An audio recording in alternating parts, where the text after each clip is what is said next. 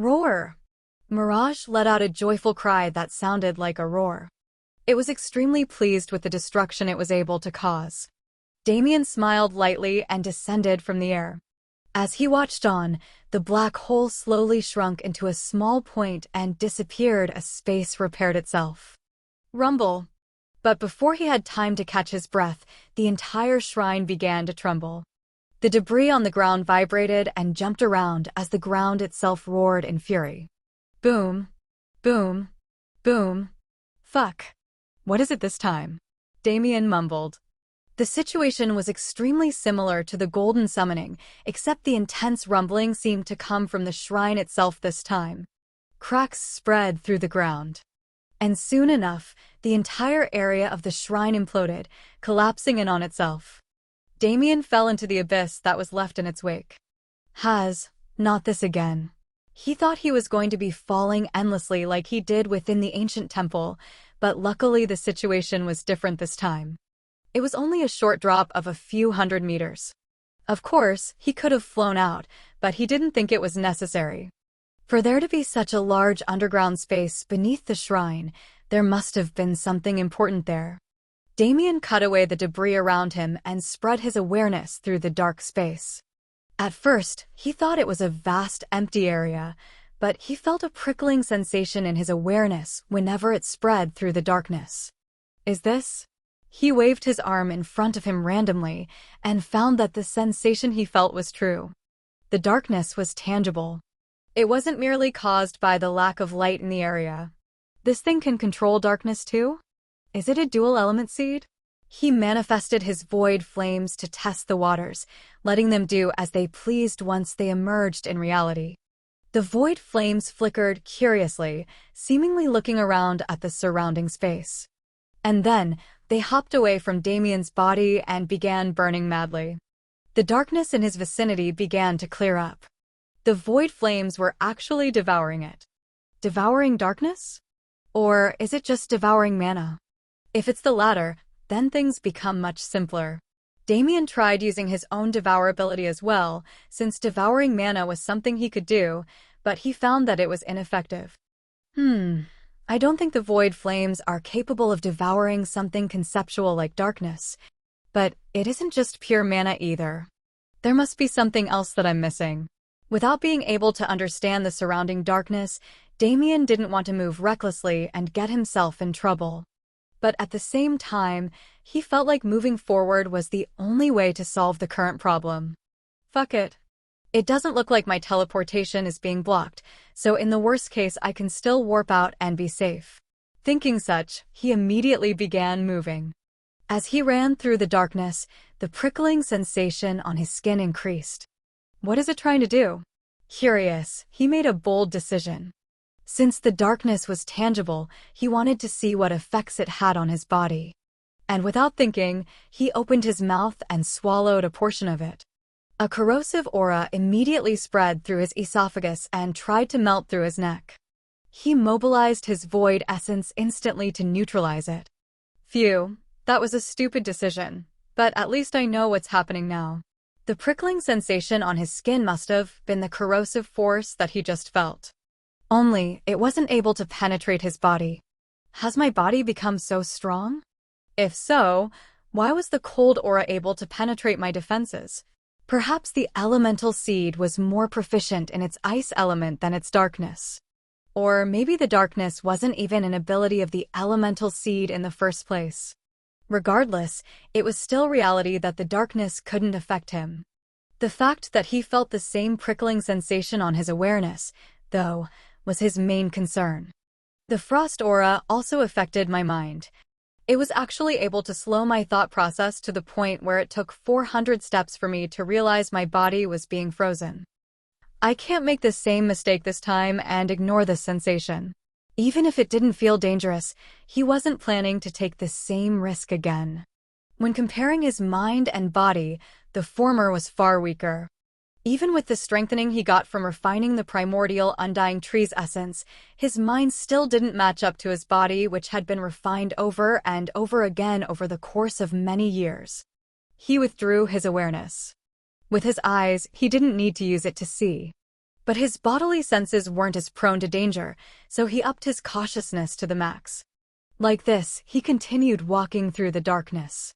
Behind him, the void flame continued devouring it as he moved. He suddenly got an idea. Instead of moving in a single direction, he altered his path and walked in a zigzag pattern for a bit. All the while, he kept a part of his attention on the movement of the void flame. And as he expected, when he turned once more, the void flame's excitement spiked. I see. So the source must be over there somewhere. If there was one thing the void flame would want to devour more than the darkness, it'd be the source of the darkness. This was the logic he used to determine his direction. And once he figured it out, he increased his speed and bolted towards the source. The corrosive effect of the darkness became fiercer as he moved. No, it was more like it was actively targeting him. Waves upon waves of corrosive darkness fell onto his position like tsunamis. It got to the point where he had to erect his vector field and use a barrier of void essence to ward it off. And as he drew closer to the source, a feral growling sound began permeating through the atmosphere. But it was odd. It was like two voices stacked on top of each other. One was bestial, while the other seemed extremely young. Something isn't right about this.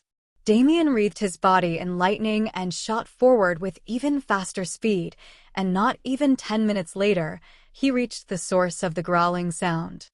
His eyes widened in shock. On the floor was a small child no older than 10 years old. She was crouched in a fetal position with her hands covering her ears. And behind her, a massive black mass with thousands of closed eyes that blanketed the darkness like an aura. As if responding to the sound of Damien's approach, the girl raised her head. She opened her eyes and looked at him. And in that same instant, the eyes in the darkness opened as well. Chapter 373 Spirit 1. What is this? Damien muttered in shock. Shining silver hair that draped down to the floor, crystalline skin like glass, and a white dress that seemed to accentuate her innocence. That was the girl's appearance. At least on the right side of her body. The left side of her body was a horror to look at. Rotting red skin that oozed pus and what looked like blue blood that stained her dress, inky black hair, and a face covered in scar marks and horrendous holes. Even her mana was split into two parts. One side was the same as the domain and ice mana Damien had been assailed with since he entered the ruins, while the other was connected to the black aura filled with countless eyes that floated behind her. What the hell is this? Is it them again? Damien's first instinct upon seeing the black mana was to connect it to the Nox, but he didn't hastily make that judgment. Even if it looks similar to their mana, it's something entirely different. He realized it after observing closer. The black mana reeked with the scent of death, but it wasn't the same inky and impure substance that the Nox used. It seemed to be derived from a different source. What happened to this girl? Why is she down here below the shrine? No, why is she here in this ruin at all? The questions kept piling up. And as Damien observed the girl, she did the same to him. Who are you? Her voice was feeble but filled with malice. Her eyes were locked on his face, but he could feel her awareness darting around and constantly checking the surroundings. Damien didn't really know how to answer the question. He couldn't just say he was a tomb raider that came here for treasures. In the end, he just decided to introduce himself normally. My name is Damien. What about you? He tried to speak gently, but even he couldn't keep his voice from trembling when he saw the left side of her face. You. Not from here. Hiding things. Everybody is hiding things, the girl muttered to herself. Out of nowhere, a malevolent aura burst from her body and tried to latch onto Damien. She lashed out, jumping into the air as if pouncing on him. Clang! But her movements stopped short. It was only then that Damien noticed the thick metal chains that bound the girl to a place deeper into the darkness. Clang! Crash! The girl whipped her limbs furiously as the chains dragged her back to where she once was. She tried to break them with all her might, even pouring frightening amounts of mana into them, but nothing seemed to work. Do you want me to let you out? Damien asked lightly. It didn't seem like a good idea to do so. There must have been a reason she was sealed under the shrine, but he still offered. He needed to understand more about the situation, especially since this little girl might be the elemental spirit he had been looking for since the beginning. Grr. The girl snarled at him. As her malice became directed at him, the thousands of azure-like eyes behind her also focused their gaze there. Roar! An incoherent roar left her mouth. As soon as it happened, the aura of those eyes congregated and blasted a reddish-black beam of energy at Damien. Dodge! He immediately attempted to teleport, but found that he wasn't able to do so. It wasn't a problem with space, rather it was his mana that didn't obey him. It moved sluggishly, and whenever it left his body it froze into crystalline snowflakes that fell to the ground and shattered. Damn! She's using the domain. Using his spatial affinity became meaningless the second it happened. In fact, any mana-based attack lost its value. In the last moment before the beam hit him, Damien rolled to the side, using his void flames to propel him away. Arg! Even though he saved his vitals, his arm was still caught in the blast. Within seconds, it turned into a corroded mass similar to the left side of the girl's body. Damn! I can't endure that darkness power with my body alone. Luckily, the void flames still work. But even that was limited. The void flames could still be used since they drew mana directly from his mana heart and didn't need externally deployed mana to function, but at the same time, they grew and flourished by devouring mana. Their full potential would be limited when mana itself was a resource that he couldn't use. Roar! Another roar rang out. The 1,000 eyes glowed red, and in response, the darkness around Damien began to move. Tendrils were formed out of thin air, attacking him from all sides. Meanwhile, the cold aura of the elemental domain invaded his body and tried to force him to halt. Damn it! It was a situation that seemed hopeless, but he was lucky to still have his main trump card. Pitch-black void essence burst from his body and formed a barrier around him, shredding those darkness tendrils into nothingness. Using the time he had gained, he immediately roused his demonic bloodline, undergoing transformation. Attack! The runes on his body moved into formation, making his power rise exponentially. He heavily stomped the ground, blasting forward with his entire bodily strength to reach the girl. I don't know if she's the elemental seed or whatever, but as things are now, she needs to die. This frightening power that could both freeze mana and corrode flesh as powerful as him was too dangerous. And this was while the girl was still sealed. He couldn't even imagine how much more powerful she'd be if she was given free rein. Tendrils and beams of darkness tried to stop his charge, but he tore them to pieces using void essence. The darkness around him accumulated above his head and formed a massive palm that struck down with astonishing speed, but Damien wouldn't allow it to hit him. Speed. He changed the configuration of his body runes to prioritize his speed. His body vanished and reappeared many meters away in an instant, narrowly escaping the surface area of that palm. And after that, he reached her body within seconds. Void essence coagulated around his hand as it shot forward like a blade aimed at her throat. The same as the rest. Want to kill me, but why? What did I do? Cook. Damien's nails abruptly stopped right before piercing her neck. The aftershock of halting his momentum caused a few bones in his arm to break, but they healed soon enough. It wasn't like her words were enough to stop him. He wasn't as merciful as that. It was the first time that he was able to see her eyes. Those crystal-clear eyes that still held a tinge of innocence completely contradicted the malice he felt from her aura and actions. But why did I stop? That shouldn't have been enough. Even if it was like that, she was still trying to kill him. She was, right? But as Damien continued to look into those eyes, he didn't feel killing intent nor malice. There was only a single thing that translated to him bright as day. A call for help. The girl in front of him was desperately begging him for help even while actively trying to kill him. Chapter 374 Spirit 2. Damien stood in front of the girl with only a few inches separating them.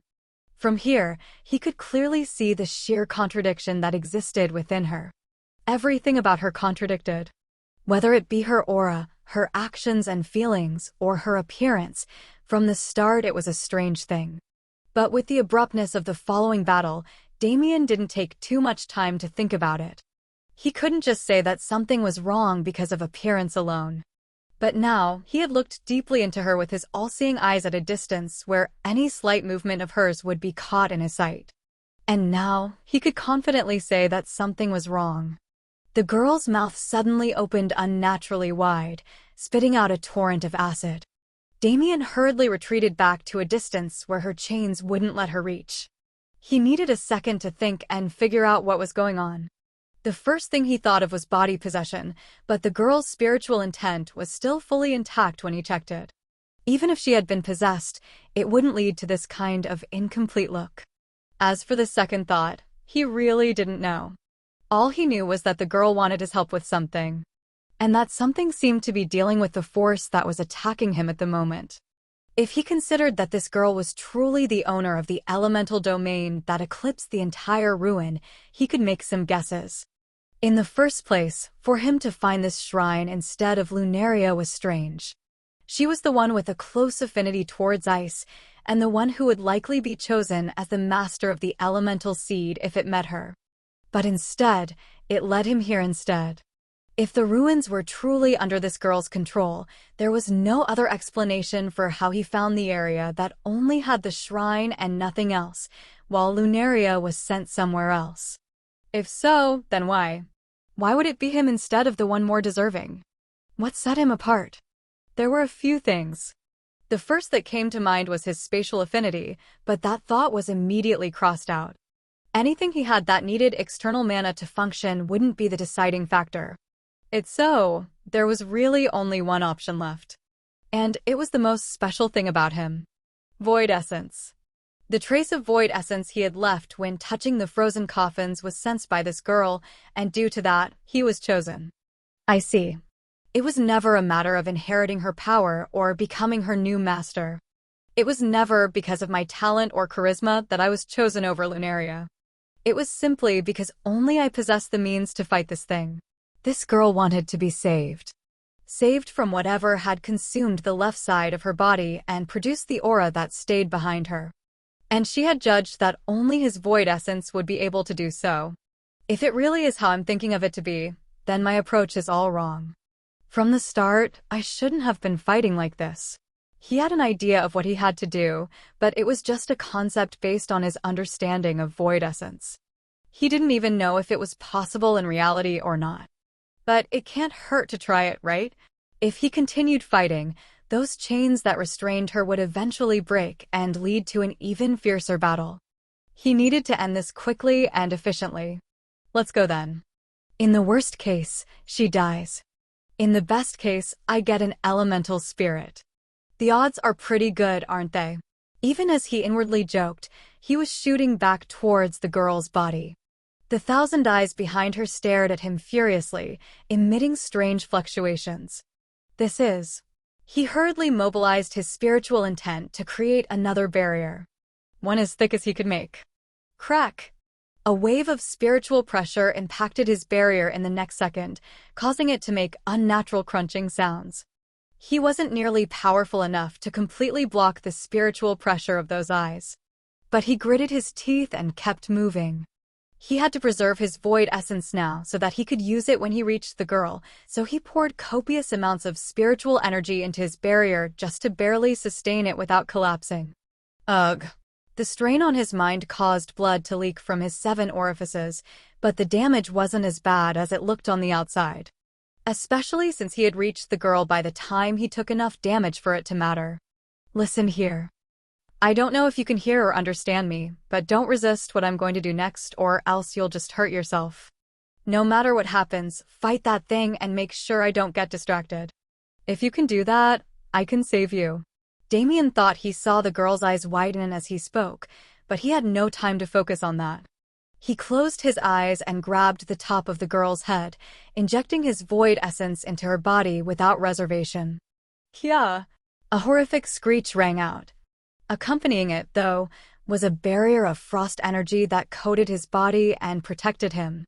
Damien smiled to himself. I see. So it was really like that. Damien's attention refocused inside the girl's body.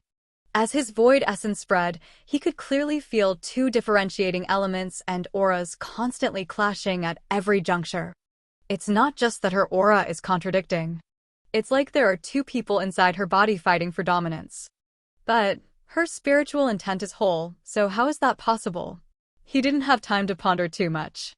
As the girl actively resisted the reddish-black death mana and the Thousand Eyes, her body was being forced into a terrible condition. Each clash would rupture her organs, break her bones, and cause untold pain that a child should never be forced to endure. But she endured it without a word as she waited for him to save her. How can you have so much trust in someone you only just met, you foolish girl? Damien berated inwardly. But then again, I have no intention of betraying that trust. Damien separated his void essence into multiple strands. Some went into her internal body and helped her fend off against the rampaging mana, while the other cracked a hole in her mind space and entered inside. When that happened, Damien was able to manifest in her mind space as a spiritual avatar. Holy **T. This is so much worse than I imagined. The girl had a completed spiritual continent that was even greater in size than his own, but it was split into two parts. A blizzard-filled tundra occupied around 20% of the space, while the other 80% had been usurped by a scene that looked like hell incarnate. And on both sides stood a different version of the girl. One was a demon, while the other was pure and untainted. Damien watched from the side as the battle between these two continued. Why? Why can't we just live how we used to? We are one person. The girl in white cried.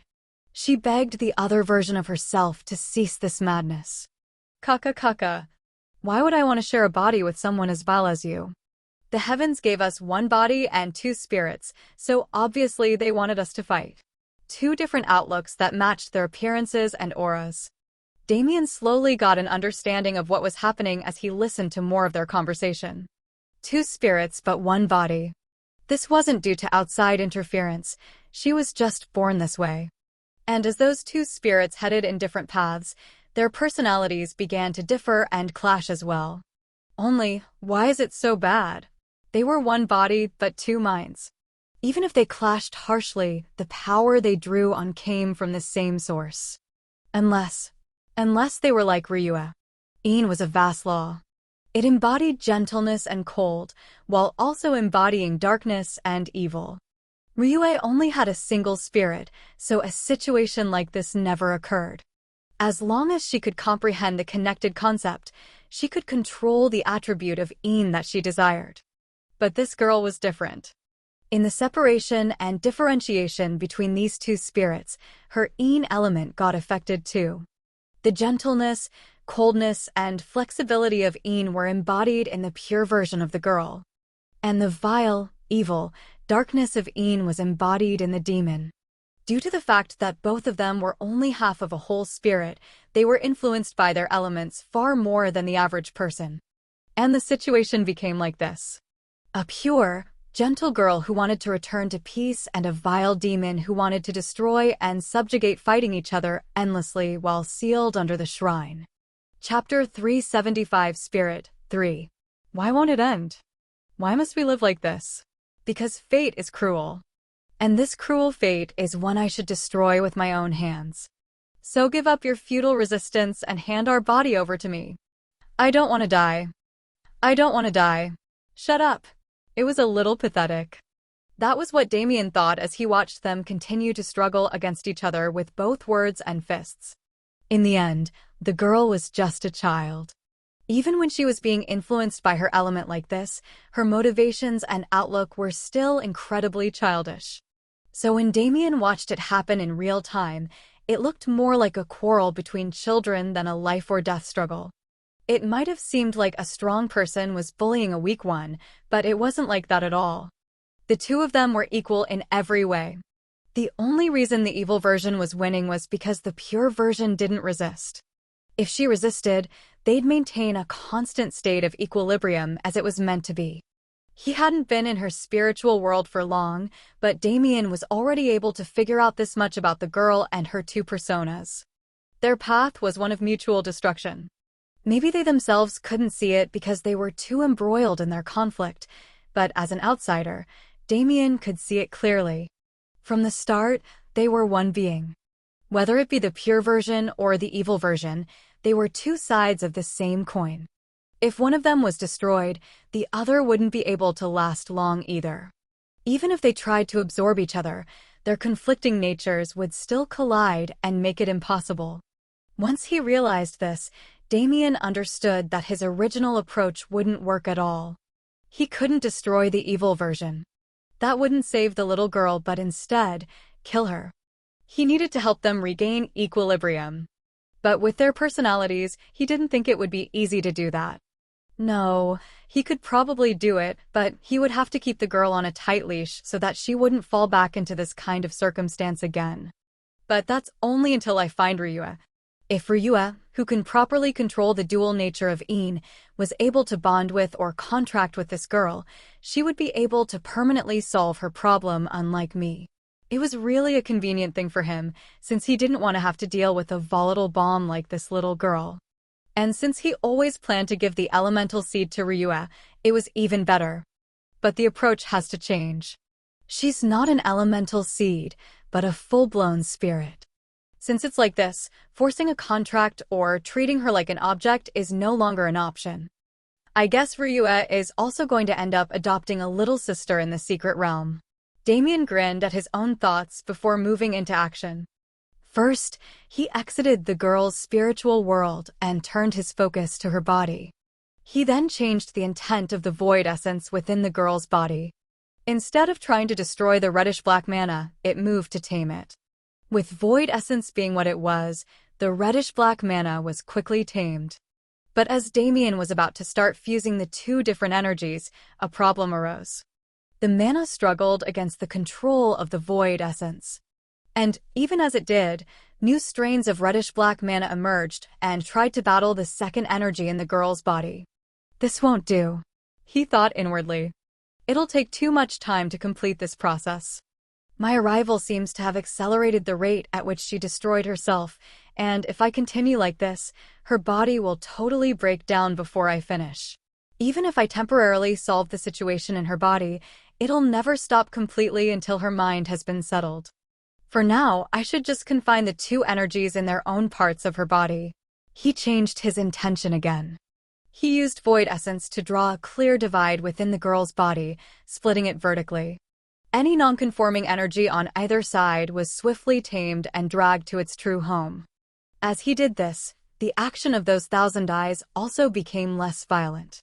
They were never a separate entity, but a manifestation of power. With his void essence trying to tame the reddish-black mana, the eyes were also influenced. All right. Since that's more or less dealt with, I can focus on the task at hand. It was a stopgap measure, but it was enough. He swiftly returned to the girl's spiritual world, only to find two pairs of eyes staring at him when he did. Hi, he greeted awkwardly. The two versions of the girl continued staring at him like he was some kind of strange specimen.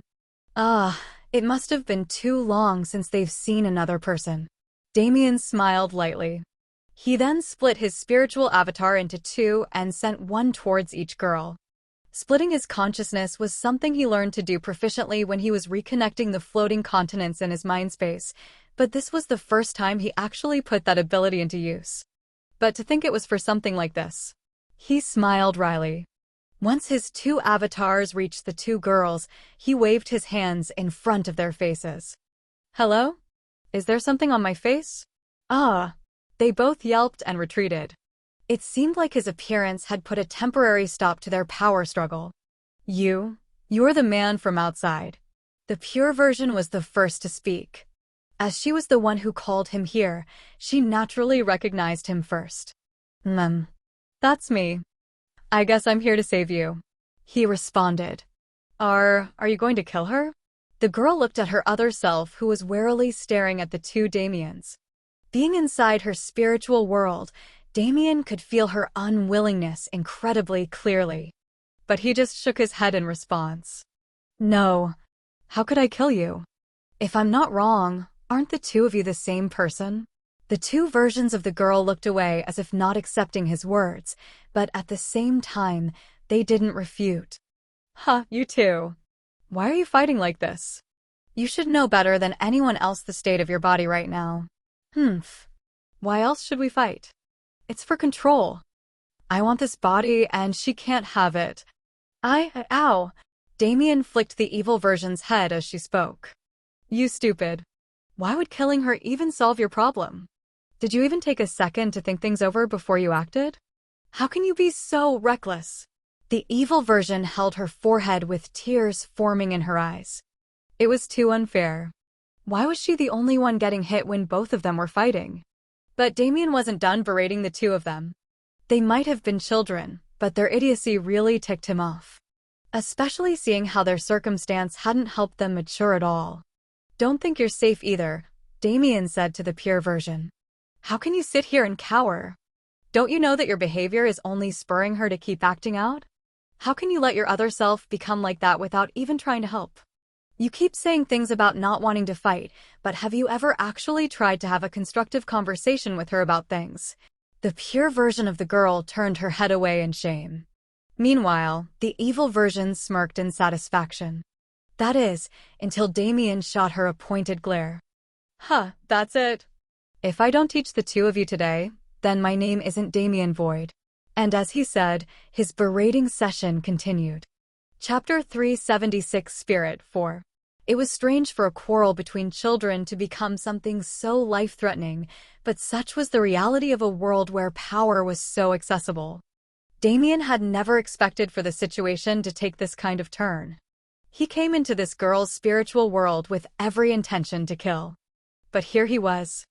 Two different versions of the same girl sat on their knees in front of him with their heads hanging low while he endlessly berated them about how idiotic they were.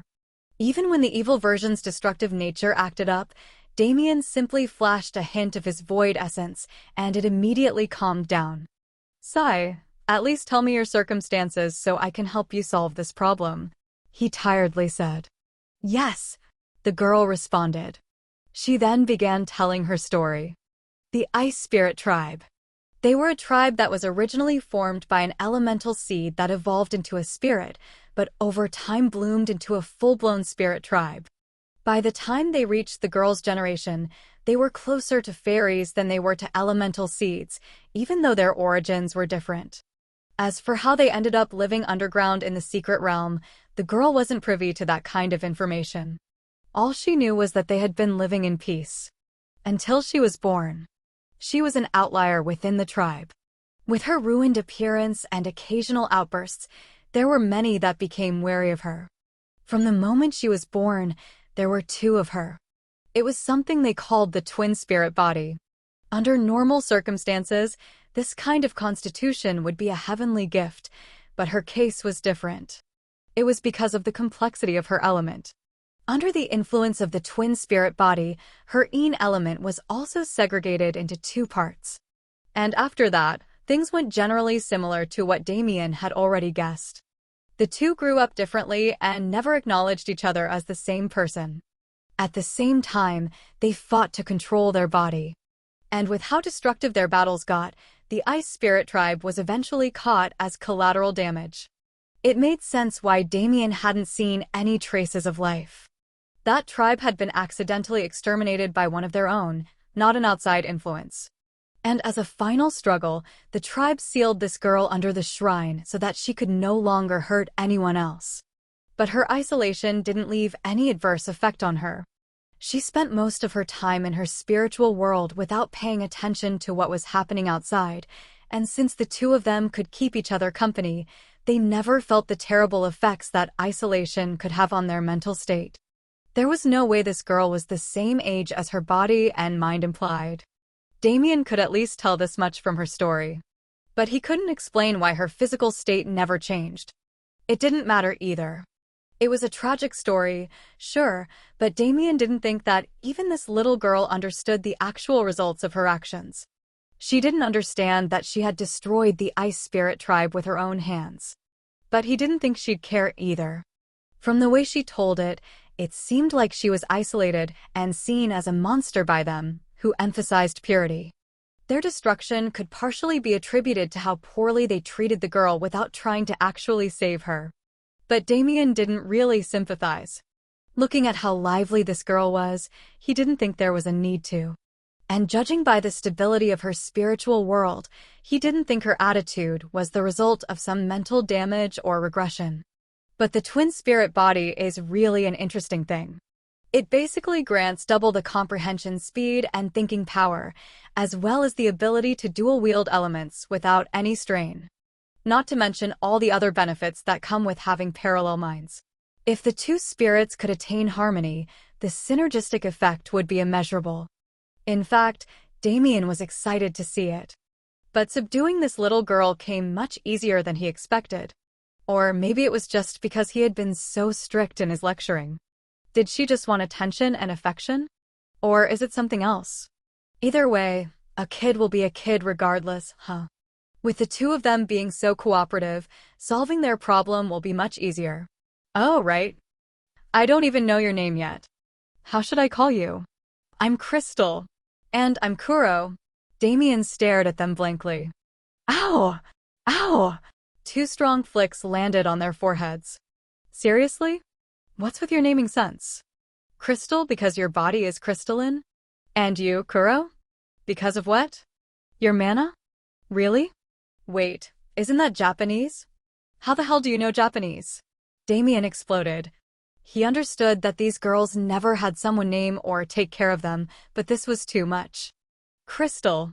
Kuro.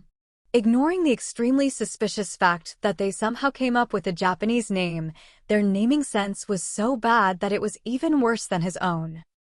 I can't accept this. I refuse to accept this. How about I give you new names? You will. New ones. The two girls' reactions were surprisingly positive. But when he thought about it, it somewhat made sense. They had only chosen their names because nobody else had bothered giving them proper ones. He was already saving them and showing them care, so it seemed they had grown somewhat attached. Being named by him wasn't something they rejected at all. Damien thought hard about it. There's no way I'll let my poor naming sense leak here. I can't lose face in front of them after everything I've said. All right, I got it. From now on, you will be Lily and May. Short and sweet, and he also followed their naming scheme. It was perfect. Damien grinned in satisfaction. Lily, May. The girls also seemed happy with their new names, as they kept repeating them over and over again. Although they were simple names, they were names given to them by someone they cared about. That's what mattered most to them. Damien smiled wryly. These kids were at each other's throats only a few minutes ago, yet now they were happily celebrating their new names together. I'll have to help them increase their attention span too. Damien thought wryly. But that was a future matter. Now that these two had been properly disciplined, it was time for him to help them control their spiritual world. After that, they'd finally be able to regain stability and achieve the full potential of what their twin spirit body could offer. All right. If the two of you work together, then achieving equilibrium won't be hard. May, stop trying to devour Lily's territory. And Lily, expand your territory until it takes up half the space along with May's. The two girls obediently listened to his instructions and began working. Although their personalities were that of children, their actual control over their power far exceeded their age. The process soon started. The pure white land of snow and ice expanded to take up exactly half of the spiritual world. Meanwhile, the Hell's Cape retreated to accommodate it. The two of you are sisters who share the same body. Even if you fight, you can't harm yourselves. If I see you doing it, then I'll punish you. Okay, Damien said strictly as he watched over the process. The two girls nodded in response. After the first scolding they got, as well as the harrowing feeling that void essence gave them, they had no thoughts of being disobedient. Even the raging emotions brought by their elemental influence had been quelled. Void essence ruled over all other forms of mana, so it wasn't a surprise. Only, Damien never expected for things to be so easy. But he wasn't complaining. Although the two girls hadn't completely made up yet, and they hadn't actually begun seeing each other as sisters, he had planted the seed in their head. Now, all they needed was proper time and nurturing to become a powerful existence under his and Ryua's care. As the process began to reach its end, Damien nodded his head in satisfaction. It seems like my help isn't needed here anymore. Let's exit the spiritual world and wait for them outside. And with that, the unexpected situation had finally reached a temporary close. Chapter 377 Arrival 1. While Damien was within Lily and May's spiritual world, the situation on the outside had also calmed down. Since the girls weren't fighting, their mana also stopped responding. That's how it should have been since the beginning. And as they worked together to balance their spiritual world, Damien put in the work to help them balance their body. His void essence wall split into countless threads that went forth and enveloped all the mana within Lily and May's body. Considering how much vaster his capacity was compared to hers, it wasn't too hard. And then, he used a property of void essence that he had never used on someone other than himself. He brought the two different forms of mana together and used void essence as a bridge to fuse them. The reddish-black and bluish-white mana wrapped around either other like a yin-yang symbol, but there was still a wall of void essence in between. After all, trying to act too fast might be detrimental to the girl's growth. Damien carefully concentrated his awareness on the process and took utmost care in slowly merging parts of the energy together. With his pace, he would finish completely within the day. Hours passed like this. The process was going smoothly since Lily and May were so cooperative, and next to the sphere of dual energy types, there was a separate sphere of gray mana. This mana looks impure simply in appearance, but it's actually insanely pure and dense. The power within also can't be underestimated. Damien nodded in satisfaction. Not only was this powerful mana something the girls would be able to use proficiently, they would also be able to separate it into its two different parts and harmonize it for an exponential increase in power.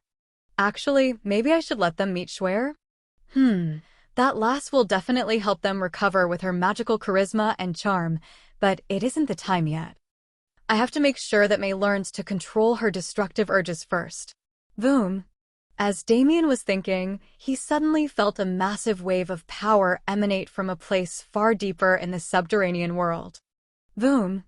Once the first wave passed, a second came. And after the second, a third.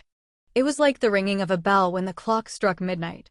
As the waves passed through the atmosphere, an air of vitality spread through the realm uncontrollably.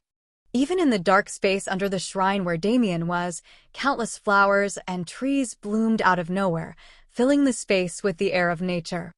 That old tree, it's announcing its presence. Damien realized in shock. Damn it. So what was the point of all that **T you said in the Trial of Self? This damn old tree is playing with me. The primordial undying tree smirks. Damn old man. Don't just randomly send notifications and come fight me. The primordial undying tree asks if you have time to fight a damn old tree, like him when the geniuses are already congregating at his location. Fuck. See how I deal with you after I get those fruits. Damien hurriedly turned back to Lily and May. The process of fixing their body was already nearing its end.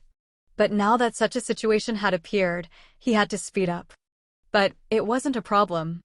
With the intense waves of vitality that had just rushed through the space, a large portion of the girl's internal damage had been healed, granting Damien the freedom to move with more force. Within an hour, Damien had completely fixed her physical body, and the two girls had also sorted out their spiritual world. Their appearance suddenly began to change. May's side of the body began to crack and splinter. Pieces of her skin fell to the floor, and underneath, a new layer of skin was revealed. Her skin was still red in color, contrasting Lily's blue, but it had taken on other properties. It was no longer scarred and horrendous. May's skin had also become crystalline and pure like Lily's. The two sides of her body had an odd dichotomy that seemed to work perfectly together. But only a moment later, the red skin symbolizing May vanished entirely. She finally opened her eyes. When she saw Damien standing in front of her, a bright smile appeared on her face. Big brother.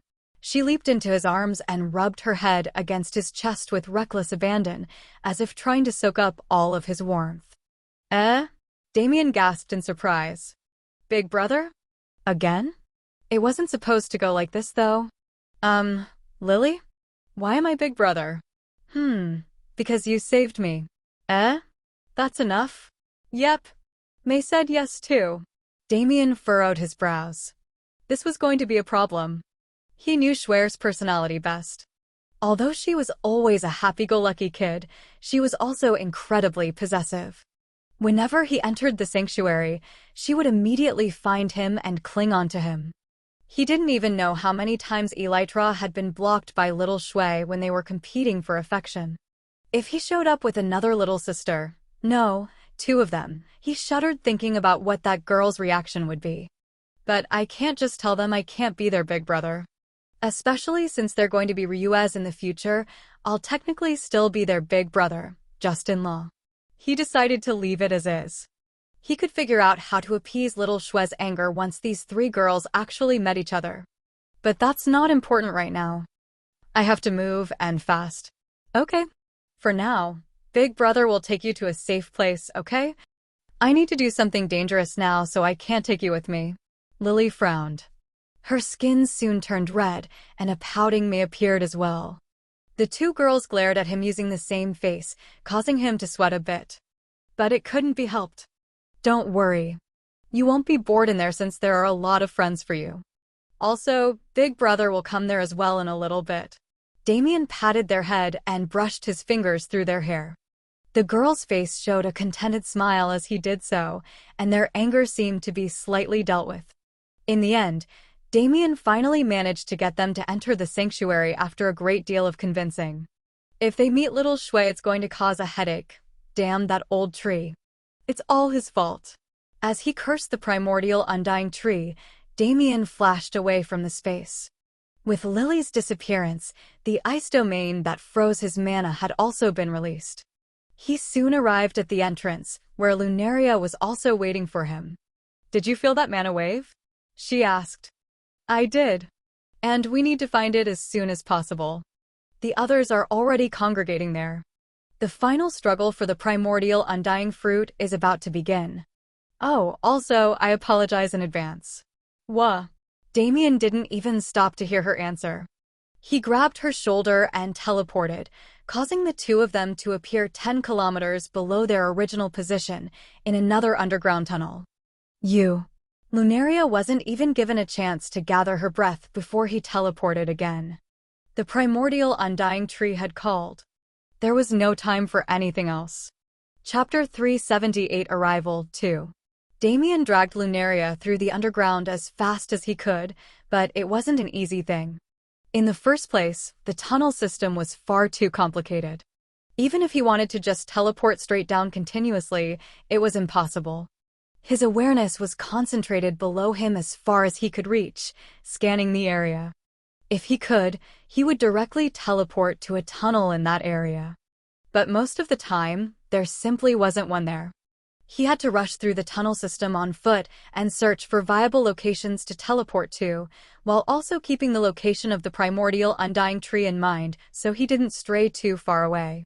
He couldn't even use the maximum range of his teleportation, since long-distance spatial travel would negatively impact those without an affinity for it. He needed Lunaria to stay in peak shape for the upcoming struggle. Even if everyone is an enemy, that's only once we reach the fruits. Around 20 survived from our trial world, and even if I cut that number by half because of the trial of self, I still don't know the total amount of trial worlds there were, so I can't accurately gauge how much competition we'll have. At the very least, I expect a few hundred to be there. In a place where hundreds of people were competing for a total of 16 fruits, he couldn't burn the bridges he had already crossed. At least, not until they had eliminated the rest of their competition. That old tree had told me not to get too conceited, and he probably wasn't just telling me to be wary of all the people I've already met. There must be solid competition among those that have survived. In particular, Damien was curious about the first-ranked genius. Web audio channel announcement.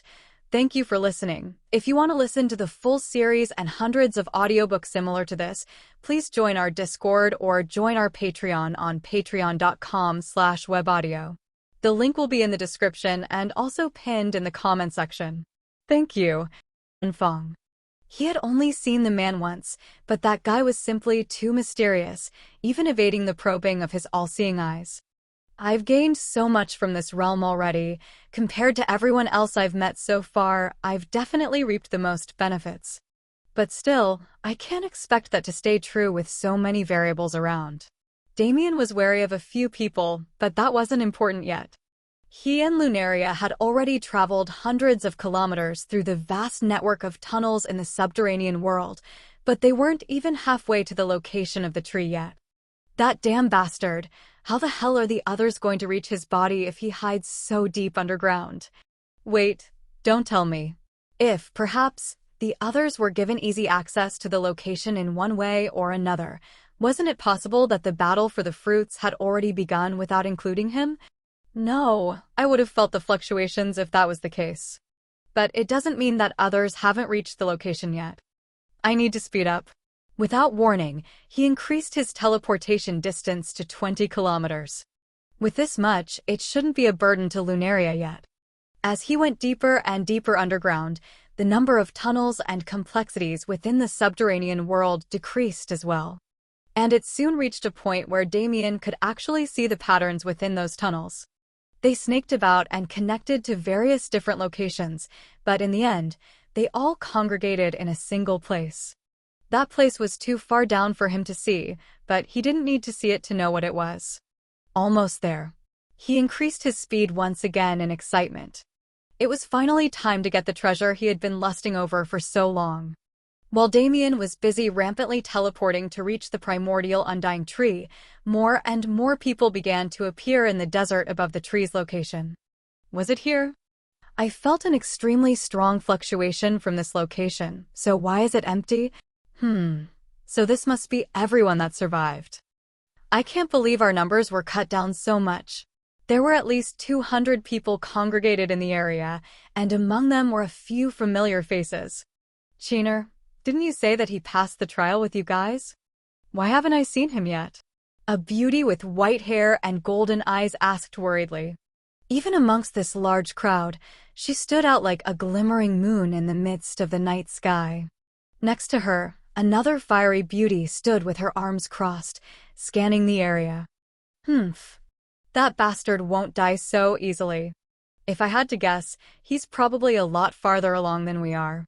Ryua hesitated, but ended up nodding in agreement. The Damien she knew wouldn't be left behind by anyone. If anything, he would be the one leaving people behind. But where did that girl Qingtan go?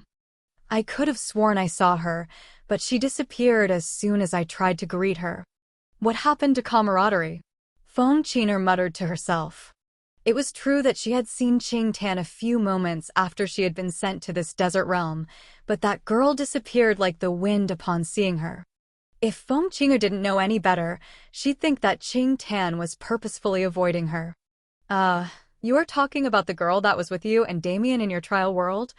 If you want to ask about her, then shouldn't you ask about your dear sister as well? I haven't seen Luna ever since entering this realm either. Ryua teased. That's right. Feng Qing'er gasped in shame. She had been too focused on the fact that Qingtan ignored her, she had almost forgotten about her very own sister. Now that she thought about it, many powerful people were missing from this place.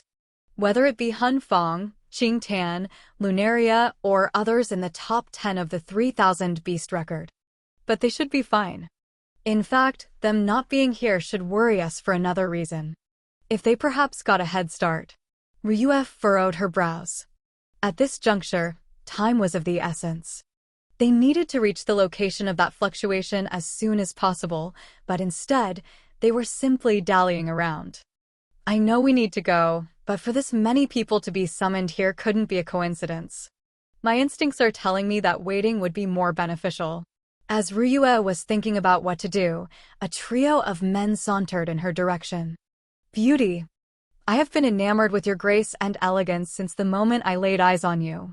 Please accept my greetings. The one who led the three lowered his head and tried to gently grab Ryua's hand. Is that spatial fluctuations? It doesn't have Damien's mana signature, so something else must be happening. What is this? As she was in thought, Ryua felt an irritating presence in front of her and half-heartedly swatted her hand. But a half-hearted swat from Ryua wasn't something that could be taken lightly anymore. The blessing of the primordial undying tree wasn't just for show, after all. Swoosh! Her hand sliced through the air, only feeling a slight resistance. Feeling that she had gotten rid of a bug near her, Ryua nodded in satisfaction before continuing with her thinking. That is, until she heard the piercing shriek that sounded near her. When she looked over, she saw a man whose arm had been freshly severed rolling across the ground. Her senses became alert. For someone to be crippled without anyone noticing, there must have been a powerful enemy in the vicinity. She spread her awareness and circulated her mana in preparation for battle. Only then did she notice that most of the gazes were congregated on her rather than the poor man on the floor. She tilted her head curiously. Why is everyone looking at me? Chapter 379 Arrival 3. Pfft. Feng Qinger let out a crisp peal of laughter upon seeing Ryua's confusion. To think that she hadn't even noticed the man who she had crippled before doing so, it was comedic to think about. But before she could say anything else, strong spatial fluctuations eclipsed the area they were standing in, enveloping all the geniuses that had gathered. What is this? Again! Some panicked, while others simply watched how things progressed. But the thing they all had in common was that they knew something important was happening. The spatial fluctuations soon became extremely strong, and people began vanishing one by one. Ryua narrowed her eyes as this happened, directing her gaze towards the ground. They are being teleported, down there? She didn't know when it started, but her perception towards space had become incredibly keen. Of course, it could never compare to an actual spatial practitioner, but it was still far above what others could do. This could be seen by how she noticed the faint spatial fluctuations long before the rest had done the same. Although she couldn't gauge the exact location to which they were being teleported, she could at least understand the direction. And seeing that they were being taken underground, there was only one thing she could think of. I see. As expected, we were summoned here. To think that we'd be teleported down to the location of the tree senior without having to go through any more trials, it feels a bit strange. But it wasn't like she could do anything about it, and it wasn't like she preferred being hindered at every step. The light of spatial transmission soon reached Ryua and turned her surroundings black. When she opened her eyes again, she was in an expansive underground space. The ceiling of this space was so high above her head that Ryua almost doubted whether the space could actually sustain itself without collapsing. In fact, the only reason she could even see the ceiling was because of the small floating motes of light that inhabited the space. Unlike what one would expect from an underground area, the place was extremely rich in vitality. Various flora gathered and flourished throughout the space, with towering trees and uniquely patterned flowers being common. And the plants weren't normal at all. Besides the immense aura of vitality they gave off, they also had other special fluctuations. All of these are valuable herbs and materials, Ryua realized as she glanced around. This place was like a heaven filled with treasures. Even a random stalk of grass one picked up off the floor would have astonishing regenerative properties. But for a place like this to have no life forms is too strange. Ryua began walking forward while ignoring the crowd around her. The expansiveness of the space didn't just constitute of its high ceilings, the distance it covered horizontally was also immense. As Ryua moved, the others also regained their senses. The smell of greed clouded the atmosphere. Ha ha ha. It's all mine. This trip was totally worth it. Fuck off. I got my hands on it first. Let's see if you have the power to keep it. Tens of geniuses ran wantonly about the cave trying to get to the treasure herbs that surrounded them. Clashes of weapons and the light of mana filled the air as they fought over the goods. Ryua sighed in disdain. They're so focused on what's in front of them that they can't see anything else. How did people like this even pass the previous trials? But then again, even she was feeling greed upon seeing so much treasure in one place. Could she really fault them? It was the nature of man to die for treasure, but she quickly suppressed her greed. Rather than aiming for the small things, shouldn't she go for the big fish? She could clearly feel a massive aura of vitality emanating from a place she assumed was the center of the realm. There, she was sure she'd find the treasure she had been looking for since the beginning. And not just that. He should also be there. Damn, I hate how much I miss his stupid face. Ryue shook her head and rushed forward, ignoring the commotion around her. Hey, wait for me. A crisp voice rang out from behind. Feng Qinger soon caught up to Ryue and moved alongside her. It's such a shame. I'm so tempted to go after these treasures, but thanks to you I was able to regain my senses. Ryue glanced at the sighing Feng Qinger. She could definitely understand the other girl's feelings. It can't be helped. There's no way we are the only group to arrive here. We can't say whether or not others have reached the primordial undying tree yet. Feng Qinger's eyes widened. It's really here. You're sure, right? Ryue looked in the direction she felt that aura from and nodded. It's here. I'm sure of it. She, like Damien, had received the baptism of the primordial undying tree, although to a lesser extent. Just as he could feel its calling, she could as well. TCH. If it's really like that, then I'll just follow along with you. You don't mind, right? I promise I won't leech. When did I ever say you would be a leech? If Damien has befriended you, then you are definitely a strong person. That guy, only geniuses congregate around him. Humph. Although I don't really like that bastard, I'll take the compliment. Anyway, why haven't we been attacked yet? Should the race to the primordial undying tree be so simple? Ryue furrowed her brows. She was thinking the same thing. The fact that there weren't any beasts in this area was strange enough. For there to not be any traps either. Ryue opened her eyes wide, causing them to shine in resplendent gold. As she looked around, she suddenly shuddered in fear. Let's hurry. Also, no matter what happens, do not step on or aggregate any of the plants growing here. What do you mean by? Fuck. What's happening? Go away, vile demons. Feng Qinger's words were suddenly interrupted by a series of cries. Naturally, they came from the geniuses they left behind. As Feng Qinger turned to see what was happening, Ryue immediately stopped her. Don't look back, and don't pay attention to them. I promise you, the only thing you'll feel is regret if you do so. Feng Qinger shuddered at the seriousness in her tone. In that second, it seemed that Ryue's entire aura went through a change. And it had. She was no longer taking things lightly. To think that she had been inside of a tiger's mouth without even noticing it, she couldn't relax anymore. Her eyes were a secret that even her family never knew. After all, she hadn't awakened them until after she had left. Perhaps, if they knew about this feature of hers, they would have never allowed her to live peacefully in the Celestial Star Palace. There was only a single person who knew her power, and that was Tianyang. No, Damien must have found out on our first meeting as well. He had blocked her probe before she could even get any valuable information. His eyes were most likely special as well. Wait, I'm pretty sure anyone who's seen his eyes would be able to tell that they're special. What an unfortunate guy. She smirked a bit. But she soon cleared her thoughts again. Her awareness was spread within a closed area around her, monitoring all movement, and her steps were careful and thought out. She couldn't get distracted. If she got distracted, she'd end up dead. Chapter 380 Arrival 4. In the area where Ryue and Feng Qinger had just left, a massacre was taking place. Thousands of massive vines thicker than an average human body twisted and lashed through the air, smashing anyone they touched into blood mist. A murky fog rapidly spread through the atmosphere, spreading poisonous spores that infected the geniuses' bodies. Those that were infected became mindless slaves that attacked the others around them. Even the grass at the geniuses' feet was moving to hinder them, binding their legs at the split second before they dodged to make sure the attacks of the other plants hit true. It was an uphill battle to say the least.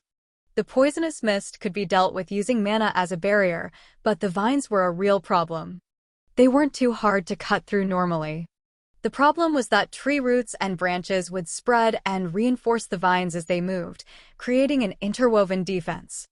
And combined with the speed at which 10 vines moved, the defense became even more effective.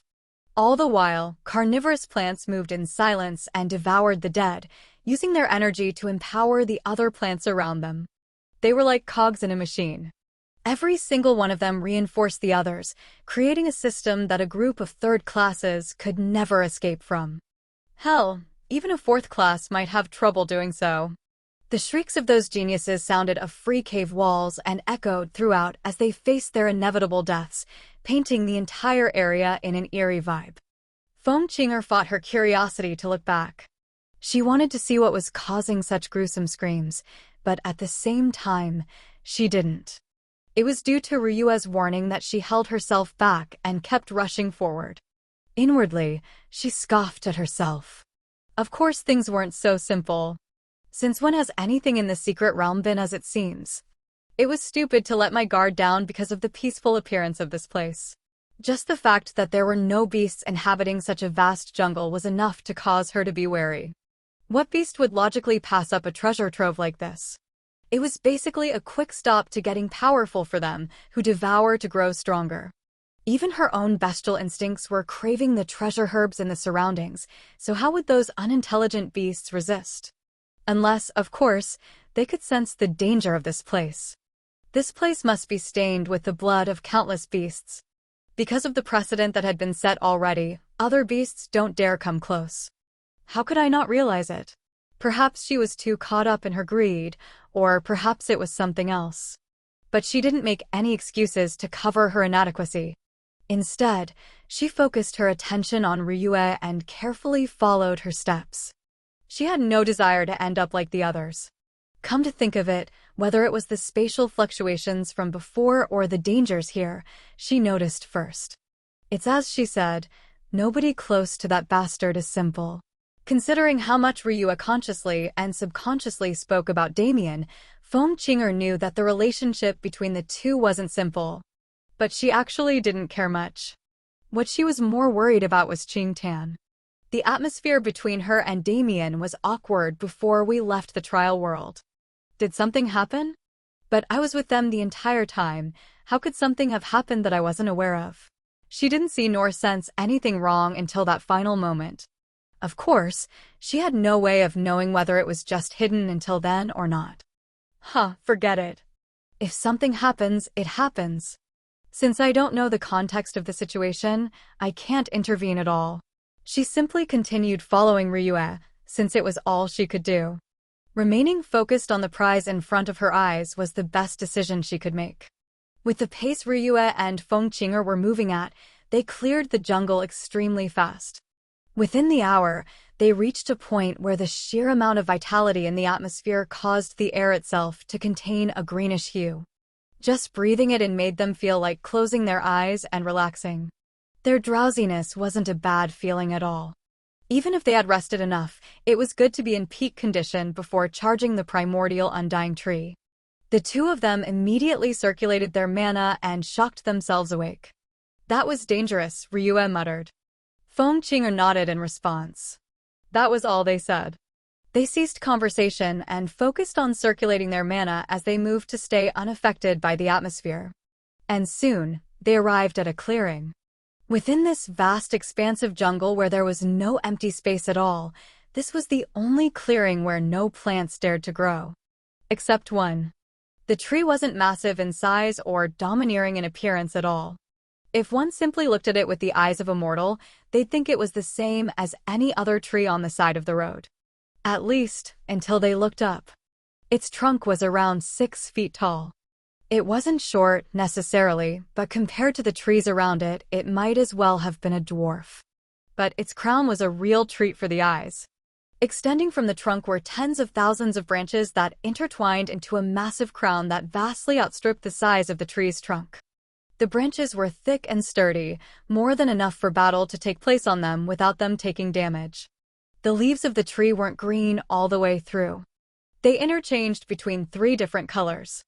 In the lower levels were shades of red, which then formed a gradient into a green layer. And finally, at the very peak of the tree's crown was a small, almost imperceptible, layer of purple. Ryue and Fengqinger held their breaths as they looked at it. 16 fruits. 10 red, 5 green, and a single purple. They were shaped like apples and looked incredibly succulent. An irresistible urge to claim them and immediately devour them almost enslaved the 2 girls. Those fruits that they had only heard about before today were hanging from the branches of the tree in front of them. There was no doubt about it. This tree was the primordial undying tree. The legendary tree that had reached godhood and formed this entire secret realm. "We're finally here," Ryue muttered under her breath. "Indeed we are." The voice that replied wasn't Fengqinger's. It was hoarse and manly, giving off a gloomy feeling. When the 2 girls looked over, they saw a cloaked figure standing not far from them. His attention was fully focused on the tree as well. But soon, he turned his eyes to them. 2 piercing red eyes that shone through the darkness of his hood. "It is unexpected that I wasn't the first to arrive. Then again, even if I was the first, it seems it wouldn't have mattered much." As his words fell, the jungle around them rustled. Multiple figures emerged from within.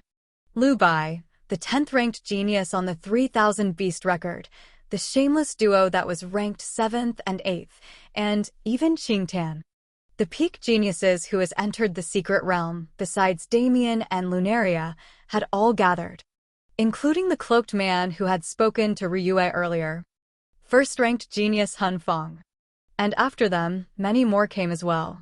While the group that had entered with Ryue and Fengqinger had succumbed to greed and been annihilated at the start, not everyone was the same.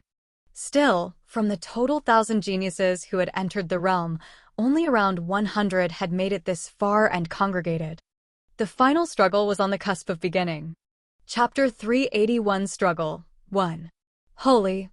To think I'd live to see it with my own eyes. Various expressions of shock filled the air as the geniuses congregated at the location of the primordial undying tree. And their shock was truly warranted. Even discounting the fact that their end goal was finally before their eyes, the fact that they had lived through the trials that took place to reach here was enough of a miracle. When compared to what they had heard before they entered the realm, the actual experience was far worse. In fact, most of them would have chosen not to enter if they had known it'd be like this. What now? Ryue wondered as she watched those geniuses regain their bearings. Everyone had gathered, sure, but were they just supposed to start fighting out of nowhere? The tree was standing right in front of them with seemingly no protection. In this situation, the first to move would be the loser. Ryue's gaze moved to the very peak of the tree. There, a single purple fruit sat like a king on its throne. Although the tree isn't too big, it still won't be easy to reach that place. The branches are like a maze, so moving through the tree's crown is disadvantageous. But at the same time, openly aiming for it will earn the combined attack of everyone else present. There was also the fact that they had no idea whether the tree was truly as unguarded as it looked. To account for hidden dangers was also necessary. How troublesome. If Damien was here, she knew he would just charge for the top without regard for anyone else. But that was the kind of thing only he could do. His spatial affinity, insane regeneration, and many other factors allowed him to move relatively unhindered regardless of where he was. But Ryue wasn't the same. Even if she was powerful, that was it. She didn't have the same versatility that he did when it came to this kind of thing. For now, I'll just observe. Ryue wasn't the only one thinking like this. Anyone with a brain had a similar thought process. Leading the charge wasn't a role any of them were willing to take. And it led to a stalemate where those congregated around the tree didn't dare move any closer. I hate this. Fengqinger muttered under her breath. If you hate it, then why don't you charge into the fray? Another woman responded. She had emerald green hair and feathers coating different parts of her body. It wasn't that the woman's beast transformation art was incomplete, rather, she simply took pride in her feathers. Peng Xiaoyan. Fengqinger said unenthusiastically. You're as annoying as ever, I see. And you're just as uncouth as I remember you to be. Though, it seems you've grown a fledgling of a brain since then. Yeah. Whatever you say. I'm surprised a sh*T for brains bitch like you actually made it this far. I wonder who you sold your body to this time to protect your lousy ass. You. Ryue watched them argue with an intrigued look on her face. Peng Xiaoyan, so she must be the 6th-ranked genius on the beast record. I didn't know she had a feud with Feng Qing'er, but she quickly shook her head and refocused her attention elsewhere. I didn't notice his presence until he spoke up earlier. He isn't ranked first for nothing. If there's anyone to be wary of, it's him.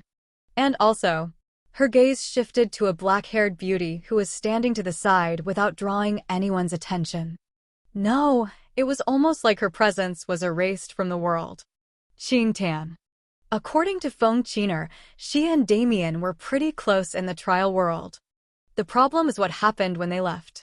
From what Ryue had heard from Feng Qing'er, Qing Tan's attitude had taken a total turn when they met in the desert. She had been ignored by someone she considered a friend. But if that was the case, then something must have happened. Ryue wasn't sure if she could fully trust Qing Tan. It was the same with the rest. As she observed the crowd, she realized how alone she was in this struggle. If only Luna was here, the two of us could dominate most of these geniuses if we worked together. Did you think I wouldn't notice? A gruff voice suddenly silenced all the commotion taking place around them. When Ryue looked over, she saw Han Feng staring at the sky a few hundred meters away from the top of the primordial undying tree with narrowed eyes. But his words were met with no response. Not coming out? Very well, it seems I just have to force you. Han Feng extended his hand and emitted a murky gray mana. The mana formed a bullet that shot through the air, causing faint ripples as it did so. And when it reached its destination, it burst into a puff of smoke, causing space to shatter like glass. Aya. And here I was wanting to make a grand entrance. How could you be so cruel? A playful voice came from the shattered space. Ryue narrowed her eyes. This voice. You guys are so boring. The grand prize is right in front of you, yet you sit here trying to play mind games with each other. Isn't it a little too cowardly? The sarcastic tone of that voice continued as the man's body was slowly revealed. Long black hair with silver streaks, and a pair of eyes that Ryue would never forget. Damien, she inadvertently cried in excitement. HM? Ryue. Did you miss me? He smiled softly and sent her a playful wink. Who is missing you? I'm just glad that we can finally drop all these pretenses and actually do what we came to do. Ryue huffed back. But inwardly, she was smiling. He may have been speaking in the same casual tone that he always used, but she could clearly feel his heart through the soul connection they had. His yearning feelings, she could understand them clearly, and it made her all the happier to see him again. But it wasn't the time for a teary-eyed reunion. She wasn't lying when she spoke to him. Upon his entrance, he had immediately secured himself a spot far closer to the primordial undying tree than the rest of them. If they continued to stand still, he'd reap all the benefits instead of them. Fuck. Don't let him get to the fruits. It was unknown who spoke, but those words acted as a trigger. Those 100 geniuses who made it to the primordial undying tree all charged forth. Intense mana fluctuations enveloped the atmosphere as they pushed their speed to the max. Bang! The ground erupted. Massive vines similar to the ones Ryue had seen previously shot into the air and attacked the incoming geniuses. And attacks began to fly. Whether it was fighting against the vines or each other, battle had finally broken out. Damien grinned. Yeah, this is what it's supposed to look like. His gaze moved to Han Feng, who was staring back at him ferociously. What? Did you have something up your sleeve? Sorry, but I'm the direct type. These pansy schemes aren't to my taste at all. If that's the case, then you should have the strength to back up your confidence. Whether or not your presence is worthy of collapsing the schemes of others, it isn't up to you. Han Feng growled back. Oh! Well then, whether or not my strength is enough, would you like to try it for yourself? These two were different from the rest. When it came to competition, they didn't hold anyone in their eyes besides each other. That purple fruit at the top of the tree, it would go to one of the two of them. And their battle would decide who. You're bold. I don't think anyone has been brash enough to challenge me so openly in many years. Come, then. Let us see whether it is shameless boasting or true confidence. Han Feng said as he readied his mana. But Damien shook his head with a sly smile. Come to you? Don't make me laugh. If you truly want to fight, then you first have to catch me. You. Han Feng rapidly shot a wave of gray mana at Damien's position. But by the time it reached, the latter had already disappeared into the intertwining branches of the primordial undying tree. Han Feng's brow twitched when he saw it. Fine. If you want to play games, then I shall accompany you. I'll gladly show you how I earned the title of Spirit King. Chapter 382 Struggle 2. Various large and small battles had erupted around the crown of the primordial undying tree. Bang! A genius who flew into the air in a bid to rapidly reach the peak of the tree burst into blood mist as the combined attacks of many around him landed on his body. One thing was certain. Regardless of who they were battling, every genius was doing their best to keep an eye on one another, and every single one of them was aiming to enter the maze of branches that constituted the primordial undying tree's crown. Scree! The cry of a phoenix rang out as a swift phantom made of flames dived towards its target. But considering who it was aimed at, it was almost natural that it missed. TCH. You lot from the Peng clan are only good for fleeing. Let's see how long a rat like you can last. Feng Qinger scoffed as she watched it happen. Huh. Speak after you actually land an attack on me, you slow-witted bitch. Oh wait, you've never managed to do that unless you teamed up with your counterpart, have you? Pen Xiaoyan flashed through the air with speeds that matched teleportation. Regardless of what Feng Qinger did, her attacks wouldn't hit. Pen Xiaoyan spread her arms as she moved, slashing them downwards in a crossed pattern. Light green mana raged and formed an X-shaped blade that spun towards Feng Qinger. But Feng Qinger was never afraid of Peng Xiaoyan's attack power. When it came to power, she was queen. A string of flame runes appeared before her as she drew in the air, forming a sword that seemed almost corporeal. As the sword shot forward, it split into thousands of pieces that clouded the atmosphere and formed an inescapable net. You've learned some new tricks, huh? But you aren't the only one, Peng Xiaoyan sneered. Her body arched like a bow and exploded forth with extreme speed. She reached Feng Qinger's position in an instant. A set of twin daggers appeared in her hands and stabbed downward, being coated with wind mana in the process. Good. Thanks for delivering yourself to me. Feng Qinger grinned. Being surprised at Peng Xiaoyan's speed was one thing, but being unprepared was another.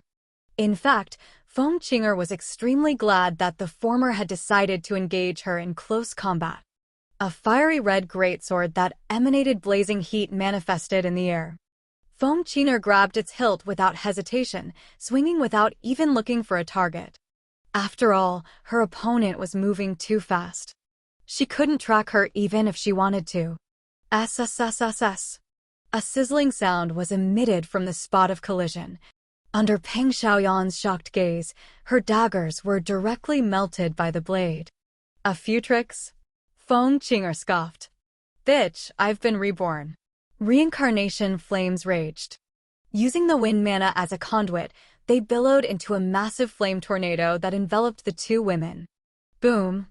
The flame tornado caused a large shockwave that pushed back any that were in the vicinity, but upon reaching a certain location, the heat was directly suppressed. A winter storm seemed to have formed unnaturally within the underground space. The land had been frozen into ice, and even mana moved sluggishly. Standing in the middle of the space was Lunaria Snow, who Damien had dropped off long before his confrontation with Han Feng had started. To think things escalated so quickly.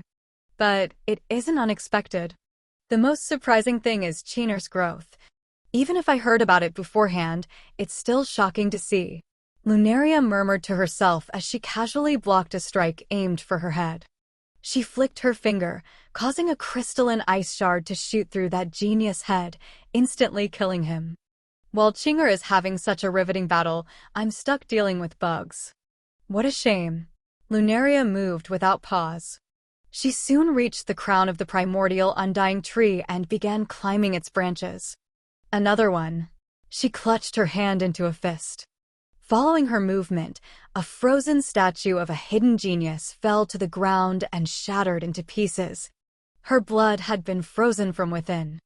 I was unable to accurately judge the prowess of Chinger's friend during our time together, but if Hanfang considers him a threat, then I shouldn't push my luck. For the goals of our Ice Phoenix clan, only a green fruit is necessary. Truthfully, she wasn't too interested in the purple fruit. While its effects were astronomically greater than the other two kinds, she knew her limits. And more than that, the Ice Phoenixes were already existences that symbolized purity. To take a treasure that purified their bodies even more was like a stain on their pride. But pride is just pride. In the end, I will still end up taking such a treasure. As she moved, she glanced in a certain direction. It's a shame. With power so similar to mine, I wanted to see which of us was superior. But it seems now isn't the time. In the direction she was looking, another tundra had formed. But this one was intrinsically divergent from hers. The source it came from differed.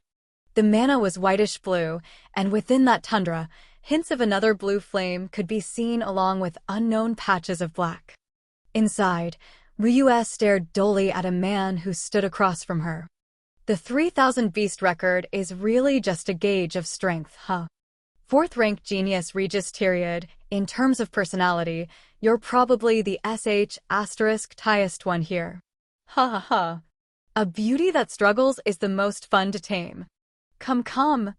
Insult me more. The man named Regis licked his lips in glee. His tongue was forked like a snake's. Ever since he saw the woman in front of him, he has been resolved to make her his. But he didn't have his clan's power to use at the moment, so he had to do the dirty work himself. But that's fine with me.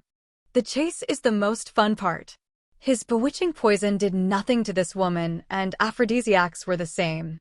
The easy tactics had already been thrown out the window. So instead of poisoning her mind, I just have to poison her body. If she desires the antidote, then she's mine. Even if she doesn't, she'll still be immobilized, so she's mine nonetheless. He felt orgasmic as he imagined the scene of this woman pinned under him. A poisonous aura leaked from his body and spread through the realm she had created. No matter what, ice is still ice. It'll melt eventually. Ryue sighed and shook her head. I think I understand how he feels a little now. These geniuses that used to be dangerous for me, they're just so weak. There was no time. While Damien secured the purple fruit, she needed to grab the green ones for both herself and for the White Dragon King so they could fulfill their promise. What a hassle. He probably forgot all about that deal we made. I'll make sure he compensates me properly for this. Black mana intertwined with the blue mana Ryue was normally emitting. Her eyes suddenly gave off an ominous aura it didn't have before. Desolation. I've always been concerned about using it on people, but if it's you, then I don't think it'll stain my conscience too much. The mana shot forward, piercing the fog of poison that Regis had put up previously. What? My 1000 death. How can you pierce it so easily? Before he could put up any semblance of defense, the blackish-blue mana infiltrated his body. It spread rapidly, more rapidly than any poison. And in an instant, it sucked away all the mana in his body. But it didn't seem satiated at all. Vitality is an interesting thing, Ryue muttered to herself. Thanks to the tree senior, I was able to understand more about it than I ever thought I would. Regis' body began to shrivel.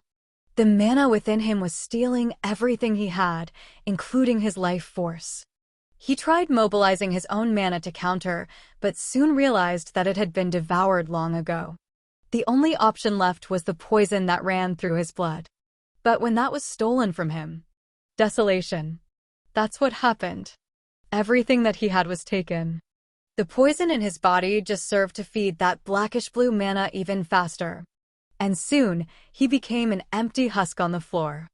In his place, there was a blob of corrupted mana. TCH. I don't even want this. I'll just throw it over there. Ryua flicked her finger and discarded the blob of mana.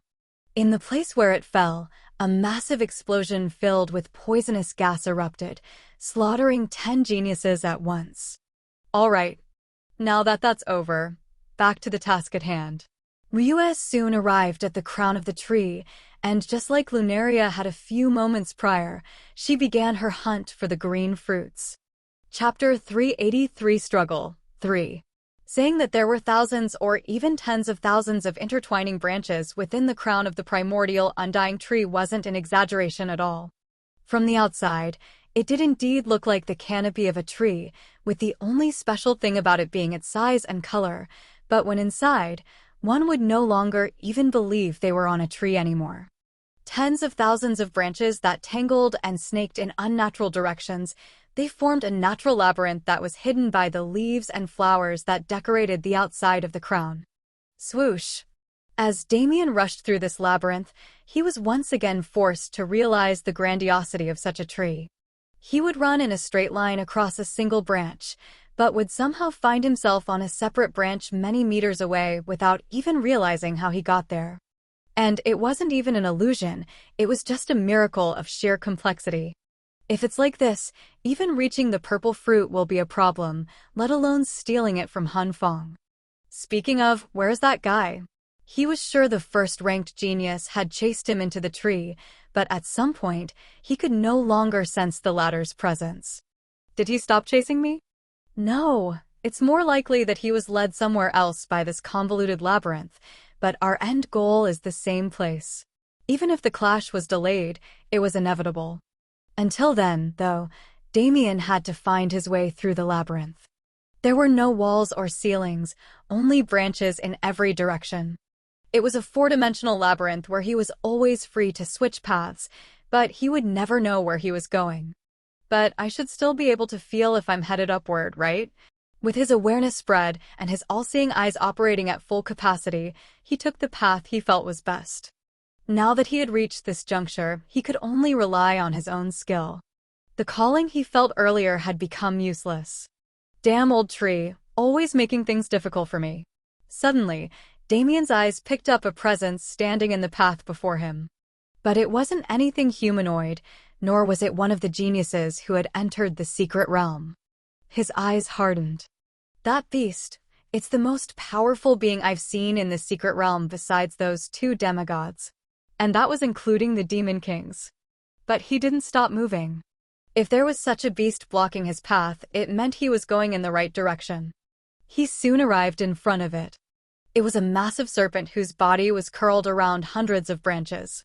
Its head was already twice Damien's height. Its eyes were closed and its breathing was steady, indicating that it was asleep. Damien came to a stop a few hundred meters away and hid his presence. He didn't know if such tactics would work against a beast so much more powerful than him, but it was the best he could do. Damn, going around doesn't seem possible, but there's no way I can defeat it. He crept up the branch he was standing on, trying to find a path forward, but he couldn't think of one. These hundreds of branches that the snake is curled around are all interconnected far deeper than the rest. It feels like they're reaching a point where they'll convene into a single branch soon. If that was the case, then he must be reaching the top layer of the tree. Unfortunately, he was too far away from the outer layer to confirm using the color of the leaves. But what he did know was that this snake wasn't here by coincidence. Its position was perfectly in the way of his goal. Snap! He was too focused on the snake. He didn't watch his step properly because of the frightening pressure that he was feeling from it. And under such a situation, he made a stupid mistake. A small twig under his foot snapped, creating an obnoxiously loud sound within the stillness of the current atmosphere. The snake's massive eyes opened. Damien immediately merged with the space around him and hid himself. But that snake's gaze was still focused on him. Fuck. Without hesitation, he ran. He teleported furiously, but instead of running away, he ran straight towards the snake. I have to get through. Even seeing his movements, the snake didn't move much. Its tail slowly uncurled from around the branches and became free. Thwop! That tail moved abruptly and with speed that surpassed Damien's imagination. He didn't even realize when it appeared behind him. Boom. Cack. The impact stirred his internal organs, causing him to cough up blood, but he didn't stop moving. The snake chased him with its tail, unwrapping it further with every movement he made. It was swift to the point where it was mind-boggling that a large portion of it was still tangled in the branches. Boom. Boom. Boom. Damien desperately teleported away, but the tail always managed to find him. Ack! He barely avoided the last strike, but the sharp edge of the snake's skin swept across his shins and lacerated his tendons. Without a choice, he surrounded himself in a cocoon of void essence to buy himself time to heal. This thing is far too great for me. With my current strength and even my current void essence, it's impossible to kill it. If I can withdraw high-level void essence from that space I saw before, I might be able to cut its tail off, but containing that level of essence will undoubtedly break my body. His thoughts raced. If it was just this battle alone, then the strategy of using power beyond his capabilities was fine, but the current situation wasn't like that.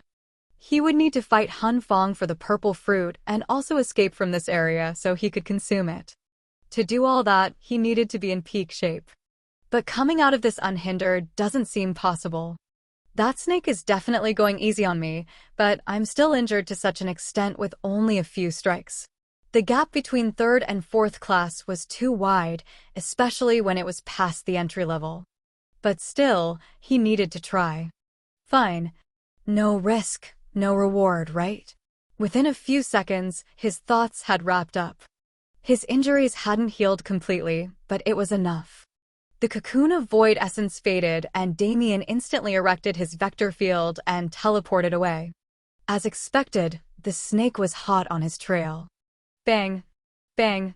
The tail whipped back and forth, smashing into the branches around him and causing splinters to rain onto his body, causing a great deal of minor injuries.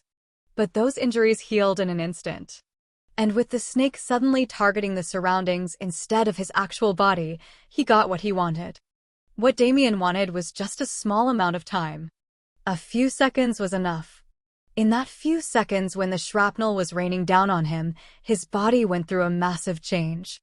Black scales covered him from his neck down to his toes, 2 horns grew on his forehead and wrapped around his head like a crown, wings jutted out from his shoulder blades.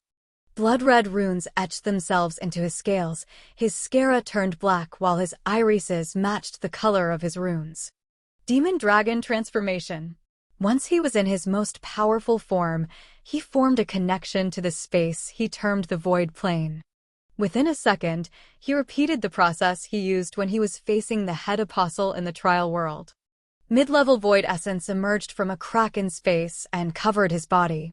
He had 27 seconds left in his transformation, but he had no plans to use up all that time again. When the processes he needed to complete finished, he immediately charged at the snake's head. Chapter 384 Struggle 4. A single flap of his wings had the same effect as teleportation. He reached the snake's head in an instant. Red runes congregated on his arms and coalesced into strange patterns, exponentially increasing his strength. And before the snake could react, his arm shot forward and punctured its eye. Kayak! A screech was emitted from the snake's mouth. If previously it was simply toying with him, it was now genuinely angry. With its mouth already gaping from its scream, a blast of murky green liquid sprayed from its throat and covered Damien, who was too close to dodge. The liquid corroded his scales and tried to get through his defenses, but the runes on his body changed shape and caused his scales to become harder than diamonds. Damien flapped his wings again. When he reappeared, he was inside the snake's mouth. The poison that sprayed from it covered him like gel as he stood directly in its trajectory, and as it piled up, it was starting to corrode even his heightened defense. But he didn't care. He came for a single purpose only. He reached up and grabbed one of the 2 domineering fangs within the snake's mouth. Then, he ripped it out with all his strength. When it didn't budge with physical strength alone, he distorted space around it and crushed the snake's jaws to help him. Scree! The snake screamed in pain. Gaseous red mana mixed into the poison that covered Damien's body. Boom! The red mana mixed with the poison and exploded. As more red mana stuck to Damien's body, a chain of explosions rang out. But even with this, Damien didn't let go of the tooth. Roar! A dragon roar left his mouth. His scales cracked under the pressure of the explosions, and the poison made its way into his body. But he didn't loosen his grip. Space distorted to the point of collapse.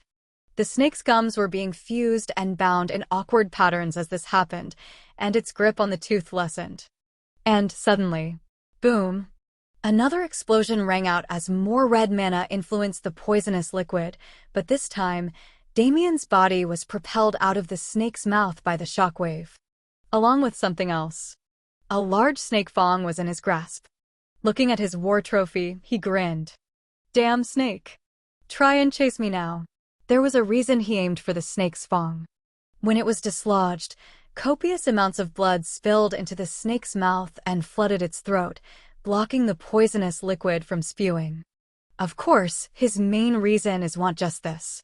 It was extremely faint, to the point where he only noticed it once he entered the snake's mouth, but there were definitely spatial fluctuations leaking from the fang. If this wasn't a hint, he didn't know what was. And besides gaining something that'd most likely help him reach the peak, he had also gained time while the snake coped with the injury he caused. It had been 10 seconds since he transformed. He merged with space and flapped his wings, doubling his speed. With 2 flaps, he had already passed the snake. And he didn't look back. He continued along the path the snake was blocking until he could no longer sense it with his physical senses. And once another 5 seconds had passed, he undid his transformation. Ack! Immediately, searing pains spread through his body. Although he only used it for half of the total time limit, his stamina was still plenty exhausted. And as his scales and body runes faded, the poison that had leaked into his body began acting far more furiously than it had before. His regeneration worked overtime to heal his internal injuries. His organs were a mess because of his recklessness. While that was happening, he clenched his teeth and endured the pain, mobilizing his void essence to cleanse the poison in his body. Previously, void essence couldn't cleanse physical poisons. But that was when it was being used passively by the void physique. Now, he had gotten much closer to his void physique. He could personally influence the actions of the void essence it gave him access to. So, cleansing physical poisons also became possible to an extent. Is it not chasing me? Damien concentrated his awareness on the direction he just fled from, but unexpectedly, he didn't see the snake at all. At first, he panicked thinking it followed him, but as he carefully sensed his surroundings, he realized that it wasn't anywhere nearby at all. Did it leave? Well, whatever. Doesn't matter to me anyway. He inwardly smiled as he thought about the fang he stole from it. Besides its practical use, he is also keeping it as a memento of his achievement. The fight was short and could barely even be called a fight. He simply acted recklessly to buy himself a chance at escape. And it didn't even seem like the snake was fighting back at full power either. But nonetheless, he had achieved victory over a foe far stronger than him, and he'd happily take pride in that. His wounds slowly healed, and the poison inside his body was also extracted with time. He took out a jade bottle and stored the poison in his subspace alongside the poison he had gotten from those eclipsing shadow sect assassins a year ago. And many hours later, he had returned to peak condition. Without hesitation, he took out the snake fang and injected his mana into it. Back to work.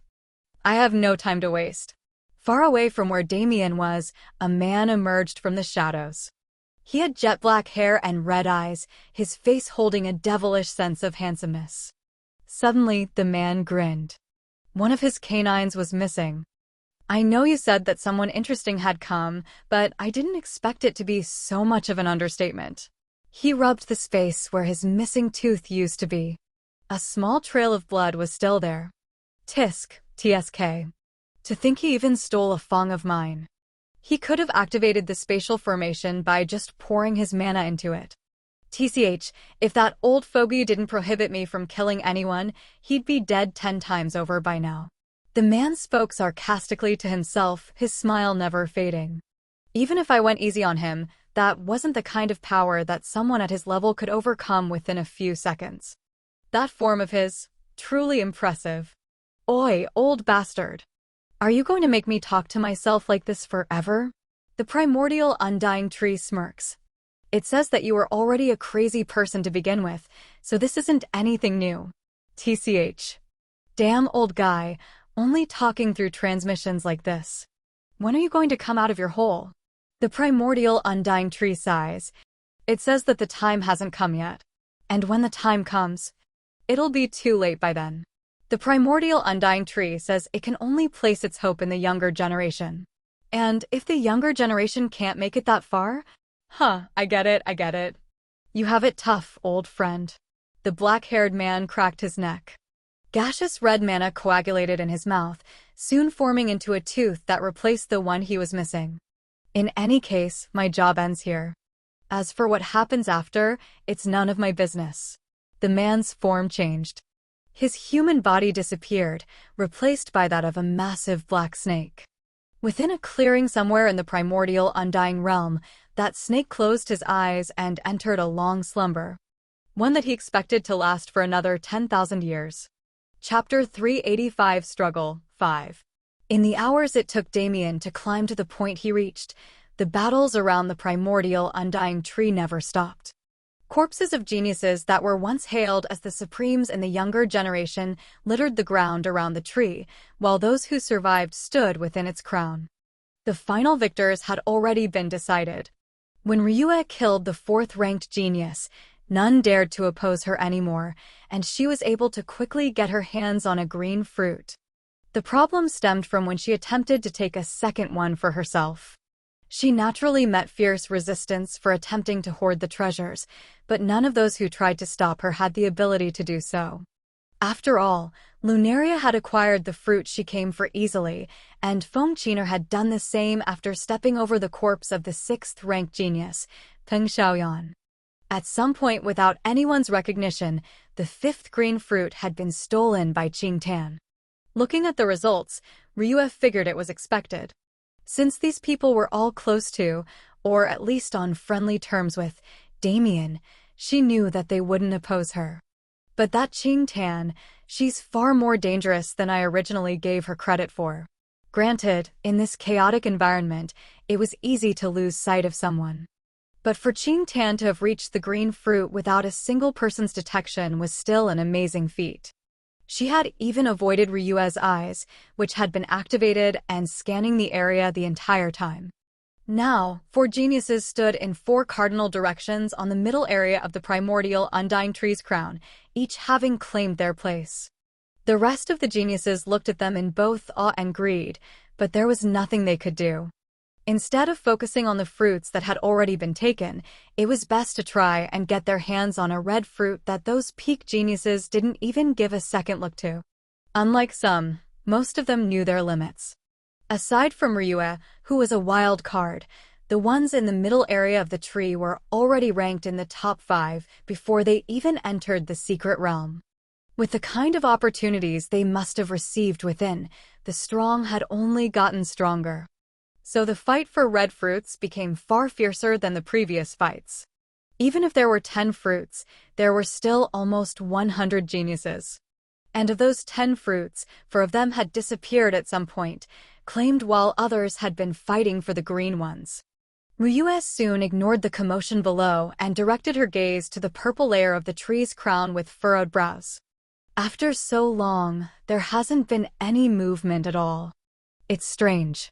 The fighting here had almost come to a close, yet there was nothing at all from the peak where the 2 most talented geniuses were supposed to be fighting. In fact, everyone was directing a portion of their attention to the peak in hopes of witnessing that fight, but they were only left with disappointment. Suddenly, boom, a massive explosion rang out. Shrapnel from combusted tree branches rained down onto the ground, and flaming purple leaves drifted through the air. There was only a single branch left from the purple layer of the primordial undying tree, that single branch that housed the purple fruit that all geniuses dreamed about. In the sky, 2 figures suddenly emerged. One was the familiar figure of Damien, and as for the other, it was a gray-haired, red-eyed man with an eerie aura. It's finally begun. Foam Chinger and Lunaria watched on in interest, eager to see the result of the fight. Ching Tan stared at the two figures in the sky with a complicated gaze. Ryue tightly clutched the necklace that hung around her neck. This fight would be the most important one since the start of the secret realm. When Damien re-emerged after using the spatial transference formation etched on the snake's sting, he found himself in a wide-open area. The ground beneath him was made of countless branches that intertwined to create a sturdy floor, and the walls were filled with purple leaves. In the center of the room, a double-stranded branch snakes up from the rest, and in that branch's grasp was a beautiful purple fruit. Rather than being completely purple, the fruit was crystalline like jade, but emitted a purple luster. It looked more like an ore than a fruit, but still provoked one's desire to feast on it. It was an odd feeling. As Damien observed the fruit, he suddenly felt another presence appear in the room. The man across from him was no longer wearing a hood. Judging from how his clothes were tattered in some places, he must have lost it in a fight similar to the one Damien had just had. Is it just coincidence that we arrived at the same time, or was it premeditated to be like this? He asked casually. Han Fong looked at him without a change in expression. Regardless of which one it was, we were bound to fight. I highly doubt you would let me peacefully leave with the fruit even if I acquired it first. It's the same for you. So? The mysterious spirit king of the 3,000 Beast Mountain range, you're different from what I expected. To be honest, I don't like you at all. Am I supposed to care about that? I suppose not. The scent of your mana, it's disgusting. As soon as Damien said those words, Han Feng's gaze sharpened. The scent? Don't worry about it. I was just talking to myself. In any case, only one of us will be leaving this place alive, and I have no intention of dying. You and I have no enmity or grudge between us. Is there a reason for you to take things so far? Han Feng asked inquisitively. Damien smirked in response. Didn't I already tell you? The scent of your mana, it's disgusting. Without warning, Damien vanished, reappearing behind Han Feng. His fist shot out with the speed of a bullet, throwing a punch that was set in motion before he had even finished teleporting. Boom! Han Feng's gray mana emanated from his body and formed a shield. When Damien's fist impacted, it felt like he was punching cotton. A sense of danger enveloped his body. He teleported away the second he felt it. But as he did so, space around him shattered, thrusting him back into the real plane. A bolt of gray mana followed his movements through the spatial layers as if it was alive. As it approached him, Damien charged his void flames and shot a bolt to meet it. VZZT. The two bolts of mana collided in the air and destroyed each other. Teleportation. It's a good skill, but it will not work against me. Han Feng commented indifferently. Whether or not it'll work, that's not up to you to decide. Damien quipped back. He merged with space, achieving a far deeper level of synchronization than when he normally teleported. In this state, it was impossible to track his movements even if one could peer into the spatial layers.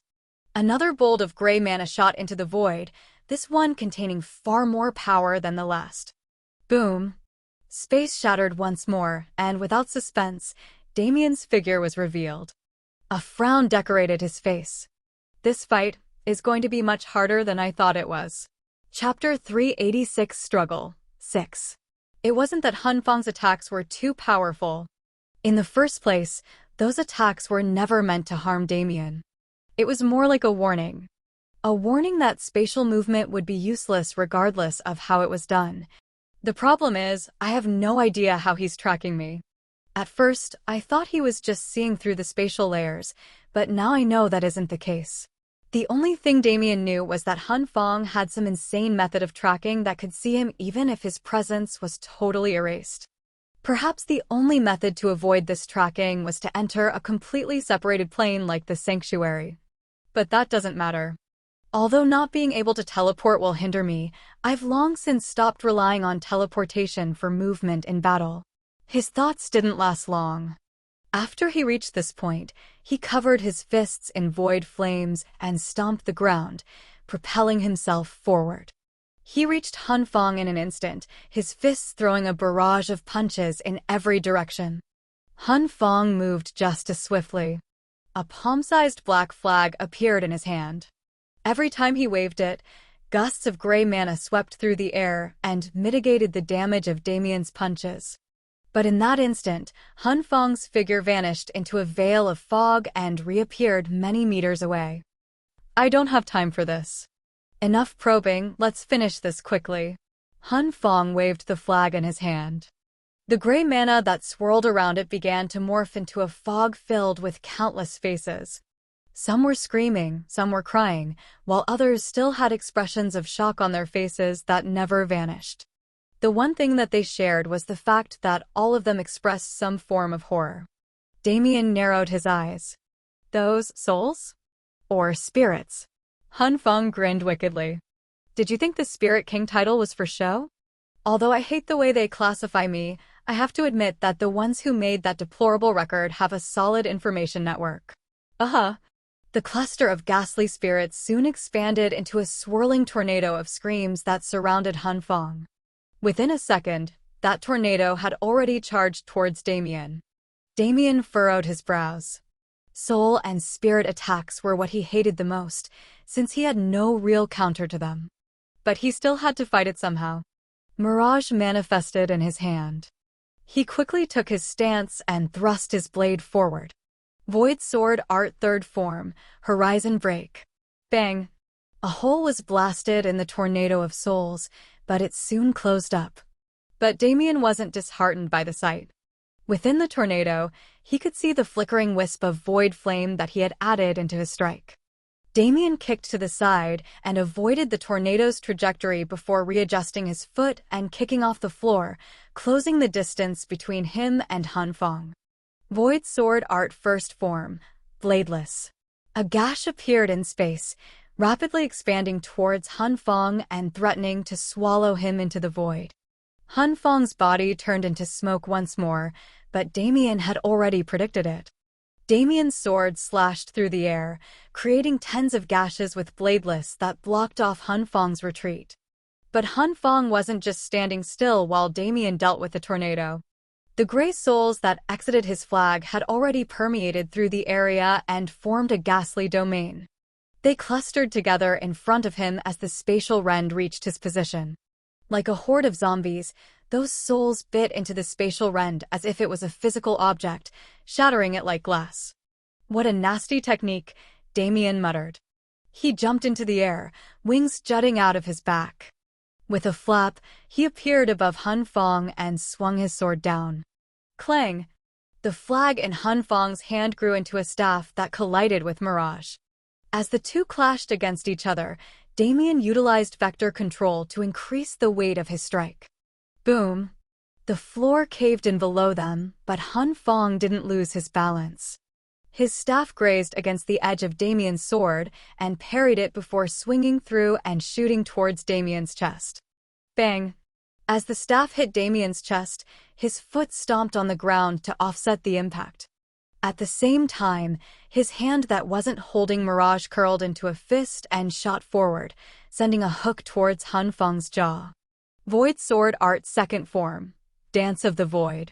Damien's figure flickered out of existence, turning into multiple phantoms that circled Han Fong's position. Even if spatial movement wouldn't work on his opponent, Dance of the Void was different. When he first created it, the move was simply a sword dance combined with Bladeless, but over time, it had been refined into something different. Even if Han Fong could track his position, it wouldn't change anything. Mirage moved like a ghost, leaving tens of cuts on Han Fong's skin. Han Fong frowned as he looked at the dozens of Damiens that were surrounding him. He completely ignored the damage he was taking. So be it. His hands clapped together and formed an ancient seal. His mana raged as he did so. Even as blood began to pour from his body, he didn't stop. Heed my call and appear before me, Belzegard.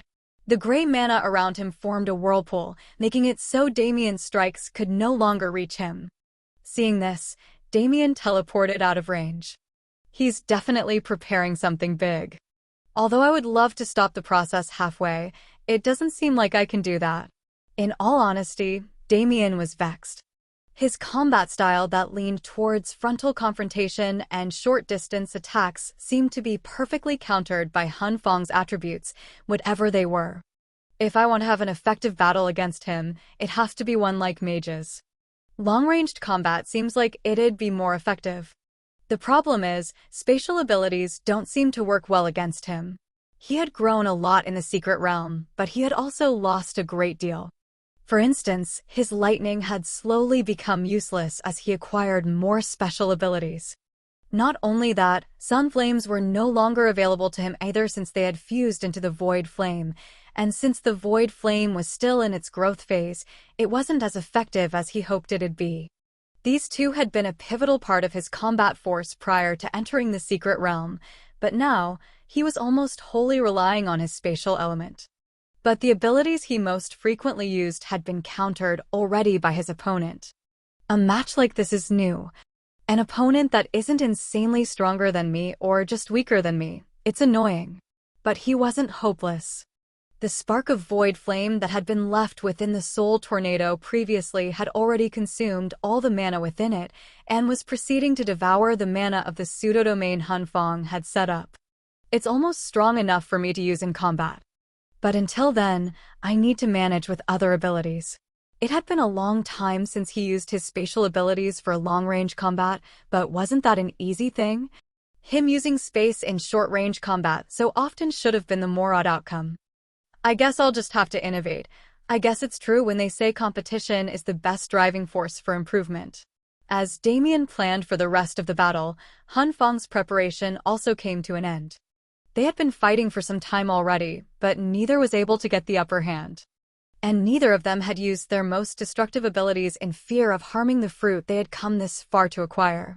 But that kind of cautiousness, it seemed that it would no longer be present. Their true battle would only be starting now. Chapter 387 Struggle 7. Heed my call and appear before me, Velzagard. The incantation left Han Feng's lips, and within seconds, the mana whirlpool that formed around his body expanded to an astonishing degree. From within it, the form of something otherworldly appeared. Its skin was just as gray as the mana used to summon it, and its form was similar to a massive minotaur with striking red eyes. Puffs of flame exited its nostrils every time it took a breath, and an aura of unbridled power emanated from its entire body. Merge. Han Feng indifferently called out. The Minotaur's physical body seemed to morph and shrink, becoming incorporeal and hovering like a phantom behind Han Feng. In response, Han Feng's entire aura changed as well, becoming a mixture between the ghastly aura he had before and the aura of the Minotaur that had fused with him. As the process took place, Damien had no intention of waiting silently. His body also began to change, undergoing demon transformation. The two stared at each other from across the room. They had both chosen forms that heightened their physical power, but their battle from now on wouldn't be at close range.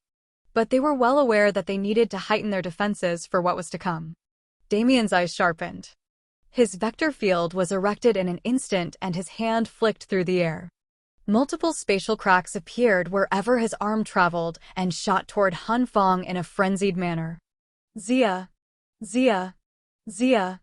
They sipped through the air and arrived at his position, attempting to cut him as the Dance of the Void had done before, but Han Feng was quicker. A wall of souls formed and absorbed the impact before they could reach his body. But Damien was just starting. Tens, dozens, hundreds of space blades shot forward with every passing moment. His vector control was put into full use as well, altering the trajectory of the blades so they attacked from unpredictable angles. The soul wall that Han Feng mobilized continued to block the damage. But as it did so, chunks of it were also banished into the void. All of a sudden, a lone space blade separates itself from the masses, traveling far faster than the rest. Zip! It rushed through a crack in the soul wall's defense, and when it arrived in front of Han Feng's face, it tore apart and expanded as if someone was opening the zipper of a suitcase. Cook! Han Feng coughed blood and shot backward due to the force of impact, but as he did so, he rapidly waved his flag in a strange pattern. Ding! A formless wave of mana spread like a shockwave, accompanied by the crisp sound of a bell. Damien immediately put his vector field to work to divert the attack, but the formless wave kept moving regardless. Ack! When it passed through his body, Damien felt his internals churning. He didn't know how a mere sound could do such damage, but he knew he had to be careful of it. Ding! Ding! Ding! The sound waves kept spreading, and as they bounced off of the walls around them, they impacted each other and multiplied. As the sound continued to pass through Damien's body, he felt his mind becoming numb. A shadow appeared behind him while he attempted to reorient himself. Bang! The heavy force of a staff infused with intense physical strength impacted the back of Damien's head. His body leaned forward, and with the disorientation he was already feeling, he lost his balance. Fuck! Without hesitation, he spread void essence through his inner body and used it to protect his vitals. At the same time, he used mana to seal his sense of hearing so the sound waves would lose their effect. He regained clarity in the middle of his fall. Instead of stopping his momentum, he planted his arms on the ground, pushed with all his strength, and twisted his wrists. He infused his lower body with pure mana as he spun, emitting a wave of energy that pushed Han Feng back before he could continue on his attack. Damien flashed away. Behind his body, black and white balls began to form. He used spatial mana to form the exterior, trapping his volatile mana within the balls and compressing it. In an instant, he shot them out all over the room. Boom! A massive chain of explosions rang out. Although the bombs had no real target, they had at least stopped the spread of the sound waves that had been continuously multiplying the entire time. At the same time, they created a veil that obscured Han Feng's vision. Damien's all-seeing eyes swirled in full force, allowing him to pierce through the veil he created. His mana concentrated inside his throat. Pure spatial mana and blistering void flames combined together and amplified each other's effects. And in the next second, he roared. Roar! A beam of dragon's breath spewed from his mouth and charged towards Han Feng, defying the concept of distance and reaching him instantaneously. Han Feng's eyes widened as he suddenly sensed the fluctuation, but it was too late. Boom! The resulting explosion blasted apart the thick branches of the primordial undying tree that made up the floor and ceiling of the strange room. Meanwhile, dozens of branches shot up and protected the purple fruit from any damage. Seeing this, Damien grinned slightly. With the blood that leaked from his mouth due to the internal damage he had taken, he looked especially devilish. Good. I can go all out without worry. Even though they had begun fighting with more vigor, both he and Han Feng had always been worried about damaging the fruit that stood in the middle of the room. But it seemed their concerns were unwarranted. Who? Damien breathed out deeply. He closed his eyes briefly before opening them once more, but they now contained a different glint within. Come. Rumble. Storm clouds began to brew within the confines of the room. Due to Damien's will, they didn't spread outside, but rather concentrated in one place. Black lightning raged through the clouds. Even compared to any other time he had utilized his storm talent, it was much fiercer. It was to the point where he couldn't control it. VZZT. Boom. A massive bolt of lightning struck the ground wildly without his command. Following it, tens of lightning bolts did the same. Boom. Boom. Boom. Each one was deafeningly loud. It was like the lightning was roaring. No, the lightning was truly roaring. Those massive black bolts of lightning were like pillars. They were furiously striking the ground as if venting their frustration. An unbridled aura of fury filled the room. You dare ignore me? Damien could have sworn he heard those words, but he knew it was just in his mind. But seeing the lightning's fury firsthand, he could understand what it was trying to convey. The lightning's aura began to influence him as well. Belligerence and destruction, these were the things that lightning was supposed to represent. But what had it become? It had become a useless part of Damien's power that he neglected even before he acquired the void flames. The only time his lightning was used was when his storm trait was used.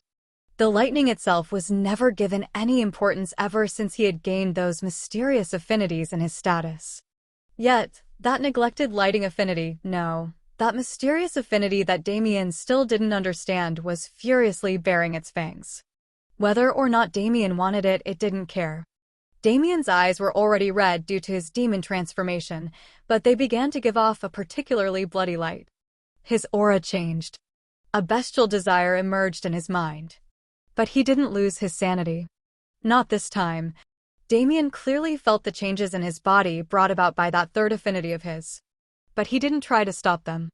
No, he embraced them. Because this whole situation gave off the scent of opportunity. Chapter 388 Struggle 8. Before Hun Fong could even completely recover from the beam of volatile energy that bore a hole through his stomach, he found another problem arising. Terrifying black lightning burst apart the room they were in. He felt that if he was struck by that lightning, the damage he'd take was far more severe than a mere hole that he could heal within a minute. He gritted his teeth in frustration. It isn't supposed to be like this. It can't be like this. I can't allow this fight to continue for much longer. There were things he needed to do. Things that had to be done as soon as possible. The longer this fight drew out, the more disadvantageous it was for him. Damn it. Since the beginning, I was never a frontal combatant. Why should an assassin engage in head-on combat? He truly wanted to do things the way that was most comfortable for him, but it was impossible. His opponent was a spatial cultivator, and not only that, a spatial cultivator with eyes that were far greater than his own. He already had some information about Damien. It was the reason he was able to counter Damien's teleportation and other moves so efficiently. But in the same way he could efficiently counter Damien, Damien could do the same to him. That is, if he used his original combat style. Forcing him into long-range combat bought me some leeway. Velzagard also gave me the physical resistance I need to stand against his frightening bodily strength, but I don't have any proper offensive counters. His affinity was special. It was probably one of the most special affinities out there. An affinity for souls and spirits. This kind of affinity gave him an unprecedented amount of auxiliary skills that could save his life, but it also meant that he didn't have a great deal of individual combat power. The reason was simple. The soul wasn't something a mortal could touch. For his affinity to truly bloom, he needed to at least be a half-step into godhood. It was a troubling burden that he had carried ever since he started his path to power. And so, his main fighting style naturally became stealth-based. A single surefire attack that'd kill without making a sound, that was what he was known for. Of course, he had other means as well. But my summons won't be able to hold up to that man at all. He is a beast on a completely different level. Summoning spirits and beasts from a different plane to fight for him, or to merge with him and lend him their strength. This was his main combat style when he had to fight directly. The problem was, he had to merge with Velzagard to acquire the defense he needed. And with those terrifying lightning bolts littering the area, he didn't have the option to switch summons. Before he could finish up his thoughts, he suddenly felt a wild aura engulf him from behind. Bang! He quickly turned around and raised his arms to block. But the force of impact was far greater than he expected. Crack! The bones in his arms broke in two. Even with Velzagard's reinforcement. He hurriedly backed away, but the beast was relentless in its chase. Wild black lightning crackled through the air and caused miniature explosions with its every movement. That lightning wrapped around a shockingly fast fist that was currently flying towards his chest. Boom! Hun Fong grabbed his staff and poured his mana into it. An array of souls flew out and coated the shaft in the second before it was hit by that fist. Harrowing shrieks rang out. The lighting dashed through the souls that coated the staff and burned them into oblivion. With every move the lightning made, Hun Fong could feel the soul collection he spent so much time building lose its force. Damn it! Hun Fong gritted his teeth. A trail of blood leaked from his lip. But even as he did so, the beast in front of him twisted his body at an unnatural angle and let out a kick that whipped through the air. Hun Fong rapidly evaded the kick, turning into a trail of smoke that escaped to the other side of the room. He's using too much force. At this rate, Velzagard won't be enough. I should be able to counter him, but my body won't hold up. He made a split-second decision. Multiple thoughts flashed through his head, leading his decision to be obvious. Heed my call. Come forth, behemoth. The Minotaur phantom disappeared from his back. Han Fong felt a sudden emptiness as he lost the strength of his summon, but that emptiness was soon filled. No, it was more than filled. Crack! His bone structure was altered as his body became far larger than it ever was before. The aura of power emanating from him caused space to quake. But at the same time, cracks formed on his skin. He wouldn't be able to hold this form for long. I have 10 minutes at most before my body fails me. I must end it within that time. Damien appeared before Han Fong like a shadow while he was in the middle of transforming, but Han Fong didn't panic like he did last time. He calmly held out his hand, grabbing Damien's leg. And then he clutched his fist. Crack! The bones in Damien's leg shattered into paste. The leg itself became flimsy without support. Han Fong's fist shot forward at the same time. It was slow and steady, but the power behind it was no joke. Damien's eyes widened. This power was far greater than what was shown before. His gaze hardened as Mirage appeared in his hand once more. The blade sliced downward with all of Damien's strength behind it. At the same time, vector control increased gravity around the sword, as well as the sword's velocity and momentum. Spatial mana raged, creating multiple tiny space cracks that created a minor suction force. These space cracks collided with each other and formed a massive gash in space within an instant. But that was only a side effect of what Damien was doing. He poured heaping amounts of mana into the blade. It was to the point where he almost exhausted his entire mana reserve. But it was necessary. Han Feng's fist was simply that powerful. Void Sword Art Fourth Form, Spatial Collapse. The sword and the fist finally met. And as a result, boom! An explosion far greater than any other. The massive black hole formed through spatial collapse met a pure physical force great enough to shatter space like glass. The suction of the black hole couldn't cope with the sheer amount of energy contained in that punch, but Han Feng's fist also couldn't get past the swirling black hole. The energy waves of the collision ripped apart the room that the two were fighting in. Shrapnel from the primordial undying tree's branches rained down on the rest of the realm around them. The void flame immediately stopped devouring the souls Han Feng had sent out at the beginning of the battle. They shot towards Damien and wrapped around his body, solidifying into a black gold flame armor that protected him from the blast. The two geniuses were thrown backwards by the force of the explosion, readjusting their balance in the air. It was only because they were within the primordial undying tree, this extremely powerful tree, that their collision didn't cause more damage. In reality, that force would have been enough to decimate every other genius in the secret realm with them with ease. But it didn't. Now, the two were standing in the sky opposite from each other, sparks flying in the air between them. This was the second time they had ended in a stalemate, and neither of them was going to allow a third. Chapter 389 Struggle 9. The mana of the primordial undying realm swirled and seemed to gather around a single point. At that place, two figures stood in the air opposite of each other. The two men stared at each other with gazes filled with hostility. With every breath they took, mana raged and stormed. The area surrounding the primordial undying tree was wrapped in stillness. Those geniuses that had been furiously fighting only moments prior were all directing their gazes at the battle in the sky.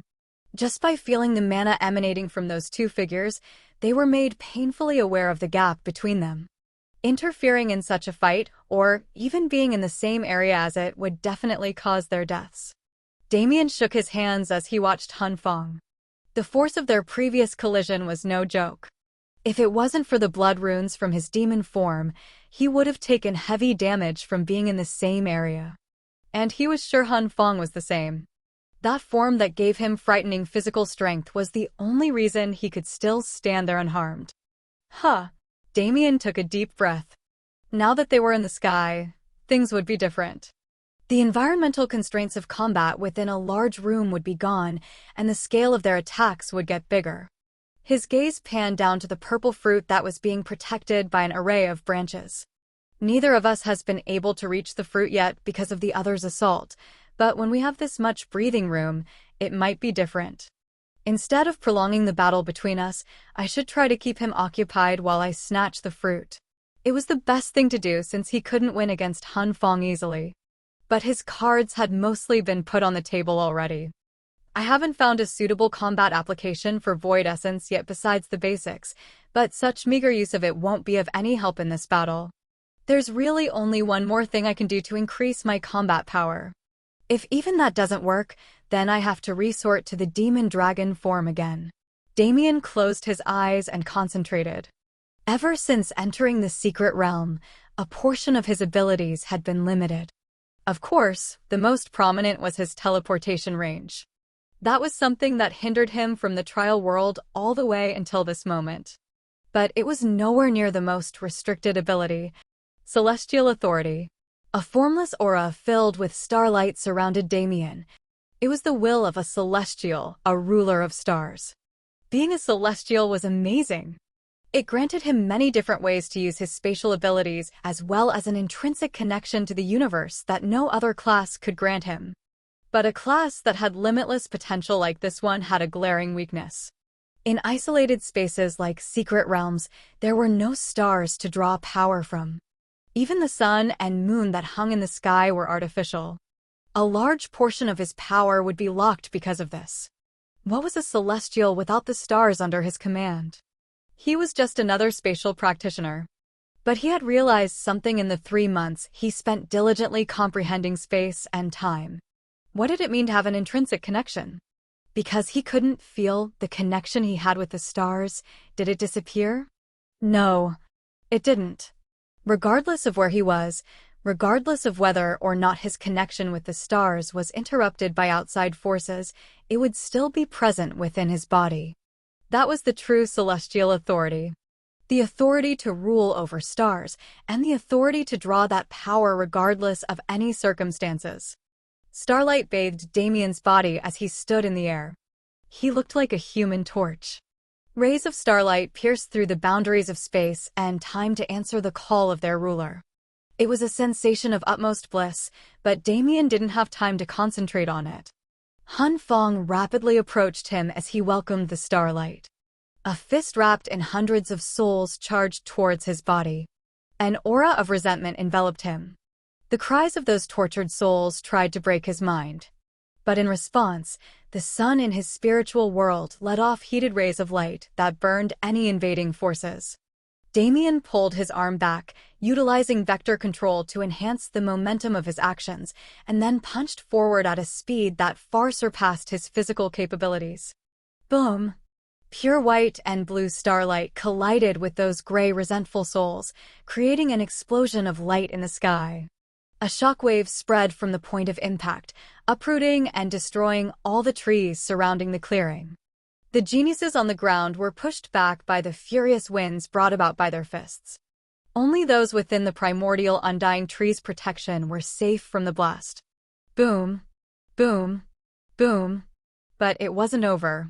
Starlight scattered and purified the resentful souls, while the souls also attempted to eat away at the starlight. In the middle of the bright sun-like light that wrapped around the battle location, Damien and Han Fong traded hundreds of blows. Damien's fist grazed across Han Fong's face, his starlight burning the matter's cheek. At the same time, Han Fong turned his body and shot a kick at Damien's chest. Damien twisted his body to dodge and teleported behind Han Fong, charging starlight into his fist and throwing another punch. Zia! A beam of light left his fist as he punched forward, reaching Han Fong in an instant. Due to the short distance between them, it was nigh impossible to dodge. The behemoth summon didn't give Han Fong any bonuses in speed and dexterity. In fact, it lessened those aspects. But in return, he was given an impenetrable defense and unstoppable attack. So he didn't even try to dodge the starlight that was shooting towards him like a missile. He turned his body halfway, flinging his fist horizontally at where Damien was standing. Spatial mana wrapped around Damien as he prepared to teleport, but a bullet of gray mana appeared in front of him and shattered that attempt. With no other option, Damien crossed his arms in front of his chest to block. Bang! Zia! Han Fang's fist impacted Damien's arms at the same time the starlight penetrated his body. Cook! Ka! Damien shot backward tens of meters due to the force. The bones in his arms had been directly shattered, even with the defensive runes he was using. And although Han Fang wasn't pushed back, a small coin-sized hole had been opened in his sides. The starlight had penetrated his body underneath his armpit on the left and exited from the right, creating a clean wound. TCH. Damien clicked his tongue. It was annoying to lose to someone else in physical strength. But he knew that he hadn't taken the most damage in this exchange. My bones should heal within a few seconds, and while I don't know his regenerative capabilities, he should have sustained internal injuries from that attack. Although his arms were currently out of commission, Damien didn't want Han Fang to recover while he waited to heal. He flashed away, appearing in front of his opponent with starlight radiating from his legs. Bang! Bang! He twisted his body, sending a fierce double kick at Han Fang's chest. When the latter raised his arms to block, Damien turned his head and opened his mouth wide. There, a ball of volatile mana was waiting to be fired. Roar! There was no room to dodge. In that instant, while he was blocking the starlight that tried to invade his body, Han Fang was swallowed in a torrent of dragon's breath. Chapter 390 Struggle 10. Ha ha. Damien rapidly teleported away. He didn't know how Han Fang was doing after his attack, but he certainly wasn't in good condition. With 2 broken arms and a leg that was still in the process of healing after turning into meat paste moments prior, he wasn't in good shape at all. His internal injuries from Han Fang's sound attack had been healed already, but his organs had been considerably shaken up by the following physical combat. In short, it hurts like hell. But he wasn't going to leave any loose ends. Void flames sprouted from the air in front of him. Due to all the souls it had consumed while they were still inside the room, it had grown considerably. Go! At his command, the void flame shot into the collision area where Han Fang was swallowed by the dragon's breath and lit even the sky itself on fire. The space was already filled with light because of Damien's starlight and the brightness of the energy beam he had shot just now, but now that it had also been wrapped in flames, it truly looked like a sun. Now's my chance. He moved rapidly. The runes on his body changed to enhance his speed, and spatial mana raged around him. He disappeared from his position instantly, appearing in front of the purple fruit that he had been coveting. At that moment, an unexpected problem arose. TCH. How am I supposed to grab this? The fruit was still being protected by an array of branches. If he wanted to claim it, he needed to move or destroy them. But he still needed a few seconds to heal the bones in his arms, so they were currently unusable. As he was trying to figure it out, the air behind him exploded. Not so fast.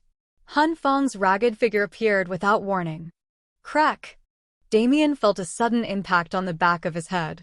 His skull had cracked slightly. What the hell? It felt like he was smashed in the head with a hammer. His vision was getting blurry from the sheer force. When he turned around to see what hit him, he finally saw Han Fang's condition. If Damien thought he was in bad shape, he had to change his mind when he saw his opponent. Han Fang looked on the verge of death. His skin was charred black and falling off in flakes. Some portions of his muscle were already visible. His face looked similar to a certain DC villain, with one side no longer containing any skin. His arms and legs were dangling as if they were boneless. Blood leaked from his body in insane proportions. It looked like it'd form a river below. Damien was surprised that he was even standing. Did he just have at me? It was an insane tenacity. His arms and legs were incapable of moving, and from the looks of it, he was running out of mana as well. In that situation, wouldn't it be better to give up? Even Damien would do so if it wasn't for his insane regeneration speed. But this guy in front of him was still fighting. Damien was sure that if his skull cracked, Han Fang would still find another way to continue fighting. What's driving him so far? Damien couldn't help but wonder. The primordial undying fruit was indeed a heavenly treasure, but it wasn't worth dying for. Han Feng's motivation couldn't be so simple. But now wasn't the time to be thinking of it. Although he had sustained yet another injury, the time it took for Han Feng to attack him was enough for his arms to heal enough to be usable again. He appeared in front of Han Feng in an instant. His leg whipped around like a whip and impacted him in the center of his chest. Ugh! Even as he was thrown away, Han Feng didn't yell in pain, only letting out a muffled groan. Han Feng didn't have any strength left. Even the last attack was just one of desperation. After being pushed away, there was nothing else he could do to stop Damien's advance. Damn it! He furiously yelled inwardly. I can't lose like this. If I do, I don't understand your resolve, but I can respect you as an opponent. Therefore, I thank you for the battle. It's been a good lesson for me. Damien spoke seriously. He had learned too much from the battle against Han Feng. From the weaknesses he still had to the things he had become overly reliant on without realizing it, there was too much he had to think over once he had the time to do so. He bowed in sincerity. At the same time, his body flashed away. Han Feng could only watch powerlessly as he did so. Damien's arms didn't have any strength left in them, but he used spatial distortion to make up for the lack of strength. Within seconds, the branches keeping the purple fruit safe had been ripped apart. That crystalline purple fruit was finally revealed before his eyes. But as he looked at it, he felt a wild and powerful aura spread from behind him. Again, he grabbed the fruit hurriedly and teleported away from where he stood. In the same second, the remaining branches of the primordial undying tree's peak were blasted to shreds. I can't lose, Han Feng roared. His mouth didn't move. He had to use mana to move his vocal cords for him. Come forth, Ira. Lend me your. Damien knew what Ira was. It was the sin of wrath itself. He had been preparing to do everything he could against the final being Han Feng was preparing to summon, but his preparation was in vain. A shadow appeared behind Han Feng without warning. A swift chop hit his neck, knocking him unconscious. He was already at the end of his rope, so it wasn't a difficult task for the shadow at all. That shadow enveloped the unconscious Han Feng. A pair of eyes within stared at Damien. And Damien stared back. Soon, though, he shook his head with a sigh. It can't be helped. He turned away from the shadow that was taking Han Feng away and looked at the fruit in his hand. It would be best to look for a better environment before consuming this. Let me save it for now. The primordial undying tree tells you that it's best if you consume it now. It says it will be able to help you digest its power if you do so. Damien raised his brow with interest. Although it didn't seem like an ideal situation, having help from a demigod would definitely help him reap the most benefits. His gaze turned to the ground below him. There, he finally saw the aftereffects of the battle he had just been in. Within 100 kilometers, all the existing flora had been torn asunder and strewn about. Within the debris were also the corpses of geniuses who couldn't escape the blast radius. But aside from the purple layer of leaves, the rest of the primordial undying tree was standing tall, and the geniuses within it were also fine under its protection. Among them, Damien's gaze focused on a single one. Seeing her face now, he unconsciously smiled. Just a little longer.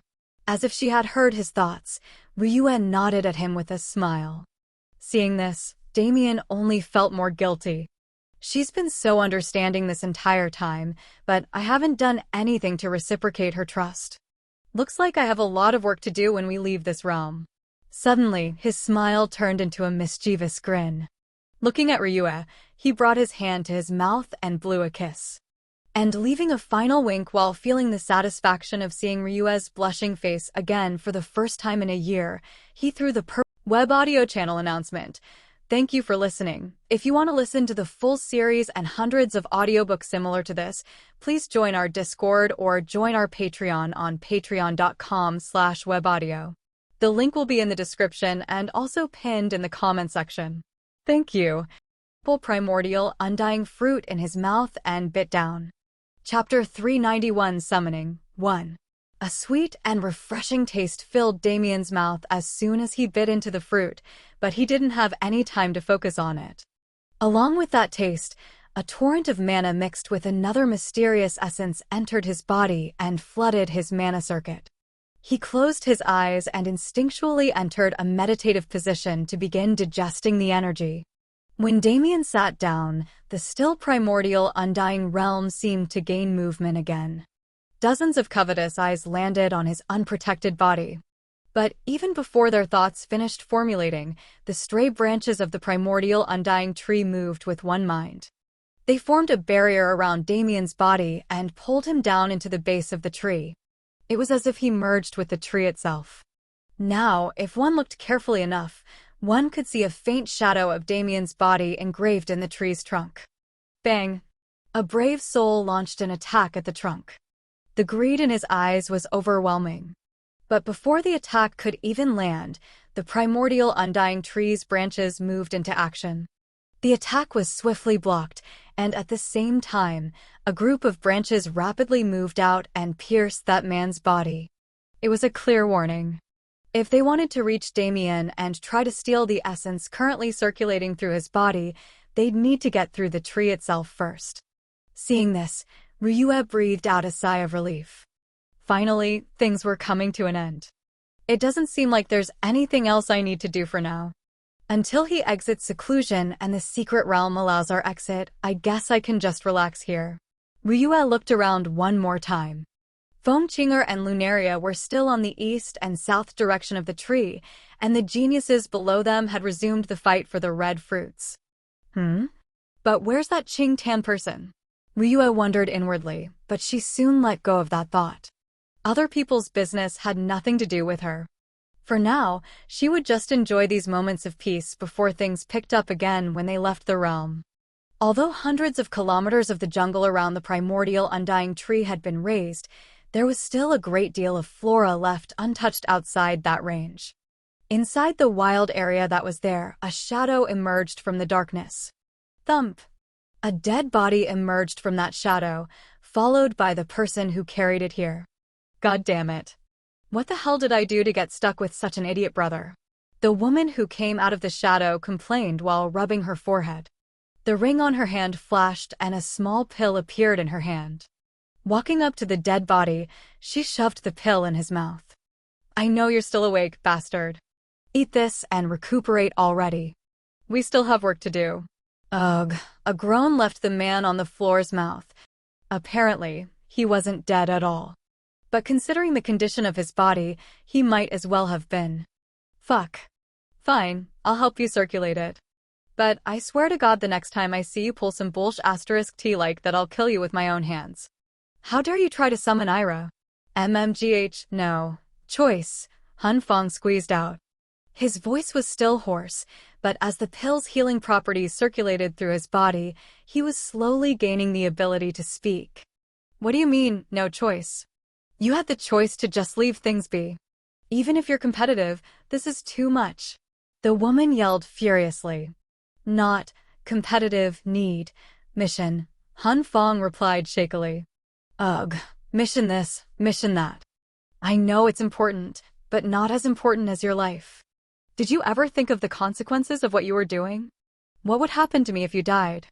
Han Feng's body jolted when he heard her cries. He could feel her warm tears dripping onto his skin. I'm sorry. He couldn't think of anything better to say. Because everything she had said was right. It was just, things were too complicated for him to think like she did. If he failed here, even if he lived, he was destined to die. And if he died, she'd die as well. But if he died in battle while attempting to clear the mission, she might have a chance to live. When Behemoth's physical strength couldn't crush Damien, he already knew he would lose the battle. Behemoth was already one of his most powerful summons, one that could kill most people at his level in a few punches. But he kept fighting. Not for the purple fruit, but for her sake. Because he couldn't even imagine the consequences if he returned back empty-handed. But I can't tell her that. I'm sure she already understands it all, but saying it out loud is just forcing us to accept reality. They were tools. That was their whole role in the grand scheme of things. They were tools that would be thrown away if they couldn't fulfill their purpose. As he thought about it, he lamented the fact that someone as strong as Damien appeared. When they left this realm, both he and his sister were fated for death. Hot tears began to stream down the side of his face. He gritted his teeth in unwillingness. "Idiot brother," her words came with a green lump that appeared in his vision. "I got a green fruit, and I stole a few red fruits on my way over here. Even if it isn't as effective as the purple one, it should be enough, right?" Han Fong looked at Qing Tan, who was looking at him with a sad smile on her face. In the end, he also found himself smiling. "Enough. It's enough." The words came out much more fluidly. The hideous burn wounds on his body had already healed a great deal. All that was left was to take care of the internal injuries. "I was able to regain some mana in the healing process. It should be enough. Heed my call. Come forth, Alice." It wasn't a domineering name like the other summons he had called forth recently. From the space in front of him, a small fairy surrounded by a green halo appeared. Hugh. When she saw his body condition, she let out a squeal of fright and immediately entered his body. A green aura soon enveloped him and began mending all his hidden injuries. Within minutes, Han Fong was able to sit upright again without pain. "Haha, no matter how many times I see it, I can't get used to Alice's insane healing capabilities." He chuckled. "Yeah, it's a shame it can't be used in battle though." Qing Tan quipped in response, thinking of a certain monster. She sighed to herself. Things were going to get complicated soon. So complicated that she didn't know what their next meeting would look like. She looked into the sky with melancholy plastered on her face. "I'm glad I was able to meet someone like you in this life. You, even if you don't realize it, are an ideal for what I want to live my life like. If one day we are able to meet again after we leave this place, I hope we do so as friends instead of enemies." Sighing to herself, she handed the fruits over to Han Fong. There was still plenty of work for them to do. Chapter 392 Summoning 2. Within the infinite blackness where two demigods had been trapped for countless years, an uproarious laughter could be heard. "Kaka kaka. Finally, it has come time. Old fool, how long have we been idling here chatting and playing these games with each other? Finally, it has come time to end it all." The malevolent voice seemed especially excited today. He had been waiting for the day to come for too long, to the point where he almost believed it would never happen. "You old ghost, don't you think you're too excited? Do you truly think things will go as you wish them to? For 100,000 years I have been keeping you in check. It's more than enough time for me to understand you fully. You cannot hide your nervousness from me." "Nervousness? You must have gone blind from all these years in the blackness. While you have been forced to use your power to seal me here, I have had the freedom to interfere with things as I please. Where does your confidence come from? Is it because, after all these thousands of years, you finally managed to find a genius who could meet your expectations?" "Meet? That boy far surpassed my expectations. But that matters not. Old ghost, we have known each other for far too long for you to think so lowly of me. TCH. You've always been like this. You've always hoped for something to go your way even after everything I've done. Did you forget? Did you forget how you obtained your power? Did you forget the events that took place before you were able to seal me? Just because you made some small success, you shouldn't believe everything is over. It's the same to you. Regardless of what you've done, it is but a small success in my eyes. Even if you truly manage to escape the seal, you will die by my hands."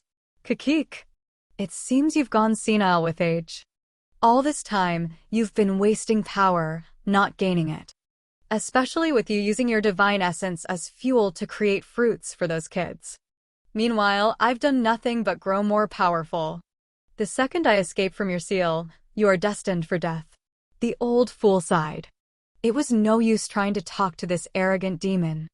After all, in the span of 100,000 years, they had already repeated this conversation multiple times.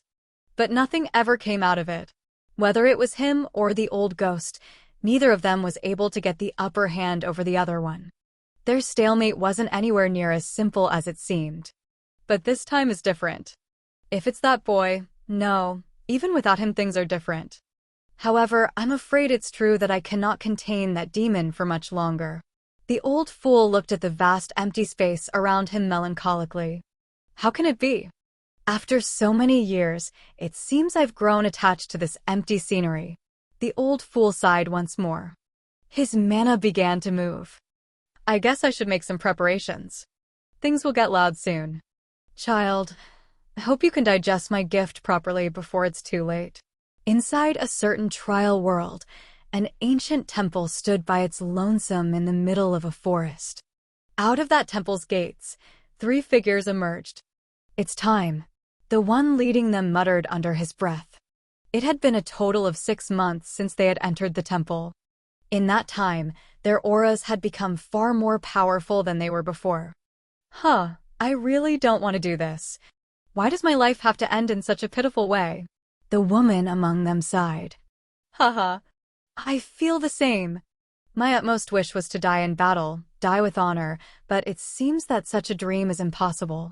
The third man said. Eden sighed as he listened to them. 6 months ago, they believed there was a chance to perform the ritual without sacrificing themselves. But as they came closer to the promised time, they realized how naive their thoughts were. It must be done. It may be different from the freedom we wished for, but it is freedom nonetheless. Besides, even if we aren't alive to see it, our revenge will still take place. The other 2 nodded. There was one thing Lucius got wrong about them. He had believed that the other 3 demon kings were content with their lives, that they had submitted under the rule of the demon god. But not once was that the case. The 3 of them were selfish. They weren't like Lucius, who desired to take vengeance for his race. But regardless, they still desired vengeance. For themselves, for the lives they could have had but were robbed from them due to the demon god. They wanted vengeance. The 3 demon kings flew through the trial world and arrived at the direct center of the realm. The area was an empty plain where no life was present. We have long resolved ourselves for what is to come, so I doubt any extra words need to be said, Eden said. His gaze was as placid as ever, even though his life was on the line. Eliza harumphed and turned her head. A slight tear formed on the side of her eyes, but the resolve within them didn't shake. Meanwhile, Granheim was still grinning as usual. If it wasn't for the shaking of his hands, one wouldn't even realize his fear. The 3 demon kings spread out in a triangular formation. With one last nod, they began pouring out their mana. Torrents of inky black mana mixed together, forming a triangular formation on the ground. As if responding to the formation, heaven and earth were dyed red. Blood. Seas of blood formed from the thousands upon thousands of people who had died within this trial world over the tens of thousands of years that it had been present. All that blood congregated and formed clouds in the sky surrounding the formation. Now, Eden said firmly. One of his hands moved, piercing his own chest. Poof! A spray of blood mist exited his body and mouth, entering the eye of the formation. Eliza and Granheim mirrored his actions, causing the size of the phenomenon to increase. The bloody clouds in the sky began to churn, forming a funnel that touched down in the center of the formation.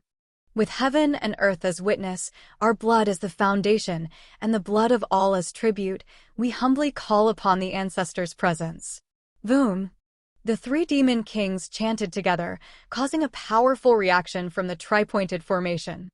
The bloody funnel continued to pour into the formation's eye, causing the clouds in the sky to slowly clear. The blood within the bodies of the 3 demon kings reacted as well, constantly pouring out of their wounds and entering the formation.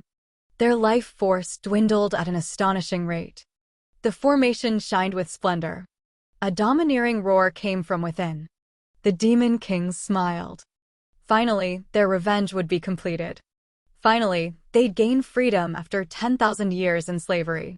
As more and more blood entered the formation, and the energy under heaven and earth did the same, the furious roars coming from within began to gain clarity. And finally, those roars turned into a voice. My children, you've played your parts well. Chapter 393, Summoning 3. My children, you've played your parts well. It was an odd choice of words. This was Eden's first thought when he heard them. But at the same time, he couldn't confidently claim to fathom the thought process of an old ancestor that had been dead for untold millennia. Your unworthy descendants greet you, ancestor. The three demon kings fell to their knees instinctively upon feeling the terrifying pressure that accompanied that voice. Their blood boiled in excitement at their success. It has been too long since I've smelled the scent of the world. But the work has yet to be completed. Eden furrowed his brows. He could feel it. Something was wrong. Something was out of place about this whole situation. In the first place, even with all their preparations, they had never expected the ritual to be a success so easily. The essence of the ritual was simple: to sacrifice the blood and souls of those who had died within the trial world to summon the soul of their ancestor. It was a ritual that had been engraved in their minds since long ago. But regardless of how many thousands had died, even if that number was in the tens or hundreds of thousands, could the blood of 10,000 mortals be compared to a single drop of a god's blood? Eden didn't think so. After being confined by the demon god, who was only a demigod, for so long, he knew that the power of a true god would be something far beyond his imagination. So why had the ritual been so successful? And why was their ancestor so dismissive of their presence? Eden could feel it. His life force had begun fading at a far more rapid pace after the voice from the formation fell onto his ears. He knew that chances of survival after performing the ritual were rare, but when was he ever one to give up? My life above all things. Isn't this the principle I've lived by until this day? Isn't this the reason why I chose to be subjugated instead of killed? Why am I so eager to throw my life away now? As he continued thinking, he found that his mind was far more muddled than he knew. With every hint of clarity he achieved, he would find 10 times more the amount of fog. The ancestral ritual, when did I learn it? The thought was sudden, almost to the point where Eden doubted it came from his own mind. The thought of revenge, since when did I hold such desires? He was a logical man. Revenge against a demigod? He would never even dream of it. Unless an even stronger being came into the picture, he would live content with what he had. What is happening to me? He couldn't understand it.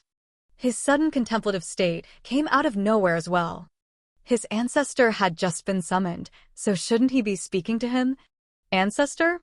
Did our small demon race ever produce a god? Their demon race wasn't small in the past, sure, but it wasn't massive either. It was a regular-sized clan where only a single demigod had ever been produced. They had never heard tales of a true demon god born from their midst. Then, who was I trying to summon? Eden suddenly began doubting himself. He doubted the thoughts that had been in his head all this time. He doubted the reason why he chose his current course of action. Wait. He had a terrifying thought. He didn't dare to entertain such a thought, but was forced to face reality. Why does the ancestor's voice sound familiar? You have always been a clever one, dear Eden. The voice from the formation spread once more, shocking Eden out of his thoughts.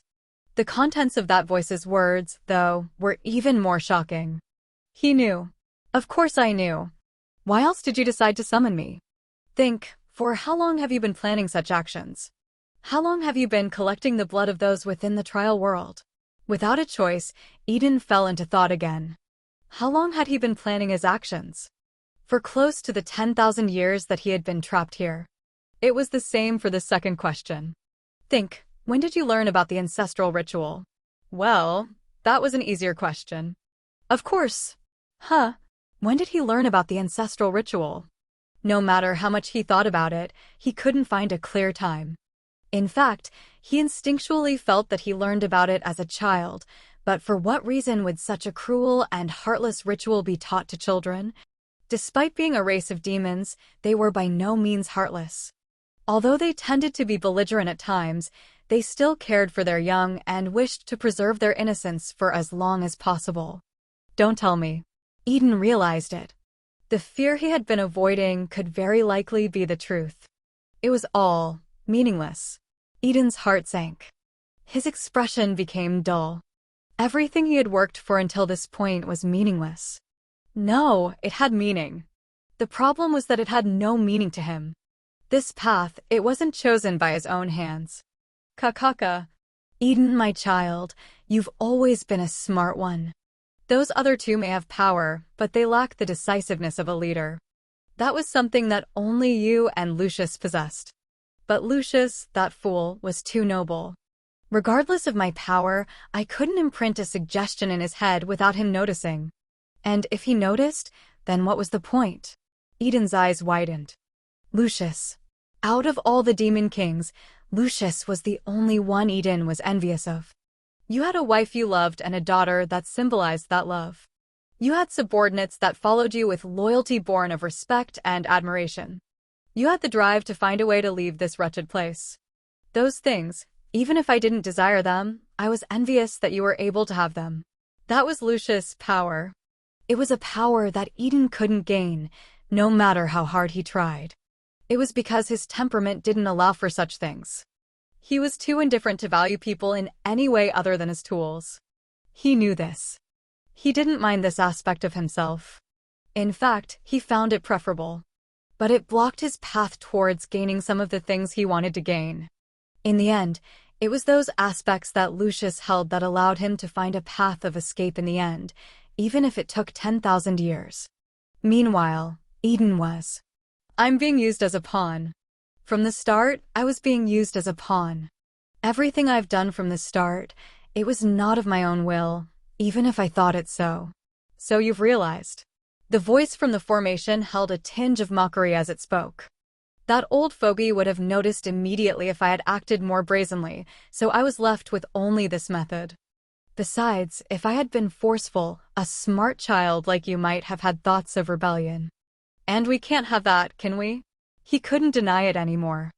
Eden's dull eyes had lost any hope of living, but a flame sprouted in his heart. A true flame of vengeance that he had never felt before. But it was meaningless. Even throughout the conversation, his life force had been draining at an incredible rate. He was already on the verge of death. No, that was the point of this conversation in the first place. He forced me to submerge myself in thought so that I couldn't deactivate the formation before it was too late. Eden looked up. The two other demon kings were already husks on the floor, their mana completely drained. Dead. Everyone except for me is dead. Eden closed his eyes. The life he has clung onto so desperately for all these years was vanishing in vain. Lucius, I hope you can avenge us. Eden's life force dwindled down to the last drop, and his life finally ended. In that final moment, there was only one thought in his head. Demon God, I pray you will one day feel my pain. Chapter 394 Summoning 4. The primordial Undying Realm was shaped in a circular formation. 8 trial worlds sat in the 4 cardinal and 4 ordinal directions surrounding the main realm where the primordial Undying Tree stood. Anchoring these 8 small realms to the main realm were extremely thick chains of mana. If one looked at the order of the trials, one would notice that it followed this pattern. The void in which the trial of self was conducted was within that mana anchor, which was also used to transport the geniuses to the main realm. It was a truly efficient system. Within all 8 of these trial worlds, similar scenes were taking place. The Nether Spirit Tribe elders that Ryua and Lunaria had faced previously sat in a circle around an ancient formation that stood in the deepest ruins of the tribal land. The Flame Tyrant clan, a clan of giant beings made entirely of molten rock who inhabited another trial world, stood in a strange pattern around an active volcano. The Dark Elf clan, who inhabited yet another trial world, were performing similar actions as the other two. In all 8 trial worlds, the races who had been corrupted by Nox mana were making their own preparations, following the will of their leaders to enact a certain ritual. They each had their own unique locations and actions, each having a ritual specific to their clans, but there was a single thing that each and every one of them shared. With heaven and earth as witness, our blood as the foundation, and the blood of all as tribute, we humbly call upon the ancestors' presence. Those words were shared among them. Not only the words, but also the timing. As if they had planned it beforehand, the timing of each and every ritual was the exact same, and those words were said in unison across the boundaries of space. If one stood in the void and watched the events taking place, perhaps they'd be able to hear that unified chant pierce the heavens. Surrounded by an unruly jungle on all sides, Han Feng opened his eyes. MMNGH. Finally healed. Although the pills Qing Ten had fed him had healed him to a certain extent, they were still supplements at the end of the day. He needed to take time and rest before achieving peak condition. His mana also needed to be regenerated. But after an entire 3 days of effort, he had finally finished recuperating from his injuries. TCH. 3 days, huh? That Damien fellow is really something. 3 days was far more time than it usually took him to heal after a battle, even when he was facing his most fearsome opponents. His abilities had never been so thoroughly countered before. Actually, if it wasn't for the pills that Tanner fed me, it would have taken far longer. I was on the brink of death this time. He wanted to lament his weakness, but he really had no time for idle thoughts. Feeling a weight on his lap, he directed his attention downwards. There, he saw a peacefully sleeping Qing Tan. He inadvertently smiled before noticing the faint trails of tears that still coated her face. His smile soon turned into a sad one. Damn girl, if your big brother wasn't so weak, perhaps you wouldn't have to struggle like this. How desperately he wanted to make a world where she could live peacefully. How nice would it be if he could do so? But he was weak. He had been weak from the start, and he was weak now. The only thing he could do was keep her alive. That's right. Keep living. Keep living and struggling, and perhaps one day we'll find our way out of this mess. But now isn't the time for that. Even if that time came, it was far, far away. Han Feng's eyes hardened. A green fruit and 3 red fruits appeared in the air in front of him. Huh, I just have to say the words and my job here is done, right? Damn, I've gotten used to chanting because of my summons, but it's still embarrassing no matter how many times I do it. Han Feng closed his eyes. Murky gray mana emanated from his mana and filled the atmosphere, forming a large incorporeal formation around him. At the same time, he gently moved Qing Tan's sleeping body out of the formation's range. Tanner, don't pretend to be asleep even now. Do you think you can fool this brother of yours? If I see you peeking, you know what'll happen. Qing Tan's closed eyes opened. Her face was clearly pouting. I'm already an adult. Why can't I see the sh*t those bastards are making you do? Oh! You're an adult? An adult woman who still needs lap pillows from her big brother to sleep. I've never seen one of those before. You. I'm not talking to you anymore. Hey. How can you be so cruel? Our Tanner is truly a big girl now, isn't she? I saw how you were acting during the struggle earlier. So mature, Han Feng quipped. A sly smile formed on his face. Oya, I can't believe my little sister has grown up into a woman already. I even saw her gazing at a man with forlorn eyes earlier. As a big brother, how can I not be hurt? Don't tease me, Qing Ten yelled. A prominent blush crept up her cheeks. However, Han Feng ignored her words and kept pestering. In the end, Qing Tan stormed away, annoyed. Han Feng smiled lightly. Well, no matter how old you get, you're still my baby sister. He was glad. Glad that, even after all they'd been through, she was still able to act like a spoiled little girl in front of him. Honestly, seeing how cold and indifferent she could be when she was serious, he had become a little scared that the environment around her was affecting her negatively. In fact, even her playfulness had been disappearing recently. Han Feng's gaze turned towards the primordial undying tree. Although he couldn't see it with his own eyes, he felt like the person he was looking for would be able to feel his gaze. Although we are enemies by fate, I thank you for allowing my little Tanner to regain a part of herself. For that, I am indebted to you. After lightly bowing in that direction, his attention turned back to the formation that had been completed during the time he had wasted. Let's get to work then. The 5 fruits around Han Feng floated into the air, revolving around the core of the formation. The gray mana that permeated the atmosphere began to gather and solidify. Dark clouds covered the primordial undying realm as greenish-white essence leaked from the fruits. Although the amount was far less than what would come if he used the purple fruit, it was enough to substitute what was needed. Looking at the formation that was nearing completion, Han Feng nodded solemnly. To all those who will end up feeling the consequences of my actions today, I apologize in advance. My sister's life is worth far more than yours could ever be. With heaven and earth as witness, the fruits of the primordial undying tree as the foundation, and the world itself as tribute, I humbly invite His Eminence to this land. Chapter 395 Sacrifice 1. As soon as Damien's body merged with the primordial undying tree, the torrent of energy flooding into him became ferocious. It charged through his mana circuits like a horde of raging bulls, threatening to destroy his internals with its sheer quantity and density. Damien gritted his teeth and endured. He had expected the amount of energy in the purple fruit to be immense, but this kind of volatile movement was completely out of his expectations. After all, the essence he had gained from the primordial undying tree previously was incredibly gentle. But none of that mattered now. From his mana circuits, the energy found its way into his mana heart and even entered the void flame that was resting within. It perforated through his body, soon exiting his circuits and merging with his physical body as well. Devour. Damien mobilized his most useful skill. Although he had now gained a degree of control over void essence, the properties of Devour weren't something he could emulate.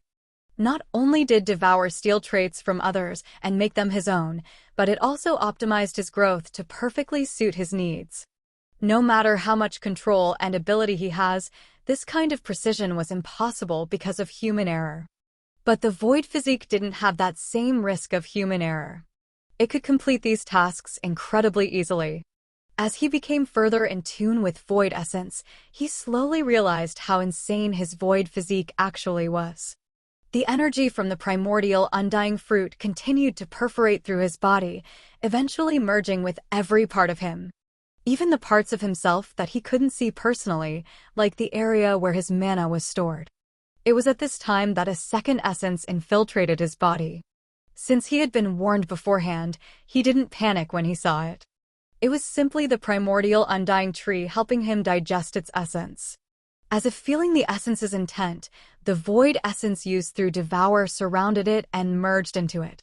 These two essences began working together to perfectly mold Damien's body with the energy of the purple fruit. It's like the process became automated. At this rate, I just have to sit back and watch as it takes place. Damien inwardly marveled. But unlike what he expected, he wasn't given the opportunity to be lazy. The primordial undying tree wishes to tell you a story. The notification was abrupt, both in appearance and content. Damien didn't know what kind of story this old tree wanted to show him. But he didn't think such a being would do anything without meaning, so he quietly accepted. His vision turned black. When he opened his eyes again, the first thing he felt was that his body wasn't his own. It was larger and more robust, while being rugged and scarred from battle. This is. The primordial undying tree urges you to watch. Damien stopped thinking and focused on the scene around him. His eyes widened in shock the second he did so. He didn't even realize how he was able to calmly think without realizing what was happening in his surroundings. It was a battle of untold proportions. Divine spirits and god beasts flew through the air regularly, completely unlike their almost extinct status today. On the ground, countless races stood side by side facing an enemy. As for the enemy, it was just as he expected it to be. The Nox. Black dragons corrupted by Nox mana fought against the divine dragons on the resistance side. Humans turned their backs on each other for easy power. It was a conglomeration of betrayals. And in the center of it were the Nox themselves. Mindless beings stained in the color of ink zipped through the battlefield and claimed thousands of lives in an instant. Their desire seemed to be for nothing other than blood. The body Damien was currently inhabiting was that of an elf. A fourth-class elf who, although he might have been a figure of power in his own world, was nothing more than another soldier on this battlefield. His arms moved on their own. A plain-looking arrow was nocked on an articulate bow made of wood that still emitted vitality. The bowstring was pulled back as mana raged from his body. In the next instant, he fired. Boom! The arrow flew straight and steady without any deviation from its original path.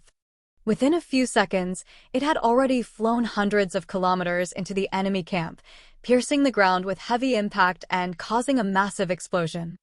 Lots of ink spread in the air as the bodies of Nox soldiers and devil worshippers were blown to shreds. Before the explosion even died down, another arrow had been fired. Sweat trickled down the elf's brow. I can only give so much support. Luckily for me, they are only sending their soldiers at 3rd class or below. But the fact that I, as a 4th class, must be deployed to deal with them is shameful to our alliance. Despite his thoughts, he kept firing arrows. He didn't stop until he couldn't see any more enemies in front of him. This wave is finished, but how many has it been already? My mana will be depleted soon. As Damien looked around through the eyes of that elf, he noticed the sheer scale of the battle.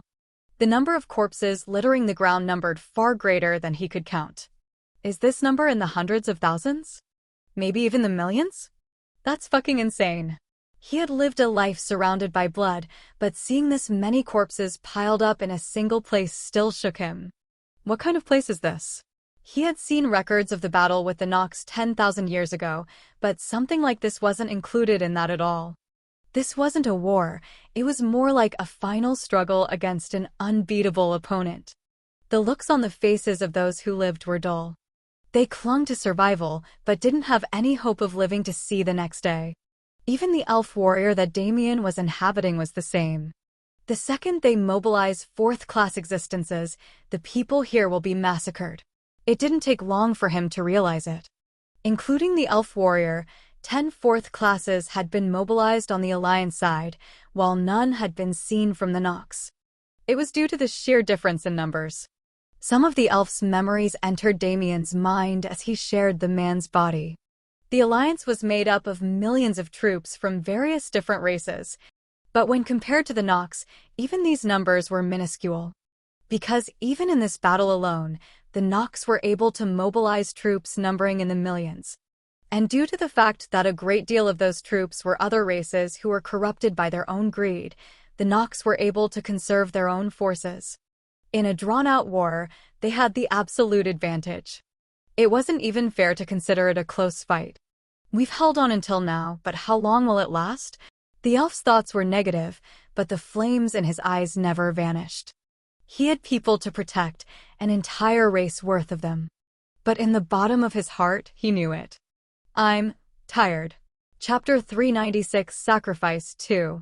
Time passed quickly. After that first battle ended, Damien followed that elf into countless other battlefields. In what seemed like an instant, 10 years had passed. This is getting out of hand. We've been doing everything we can to resist all these years, but their forces never seem to die out. It's hopeless. An elder of the Alliance shouted in rage and helplessness. And those around him couldn't help but agree. Currently, they were in a meeting to strategize for a pivotal battle, one that could determine their fates, but none of them had hope. It doesn't matter. Even if it's a battle of futility, we still have to fight. What, are you planning to die a dog's death? Or maybe you are thinking of turning yourself over to those scum who have murdered our families and people. Even if I'm fated to die, I'll take 1,000 of those Nox with me to the underworld. The elf shouted in response. His eyes were burning, an almost palpable pressure radiating from them. It's not that we don't share the sentiment, but what does it matter? Haven't you heard the news? This time, they even planned to mobilize a demigod. Over the past 10 years, the scale of the battles had increased. It was no longer just the mindless 3rd-class Nox that were being sent to war. The 4th-class beings of their race were also fighting. I don't understand how there can be such a difference. Whether it be 1st, 2nd, or 3rd class, those Nox are simply mindless beasts who act on their desire to kill. How is it that, after achieving 4th class, they can gain such a degree of intelligence? It isn't possible for such rapid growth to happen naturally. Another elder sighed. It was a strange thing. Every 4th class Nox they had met had spiritual intelligence on par with, or even greater than their own. And it wasn't as if it was a gradual process by which they gained intelligence like beast races, it was instant. Even after decades of war, they had yet to understand fully what the Nox actually were, or how their species functioned. It was said that information was the greatest weapon in warfare, but the information they had was scarce. On the other hand, the Nox could gain as much information as they wanted through the defectors that were constantly joining their side. I don't care. This kind of talk is useless. We're only lowering our own morale and making it easier for those bastards to slaughter us. So what if they send a demigod? If you are all too afraid to confront him, then I'll do it myself. The elf proclaimed brazenly. Nonsense. What the hell are you saying? Do you even understand the implications of a demigod? And so what if I understand it? Does that mean I should just sit still and accept my death? Humph. You are all pathetic. You don't deserve to be called leaders of this alliance. You. Enough. A new voice entered the fray. It was the voice of an old man who sat quietly in the corner of the room. His eyes were focused on the elf, unwavering and stern. Do you mean what you said? He asked solemnly. I know you. I've heard of your feats on the battlefield. You are infinitely close to entering the realm of godhood yourself, so if it's you, you might be able to stall that demigod for a period of time. So I ask again, are you confident in carrying out your words? The elf stared back at the old man with the same unwavering eyes. I am. You might die. No, you will surely die. Can you still say for sure that you will carry out your duty without fail? I can. The old man looked into the elf's eyes as if trying to peer into his soul. In the end, he sighed. Very well. I'll leave the task to you. Elder, that's a demigod, for God's sake. Even if he is almost at that realm himself, the difference isn't something that can be overcome without divinity. Do you think I don't know that? The elder growled back. The fury in his voice silenced all opposition. The Nox aren't the only ones with demigods on their side. Our demigods have been stuck in the ancient battlefield staving off the main forces of the Nox this entire time. It was the only reason we were able to survive this long. However, upon hearing that the Nox have mobilized one of their own, they have sent us aid as well. As long as we can hold out until that demigod arrives, we can survive this ordeal. The elder's words brought some light back into the eyes of those alliance leaders. Right, if we have a demigod on our side. It might be possible. The elf's eyes were also wide when he heard the news. Inwardly, he let out a sigh of relief. The meeting soon ended, and all the gathered forces went their separate ways to prepare for the battle that was on the horizon. Night fell upon the alliance camp. On the roof of a small building, the elf sat and stared at the two moons that decorated the night sky. Countless memories flashed through his mind. Children playing happily with the spirits that gravitated towards them, families smiling and enjoying their days. They were scenes he saw constantly in his homeland before the start of the war. But there was one scene that played on repeat, standing out even amongst the vast array of memories in his mind. A beautiful woman with light blonde hair, her presence seemed to be one with nature. She stood in front of the world tree with a warm smile on her face. Come back safely. Those were the last words he had heard from her.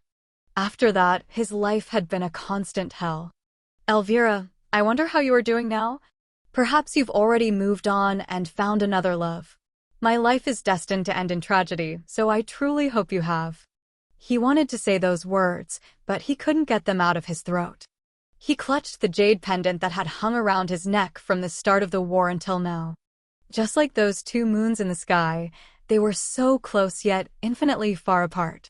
You told me not to be a hero, but in the end, I couldn't stop myself. He sighed lightly. Being only a few hours away from guaranteed death, he oddly didn't feel dissatisfied at all. He had lived a good life, all things considered. The first few hundred years were filled with happiness and joy. And even though he had spent almost 25 years on the battlefield now, he didn't regret his decision to join the war.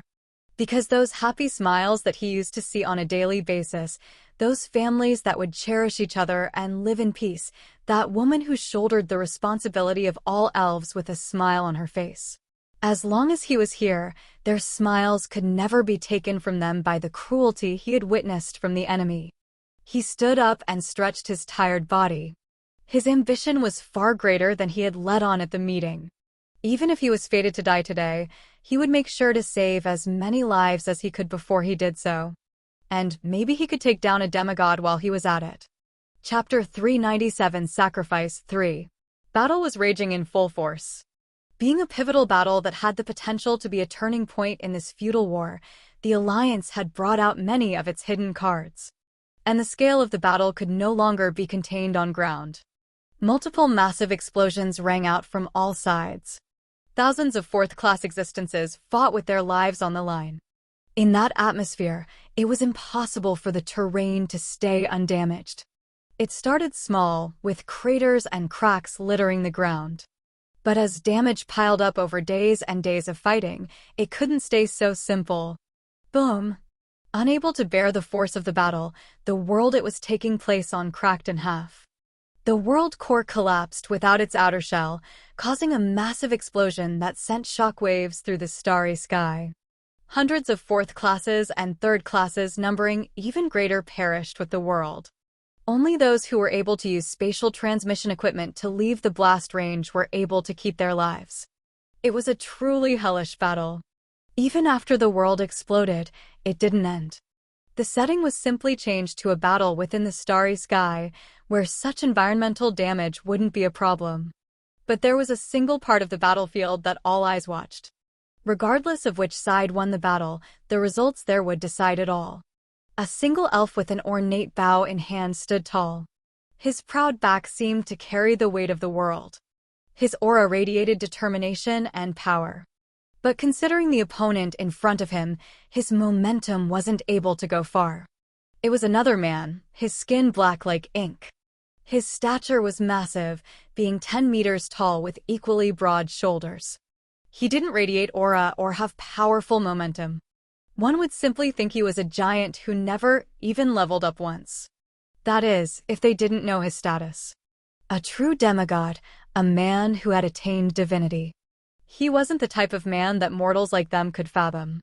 But that elf stood in front of him without any fear on his face.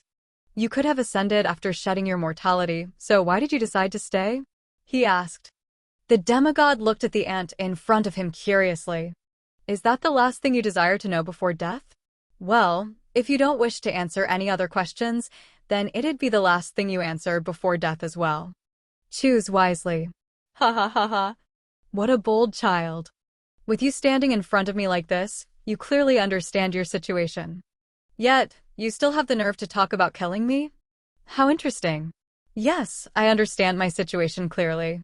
But it seems you aren't the same. I wonder if anyone will miss you when you're gone. The demigod frowned. Taking the words of an ant seriously wasn't something he would ever do, but being looked down on by someone so much weaker than him wasn't something he would tolerate. A single slap. That is all it will take to kill you. Allow me to enlighten you on the difference between one who has achieved divinity and one who hasn't. The demigod raised his hand lightly and waved it. There wasn't a trace of mana in his movements, but it still gave off an aura of godhood that the elf couldn't comprehend. Whoosh! Boom! The whipping of spatial wind due to the force of his hand was the first sound to be heard. In the next instant, a continent-sized crater was indented in a nearby planet. Shock! Although they had expected the difference between mortals and gods to be vast, not a single person expected it to be to such a degree.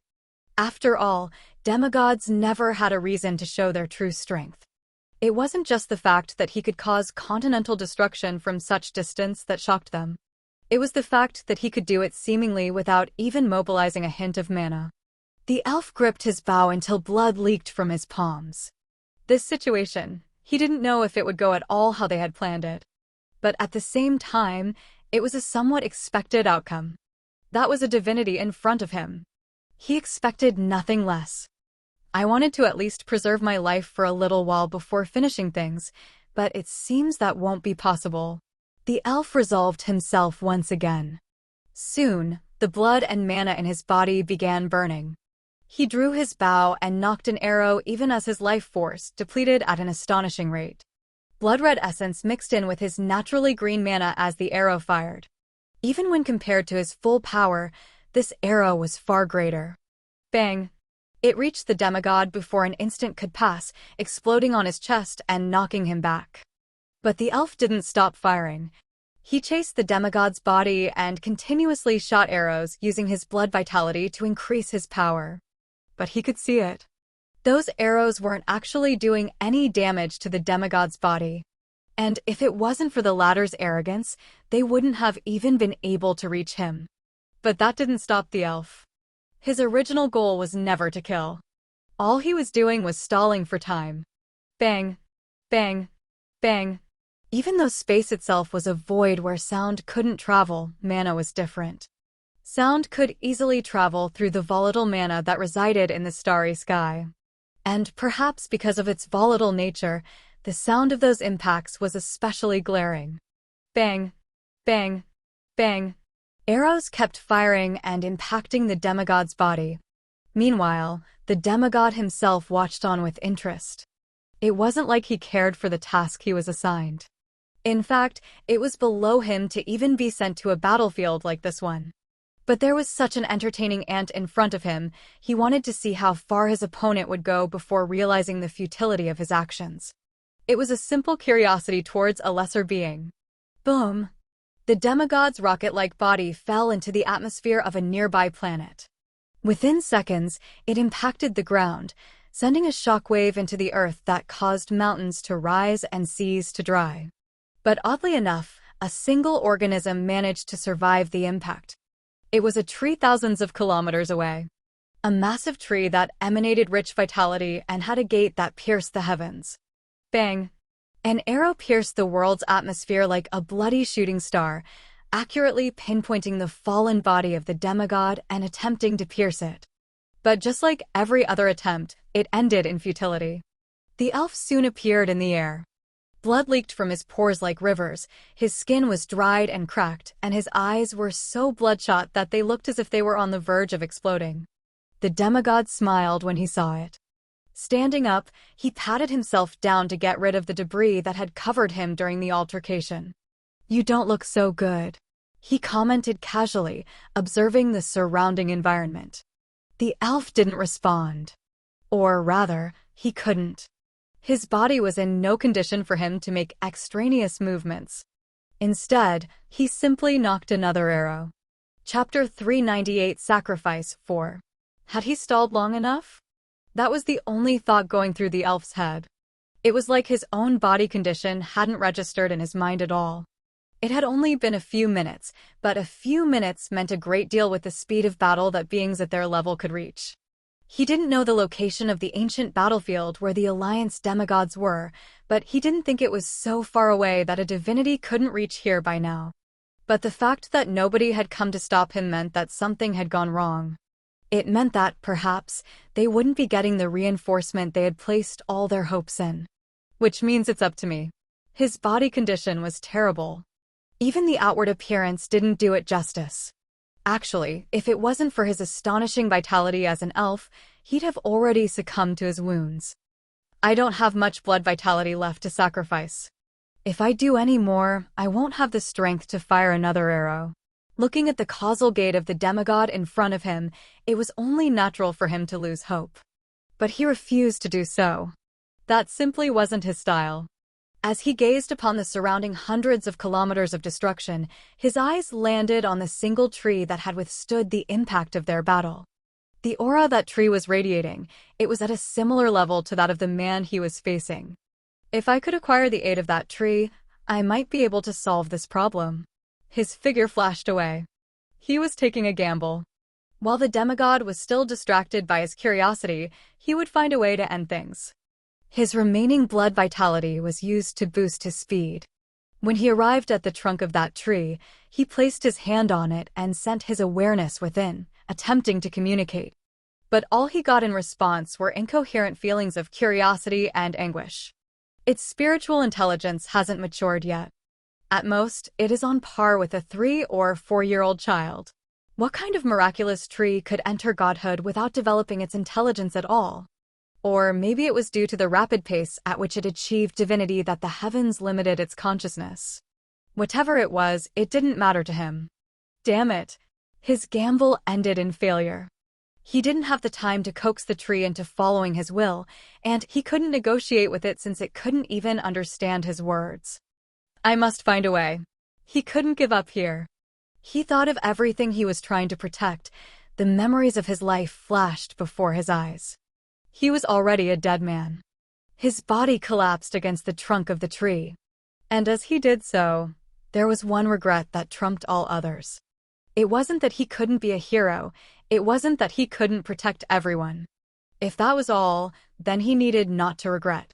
To hold off a demigod for as long as he did was already a heaven-defying feat that had been achieved through both sacrifice and luck. The thing he regretted most was dying in vain. Even with all the effort he put in, he died a dog's death. If one day I am able to reincarnate, I hope I won't live the same kind of life I did this time. He drew his last breath. His feelings of futility and anguish resonated with the will of the great tree he died leaning on. And a miraculous phenomenon took place. But was it right to call it a miracle? That tree that had barely developed spiritual intelligence felt sympathy for the first time in its life. And perhaps it was due to an elf's inherent affinity towards nature, but the brave elf warrior's spirit seemed to merge into the tree. His soul wasn't allowed to dissipate on death. It was sucked into the tree, resonating deeper and deeper with the tree's own spiritual intelligence, until they became one and the same. He opened his eyes again. Or rather, he was once again able to see. But things were different. He felt an unbridled level of power running through his body, but he wasn't able to properly mobilize it. What is happening? He clearly remembered dying. But the scenery he could see around him was the same as what he saw upon death. No, he could even see his own dead body being covered in roots and vines and dragged into the ground. The second he sent his awareness through his body, he was able to grasp the situation. To think it would end up like this. He had become the tree that he was trying to seek aid from only moments ago. Not too far away, that demigod was looking at him with interest. But perhaps he doesn't know what happened here. This situation is too strange for one to grasp so easily. He waited patiently as the demigod made his way over to the tree and looked at the corpse that was being dragged into it. You were quite the interesting man. Not giving up hope even in the final moments of your life, I must give you my respect for that. He spoke indifferently. The elf hated that casual indifference that didn't seem to put anything in its eyes. But if it's now, he couldn't kill the demigod. He didn't have enough control over his new body's strength to do that. Not to mention, his soul hadn't completely settled and been accepted by this body yet. But if it's that, then it might be possible. It was a secret technique that all fourth classes in the Alliance were forced to learn. It was so that, when they died, their legacies would still be left for future generations to continue the war. It was a technique created by a genius spatial master, one that allowed one to create a small world to store their legacies. But he would use it for a different purpose. The vitality of the great tree suddenly flared. Waves of spatial essence and pure mana flooded the atmosphere to the point when it was palpable. The demigod's eyes widened in shock, but it was too late for him to act. After all, this power was on the same level as his. He didn't have the absolute advantage anymore. A hole opened in the trunk of the tree, radiating pure white light that aimed to eradicate all evil. And in the next instant, that demigod was sucked in. Let your own arrogance be your downfall, scum bastard.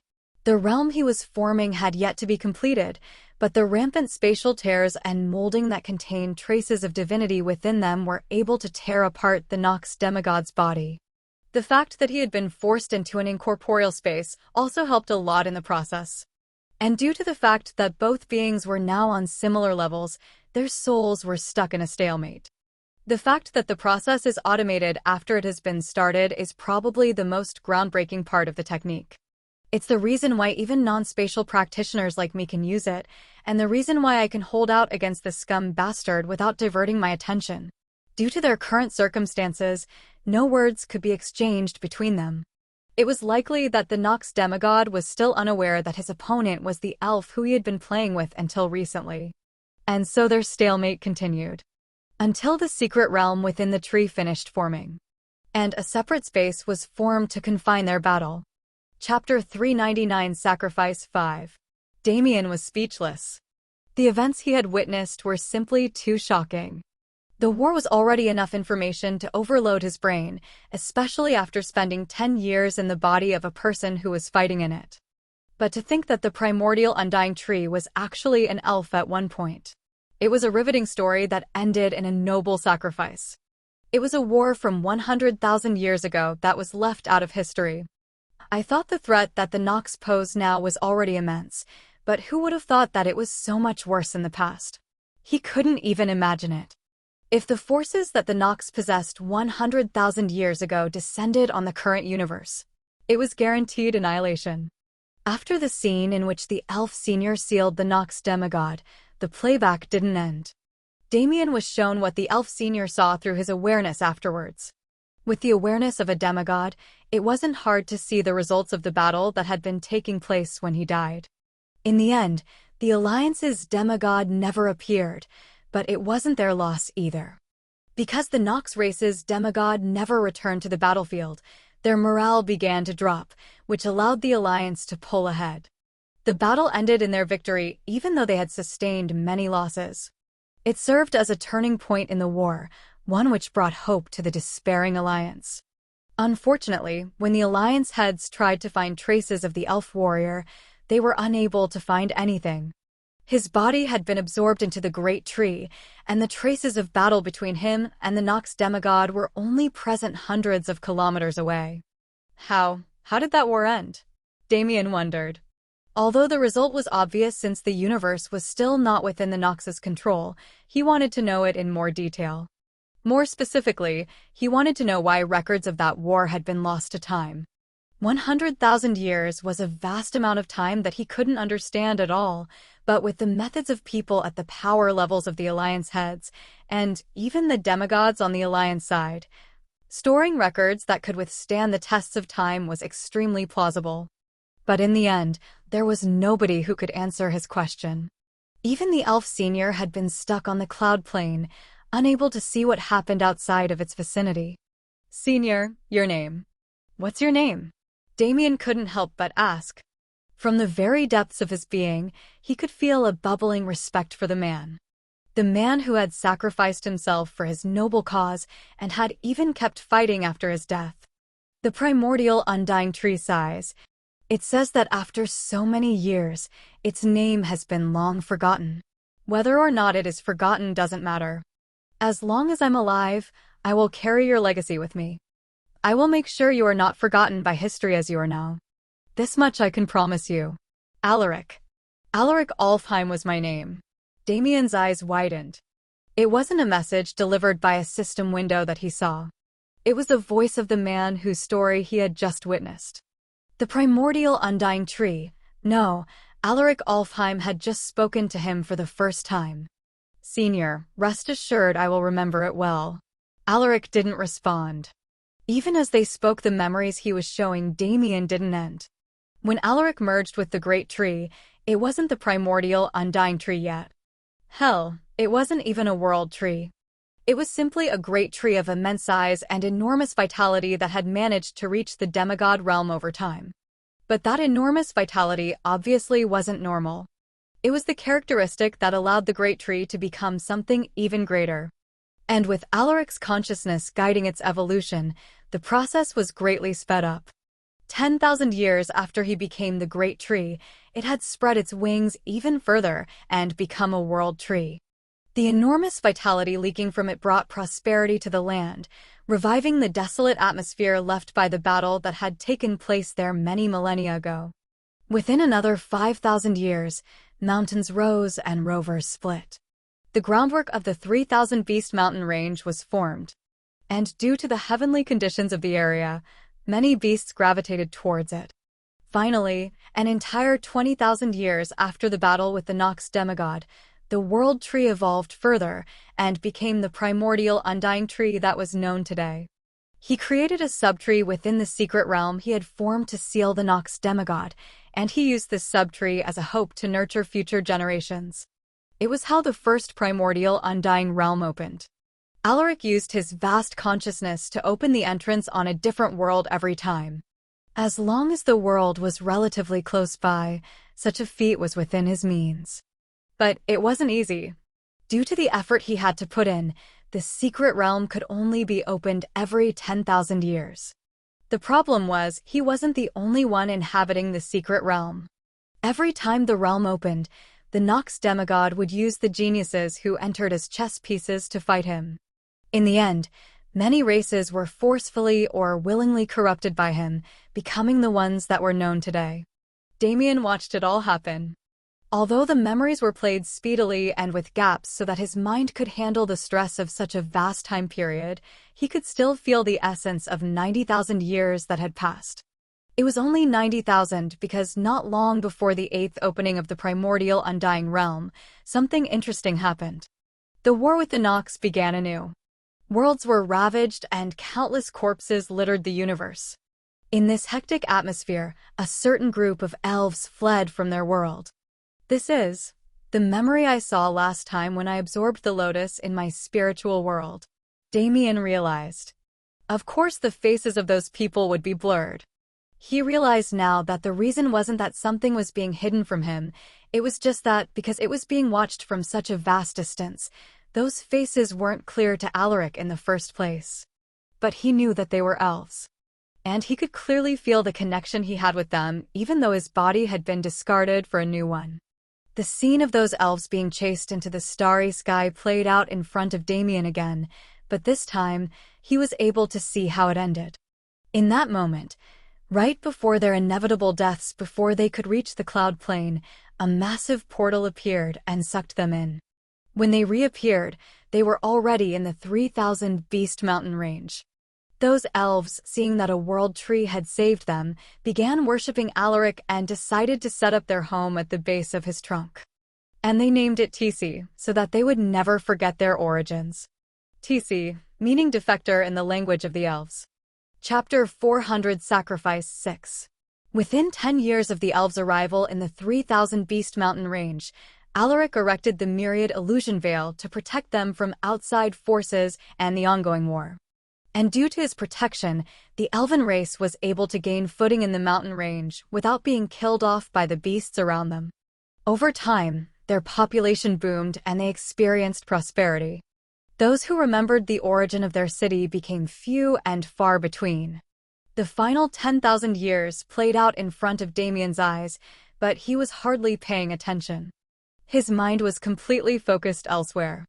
Just now, due to Alaric manipulating the memories for Damien to safely digest, he was able to experience 100,000 years without actually experiencing 100,000 years. Countless beings were born and died during that time.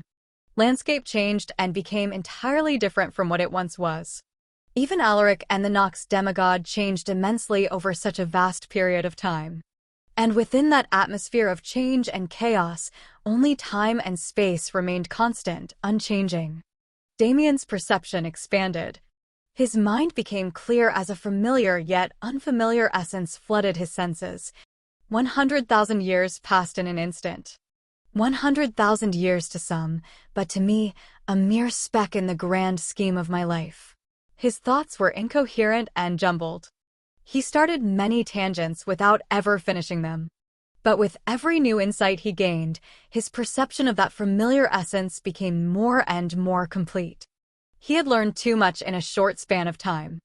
Alaric had taught him all the mysteries of the mountain range and secret realm that he had been dying to know. Although he had many old questions that were left unanswered, and many new questions that sprouted from the information now held, he didn't concentrate on that right now. He had plenty of time to figure it out after the current events ended. Damien's mind was being rapidly encompassed by an ancient and desolate aura. It was the feeling that came with comprehending the essence of time. And while it happened, his body also went through a myriad of changes. His bones became denser and more flexible, his muscles were compacted, his internal organs were fortified dozens of times over. His mana circuit wasn't left alone either. An extreme amount of pure essence flooded through them as the process of evolution continued. It was essence that even contained a trace of divine aura within it. And due to it, his mana veins expanded and his mana heart became far more refined. The Ananta matrix went through yet another evolution, even though it had only just evolved within the trial world as well. His body was being remolded into something entirely new. With the combination of void essence and Alaric's own divine essence, he was being perfected as if he was an art piece. Waves of unbridled power emanated from his body. Even his level rose rapidly. But he didn't even notice the change. Time, what an amazing concept. His understanding, when compared to something like space, was still minuscule, but he had received an opportunity that hardly anyone would ever be able to receive. He already had immense talent and comprehension, and with the experience of 100,000 years, his comprehension of time increased at an extremely rapid rate. Not to mention, he was able to gain insights while watching Alaric form the secret realm and put a time distortion on it. The essence of time swirled around his body. When it met with the essence of space that constantly enveloped him, it seemed to dance and merge with it as if they were always one and the same. Right, on Earth they would always say that space and time were one and the same. Although it's somewhat different with the introduction of mana, the scientific view of it still had some merit. Under Damien's control, the two essences mingled even closer. The formless essence around him began to churn, forming a separated space around Damien. With this, it should be possible. It was a sudden thought, but he acted on it instinctively. Space and time flowed together to create a small stream around Damien's body. It flowed like water, but had the color of shimmering blue starlight. I can't do it yet with my current power and comprehension, but I can set a foundation so that I can easily accomplish it in the future. But a foundation to him wasn't the same as it was for others. If it wasn't for the fact that he was merged with the primordial undying tree's trunk and within a separated space, the scenery around him would be total chaos. The small stream in his hands caused a distortion of the surrounding kilometer of the area around him. Everything shattered, leaving only an empty void behind. Within this void, chaotic flows of space and time ran rampant. But suddenly, it all came to a halt. I can't go any further. I have no control over this power yet, so even I could potentially be influenced by the chaotic space-time within this domain. Until I can isolate myself from its effects, I can't use it carelessly. As he thought so, he slowly exited the trance he was in and sensed the state of his body. It seems like things are coming to an end. His evolution was almost finished. But the gifts provided by Alaric hadn't ended yet. In that moment when he regained peace in both body and mind, his senses expanded and merged with those of the primordial undying tree itself. He could see it. Whether it was the 8 subrealms where the subjugated races were performing their rituals, the main realm where Hunfang and Qingtan were speaking to each other, or even the outside world where the elves were living their lives in peace. He could see it all. What the hell? Senior, I feel like you're helping me a bit too much. Don't mind it. It has been a long time since I met a genius that I felt I could put my hopes in. Think of it as an investment. Damien nodded. I won't be so impolite as to refuse a gift that I desire so much. Instead, I will earnestly promise to live up to your expectations. Information, it was the thing he was lacking most. Yet, Alaric had provided him with just that. Qingtan, Hunfang, so it was like that. He wasn't mad about their betrayal. Even an idiot could understand their circumstances if he was allowed to witness their conversations. He only felt pity for the sibling duo in his heart. Never mind that.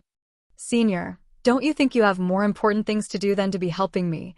From the looks of it, the Nox demigod was infinitely close to breaking out of his seal. Instead of putting a stop to that chaos, why was the senior focusing on him? No need. His breaking out of the seal isn't something I can prevent any longer. I've known this day was coming for thousands of years. What is more important is saving as many people as I can before he manages to do so. And you're my hope for that. Damien felt a searing pain on the back of his hand. There, a light green seal was being etched into his skin. With this seal, the elves out there will regard your words as law. Most likely, they'll subordinate themselves to you. I wish for you to take them into that space you created when you first entered this realm. Please take care of them in my stead. Senior, what are you? Allow me to finish. I can at most buy you 30 minutes before battle breaks out with him. In that 30 minutes, You must save as many people as possible. Remember, do not be even a second late. Evacuate everyone to your sanctuary before 30 minutes pass. Damien's eyes hardened. He understood the implications of the senior's words. A battle between demigods, it had the potential to destroy the entire cloud plane within a few hours. The senior is trying to contain the battle within the myriad illusion veil, but that means everyone here will inevitably die. The sanctuary is a completely separated world from the real plane, so it is the only place that won't be affected by the battle. A heavy burden of responsibility had just been placed on his shoulders. Within 30 minutes, he has to save not only the elven race, but all those he could within the mountain range. With the distance I'll have to cover, even saving the clans of those I've allied within the secret realm will take longer than 30 minutes. It seems I have to get a bit creative. Damien wasn't a saint nor a hero. In normal cases, he would be completely content with only taking the people he cared for and escaping the coming calamity. But this time, he had no intention of denying the responsibility he was given, regardless of how burdening it might be. Because the senior who had given him such a responsibility had borne and was continuing to bear a burden that was far greater than anything he could fathom. Chapter 401 30 Minutes 1. Who? Damien took a deep breath. He could feel the evolution of his body finalizing. It meant that within a few minutes, his 30-minute timer would begin. Are you prepared? Is there any way for me to prepare for a situation like this? Damien smiled wryly. Nevertheless, you do not look nervous. Your disposition is admirable. Well, I just have to stop thinking about the negatives and I'm fine. I'm an expert at running away from my problems. I'm kidding, well, partially kidding. I do have a plan, but I don't know how feasible it is until I try it. How long will I have before being sent out of the secret realm? Will you collect the geniuses here? They are too preoccupied with their greed to care for your help. I don't care about the rest of them, but those 3 who took the green fruits are my comrades, so I'll take them out. As for the rest, sending them out normally is fine. Whether or not they survive is their fate. I do not know whether to call you apathetic or mindful of the bigger picture. Regardless, I will not tell you how to live your life. All I ask is that you complete the favor I've asked for. Senior, you don't need to worry about that. I'm not such an ungrateful person that I'd take all the gifts you've given me without repaying anything. Besides, I owe you a life-saving grace, don't I?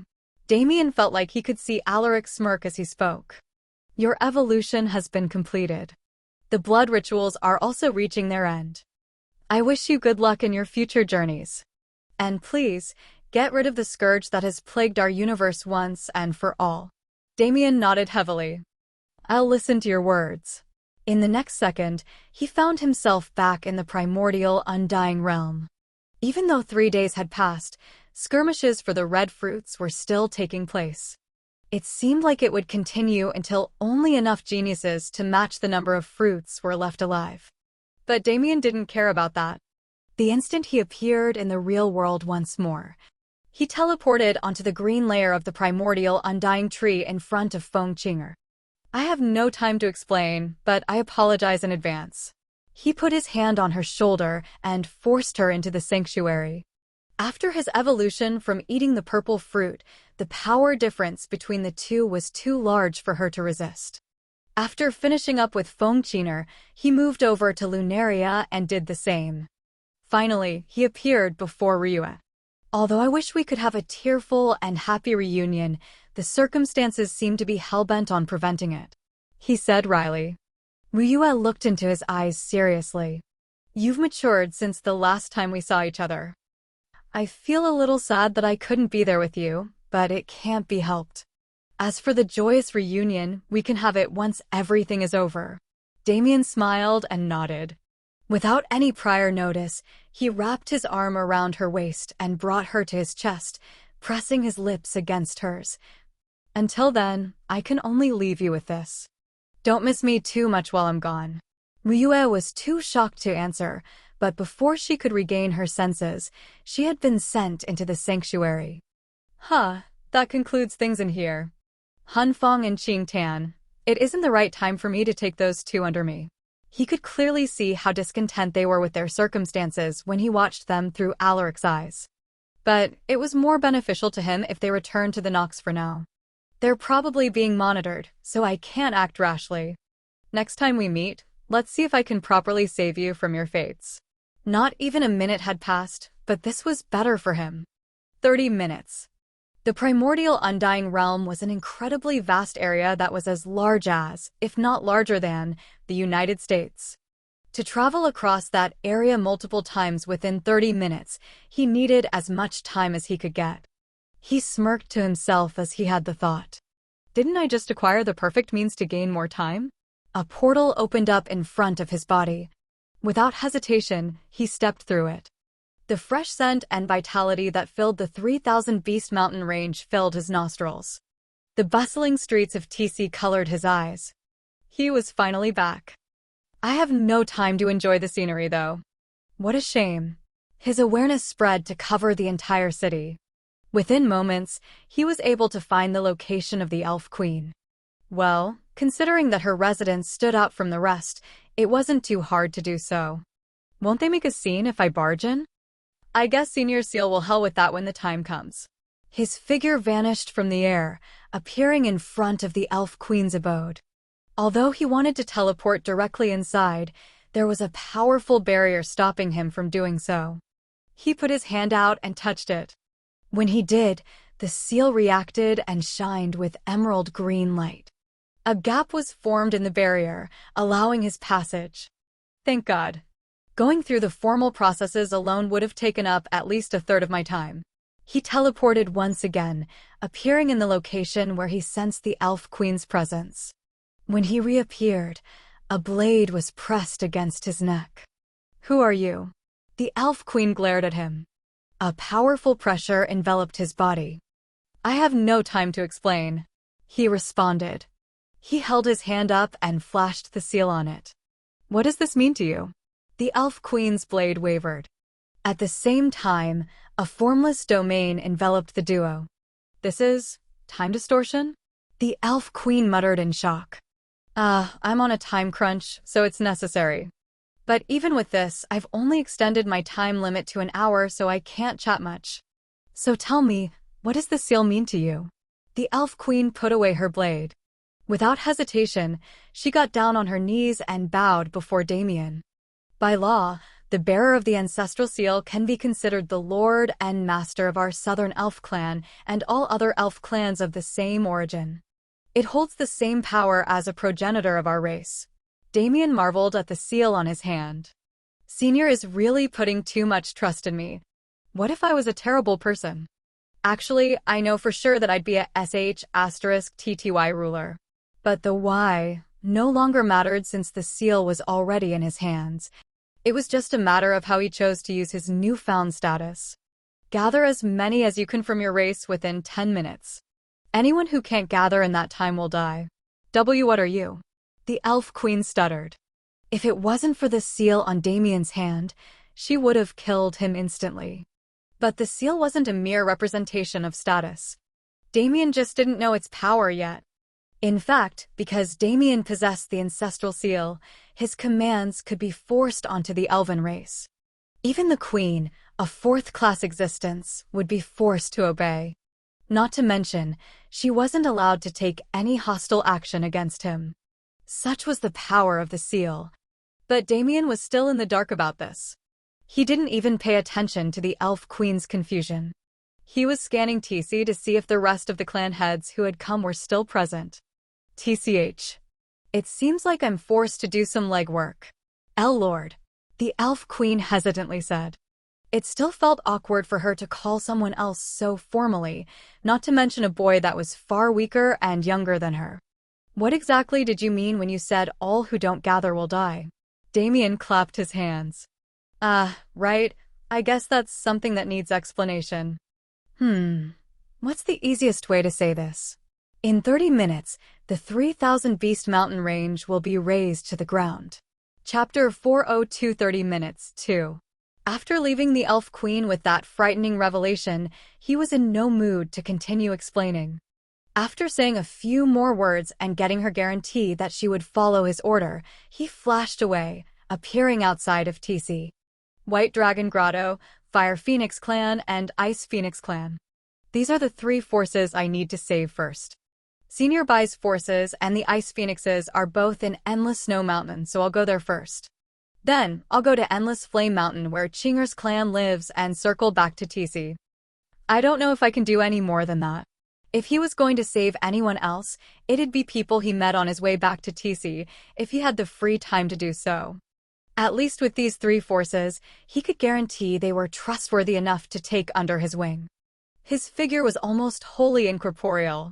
The movements of everything around him had been halved in speed as if they were living in slow motion. It was the effects of the pseudo-domain that surrounded him. At his current level, he could only double the flow of time around him, which in turn made the outside world flow at half his own speed. When accompanied by his rapid movements through the folds of space, his speed was incredible, to the point where only an experienced fourth class like the Elf Queen would be able to follow it. TC stood at the direct center of the mountain range, while the Endless Snow Mountain was close to the outskirts. Even with the White Dragon King's top speed, it'd take at least an hour to travel between them. But I have a pretty convenient skill for this occasion, don't I? Warp. Space shattered in front of Damien as a portal formed. When he stepped through it, he could see the familiar scenery of the White Dragon Grotto's snake level around him. His awareness spread to encompass the grotto. In the same way that he found the Elf Queen, he located the White Dragon King. His figure flashed away, appearing in an unadorned stone cave that he had been to once before. Senior. He called out to the white-haired man that sat in the center of the cave. The White Dragon King looked up in surprise. Kid, it seems you've grown a lot since the last time I saw you. In more ways than one. Although I appreciate the compliments, now isn't the time for idle talk. Senior, didn't you say that your son was living in the outside world? Don't you want to go meet him? The White Dragon King's eyes narrowed. Brat, explain yourself. I can't explain everything, but I can tell you this much. The mountain range will be destroyed soon, and the myriad illusion veil will fall along with it. Even your power isn't enough to survive the coming calamity. So, Senior, please gather your forces within the next 10 minutes. The White Dragon King stared into Damien's eyes. Seeing the seriousness they carried, he couldn't treat the latter's words as the ramblings of a child. How certain are you? Of the destruction? 100%. As for escaping, as long as you can entrust the lives of you and your people to me, that's also 100%. Can you swear it on the heavens? I can. Without hesitation, Damien swore an oath to the system. With this kind of guarantee, there was no way the White Dragon King could continue to doubt him. 10 minutes, right? Very well. All of my forces shall be gathered within that time. Since we were never a large clan to begin with, it should be relatively easy. Many thanks, Senior. Can you point me in the direction of the Ice Phoenix clan? I must visit them next. The White Dragon King nodded without asking questions and gave Damien the location he needed. After giving one final thanks, Damien vanished again. Using my time element without pause is really putting a strain on my body. I need to get used to this power before I can abuse it the same way I do with space. He could already feel the fatigue setting in from keeping his pseudo-domain active. And that wasn't even counting the rapid drain on his mana. But my mana capacity has grown so much that I can't even feel its end right now. I should check my status soon and see it quantified to get a better understanding. But just like everything else, now wasn't the time. Although he had somewhat overcome the spatial restrictions within the mountain range, he still wasn't completely free from its effects. Only because of this did it take 10 minutes for him to reach the Ice Phoenix clan's palace. But he was a little glad for the time he gained, since he was able to use that time to communicate the current situation to both Feng Qinger and Lunaria. Without their help, convincing their respective clans would take far too long. With Damien's current ability, he was able to intrude upon the Ice Phoenix Palace without being detected by anyone except the matriarch. And the second he stepped into the palace, he summoned Lunaria from the sanctuary. The Ice Phoenix matriarch appeared not even a second after he had done so. Luna? Why are you here? And so suddenly. Mother, time is of the essence. Please trust my words as your daughter and the future matriarch of our clan. Gather all personnel within 10 minutes. Very well. Web audio channel announcement. Thank you for listening. If you want to listen to the full series and hundreds of audiobooks similar to this, please join our Discord or join our Patreon on patreon.com/webaudio. The link will be in the description and also pinned in the comment section. Thank you. However, you must explain the situation while I do so. The matriarch glanced at Damien. Lunaria turned to him as well. I will stay with my mother and explain the situation. When you return, everything will be prepared. Damien nodded solemnly. Then, I'll head to the Endless Flame Mountain now. Do you know the location of the Fire Phoenix clan? I do, but for me to explain is arbitrary. You have Chinger with you, don't you? Just ask her to guide you once you reach the mountain. Damien almost smacked himself. It was truly idiotic of him to not think of it. But he didn't waste time on being embarrassed. After giving a short greeting to the Ice Phoenix matriarch, he once again began his teleporting frenzy. My affairs in TC and the Endless Snow Mountain have been wrapped up. As long as I can keep the pseudo-domain running, I should have another 45 minutes. But traveling to the Endless Flame Mountain and convincing the Fire Phoenix clan will take around half an hour. If he didn't have the warp skill to move between locations, it'd be impossible for him to complete things in 30 minutes. But since he did, things were simpler. Taking everyone into the sanctuary at once, the elves' numbers will be in the millions, but I don't know about the two clans of the Endless Snow Mountain range. Although it'll exhaust my mental power at a terrible rate, it should still be possible. Teleporting millions of people was impossible for him, but if it was teleporting them into the sanctuary, it was many degrees easier. That is, if he was fine with leaving himself on the verge of death by the time he was finished. This is why I don't like burdensome things. Even as he complained, he made his way over to the Endless Flame Mountain. He had 20 minutes remaining before everything would end. Chapter 403 30 Minutes 3. Damien felt extremely thankful for the relationship of absolute trust shared by the Phoenix clan matriarchs and their daughters. If it wasn't for this, it would have taken far too long for him to gain their trust. But Feng Chinger and Lunaria were generally smart people. With Damien's explanation, along with his pulling them into the sanctuary, they were able to understand the severity of the situation easily. After all, something like the sanctuary was a card that Damien would never show to people he didn't have absolute trust in, and no matter how much Feng Chinger didn't want to admit it, she knew she wasn't included in that group. With Feng Chinger by his side, Damien was able to gain the Fire Phoenix clan's cooperation within no time, just like how he had done with the Ice Phoenix clan. Messengers and guides were dispatched in an instant to gather all their forces into the palace. And while it happened, Damien used warp to return to the White Dragon Grotto's worm level. After arriving, he immediately left the grotto. To gather all the forces it held in one place, the only option was to leave and utilize the space of the mountain it resides on. And the scene in front of him was just that.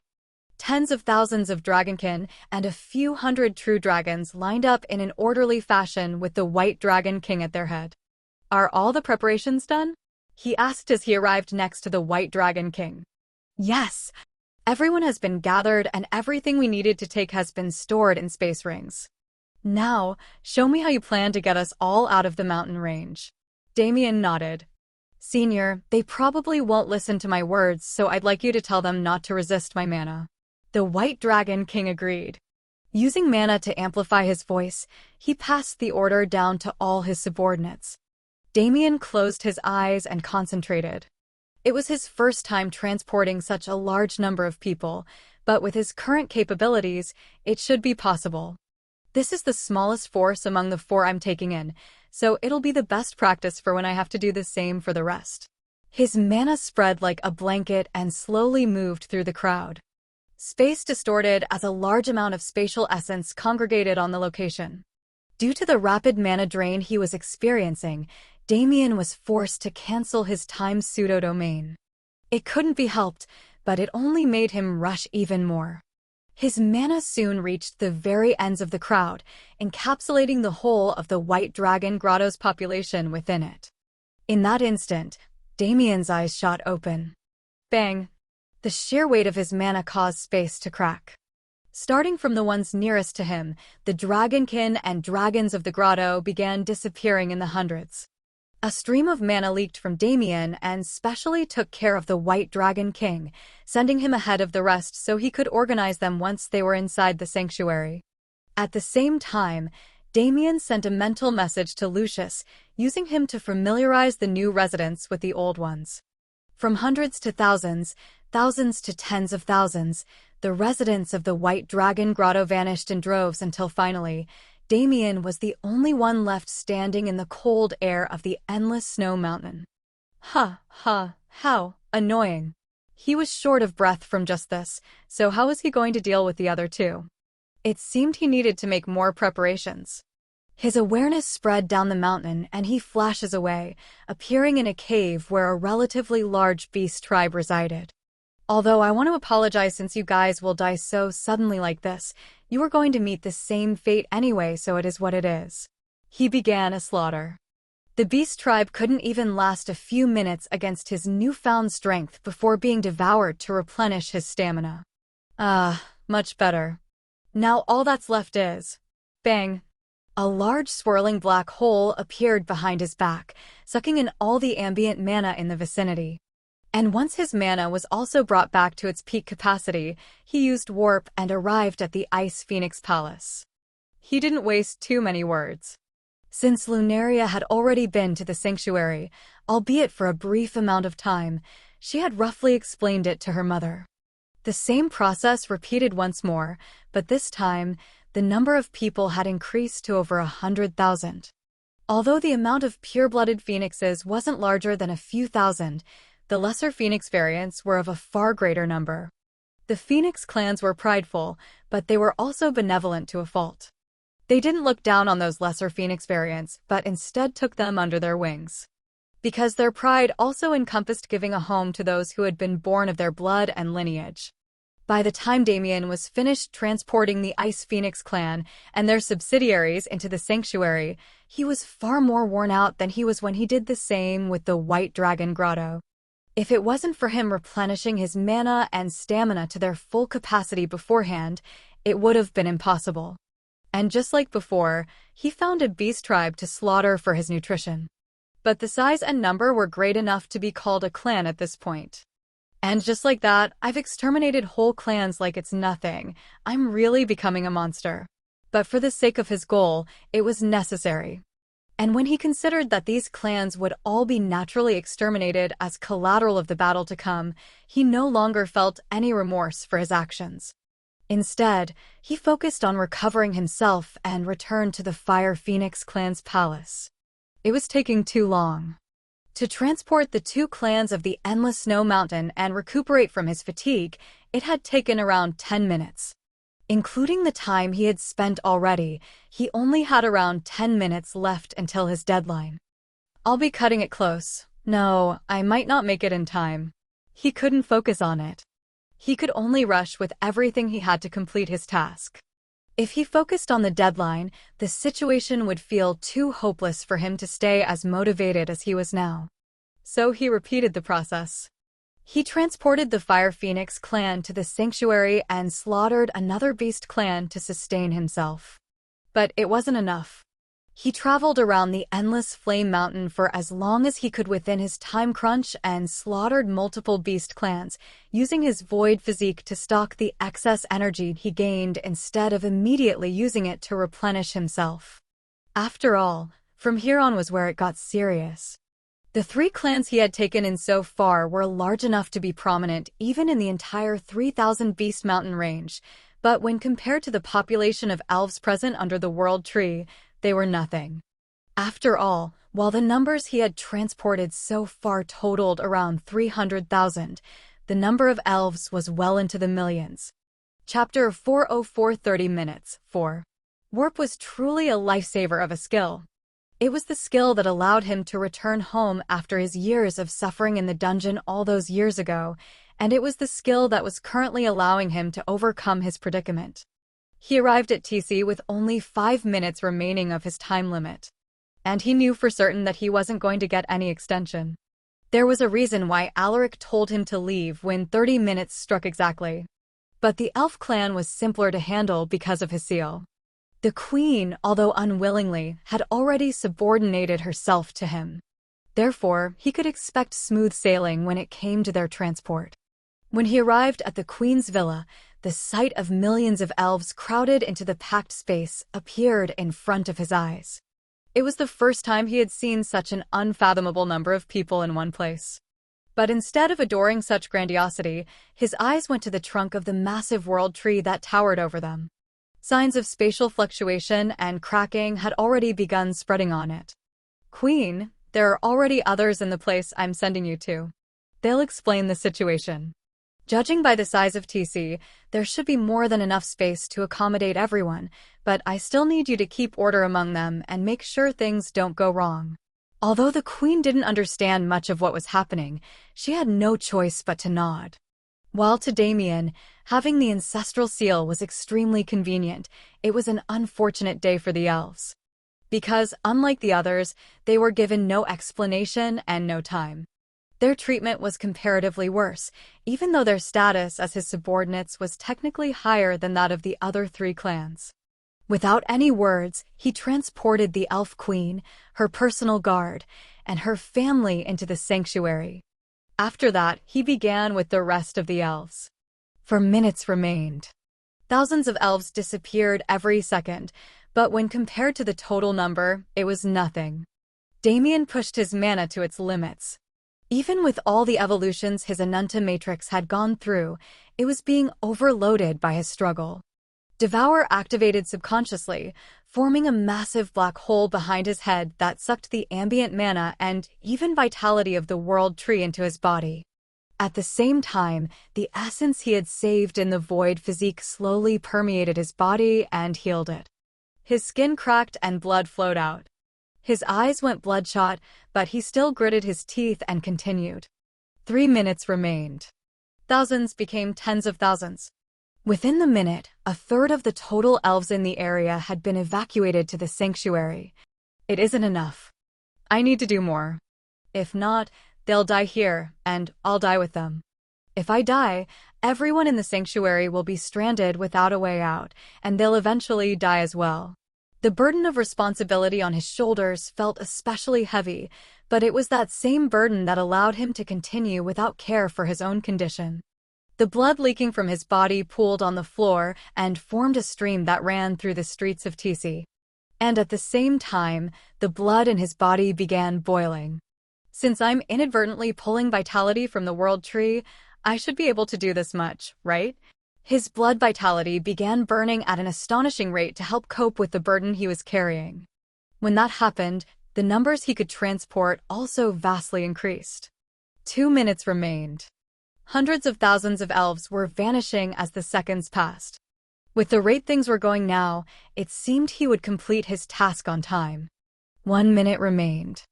The millions that had once occupied the square had been whittled down until their number was countable. And finally, they all vanished into the sanctuary. With them gathered in a place where he was essentially God, he was finally able to understand their sheer number. 8 million. That was how many elves he had transported into the sanctuary over the span of 4 minutes. But in return, he was quite literally on the verge of death. It was worse than any near-death experience he had before this.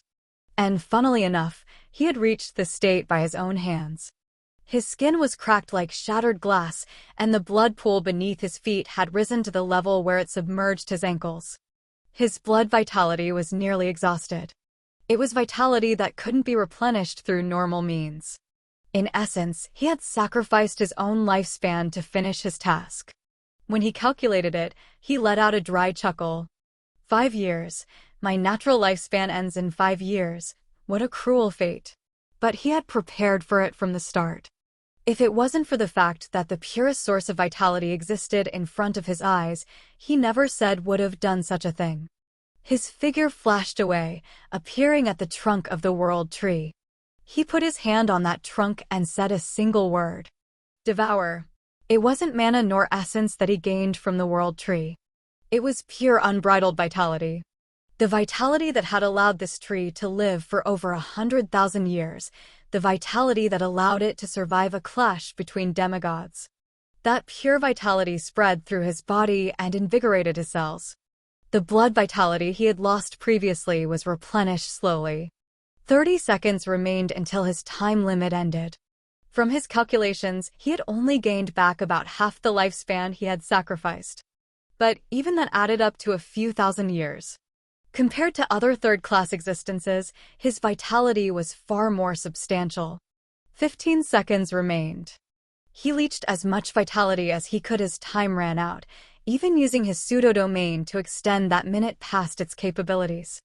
According to the mission he was given, he should be using this time to save more lives, but he wasn't so noble as to do that. He was nothing like Alaric, who had sacrificed his everything for the greater good. But perhaps it was due to their conflicting natures that he had so much respect for the senior. For a man who was able to be a hero, something he could never be. But a hero isn't the only thing that's needed in these trying times. Heroes will rise up to save the people, sure, but I won't be one of them. Instead, I'll be an executioner that slaughters everything in sight so that those heroes can do their jobs properly. 5 seconds remained of his deadline. He looked up at the world tree that was already manifesting signs of a portal. He looked at the 3,000 Beast mountain range that held the most beautiful scenery he had seen in all his years of life. And he sighed. To all those souls who will be lost in the coming cataclysm, I hope you can find peace. And I'm sorry I wasn't able to provide you with safety. With a final bow towards the world tree and the mountain range that had provided him with so much, Damien vanished into the sanctuary. Oh! And the last thing he heard as he did so was the terror-inducing bellows of an unimaginable beast.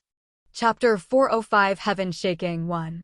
The ambience of the 3,000 Beast mountain range broke in an instant. A hole was shattered in the trunk of the world tree, and in its place stood a portal shining with black and white light. Oh! As if responding to the appearance of the portal, thunderous bellows rang out from a select few mountains. But even though the number of bellows was small, their volume was enough to shake the entire mountain range. Boom! At that moment, the endless snow and endless flame mountains burst into rubble. From their peaks all the way down to the foundation that rooted them to the ground, black tentacles sprung out and destroyed the land. The screams of those who lived on those mountains were drowned out by the sound of their destruction. Millions of tentacles sprung forth from the rubble of the mountains, clutching onto the ground around them and hoisting the body they were attached to out of the abyss that stood below. For massive black masses appeared not long after. Each one had hundreds of thousands of tentacles. Their appearances were grotesque, like a slime that was chimeraed together with the body parts of various random beasts. They were the heaven-swallowing beasts that resided under the mountains, the ones Damien ran into when he first entered the endless snow mountain, and the ones thought to be the protectors of the mountain range. But their current actions were totally opposite of that role. Within the primordial undying realm, the various ritual sacrifices met their end, leading to the deaths of all remaining powers inside. And within the main realm, Hun Fong and Qing Tan stood in front of a portal. Their gazes were filled with pity towards the geniuses left in the realm. But in the end, they simply shook their heads and walked through the portal. They had no other choice. Qing Tan sighed inwardly. Even though the chance of it happening is negligible, I hope you can survive through this catastrophe. While they disappeared, the foundations of the primordial undying realm began to crumble. Kaka. The Nox demigod's uproarious laughter rang throughout, and the void in which he and Alaric had resided for 100,000 years was shattered. A wisp of black light exited through the portal in the world tree. It zipped through the 3,000 Beast mountain range in an instant, arriving in front of the heaven-swallowing beasts and submerging within one of them. It was the Nox demigod soul. After 100,000 years, his body had already been destroyed and refined into the secret realm. Just like Alaric, he was forced to take drastic measures. And what better measure was there than massive beasts who had power matching the caliber of his soul? If it wasn't for them, then the plan for his escape would have never been possible. After all, the body of a mortal could never house the soul of a demigod. Alaric watched it happen and sighed. Even if he had been preparing for this day to come, seeing so many beings sacrificed with only the slightest movements was still paining his heart. But 100,000 years was enough to wear down his chivalrous spirit. He saw the birth and death of so many beings, and his view on life and death as a whole had shifted. And so, he quickly removed the primordial undying tree from the secret realm and merged it back into his main body before the secret realm collapsed. The endless vitality of the world tree, or rather, the true primordial undying tree, seemed to have multiplied exponentially. Bang! Bang! Bang! The land around the world tree was ripped asunder as roots thicker than airplanes emerged from the ground. The endless crown of the world tree also extended, those tens of thousands of branches elongating and becoming prepared for action. And as Alaric prepared, the Nox demigod wasn't staying still either. The four heaven-swallowing beasts' tentacles latched onto each other, merging into one. Their main bodies soon did the same. A creature that towered above even mountains appeared within a short amount of time, its grandiosity not in the least bit losing out to the world tree. On two sides of the 3,000-beast mountain range, two different colossuses radiating opposing auras stood facing each other. The sight could be seen regardless of where one was within the mountain range. Panic spread through the beings who were caught between these two beings. Chaos reigned as they attempted to flee for their lives. But where could they go?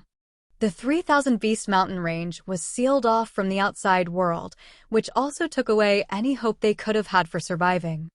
This clash, I have been waiting for it for too many years. The Nox demigod's voice pervaded the world. Just hearing it caused hundreds of thousands of weaker beasts to burst into blood mist. Indeed. However, this time, I have the capital to battle you on equal grounds. Alaric responded. Although he was also using his true voice to speak, the damage to the surroundings had been consciously minimized by him as he spoke. As such, there were no unnecessary casualties. It was the most he could do for those poor mortals who were forced into extermination by his negligence. You. He spoke once more. Even after all these years, I still have not heard your name. Even though it didn't have a face, the form of the heaven-swallowing beast seemed to change to resemble something akin to a smirk. Those of our race who have reached my level have a rule. Our true names are only ever told to those who we share blood with and those who we have sworn to kill. And I do not meet the latter requirement. Perhaps at one point, I resented you. However, old fool, haven't these years changed our perspectives? This fight may be inevitable, but my grudge against you has faded with the flow of time. Alaric inwardly gritted his teeth. Whether your grudge has faded or not, mine still remains. If it weren't for you, perhaps I would have been able to return to my family, perhaps I would have been able to live my life in an era where I was welcome. However, now I live in a world where I don't belong. A world where everyone I once knew would have died many generations ago. I did not bear this grudge when we first landed in our predicament, but it grew with time. It seems our perceptions of the time we spent trapped differ greatly. Kaka. This is why you lowly beings are looked down upon by our great race. To have such concern and attachment is nothing more than a burden. As long as you have power, nothing else matters. Old fool, you should understand my mind by now, am I wrong? I have heard your pointless ramblings thousands of times already, but I will never understand the thought process of scum like you.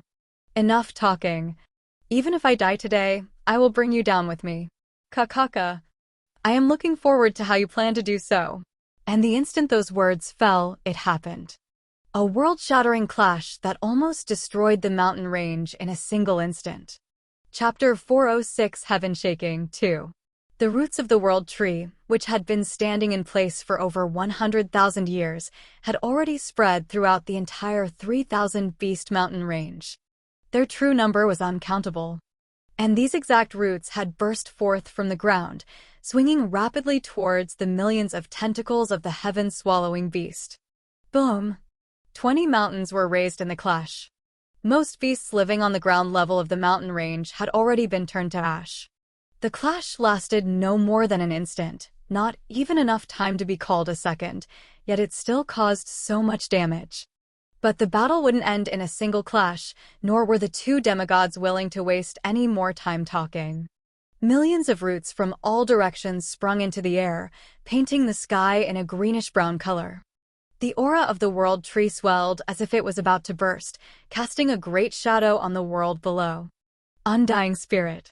After adapting to his new body, Alaric hadn't been wasting his time idly.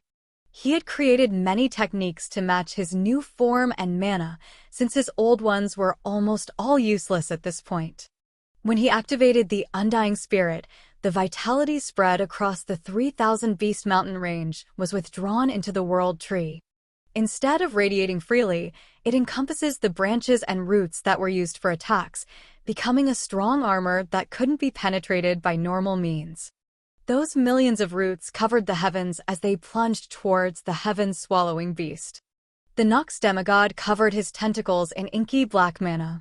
Control and adaptation to his new body was the one disadvantage he had against Alaric, but in turn, he had a far greater mana supply due to having bided his time and power until this moment to strike. Bang!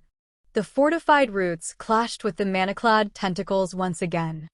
Pieces of both materials were ripped apart and crashed into the ground below, creating massive craters.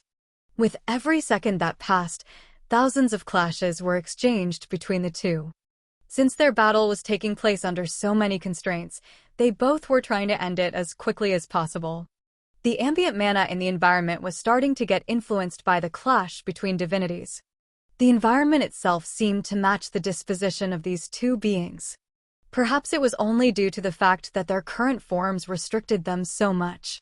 They didn't have much movement capability, if any at all. If it wasn't for that, the battle wouldn't have been contained so well within the mountain range like this. The Nox demigod was truly annoyed by his circumstance. If it wasn't for being unable to fully control his new body, he would have already won this battle. But there was one thing he could use with confidence. Swallow, the heavens. It was the bloodline talent of the heaven-swallowing beast, as well as its namesake. The grotesque slimy mass began swirling like a black hole. A powerful suction force emanated, tearing apart mountains and the world tree's roots as it swallowed everything in sight. TCH.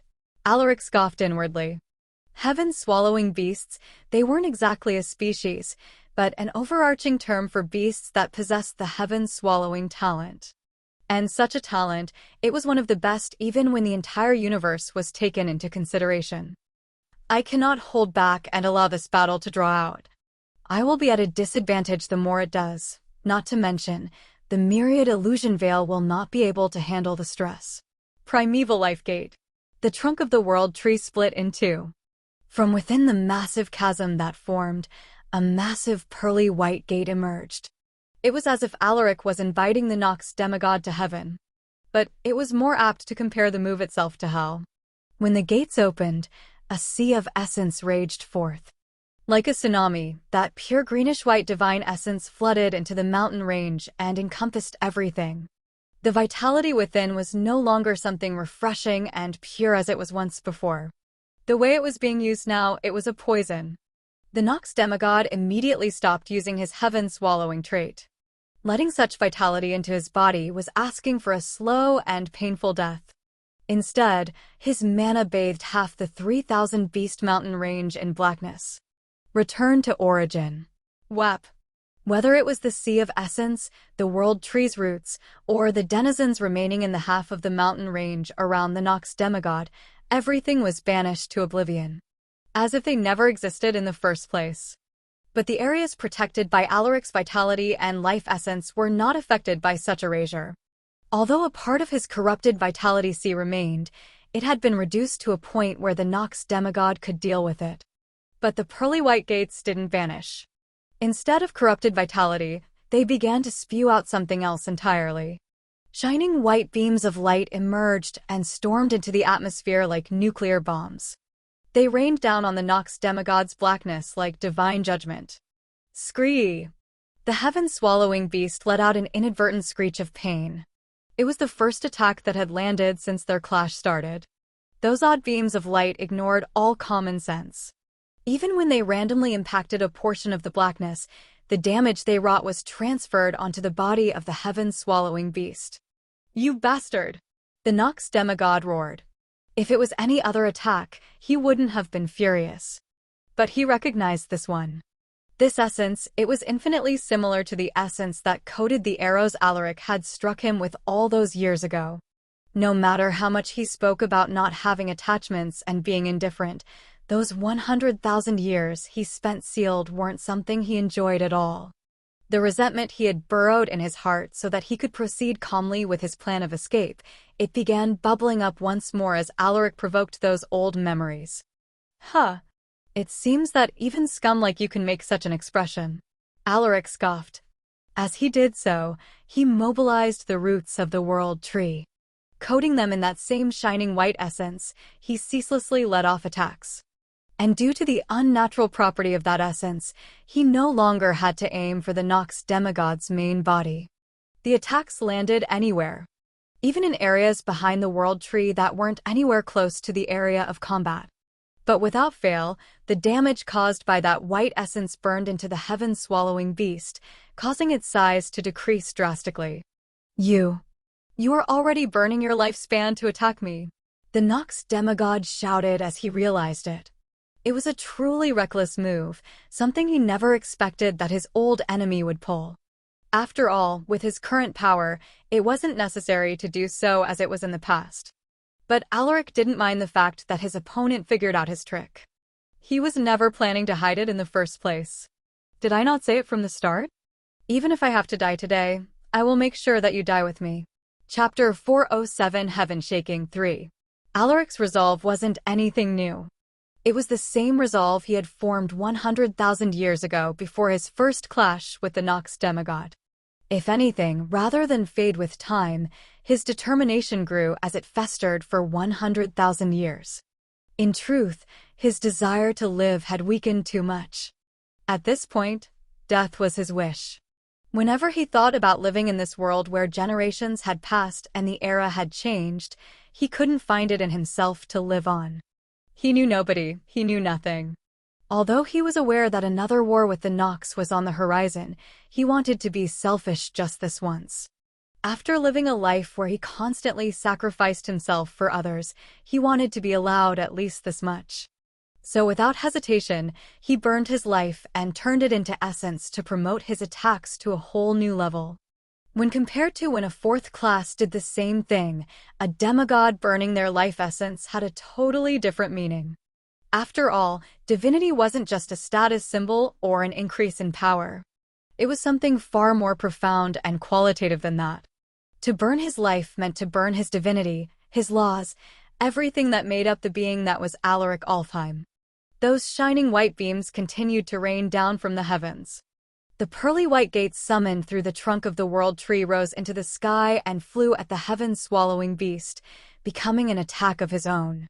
Before the Nox demigod could start burning his own life essence to compete, he had to end the fight. That was what Alaric was thinking as he moved with fervor. Soul banishment. A new property was added into the light beams that were raining from the sky. With every successful hit, the Nox demigod's divine soul was directly scorched. Oh! The bellows of the heaven-swallowing beasts became even more ferocious. Half of the 3,000 Beast Mountain range was turned into a massive chasm that led thousands of kilometers into the ground by the sheer amount of mana radiating from his voice. But with the current assault, the Nox demigod couldn't do anything else to fight back. He had been too disadvantaged from the start. And there was a reason for it. These 100,000 years, Alaric had been constantly using his power to maintain the primordial undying realm and feed the subtree within it. At the same time, he had to use another portion of his power to reinforce the seal that kept the Nox demigod trapped. With this much wastage of divine power, it wasn't an uninformed guess on the Nox demigod's part that Alaric was weakening with time. But there was one thing he miscalculated. Due to the events that led to his sealing, the Nox demigod had never become aware of Alaric's true body. That is, he didn't know that his opponent had become one with the world tree. He assumed that Alaric was still in soul form just like he was, and that this subtree was something he created using his divine essence as a medium. He had no way of guessing that this subtree was a legitimate portion of Alaric's body. Alaric had taken special care to make sure the Nox demigod couldn't peer too much into the outside world for that exact purpose. So while Alaric had indeed spent 100,000 years wasting his power, he had also been cultivating with his main body without the Nox demigod's knowledge. And with the body of a world tree that had evolved past its limits as a world tree, Alaric had actually gained more than he had lost.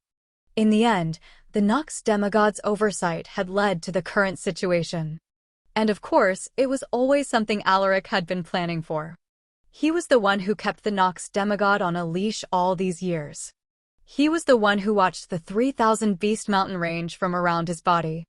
He was the one who chose whether or not the Nox demigod could peer into the outside world. If it wasn't for his consent, how could his enemy ever learn about the heaven-swallowing beasts he could use as a body? Alaric's kind heart had been tainted by the years, leading him to see the sacrifices of those who would die in this clash as a speck of dust in the vaster universe. But his original chivalrous spirit never disappeared. Or at least, that was what he liked to tell himself. Perhaps, the reality of the situation was that he just wanted revenge on the man who has left him in such a sorry state, revenge on the one who had caused him to die a dog's death the first time. But regardless of what his true motive ended up being, the task he had to complete remained the same. The world tree's crown shattered. The hundreds of thousands of branches and millions of leaves that made it up flew into the air as if they had wills of their own. Soon, those shining white beams of light impacted them heavily. Boom! A massive explosion rang out, ripping a gash in space that was thousands of kilometers wide. But instead of being harmed, the aura of those branches became ferocious. Time flows on like an unending dream. Accompanying his inward chant, a formless essence wrapped around the branches, causing them to go through myriad changes in an instant. The youngest branches became more robust and reached their prime, while the older and more withered ones regressed to the same state. It was a truly masterful showing of time laws that Damien would have killed to see. After his preparations were done, Alaric moved the flying branches to form a massive chain seal in the sky. It exudes an aura of ancient profundity, as if it was something the mortal world didn't deserve to witness. Burn my divinity, burn my soul. For the price of my life, eliminate the one I recognize as my greatest enemy. The chain seal spun rapidly. The vitality emanating from the world tree started to dwindle at a shocking pace. What is that? The Nox demigod panicked. He had never seen something like the seal in the sky before. And from it, he could sense an aura of inescapable death. This is the ultimate technique of our elf clan. Regardless of where in the universe the elves are located, they will all learn this technique as they ascend to divinity. I shall allow you to witness the wrath of the world tree. The spinning chain seal moved so fast that, even with a demigod's vision, it looked like it wasn't moving at all. Space ruptured around it and formed an ever-increasing void. The winds whipped and whistled, and a shining white light began to cover everything in the 3,000 beast mountain range. Bastard! How dare you use such a cheap trick to kill me? I refuse to accept it. The Nox demigod furiously yelled. Using the time when Alaric was focused on enacting his seal, he put everything he had into burning his divinity. The heaven-swallowing talent activated, sucking in all the mana and law essence in the atmosphere and creating a void space around him. The only mana left in the area was what was already inside his body. And after he completed that, the Nox demigod began to forcefully change the shape of the heaven-swallowing beast's body. The form of a colossus began to take shape. Humanoid arms and legs formed at a rapid pace. Even before the appendages could fully form, the Nox demigod pushed his divine power into them and launched desperate attacks at Alaric. Boom, boom, boom, boom. Those attacks ignored the concept of distance and punctured through the coagulation of essence that was taking place around the world tree. They landed on the world tree itself in an instant, rupturing its trunk and causing massive splinters to shower the environment. But Alaric paid it no attention. He was already in the process of sacrificing his life, so what did it matter if his body was being destroyed?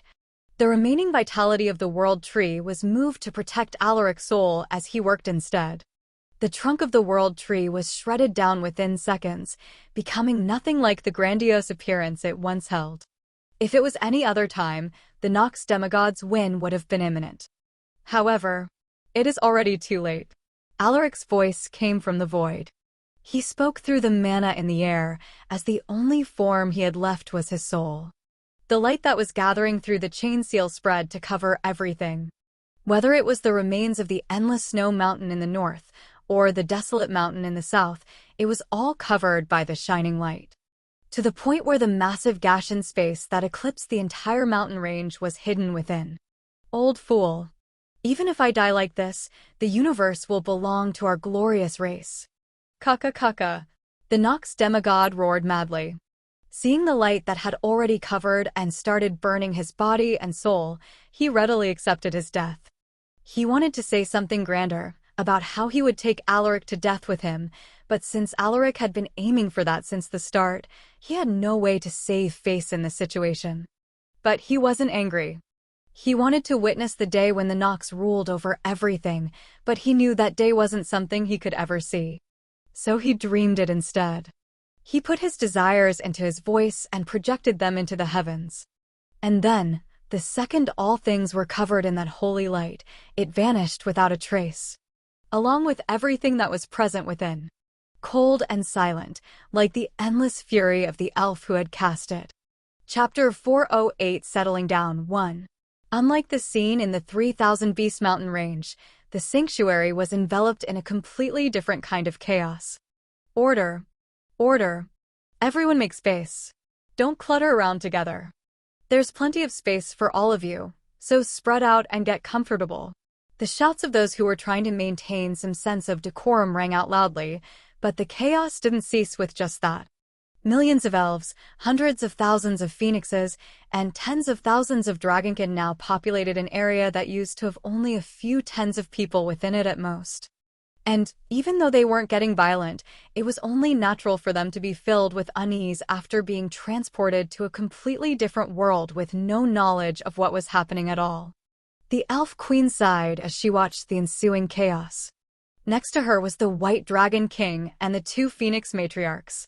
So what you're saying is, the entire mountain range is currently being destroyed in a clash between divinities, and that boy somehow became the sole savior of all four of our races.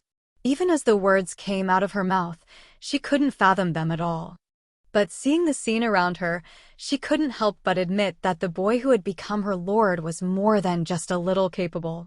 Although we've been told the same information as you, none of us have seen with our own eyes what is happening, nor do we know the story behind it. The White Dragon King responded. Indeed. Even our daughters have only been informed of the situation by that boy. But it seems China trusts him with her life, so I have no reason to doubt the authenticity of his words. It's just that, they're children, after all. Saying the entire mountain range will be exterminated must be an exaggeration. The Fire Phoenix matriarch added. Exaggeration. A new voice joined their conversation. Behind them, a haggard Damien appeared from thin air. Even what I've said must be an understatement. Although I can't understand the power of demigods at all, I at least know that they far eclipse the likes of you and me. Plus, neither of those two will be affected by the mountain range's natural suppression. I can only imagine the destruction they've wrought. Although he was speaking to the four leaders, he was mainly talking to himself. He was truly worried about the situation outside. A single swipe of that Nox demigod's hand had been able to obliterate an area the size of America in the past. He knew from Alaric that the demigod would have at most 50% of his power upon escaping, but even that was enough to wreak havoc on the cloud plane. Can the myriad illusion veil hold out? If it doesn't. He didn't want to imagine the possibility. I need to find a way to view the outside world from in here. Otherwise, situations like this where the dangers of the outside world are unknown will repeat themselves. Damien was the sole tether of the sanctuary to the real plane. This had many benefits, but it came with just as many drawbacks. For instance, his death meant that everyone within the sanctuary would be stranded here forever, unable to leave regardless of their power level. And in the same vein, they could only leave the sanctuary if he left first and opened the way for them. This was the main problem now that he had so many people living in his personal realm. His life now carried far more value than it ever had before. "How can you be so certain about what you've told us?" the Elf Queen questioned. Of the four, she was the most doubtful. But it couldn't be helped. She was also the only one of them that had no prior relationship or connection with Damien at all. Damien looked at her for a moment, scanning her from head to toe.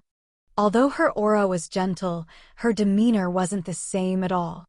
But then again, this is the kind of demeanor a ruler should have. "I have appeared out of nowhere and become the highest authority of the elven race, a position that she used to hold. It'd be weirder if she automatically submitted like Elytra did. I understand. Although my authority is absolute, ruling through force has never been a good long-term solution. What are you?" the Elf Queen started. But Damien didn't let her finish. "Words are useless at this point, so there's no need for more conversation. It's best if I show you. Only then will you believe me fully. Perhaps you are still thinking of leaving the sanctuary and repopulating the mountain range once things settle down, but I guarantee that possibility doesn't exist. Anyway, let us first calm the people and settle them in their temporary lodgings. After that, we can go see the situation on the outside." Damien was using his own fights as a measurement. Usually, the fights would only last for a couple of minutes before they ended, with the maximum time being around half an hour. Of course, this was only in relation to when he was fighting a single opponent. A battle between demigods should be far faster than anything I can do, but it's better to be safe. I'll give it half an hour before I go out. Damien teleported away to one of his secluded spaces. Out of curiosity, he opened a small crack to the outside world. Boom! The secluded space was instantly shattered. A wisp of divine essence had entered through the crack he made, collapsing the structure of the space at its very root. **T. Damien immediately teleported into a different subspace. If it wasn't for his literal instant movement within the sanctuary, he would have died in that explosion as well. Fucking hell. Demigods are divinities after all. I can't believe that even after all the overestimating I tried to do, I was still underestimating them. Luckily, he had chosen an empty subspace that wasn't connected to the main realm to do his experiment. Otherwise, he might have accidentally killed everyone he had tried so hard to save. Right, half an hour should be fine. No, let's wait a whole hour, a day. An entire day should be more than enough time to guarantee our safety. Damien sighed and returned to the main realm. There, the four leaders were giving a joint speech to quell the unrest within their people. He nodded lightly. The sanctuary has always been massive. Not to mention a few million, even a few tens, or maybe even 100 million could fit here. The four clans should live in harmony from now on, unless the Fire Nation attacks. Damien snorted inwardly before quickly looking around and sighing in relief. It was a good thing that nobody was around to see his mildly embarrassing display. Anyway, building residences needs materials, and I need livestock as well for food. I know damn well these dragons have no plans of being vegetarians, but the sanctuary can't create life, so I'll have to outsource. How burdensome. Damien rubbed his forehead. The more he thought about it, the more tasks he found that needed to be done in order to properly accommodate such a vast population of people. I can leave the authoritative tasks to the leaders that already exist, and Lucius can help with the more troublesome things. I just need them to give me a list of things I, as the one who will be living in the outside world, am specifically needed for. Damien nodded to himself. There was no need to do all the bothersome tasks himself when he had so many capable people around who could help him with them. Instead, he had another plan. One that, in his opinion, took precedence over all else. Now, I finally have time for a touching reunion with my Ryua. Chapter 409 Settling Down 2. Whoosh! A light breeze flowed through the air, causing the field of grass that grew below to rustle and fill the otherwise silent atmosphere. It was cold, but not to the point where it was freezing. In fact, this level of cold only made the night sky above feel even more beautiful. A glistening moon hung in the sky, surrounded by a field of stars. An assortment of various colors decorated those stars as well as they swirled around and formed constellations and the shape of galaxies. In the middle of the calm and breathtaking scenery stood a man. His hair was so black that it almost blended with the night sky, streaks of silver running through it and being highlighted by the light of the moon. His face was sharp, but as his eyes gazed upon that very sky, his aura calmed and merged with the space around him. Such was the scene that Ryue suddenly found herself transported into. "It's too unfair," she lamented inwardly. When such a man and such a scene were combined and presented in front of her like this, how was it possible for her heart to stay still? She found herself in a trance watching his back. They stayed like this for a few minutes before Damien turned around as if he had only just noticed her presence. "How is it?" he asked softly. His gentle eyes seemed to pierce directly into her heart. Ryue smiled. "Although you made me wait too long for this day, I'll forgive you because of this." How can this be? After all this work, I won't get rewarded at all," Damien replied, walking towards Ryue. Ryue glanced at him sideways. "And how did you want to be rewarded?" "How? Aren't you the one rewarding me? It would feel much more sincere if you decided for yourself." Ryue rubbed her chin as if she was deep in thought. You see, I am just the shunned daughter of a major clan. The only thing I can give you is a load of problems." "Problems? A mere major clan, how can they compare to me? Can you back up those words?" "Of course I can." "What, you don't believe me?" Ryue shook her head. "Believe? Of course I believe you. However, the problems of such a clan can hardly be considered a reward, don't you think?" Damien nodded as well. "You're right. If so many problems are going to be put on my plate, don't you think I should get an even greater reward?" He arrived in front of her. Ryue was tall for a woman, so even at such a close distance, Damien didn't have to look down too far to meet her eyes. Looking into those mystical eyes that were only inches away from her, Ryue's breath quickened. "My money is borrowed from my master, my status has been revoked, and I don't have treasures to give at all. What kind of great reward are you expecting from me?" Damien furrowed his brows and spoke seriously. Since you can't provide me an adequate reward, I guess I'll have to keep you by my side until you can properly compensate me. And if that day never comes, then it can't be helped. I guess I'll just have to keep you by my side for eternity. If it's like that, then I'll have to make sure that my debt to you is never paid off." Ryue muttered under her breath. "Is that so?" Damien smiled. He couldn't help but find their conversation a little tacky. Between the two of them, there was no need to confirm their feelings or their relationship. The boundary between friends, or the boundary between senior sister and junior brother, they had all been crossed by the two long ago. This conversation, he couldn't see it as anything other than them teasing each other. But it was still nice in its own way. Besides, seeing the rising blush on Ryue's face and the way her breath quickened when he leaned in closer to her, they were scenes he couldn't get enough of. "Now that I look so closely, you really are a beauty, senior sister," Damien said slyly. "Humph. And you didn't notice before?" "Silly junior brother, don't you know how many men are pursuing this senior sister of yours?" Ryue replied haughtily. What pitiful men. I must offer them my condolences when I see them." Damien sighed. "And why is that?" Ryue said softly. Damien leaned in closer. His nose brushed against hers. "Of course, it's because I've already claimed this senior sister of mine as my own." He closed the final gap between them, pressing his lips against hers. Ryue didn't reject at all, snaking her hands around his neck and pulling him closer. Their tongues intertwined and their breaths became one. Their lips didn't part until they were both short of breath. Damien wrapped his arms around her waist and leaned backward, gently falling into the bed of flowers that they were standing on. And in the same motion, Ryue fell cleanly on his chest. Under the light of the brilliant moon and stars, the two embraced each other tightly, refusing to let go. The missing sentiments of a year of parting were poured out in whole. Ryue, Damien said between breaths. He was trying hard to control his urges.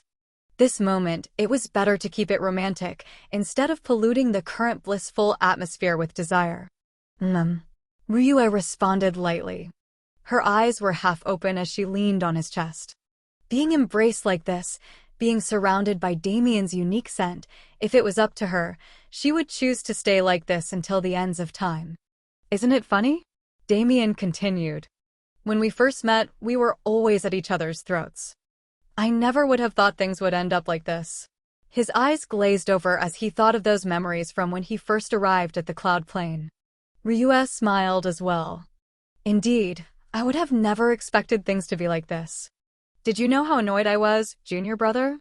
When you appeared out of nowhere and ruined my peaceful life, I truly wanted to skin you alive. She giggled lightly when she thought of how immature she used to be.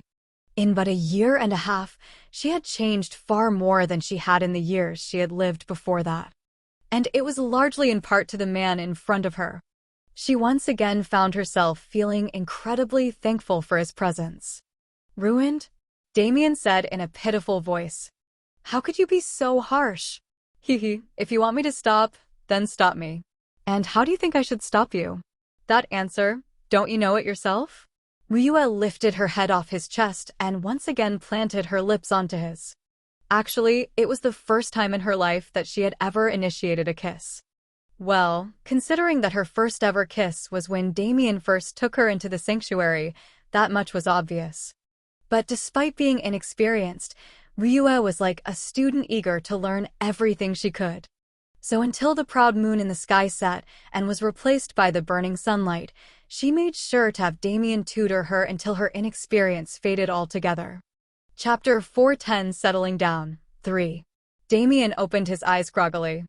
Unexpectedly, he had fallen asleep after he and Ryue and finished pouring out their longing for each other. But it couldn't be helped. Even if he had used Devour to replenish himself, endlessly using warp and his incomplete time pseudo-domain, while also teleporting millions of people into the sanctuary, all within a time limit of 30 minutes. Just thinking about it made his head hurt. Of course, the fatigue he accumulated would be unimaginable. As he came back to his senses, he noticed a weight on his chest. There, he saw the picture of a peacefully sleeping Ryue. If this isn't a true representation of the phrase Sleeping Beauty, then I don't know what is. He muttered to himself as he gently brushed his hand through her hair. Ryue mumbled in her sleep. Her arms embraced him even tighter as she dug her face into his neck. Damien almost failed to suppress his laughter. What a deep sleeper. What to do. Although I have a great deal of things to do today, I guess letting the senior sister of mine get her beauty rest comes first. He relaxed his body and stared into the sky. The feeling of his hand moving through her hair, combined with the peace he felt now, it was especially comforting. The battle outside has most likely ended already. I need to take the clan leaders out to view the situation. On top of that, I should introduce Ryue to Lily and Mei, and also get a general understanding of the situation that the 4 clans are in after settling down. The mundane tasks he had to do made him feel like he had become some kind of leader. He didn't want that position at all. The responsibility that came with being a leader, although he was confident in handling it, he had no desire to do so. From the start, his goal had been to be free and unfettered. It was the lifestyle he strived to live. At most, he was willing to be a spiritual pillar for people he was affiliated with, but even that was a role he couldn't fulfill. After all, spiritual pillars were heroes who would pull off miracles whenever times of trouble descended. And he was never someone who could do that. Even this time in the 3000 Beast Mountain range, he had just been a side character in the struggles that had been taking place before he ever arrived. With the way Qing Tan and Han Fong had established themselves in the 3000 Beast record, it was clear that the Nox had been planning to rescue their demigod from the primordial undying realm for many years. Many corrupted forces were probably created for the Nox to use while they waited. But even without Damien, Alaric would have foiled these plans on his own. His own plans ran far deeper than the Nox's did, even if his motive wasn't as grand. In the grand scheme of things, Damien's presence only served to save a few more people who would have died in the clash. That was it. But on a more personal level, he had gained so much that he felt his trip to the 3,000 Beast Mountain range was the most fortuitous opportunity he had ever received. He almost felt like thanking the assassins from the Eclipsing Shadow sect for forcing him into such a situation. Damn, with everything going on, I almost forgot about those bastards. I should take some time to once again familiarize myself with what was happening in the outside world before I came here. Damien sunk into his thoughts. The Eclipsing Shadow sect, the Void Heartsword Law, Celestial Star Palace, and most of all, the Empyrean Dragon Realm. I totally forgot about that. How troublesome. As he was now, he had no desire to go on another secret realm expedition. The one he had just come out of was more than enough, and he didn't really lack anything at the moment either. The treasures of a true demigod like the primordial undying tree were far more appealing than those of a dead sect. But I still have to go. Rose and Elena should be heading there. That's really the only reason to go, albeit an important one. Oh, right. I remember Tian Yang saying that the Empyrean Dragon sect was at the direct center of the Cloud Plane as a whole. That could be useful. When it came to his adventures on the Cloud Plane, there was one more thing he needed to do. And that was, of course, to bind this world and make it his own. Being in the direct center of the world would definitely give him a higher chance of contacting the World Core. He couldn't simply mine to where the core itself resided like what happened on Earth. Would the World Core accept me? A world with as much history as the Cloud Plane will definitely have a sentient World Core with far more intelligence than Earth's. Nah, it should be fine. With the current state of the universe, being bound to me is in the World Core's best interests. Damien sighed in exasperation. Still, I hope the Empyrean Dragon Realm isn't open for as long as the primordial Undying Realm was. I have no interest in wasting a year of my life in a place where I can't gain anything. In the end, he shook his head. If worst comes to worst, warp can even transport me across worlds, so leaving a mere secret realm shouldn't be impossible. As long as Rose and Elena gain what they need first, I can come and go as I please. As he thought of them more, his heart couldn't help but get excited. He had grown so much as a person from the time when they separated to now. He couldn't wait to proudly embrace the two of them and show them that he was now a man deserving of their love.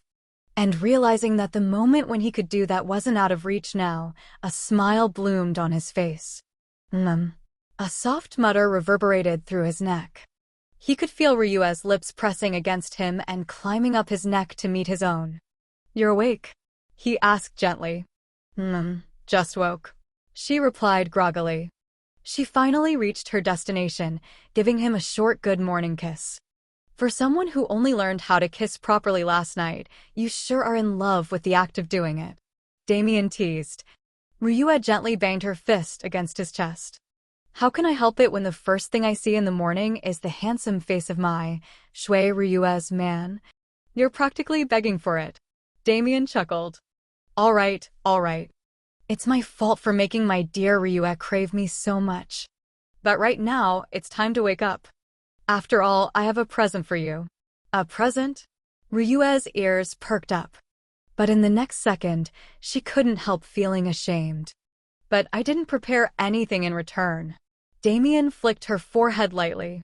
Stupid, how would it be a present if I asked you for something in return? Now, wake up properly and come with me. I guarantee you'll be satisfied.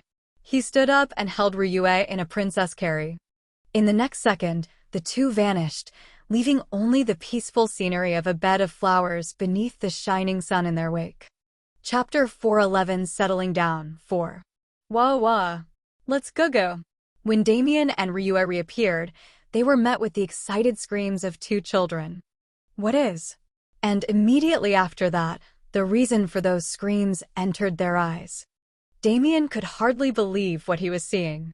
In the portion of the sanctuary that was sectioned off for little Shui to use, the amount of free space remaining had been reduced to nothing. That entire space was now filled with what could only be called the greatest slide a child could ever imagine.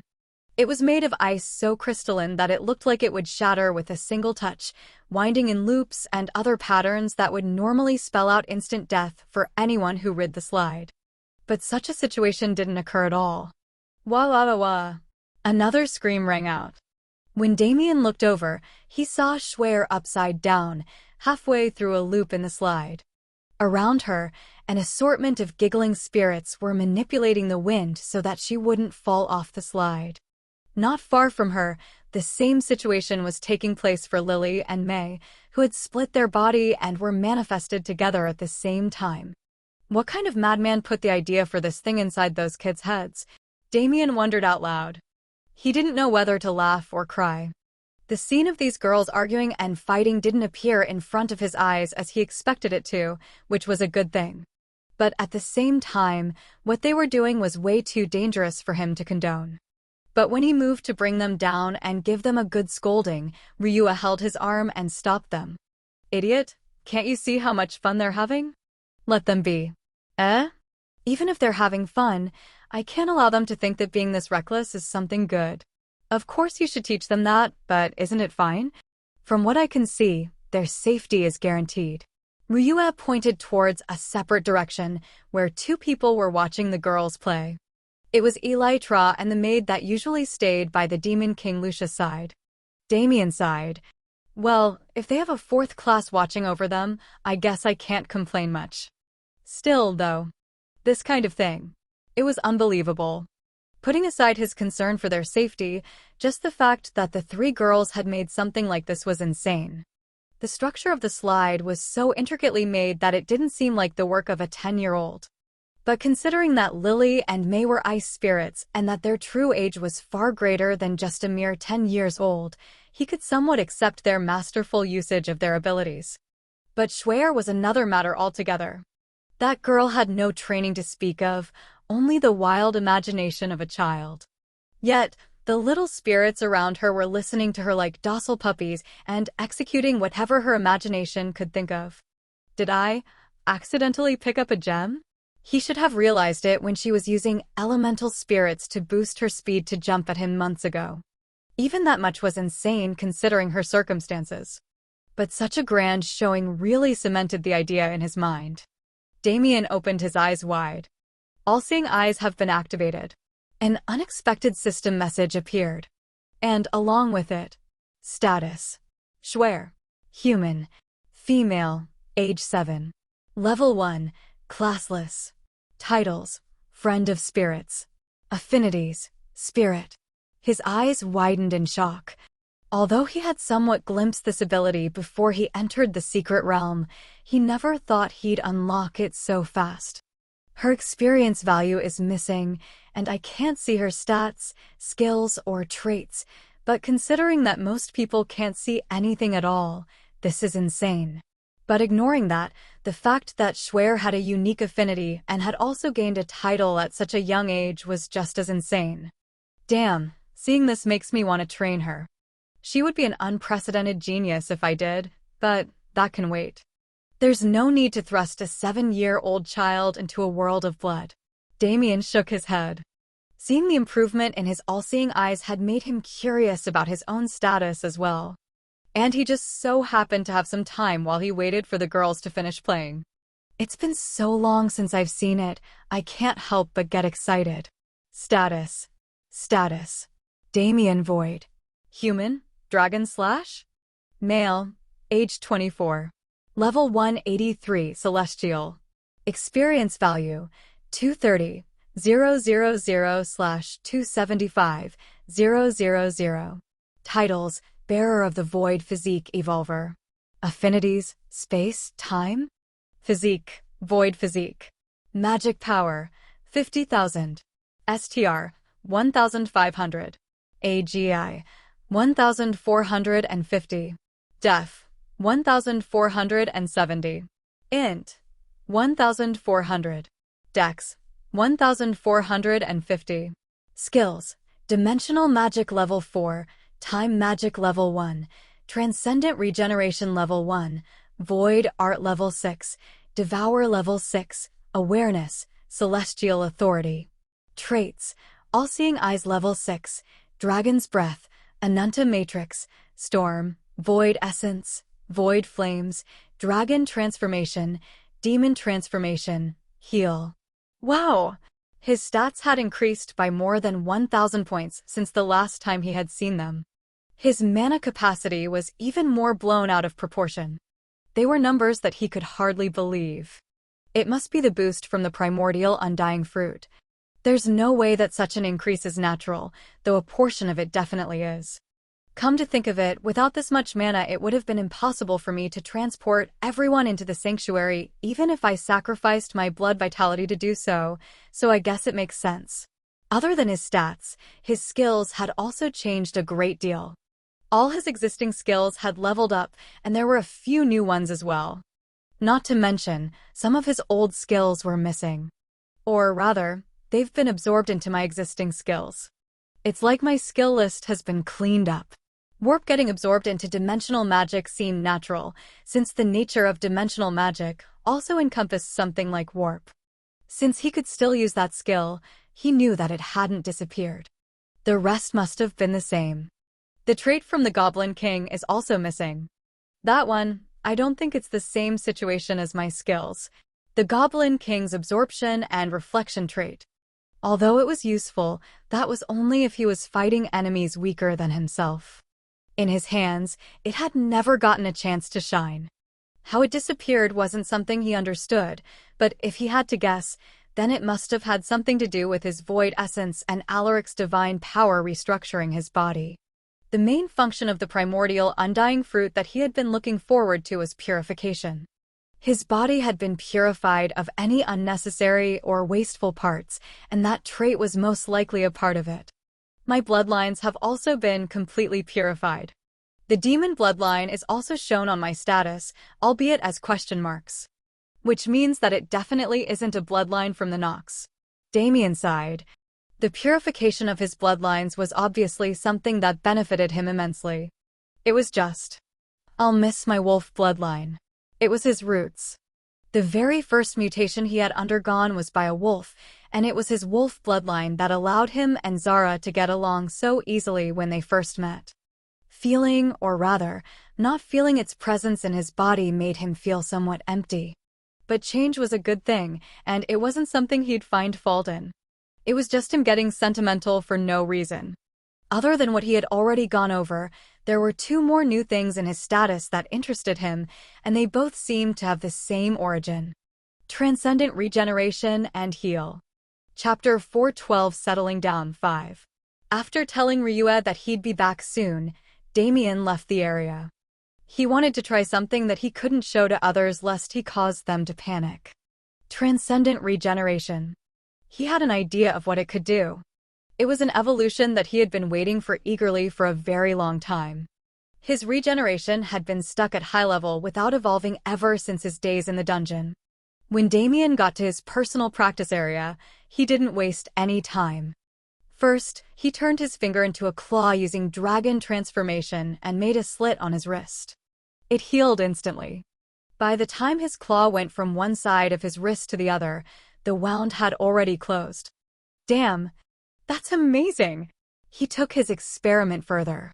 His first success had truly emboldened him. From cutting his wrist, his next move was to cut off an entire finger. And as he expected, a new finger regenerated in its place within 30 seconds. Good. Good. This is how it should be. Now then, should I move into the real test? Damien's eyes shone with the light of mania. Mana coated his hand and turned into a spatial blade. Shing! Thump! It cut cleanly through his flesh. His left arm fell to the floor as it was severed from his body. Hiss! Damien sharply inhaled as he dealt with the pain. But even as he did so, his regeneration kicked in. The clean wound he created made it even easier to heal.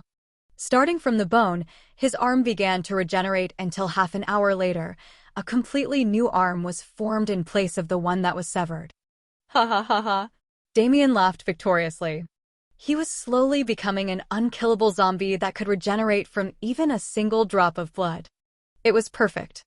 Devour was an ability that could take care of his stamina, and Transcendent Regeneration would make it so that his wounds would never accumulate. If Damien was ever put into a battle where he was one against many, he was guaranteed to be an unstoppable killing machine. It almost made him look forward to war. But when he recalled the harrowing 10 years he had lived in Alaric's body during the First War, his excitement died down. All right. Transcendent Regeneration is a truly life-saving skill. Now, all I need to test is Heal. Heal was the most unexpected thing in his status. From the start, gaining a trait from the primordial undying tree never crossed his mind. But Heal seems to be something that I can use on others rather than myself, since Transcendent Regeneration takes care of my own healing. Does it have any other effects besides just being a regular healing skill? Calling a healing skill passed to him by a tree with heavenly vitality regular was a huge understatement, but Damien never took healers seriously since he had always been able to do so without outside help. But he could see the uses of a healing skill. Diseases, injuries, if his comrades ever suffered, he would be able to take care of them. But he had Elena, whose elemental affinities were for life and light.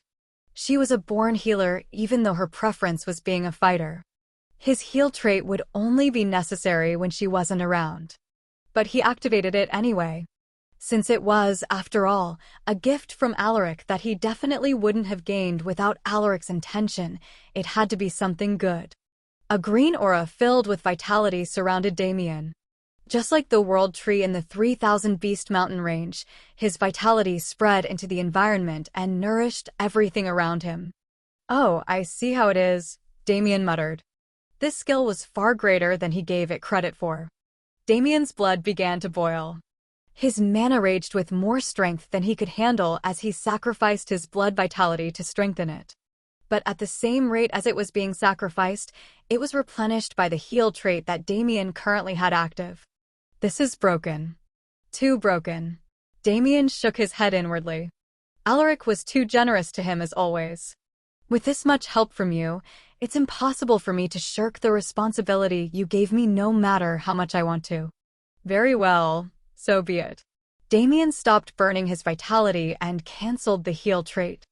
For now, his preliminary understanding of it was enough to get by. When he had more time in the future, he could properly explore it. But now isn't the time for that. He teleported back to Ryua and the girls. HM? It seems things were settled when I was gone, he commented. The first thing he saw when he arrived was Lily and May in Ryua's arms. Big brother, I want it too. And the second thing he saw was a small black object hurling towards him at light speed.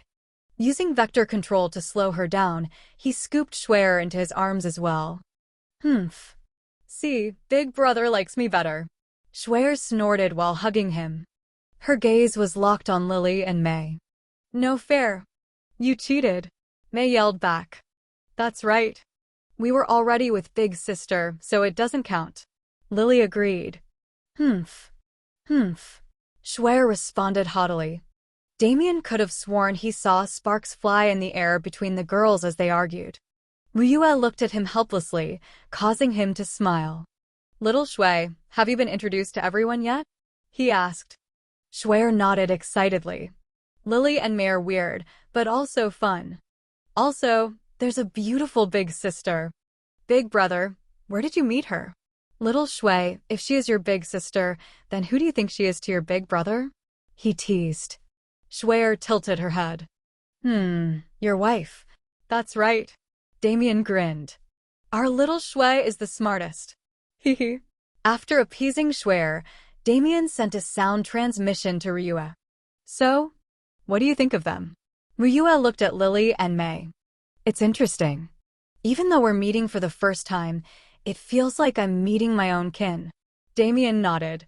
It's only natural. Although they were born into the Ice Spirit tribe, it's more apt to call them a Een elemental spirit. Elemental spirit? Ryua's eyes widened in shock. So when you said you had a gift for me, you meant. Of course, I got you 2 cute little sisters. Damien joked. Ryua giggled. Well, to say I'm not satisfied would be a lie. They are indeed cute little sisters that I want to dote on all day. But Why are they like that? Ryue was obviously talking about the fact that there were two of them residing in the same body. It was natural for anyone to be curious when they met the girls. Even Schwer was curious about their abnormality. The story is a bit complicated, so I'll explain it all to you later. For now, just know that they have a special body constitution. Ryue nodded. It was the most logical reason why such a thing would happen. As for the story behind it, although she was curious, she knew how much Damien had to do at the moment. If she really wanted to know, she could hear it directly from Lily and May when the girls were ready to share. Damien also nodded in satisfaction. Since Ryue and the girls got along so well that Lily and May didn't want to leave her arms, it meant that having them form a contract wouldn't be difficult at all. So now, all they had to do was go through the process. Chapter 413 Settling Down 6. The process of forming a contract was relatively simple. It was similar to how Damien and Zara had formed their contract back in the dungeon. And since Ryue and the Lily/May duo were both more than willing to form said contract, it was even easier. Only a few minutes after Damien proposed the idea to them, they had successfully completed the process. Lily and May's body became incorporeal and shot into the space between Ryue's eyebrows. Wow, to think there was such a thing! Ryue exclaimed. She could clearly feel the girl's presence in her mind space. Even I didn't know things would turn out like that. It must be something specific to spirit contracts, Damien commented. As he thought about it, his mind drifted towards Zara. That girl had been slumbering in his shadow ever since she ate the death seed over a year ago. He was already worried about her, but he couldn't act on that worry since all signs pointed to her being fine. It was just a matter of when she would wake up, and that wasn't something he could interfere with regardless of how worried he was. Let's stop thinking about it. It should be about time to go and see for ourselves the state of the 3000 Beast Mountain range. After giving his goodbyes to Ryue and the girls, Damien flashed away, appearing in front of the 4 clan leaders, who had been in the middle of a discussion. Are you all ready? He asked.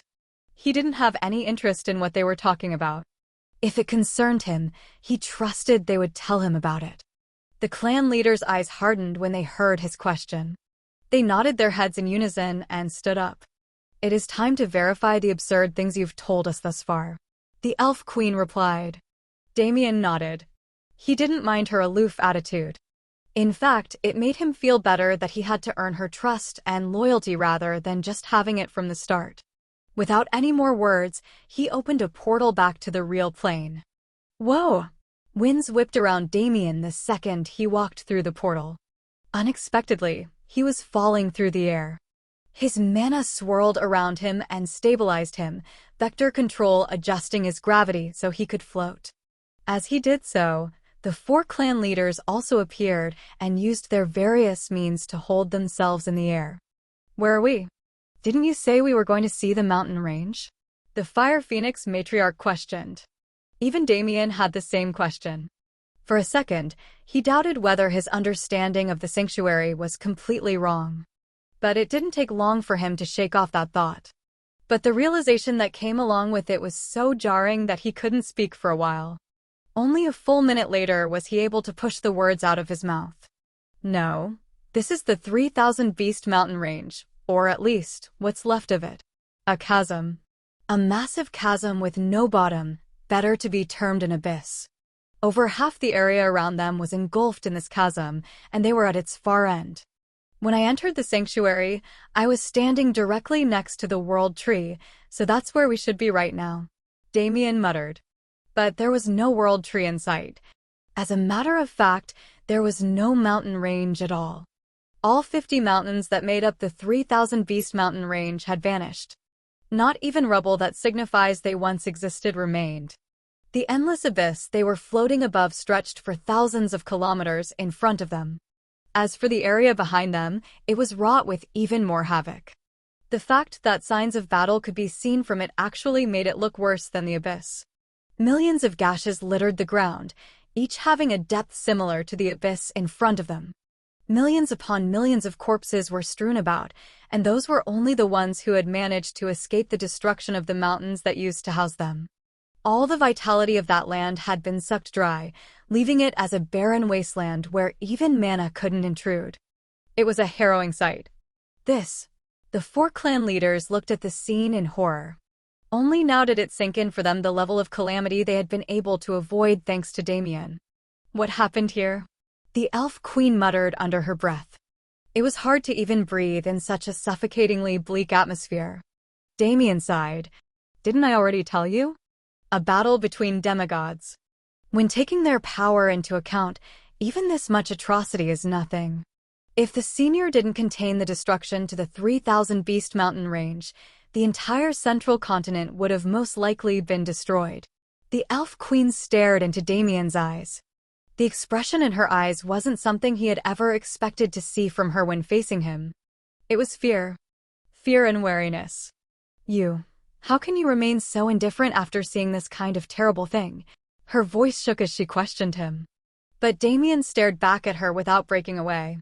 He also knew it was a horrible thing to not show any sympathy or mercy during a time like this, but he couldn't help it. I've seen worse.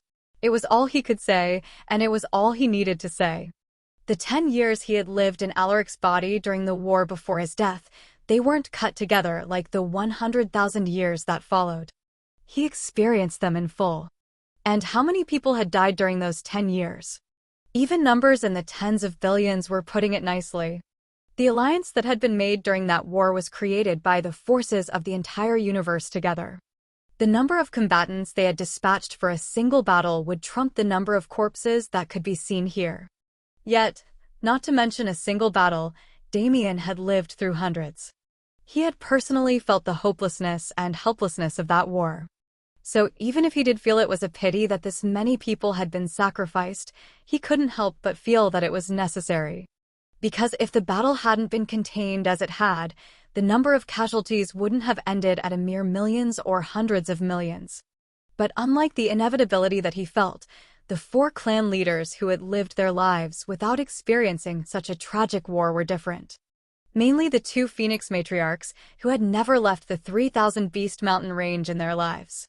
The shock they received from the scene was too great for their minds to bear. The Elf Queen and White Dragon King were different. They had come from the outside world and had participated in wars of their own. The White Dragon King especially was someone who fully believed in the law of the jungle. The shock he experienced came from the scale of battle itself, rather than the people who had died. As for the Elf Queen, after her initial shock, she realized something. Her thoughts churned and she began understanding the reason for the calamity of the 3,000 Beast Mountain range. All her feelings vanished. The only thing left was an unbridled fury. Chapter 4:14 Settling Down, 7. Those scum bastards. It wasn't a conclusion that just anyone would reach. Blaming every calamity that took place in the vast universe on the Nox was nothing more than escapism. But for the Elf Queen, seeing through this matter was simple. Because she had personally experienced it. 10,000 years ago during the Second War, she had been there when the Nox invaded, and she had seen as her home world was slowly corrupted and destroyed. Anger and resentment that had been buried in the deepest recesses of her heart began to boil forth once again. 10,000 years of repressed feelings came back to haunt her. She looked to Damien for confirmation, and he could do nothing but silently nod. He was never planning on keeping it from her. TC, meaning defector in the language of the elves. Even if everyone else forgot, the Elf Queen, who had named the Elven City after the shame of their past, would never do so. The flames in her eyes burned heavily. If I follow you, what are my chances of getting revenge on those scum bastards? She asked it seriously. Even though the boy was only a third class, she could no longer look at him as just another weaker being. Clearly, he was far more embroiled in the conflict with the Nox than she was, and he was someone who would have a major stake in the coming war. She thought she was safe. The sacrifices of so many people had allowed her and a few million of her clansmen to escape the hellish war, and after that, they had lived many years in peace. I've been too complacent. She realized it instantly. She had become soft-hearted and weak-willed. She had become used to living in safety and prosperity due to the blessing of the World Tree. But in the blink of an eye, the world tree was gone, her new home was gone, and everything she cherished was gone as well. If it wasn't for the boy in front of her, even her people would have been victims to the calamity that had ensued. A boy that her ancestor trusted enough to impart the ancestral seal onto, a boy who was unfathomable even while being so weak that she could crush him within seconds. She was willing to stake it all on him. Damien stared into her eyes. Her thoughts were written on her face. A desire for vengeance was something many people learned to repress, but in the heat of the moment, it would burst with splendor and refuse to be suppressed any longer. The Elf Queen was currently experiencing that. Her rationality was being overwhelmed by that desire. But that wasn't such a bad thing for him. I needed to gain her loyalty anyway, and this is a perfect opportunity. And since she has such a heavy grudge against the Nox, she should be a great help in the war. Damien thought it over. He didn't want to give any false hope or meaningless numbers. If she was gambling on him, he would give her the chance to gamble properly. Whether or not you can get revenge isn't something for me to decide. It depends wholly on your own determination and ability, Damien finally said. However, he continued, if it is an opportunity for you to get your revenge, I can set the stage for you and allow you to reap the benefits. I need allies for the coming war and beyond. If you are willing to swear true fealty to me, I can promise that I will do everything in my power to help you. It wasn't empty words. Damien spoke with sincerity to reciprocate her sincerity. And the Elf Queen could feel it as well. Slowly, she calmed herself down. The fire in her eyes dimmed, becoming a raging inferno that hid beneath a calm exterior. Very well. She finally made her decision. She got down on one knee and lowered her head. From this point forth, I, Elvira Moonwind, and all those related to and under me, swear total fealty to the Lord. If this promise is broken, may the heavens bring down their wrath upon us. Damien's eyes widened, not only at the oath she had made, but also at her name. He let out a wry chuckle. Fate truly is a strange thing. Elvira Moonwind. The name held no particular meaning to him, but it did to someone else. Someone who he unwittingly got to know very well. Senior, are you seeing this? The woman you loved so much that you were willing to sacrifice yourself for her safety, a woman with the same name and position is standing in front of me today and burning with the desire for revenge on your killers. If this isn't a working of fate, then what is? He smiled and turned to the other 3 clan leaders. The conversation between him and the Elf Queen wasn't hidden at all, so they had heard everything the two discussed. What about you 3? What are your plans from now on? The White Dragon King snorted. Kid, didn't we already make this promise? As long as you take me to the outside world and help me find my son, I'm willing to swear the same oath that she swore just now. Damien nodded. Don't worry. I never planned to go back on that promise from the start. The sanctuary is probably the safest place in the universe right now, so even if you want to spend the rest of your days peacefully with your son after we find him, that can be arranged. As long as you help when you're truly needed, that's enough. The White Dragon King nodded as well and extended his hand. Damien reached forth and grabbed it, shaking it strongly. After the 2 men had made their agreement, he turned to the final 2. Their decision was much more complicated, but at the same time far simpler than the other 2. Damien knew their concern. Where can we even go now? That was probably the thought going through the 2 matriarchs' heads at the moment. They had lived their entire lives in the 3,000 Beast Mountain range and knew nothing other than it. Even if they were powerful 4th-class existences, the fear of the unknown wasn't something they were safe from. The outside world is a cruel place, but it is wondrous and beautiful at the same time. Phoenixes are true descendants of god beasts, so if you go out flaunting your true forms, it is undoubted that you will be hunted. However, with your power, living while mixing amongst humans is also possible. I can vouch for myself and the sanctuary as much as I want, but in the end, it is simply my desire to keep your 2 clans that will motivate my words. So think carefully and decide for yourselves what you wish to do from now on. Don't let the rest of us interfere with that decision. Damien hated being led along by the whims of others, and he didn't want to become the very thing he hated so much. Especially since he had some relationship with Feng Qinger, he wanted to give the Phoenix clans the ability to make a free decision.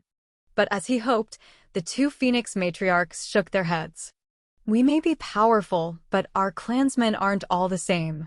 The safest option for them is to remain within the strange world you created and grow their strength along with the dragons and elves. The Ice Phoenix Queen said. Right. If the day comes when we can confidently declare that we will set off and establish ourselves, we will do just that. But until then, it's better for us to rely on your protection. The Fire Phoenix matriarch continued. She felt a bit embarrassed by it, asking a mere child for protection, but it couldn't be helped. His capabilities allowed him to receive such a request. Damien smiled. Of course. And if I have the capital to help you establish yourselves when that day comes, you can be assured that I will aid you in any way I can. After a few more talks, the negotiation between Damien and the 4 clan leaders came to an end. The fealty of these 4 clans, even if some of them were temporary, was something Damien was delighted to have. His preparations had just started. Now that he understood the true calamity that a war with the Nox could bring, he needed to move with more fervor than ever before, so that he could build a foundation that was sturdy and stable enough to keep everything he held dear safe. Chapter 4:15 The Central Continent of the Cloud Plain. It was a continent with a variety of different environments. If one looked at the Cloud Plain as a whole, the Central Continent looked like a representation of the other 4 continents combined. It was surprising that this vast piece of land had such a small number of ruling powers, but this was simply a testament to the strength of those powers. However, currently, all those powers were paying attention to the same place. After many years, it was finally time. The Empyrean Dragon Realm would once again be open to the world. And depending on what these powers were able to gain from it, their standings in the rankings may very well be affected. The once ruling Empyrean Dragon sect was just that powerful, to the point where even if they were revived today, the current 5 great sects wouldn't be able to stand against them. In a hidden area whose true location was only known to a select few individuals, a bevy of beauties had gathered together. In front of them stood an elderly woman who was far past her prime, but the aura she emitted seemed to convince people that she could still hold the title of fairy. The Empyrean Dragon Realm has finally opened. She opened her mouth and spoke to the beauties lined up in front of her. For this opening, each of the 5 sects have gained 20 quotas. As for the 4 clans, they will each get 10. As she gazed upon the beauties, her eyes paused on 2 girls before continuing to pan across. The strength of our supreme fairy paradise has been hidden from the public since time immemorial. Even now, we are ranked towards the bottom of the 5 great sects ranking. But we have never been bothered by this standing. Even with our low ranking, not a single person would dare act uncouth towards our girls. However, times have changed. She paused. Her aura and momentum grew, causing the blood in those beauties' bodies to boil. The age of war is once again going to dawn upon us, and our supreme fairy paradise will never shirk its duties. Now is the time for us to reveal our strength, for us to become a pillar that can hold up the sky. And this Empyrean Dragon Realm opening, it is our first opportunity to prove ourselves. Yes, Sect Master. The beauties roared in unison. Each and every one of them had powerful flames burning in their eyes. The Sect Master of Supreme Fairy Paradise smiled. Good. To others, we are called fairies because each and every one of you is an unrivaled beauty. They believe that our sect recruits by looks instead of talent. But no longer will they look down on you. Prove it with strength. The Supreme Fairy Paradise is no weaker than the likes of the Celestial Star Palace and the Jade Heavenly Palace. Yes, Sect Master. The 20 who were representing the sect in the Secret Realm expedition had already been decided through tournament, so all that was left to do was prepare to depart. And so, once the sect master's speech was completed, the 20 women who were selected went to do just that. However, not all of them could enjoy such an easy situation. A group of 10 women stopped 2 of the participants. The one in front of that group was an above-average woman with long blonde hair and blue eyes. She looked at the two women in contempt. "You two, come with us for a second." The two women looked at each other and sighed. "And why should we listen to you, senior sister?" The golden-haired woman snorted. "You call me senior sister, but it seems you don't respect our hierarchy at all. Since your senior sister has ordered you to come, then you should just be obedient and come." The two women had differing reactions to her words. The one on the left sighed in exasperation, while the one on the right had a playful smile on her face the whole time. "Very well, senior sister. I'd very much like to see what you have planned for these humble juniors of yours." The group soon left the area, moving to a more secluded spot. As they went, murmurs spread through the crowd. "Isn't that senior sister Lon? What is she doing with the two of them? Sure. Don't you know senior sister Lan's personality? It's better to not get involved." "You're right. But I feel bad for the two of them. Senior sister Lan's family has close ties with the Long clan, so offending her isn't something just anyone can do." Another girl looked at the one who just spoke and scoffed. "What good is senior sister Lon? Didn't you see who she messed with this time?" "No, they were hidden inside of senior sister's group, so I didn't get a good look." "Who was it?" "Huh. No wonder you said such a thing. This time, senior sister Lon has chosen to offend the wrong people." A third girl chimed into the conversation. "HM? But aren't those two just girls without backgrounds? How could they compare with senior sister Lon?" "Huh, it seems you're new here so you haven't heard the rumors. Those two are legends within the sect at this point. They have even been rewarded the title of the two heavenly fairies." The surrounding crowd let out a series of gasps. "Those two heavenly fairies? Are you sure it's them? I couldn't mistake them even with my eyes closed." A year ago, when they first joined the sect, they were given the title of cotton candy fairies to mock them because of their hair colors. But do you know what happened to everyone who tried to test them? "What happened?" "They either ended up brain dead and bedridden, unable to even eat by themselves. The strangest part is, no matter how hard even the top doctors in the sect looked, they couldn't find any injuries on the girls' bodies or minds." Hiss! The crowd drew a sharp breath. Some of the more knowledgeable among them began to remember rumors that had spread starting a year ago. At that time, they had only regarded them as mere rumors and brushed them off, but it seemed they were wrong. The two heavenly fairies.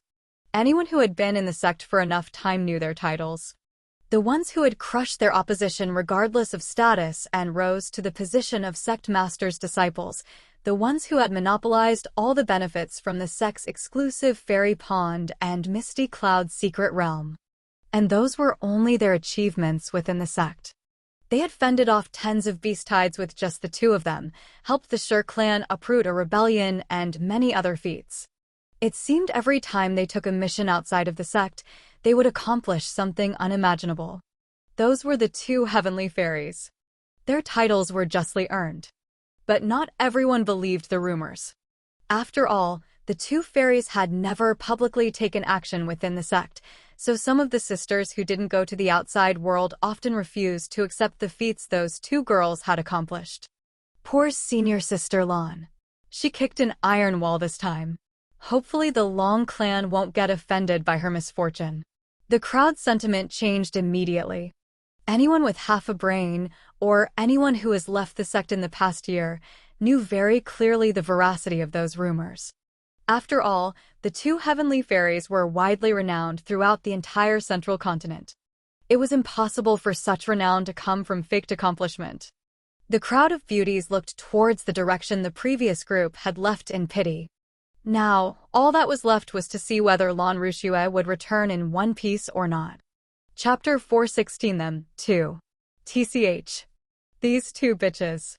How dare they show up out of nowhere and steal my quotas? Lan Rushue was fuming internally, but her face outside contained the same cold contempt it held whenever she looked at the two girls in front of her. Heavenly fairies? That's *T.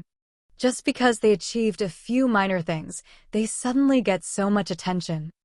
I could do the same just as easily as they can. The girls in the sect seemed to hold these two in high regard, But whenever Lan Rushua looked at them, she couldn't understand why. Just because they were somewhat prettier than the average? Or somewhat stronger? She was certain that if they fought, the two so-called heavenly fairies would be begging at her feet in no time. After all these years, I've finally reached the peak of mid-stage third class. These little girls who haven't even stopped sucking their mommy's milk yet, there's no way they can be more powerful than me.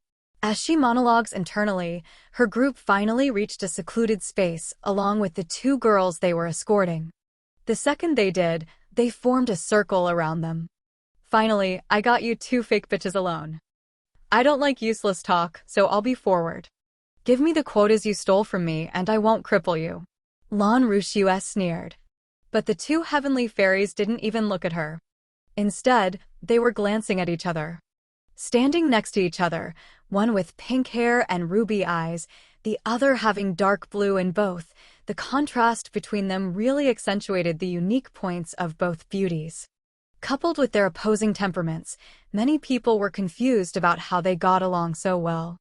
Yet, the two heavenly fairies didn't seem to care about the logic imposed upon them by others. They acted as if the entire world meant nothing to them. Whether it be temperament, looks, or status, Lan Rushua knew in her heart that she didn't match up to the fairies in any of them. It was part of the reason why she hated them so much. The young masters of the Long clan always eye me with lust. Even the men of my own family can't keep their eyes off me. How do you look better than me? Lan Rushua grit her teeth. Even as she thought it, she remembered the rumors about the two heavenly fairies that she had heard. The pink-haired one had a playful temperament, and the blue-haired one was more indifferent. Both of them gave men a strong desire of wanting to conquer. It started with the first young master of the Wang clan, who had spotted them during their first mission. After that, young masters and even a few elders from the Long clan, Shui clan, and even the Jade Heavenly Palace had tried to court the two.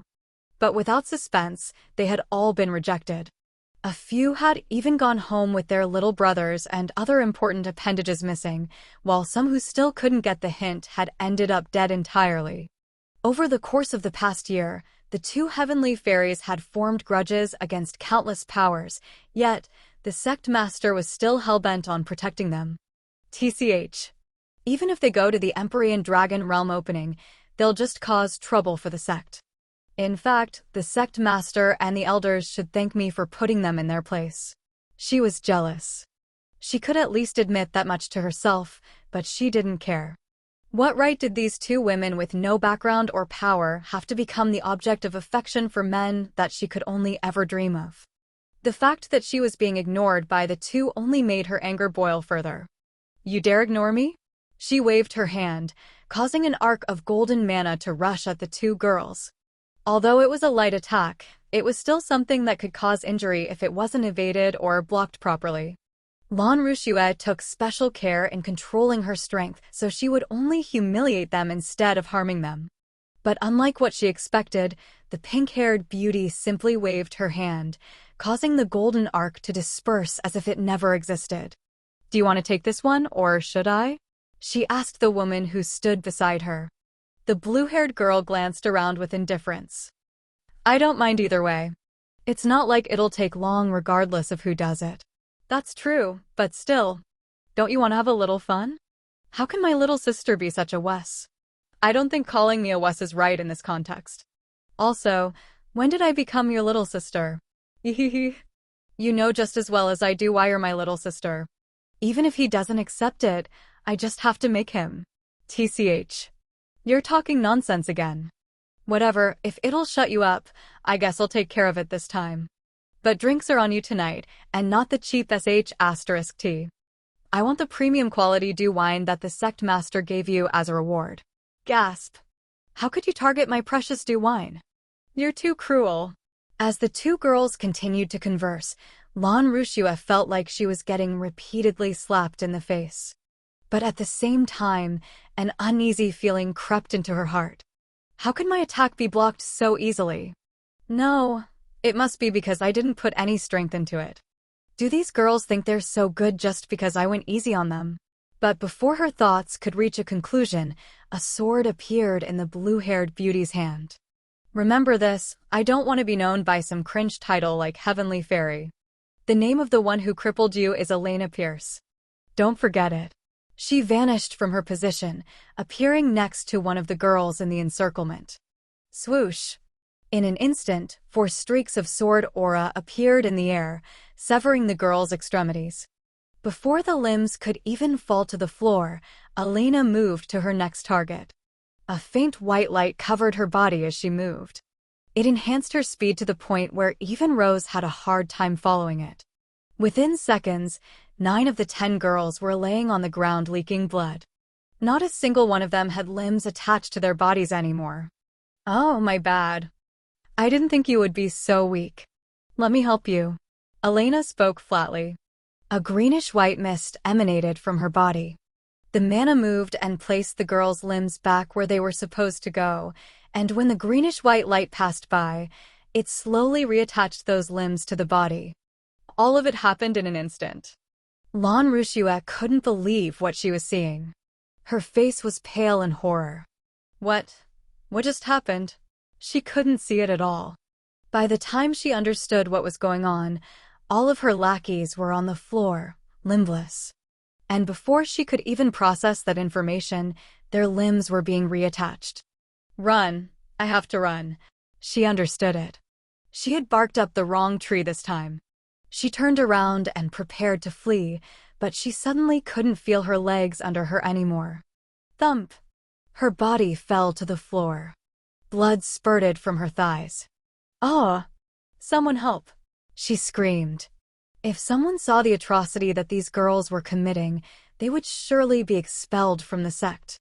It was her last hope at salvation. She screamed and screamed. For minutes on end she screamed, but nobody appeared to save her. Rose giggled at her attempts. Confused? Don't worry. This is only the start of the show. I like to be a little more lucky when I act.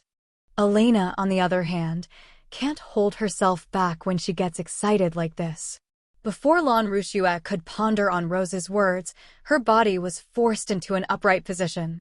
A chair appeared under her as if it had always existed there, supporting her body. Chains wrapped around her soon after to prevent her escape, and a mechanism that held her head in place and her eyes open materialized as the finishing touch of the contraption. All right. The audience is in place. The main actors are all ready. So, let the show begin. As Lan Rushua watched, the 9 girls she had brought with her were dismembered countless times. Every time they reached a point where they'd die of blood loss soon, they were healed into peak condition again. The process only repeated after healing. 10 times, 20 times, it went on like a never-ending cycle. By the 15th time, the girls' eyes had become blank and dull. They were foaming at the mouth and unable to form proper sentences anymore. Lan Rushua finally understood. She understood why those girls had been mentally crippled without any physical injury. And she also understood that these 2 heavenly fairies weren't fairies at all. No, they were demons Pawn and Reapers. Phew, that was satisfying, Elena commented lightly before turning towards Lan Rushua. She's the main perpetrator, right? Yep. Rose responded happily while munching on popcorn. To use illusions to eat without gaining weight. The fact that you can even replicate taste makes it even more of a cheat. You don't even understand how envious I am. TCH. I can't use this method to fill my stomach though, so it's only good for situations like this. Rose quipped back. Anyway. Continue. I'm enjoying the show. Elena shook her head. I don't know your name, so I'll just call you Dog. Bark if you don't want to die. Woof woof. Lan Rushua barked without hesitation. After the scene she had just witnessed, she was no longer in the proper state of mind. An opportunity to live, that was all she could see at the moment. Pride meant nothing anymore. Elena nodded matter-of-factly. Very well. Since you're being such a good dog, I'll make sure to treat you right. Now, allow me to give you a little massage as a reward. Elena appeared behind Lan Rushua. Her hands were placed on the latter's shoulders. Enjoy! It was the last word Lan Rushua heard before she was plunged into hell. In a space where sound could never escape, the sounds of bones cracking and incoherent screaming rang out for many hours on end. Chapter 4:17 Them 3. With the arrival of dawn, the women of the Supreme Fairy Paradise began to awaken from meditation or training and start their days. Within this crowd were Rose and Elena, however. Senior Sister Lawn and her group were completely missing. The hushed voices of the crowd all revolved around the duo. It wasn't surprising. After all, just yesterday they had been seen surrounded by a group of their seniors, but here they were in perfect condition, perusing the streets as if nothing big happened. Those seniors, on the other hand, had been found in a secluded area. Not a single one of them was left with their minds intact. It was only natural that the women of the sect would talk about it. But Rose and Elena paid these women no mind. From start to finish, they didn't feel much attachment to the sect. These women prided themselves on being fairies, but a vast majority of them were snakes wearing human skin. They would spread falsities to ruin their competition, backstab at any given opportunity. It was the definition of conniving. But this kind of atmosphere had been perfect for the two of them to foster their growth. With trouble waiting for them at every step, they had an ample number of stepping stones to cause leaps of improvement in their own prowess. If there was one thing in the sect that they cared about, Sect Master. The two girls greeted together when they arrived in front of the elderly woman who had given the speech the day before. Their waists were bowed to show proper respect, and their tones were also extremely accommodating. Compared to the arrogant and indifferent image that they showed to the rest of the sect, their actions now were like heaven and earth. You two little brats, didn't I say to call me master? It seems you still haven't accepted me after all this time. The sect master smiled wryly. Master, that isn't enough. I am already aware of your circumstances, so I never planned to bind you to the sect anyway. If only I could tie you down, I'd have chosen to do so without hesitation. But you two already have somewhere to return to, don't you? It was troubling. Neither of the two could respond. They could only hold their guilt within their hearts. It was true. Regardless of what the sect master did for them, their paths were never fated to stay together for too long. They had somewhere to return to, or rather, someone. Elena sighed. The sect master and Rose were the only two people she cared about in this massive sect. Due to their reputation, the other women either feared or disdained them, so they couldn't make friends. It wasn't like she cared about the rabble at all. It was just a shame that things had to be this way. But before she could make any excuses, the sect master spoke up once again. So, who is he? Elena snapped out of her thoughts. Her eyes widened at the sudden question. Who are you talking about? Don't think I didn't notice. Anytime I even alluded to keeping you in the sect, you would have a faraway look in your eyes. My cold and indifferent Elena, to think you were so deeply infatuated with a man. I almost couldn't believe it. Despite her age, the sect master of the Supreme Fairy Paradise's demeanor tended to have this youthful side that only those close to her were aware of. It often made the elders of the sect suffer plenty of headaches, but for her disciples, it served to bring smiles to their faces. Elena's face blushed red. Infatuated is a strong word. Yeah, but it probably isn't strong enough in this situation. Rose suddenly interjected. She was trying her hardest to suppress the giggle that was threatening to leave her mouth. You. Elena protested, but her defensiveness only made the other two laugh harder. Don't think I forgot about you. The sect master suddenly said to Rose. Even if you can hide it better, you aren't much better than her. Nonsense. Rose replied proudly. Unlike her, I can boldly tell you about my handsome, powerful, and overall perfect man.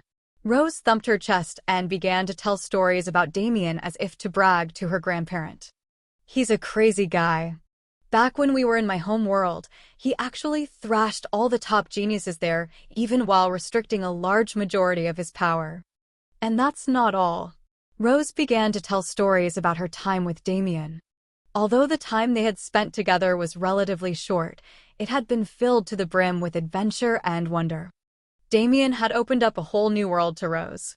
He showed her a path that she never thought she'd be able to take, a path she loved far more than her constricting life on a Pyrrhon. So perhaps Rose's evaluation of Damien was more than a bit biased. She easily glossed over his bad points as if they didn't exist at all. Especially when she spoke about their more romantic moments, it sounded more like she was writing a novel than speaking about real-life events. As Rose spoke, Elena tried to imagine the gentlemanly version of Damien that she was describing. In a full suit on one knee in front of her, his mouth moving too. Stop. Stop. Stop. She hurriedly wiped away her fantasy. As soon as she did, the actual image of Damien she had after he returned appeared in her mind. A shameless rogue, a ferocious wolf, a heartless fellow, these were all great words to describe him. He was far from gentlemanly, that much was for sure. But his free-spirited and untamable self, that ferocious yet gentle demeanor, everything about him held a fatal attraction for her that she couldn't seem to pull away from. Even before he had become such a man, back when he was still pathetic and weak-willed, she had fallen too deep to ever even think about escaping. Elena sighed. Her thoughts became complicated. She had practically begged Damien to take her on this trip. It was her first time leaving Earth in her life. And seeing the vast universe, albeit the tiniest portion of it, aroused a kind of ambition in her heart. I want to see it. She wanted to see it all. To go exploring on different worlds and uncover more mystical places like the Fairy Pond or the Misty Cloud's secret realm. But that could only be considered as a secondary objective. Her main goal was elsewhere. It happened after she ranked up, after she became a Valkyrie and obtained a connection to Valhalla. Her fighting style had changed, along with the root of her power. And along with it, she received something similar to a calling. There was a place somewhere out in the universe that appeared in her dreams as often as she slept. It was a mystical place where her abilities would rapidly improve and her power would truly bloom. She didn't know where that place was, but she knew the general direction to get there. Only, she had an instinctual understanding of what kind of place it was. It was something akin to a secret realm, only the restriction in place was so that only she could enter. I want to know why. Why there is such a place and why only I have the qualifications to enter. However, she would have to choose. Of the two things she held dearest in her heart, two passions that she could never let go of. She needed to choose between them. And it was eating her up inside. Chapter 418 Them 4. While Elena was struggling with her complicated inner thoughts, Rose finished telling the sect master everything about Damien. What a man. You aren't thinking about eloping without introducing him to me, are you? Eh? Why would I do that? I know you won't believe me until I properly show him off to you. Okay. What about you then, little Elena? What's your man like? The sect master shifted her attention. Didn't I just describe him? Rose interrupted. She knew Elena's personality very well by now. Until Damien told her outright, she would continue to act as if the two of them didn't have any relationship at all. But Rose wouldn't allow that. She had taken a liking to Elena when they had first met, and the past year they spent together only made them closer. She wouldn't accept a future where Elena wasn't her little sister.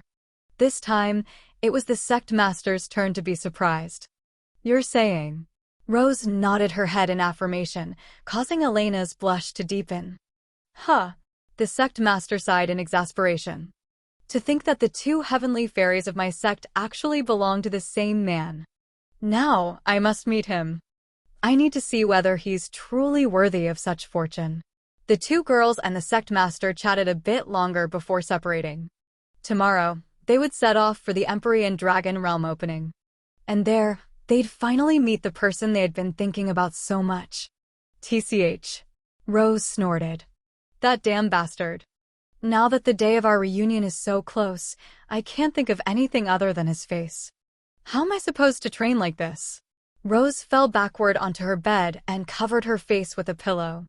As darkness encroached upon her vision, an illusion spawned in front of her.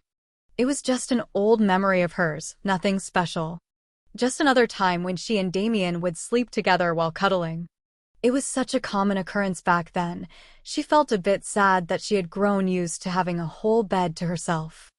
She allowed the illusion to continue playing, putting herself in the position of her past self.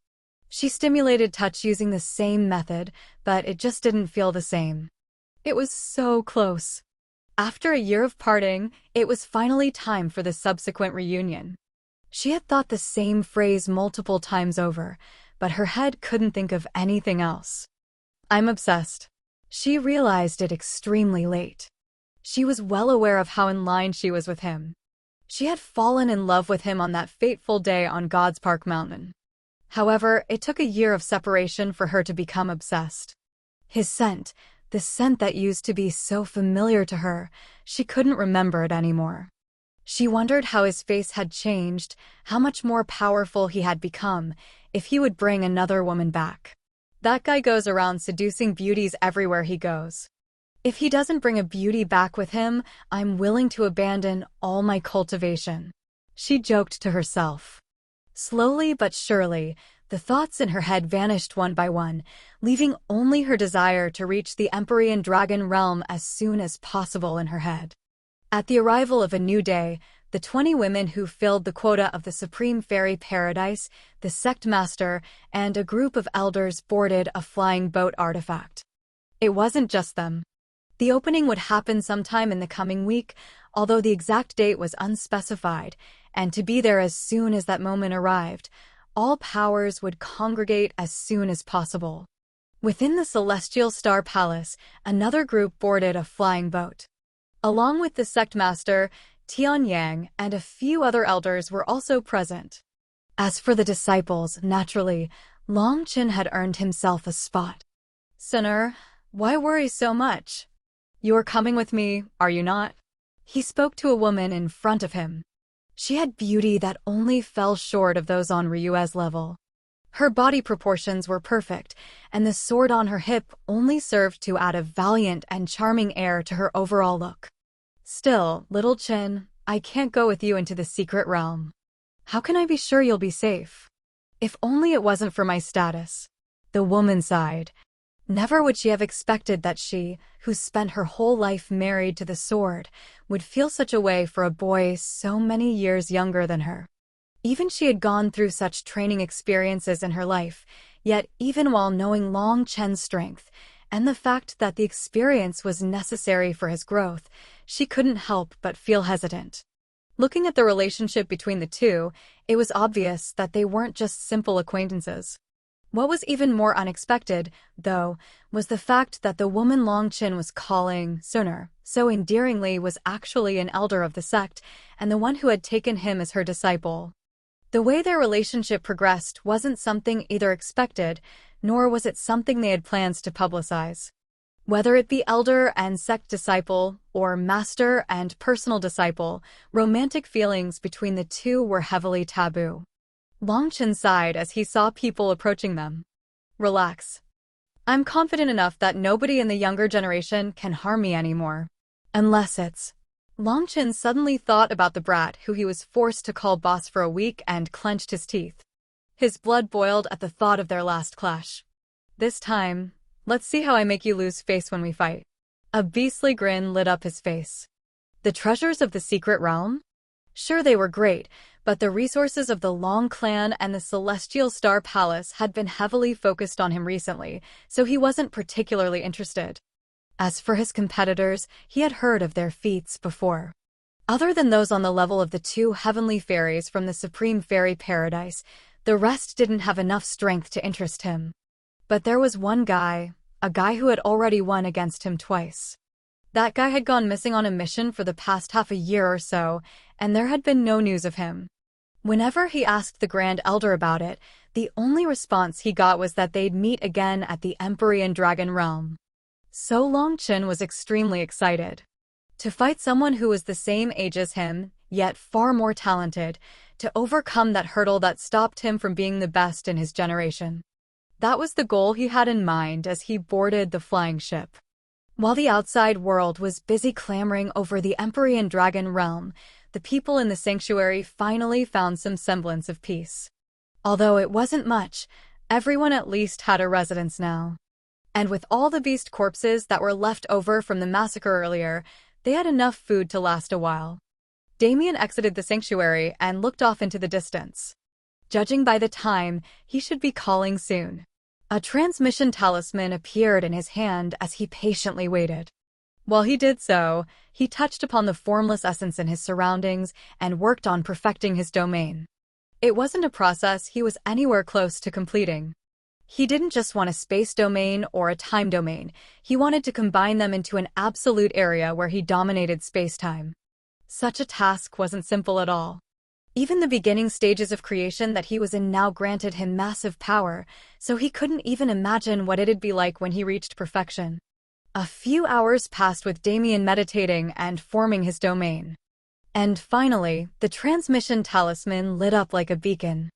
Damien opened his eyes and poured his mana into it. Yo, old man. It's been a while, hasn't it? Chapter 4:19 Reddish Black 1. For 19 Reddish Black 1. Yo, old man. It's been a while, hasn't it? Damien spoke in a light tone with a relaxed smile decorating his face. He was thoroughly satisfied with the improvement he had made in the past week or so, and it had left him in a good mood. A mildly annoyed yet cheerful voice responded to his words. Brett, since you were able to answer my call, it seems you've found a way out of the 3,000 Beast Mountain range. On the Celestial Star Palace's flying boat, Tian Yang sat in one of the rooms with a bright smile on his face. He truly didn't think his disciples would be able to do it. The 3,000 Beast Mountain range had been enveloped in the mystical myriad illusion veil ever since the previous Great War, and in that time countless cultivators had gone to try their luck, thinking themselves better than the rest. But of all those cultivators, not a single one managed to make it out of the mountain range alive. To think that his disciples would be the first ones to do so, how could he not be excited? That is, until he heard Damien's next words. Rather than saying we escaped the 3,000 Beast Mountain range, it's better to say that the 3,000 Beast Mountain range no longer exists. Damien thought about it before Tian Yang called, and he decided it'd be best to let the old man know about what had happened here. Damien's vision was far wider than it was before he entered the mountain range. Things he didn't understand before clicked into place much easier whenever he thought about them. Of those things was the fact that Tian Yang definitely wasn't as simple as he made himself out to be. The White Dragon King, Fire and Ice Phoenix matriarchs, Elvira and Lucius, these were all fourth-class beings under his command now. And besides Lucius being entry-level, the rest were all experienced veterans of the class.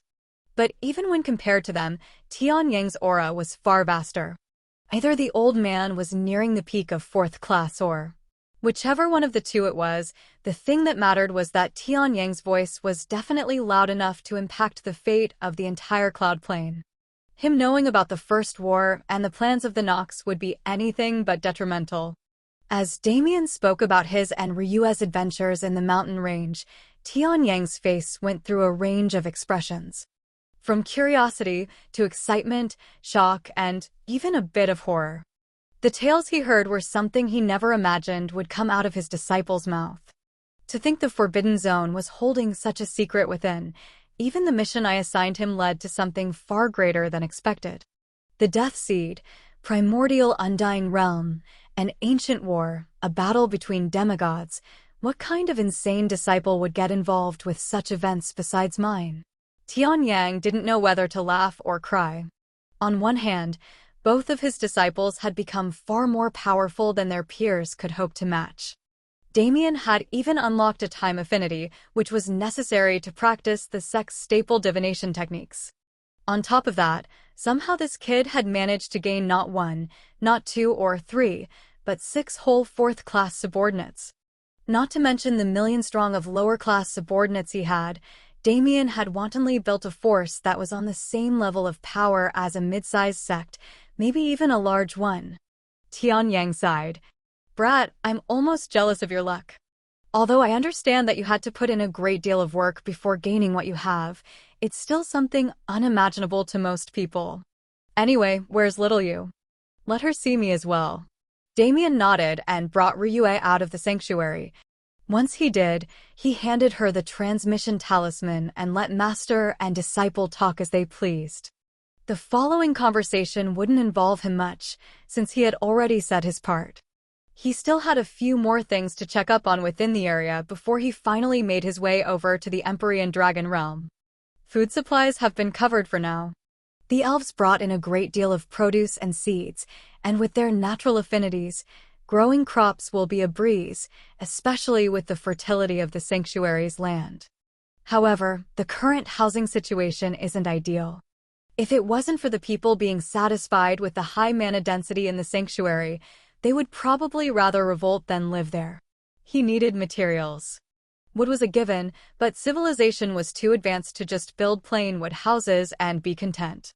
His gaze traveled to the massive abyss that was left in wake of the heaven-shaking battle that had occurred.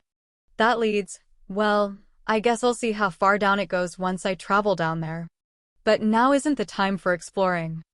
I need to grab an insane amount of metal and ore and bring it into the sanctuary. He flashed above the abyss and began traveling down. His all-seeing eyes were activated to help him actually have vision in this endless darkness. No notification. I guess it only shows up when I read people's statuses. Damien didn't travel in the center of the abyss. He stuck to one of the walls and transported any useful metals and minerals he could find into the sanctuary. If I knew something about the materials of this world, I could probably sort out what's useful from what isn't, but it can't be helped. At least the all-seeing eyes allow me to somewhat differentiate. He traveled down further and further, exploring a few naturally formed caves and tunnels where more useful ores were present. There were plenty of signs of subterranean beasts in the area, but he assumed most of them had gone extinct due to the divine mana that had invaded the area. I got everything I can up here. Maybe I should go down to the bottom? I heard that if I reach -13 on the y-axis, I can find diamonds. He continued to descend, but the abyss didn't seem to have an end to it at all. He couldn't understand how such a massive hole had been formed in the clash unless the two demigods had purposefully dug down as they attacked. Or maybe it was already here to begin with? The clash above only served to expand the abyss and create an entrance from the surface.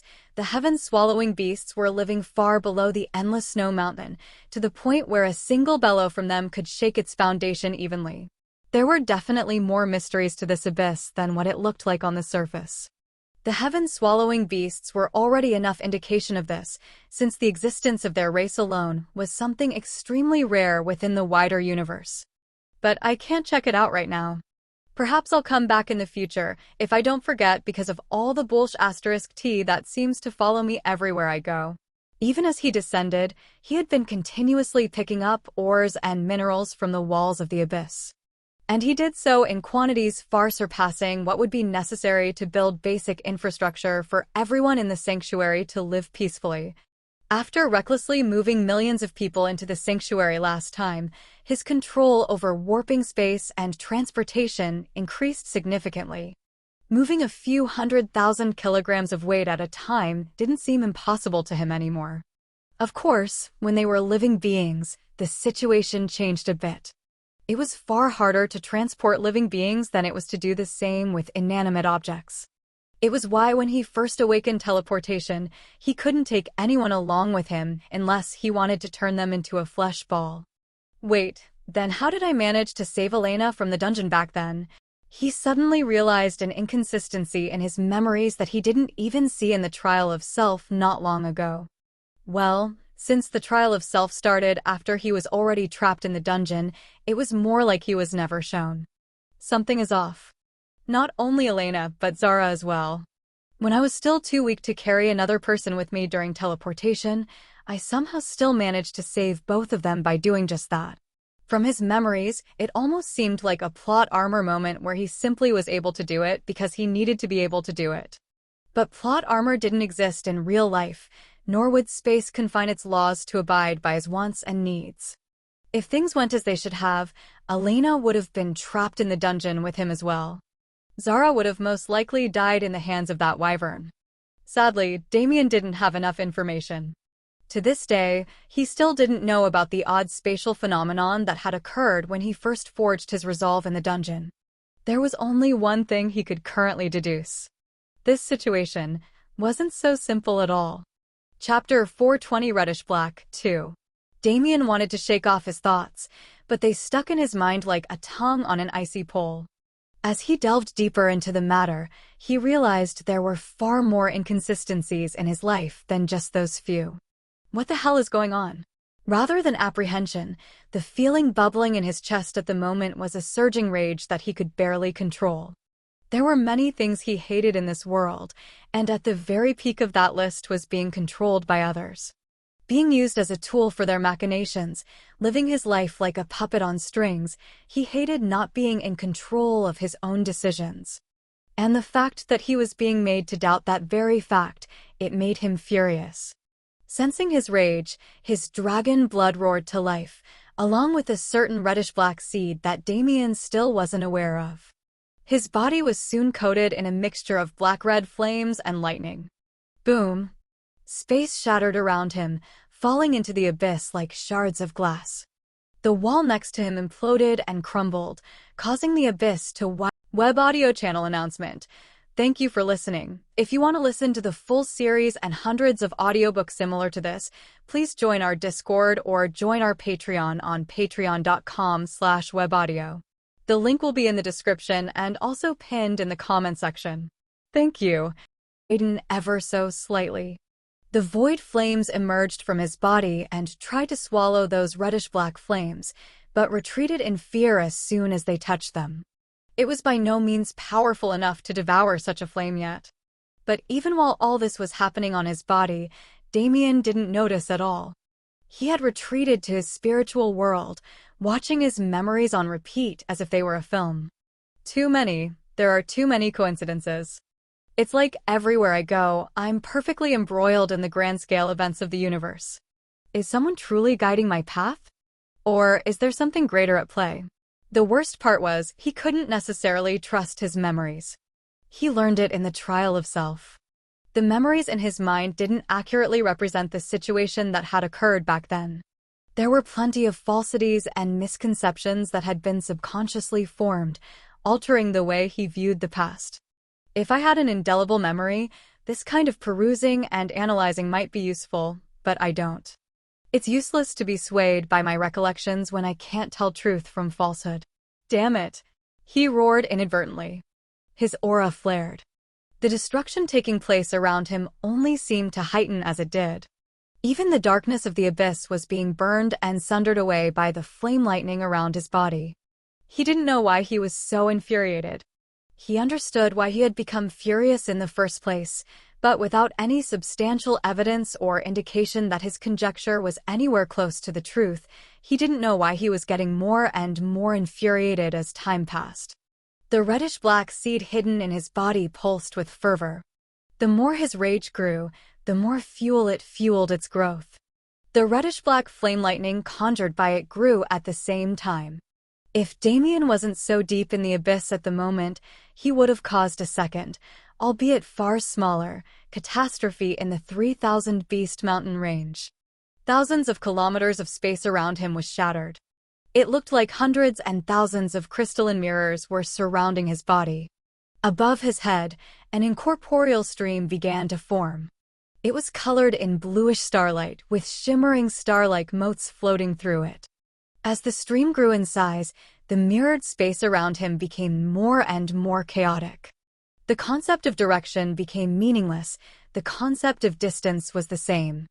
Walking a single step forward might cause one to move thousands of kilometers downward. It was a disorienting effect that would cause weaker-willed people to directly lose their minds. But more than that, everything seemed to slow to a crawl within this space. A falling leaf took hours on end to go from the top of Damien's head to his feet. Kahawk. Damien keeled over, copious amounts of blood leaking from his lips. It was only then that he finally became conscious of his surroundings. The reddish-black seed in his body stopped pulsating. The indescribable rage he was feeling disappeared along with it. Even the flame lightning surrounding his body was retracted as if nothing happened. Damien didn't notice its existence from start to end. However, the domain around him was still in effect. His eyes widened when he saw it. Space-time river. That insane blackness that almost caused his ego to disperse, the shimmering river of starlight that brought it back and showed him glimpses of the future. Even if his memory of that time had been fogged over and almost wiped completely, the impact that river had on his subconscious wasn't small at all. It was so much so that when it came time for him to finally form his domain, he had used that river as inspiration for the concept. To see a version of it in front of his eyes, no matter how much smaller, less powerful, or less profound it was than the original, it still brought a smile to his face. Even with blood still dripping down his chin, even with more blood threatening to spill out of his body the longer he kept the domain active, he wanted to keep looking at it for just a little while longer. My goal, my aspiration. It was a construct that man couldn't dip their hands into, something that could erase the ego and peer into the fate of even someone who had achieved true godhood. An inviolable law. That was what the space-time river represented to him. Finally, after a few seconds that felt like an eternity later, Damien cancelled his domain. Even with his mana capacity exploding to 50,000 points, the space-time river, even a cheap imitation of it, wasn't something that he could sustain properly. TCH. I can't reach for the skies when I haven't even managed to climb to the top of the well yet. The mirror domain is enough for now. As for the space-time river, I'll achieve it in due time. As the space-time river domain had been cancelled already, his transcendent regeneration immediately went to work and healed his internal injuries within minutes. The fact that it wasn't done in seconds was testament to the level of concept he had tried to grasp far before he had the qualifications to. And as soon as he was healed, he wiped the blood off his face and changed into a fresh set of clothes that wasn't stained in it, teleporting out of the abyss and returning to Ryue's side. His last task for the immediate necessity of the sanctuary had been completed. Everything else could be done as it was required to be. What did the old man say? Damien asked lightly. The transmission talisman in Ryue's hand was already dim, indicating that the call with Tianyang had ended. Nothing much. Just that he's eagerly waiting for our return, and that I should punish my rebellious junior brother if he tries to do anything funny. Oh my. How could I ever dare to try anything funny on my senior sister? I'm an innocent and pure man, don't you know? Yes, yes. Innocent and pure. Just as pure as that bitch Eliza that you were talking about earlier. Come. Damien obnoxiously cleared his throat and looked away. It seems Ryue was still holding a grudge over that. A few days ago, as they were sharing their trial world experiences with each other, he may or may not have let it slip how he played with a certain slutty demon queen. Since then, Ryue had been constantly giving him the cold shoulder, forcing him to give her the queen treatment so that she would forgive him. Damn my big mouth, don't talk about other women in front of the one you're currently attending to. Isn't that the main rule for not losing your life as a man with a harem?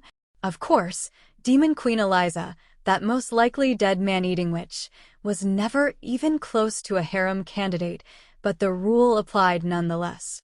Damien shook his head wryly. It looks like he'd need a few more days of coaxing before he could get back on Ryue's good side. For now, he needed to change the topic. Anyway, are you ready to leave? He asked smoothly. That was a lie. He cringed at how poorly veiled his attempt was. Ryue rolled her eyes at his obvious behavior. Since we have other things to do, I'll forgive you for now. But don't think I'm appeased. Yes, yes. If my queen demands it, it shall be done. Ryue nodded triumphantly. Good.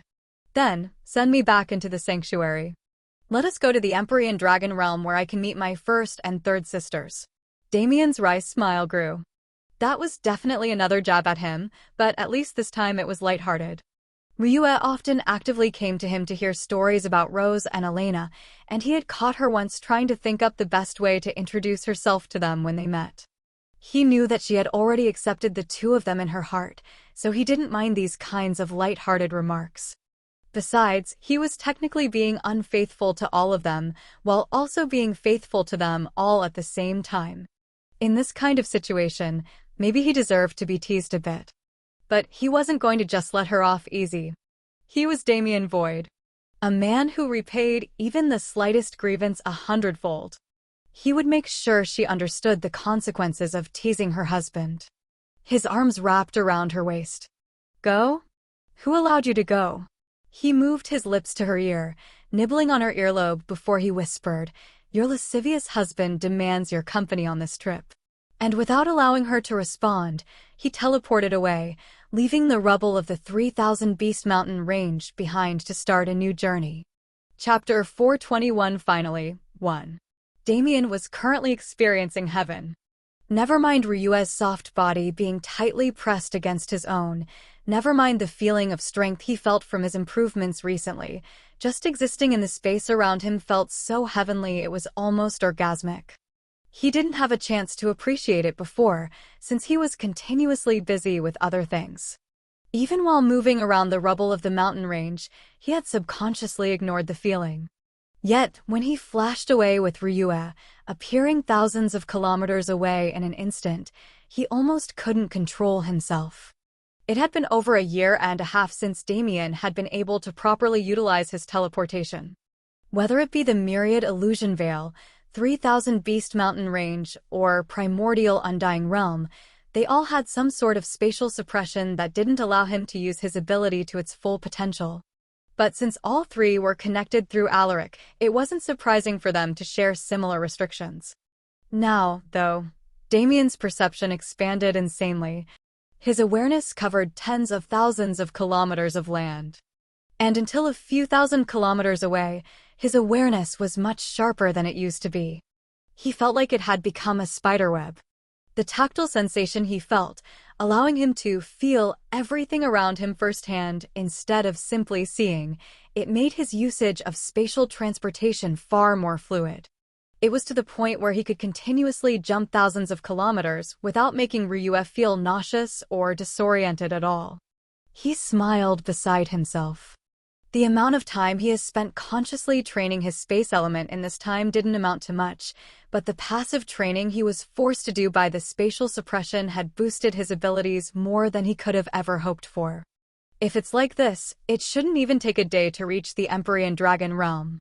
With Ryue as his trusty compass and travel partner, and the beautiful folds of space as his vehicle, the journey he was on now was sure to be an enjoyable one. The location of the Empyrean Dragon realm was a large empty plain to the east of the central continent, a few thousand kilometers away from the Jade Heavenly Palace. Due to the movements of the tectonic plates under the continent, as well as a myriad of more fantastical phenomena that had happened in the thousands of years since the fall of the ancient sect, the center of the continent had been shifted so much. But regardless, the true center of the cloud plain as a whole was never changing. On this plain, a vast amount of people had gathered. The 100 geniuses who filled the quotas of the 5 great sects, the 40 from the 4 great clans, and a huge number of others as well. The Empyrean Dragon realm opening was, after all, a central event on the level of the Nexus event in Apiron. It wasn't something that the great sects and clans could monopolize, lest they lose public sentiment. Therefore, a large number of mid-sized and small clans along the continent were granted 5 spots for their geniuses. Even major powers from other continents, such as the Shen estate of the southern continent that Damien and Longchen had assisted on their first mission, had gathered as well. But these numbers only made up the minority. If the amount that came from major powers numbered in the hundreds, the number of rogue cultivators who had arrived was well into the thousands. These rogue cultivators would often flock to secret realm openings and forbidden zone expeditions like moths, looking for the fortuitous encounters that could possibly turn them into major powerhouses of their own. It was the hope and dream of every practitioner under heaven to become an unmatched expert. But of course, the great sects wouldn't simply allow others to clog the secret realm and take away opportunities that could fall into the hands of their disciples. The rogue cultivators that were here would have to go through a strict process upon exiting of the secret realm. A portion of their gains within would be confiscated by the major powers, most of the time including their rarest treasures. It was for this reason that every rogue cultivator present was fidgeting restlessly. Even if it was bound to happen, they would try to fool the eyes of these experts nonetheless. Nobody wanted to be robbed of what was rightfully theirs, but the secret realm was simply too precious to pass up just because of these restrictions. Situations like these were the reason Damien had originally joined the Celestial Star Palace. Individual strength wasn't always enough to keep one afloat within this chaotic world. Having a strong backer was equally important. Apart from the rogue cultivators, segregating themselves as if they didn't want to associate with the former group at all, were the geniuses from major powers who had gathered. The scions of the 4 great clans and many other mid-sized clans were grouped together, idly chattering while waiting for the secret realm to open. Those from the 5 great sects, however, were different. Indeed, the 5 ruling sects didn't always shirk politics. The internal battles among them would get especially fierce during times of competition like this. But they had an image to maintain. Unlike the 4 great clans who were always veiled in internal and external strife, vying for as much power as they could get, the 5 sects put themselves above worldly matters. This kind of political power was something they easily trumped with strength alone, so the word games and petty tricks that the scions of those clans were partaking in didn't interest their disciples at all. Among the group from the Supreme Fairy Paradise stood a pair of women, one blue and one pink. Just the dichotomy of their appearances was enough to draw attention to them. Their titles, however, did so even more. One stood with a playful smile on her face that never seemed to fade. The other was cool and indifferent. Yet, neither was able to fully conceal the hidden excitement behind their facades. Rose looked around eagerly. Rather than searching by appearance, she was observing the colored strings of karma that tied so many of these people to each other.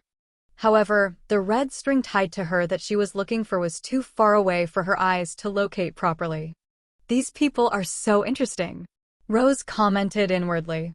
Even though she was a bit disappointed by the absence of the one she was looking for, observing these important and even common people was always a hobby of hers.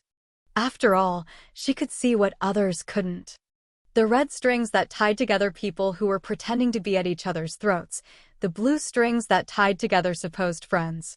Human relationships were so interesting, especially when she had the ability to see through their true nature while simultaneously watching the shows that were put on for the public. Oh ho! The 6th young master of the Shur clan is actually together with the 4th young master of the Shui clan. If the public found out, there'd probably be outrage. Rose smiled slyly. This world definitely wasn't one that accepted such relationships. It seemed she would be gaining a great amount of dirt on the powers she had offended in the past year. Just this was enough to make coming here worth it. This Shui clan is truly something. Not only the Shur clan, but the Wang clan, Han clan, Ping family, it's like they're selling their geniuses off as prostitutes. Rose thought about it more. Of the clans she had dealings with, the Shui clan was definitely one of the most convoluted. Their patriarch's greed for power had reached a point where it'd be more apt to say he was destroying the clan than helping it grow. Now that I think about it, wasn't the little princess of the Shui clan an abandoned young miss who fled to the Celestial Star Palace? With her talent, she should be among the geniuses they brought.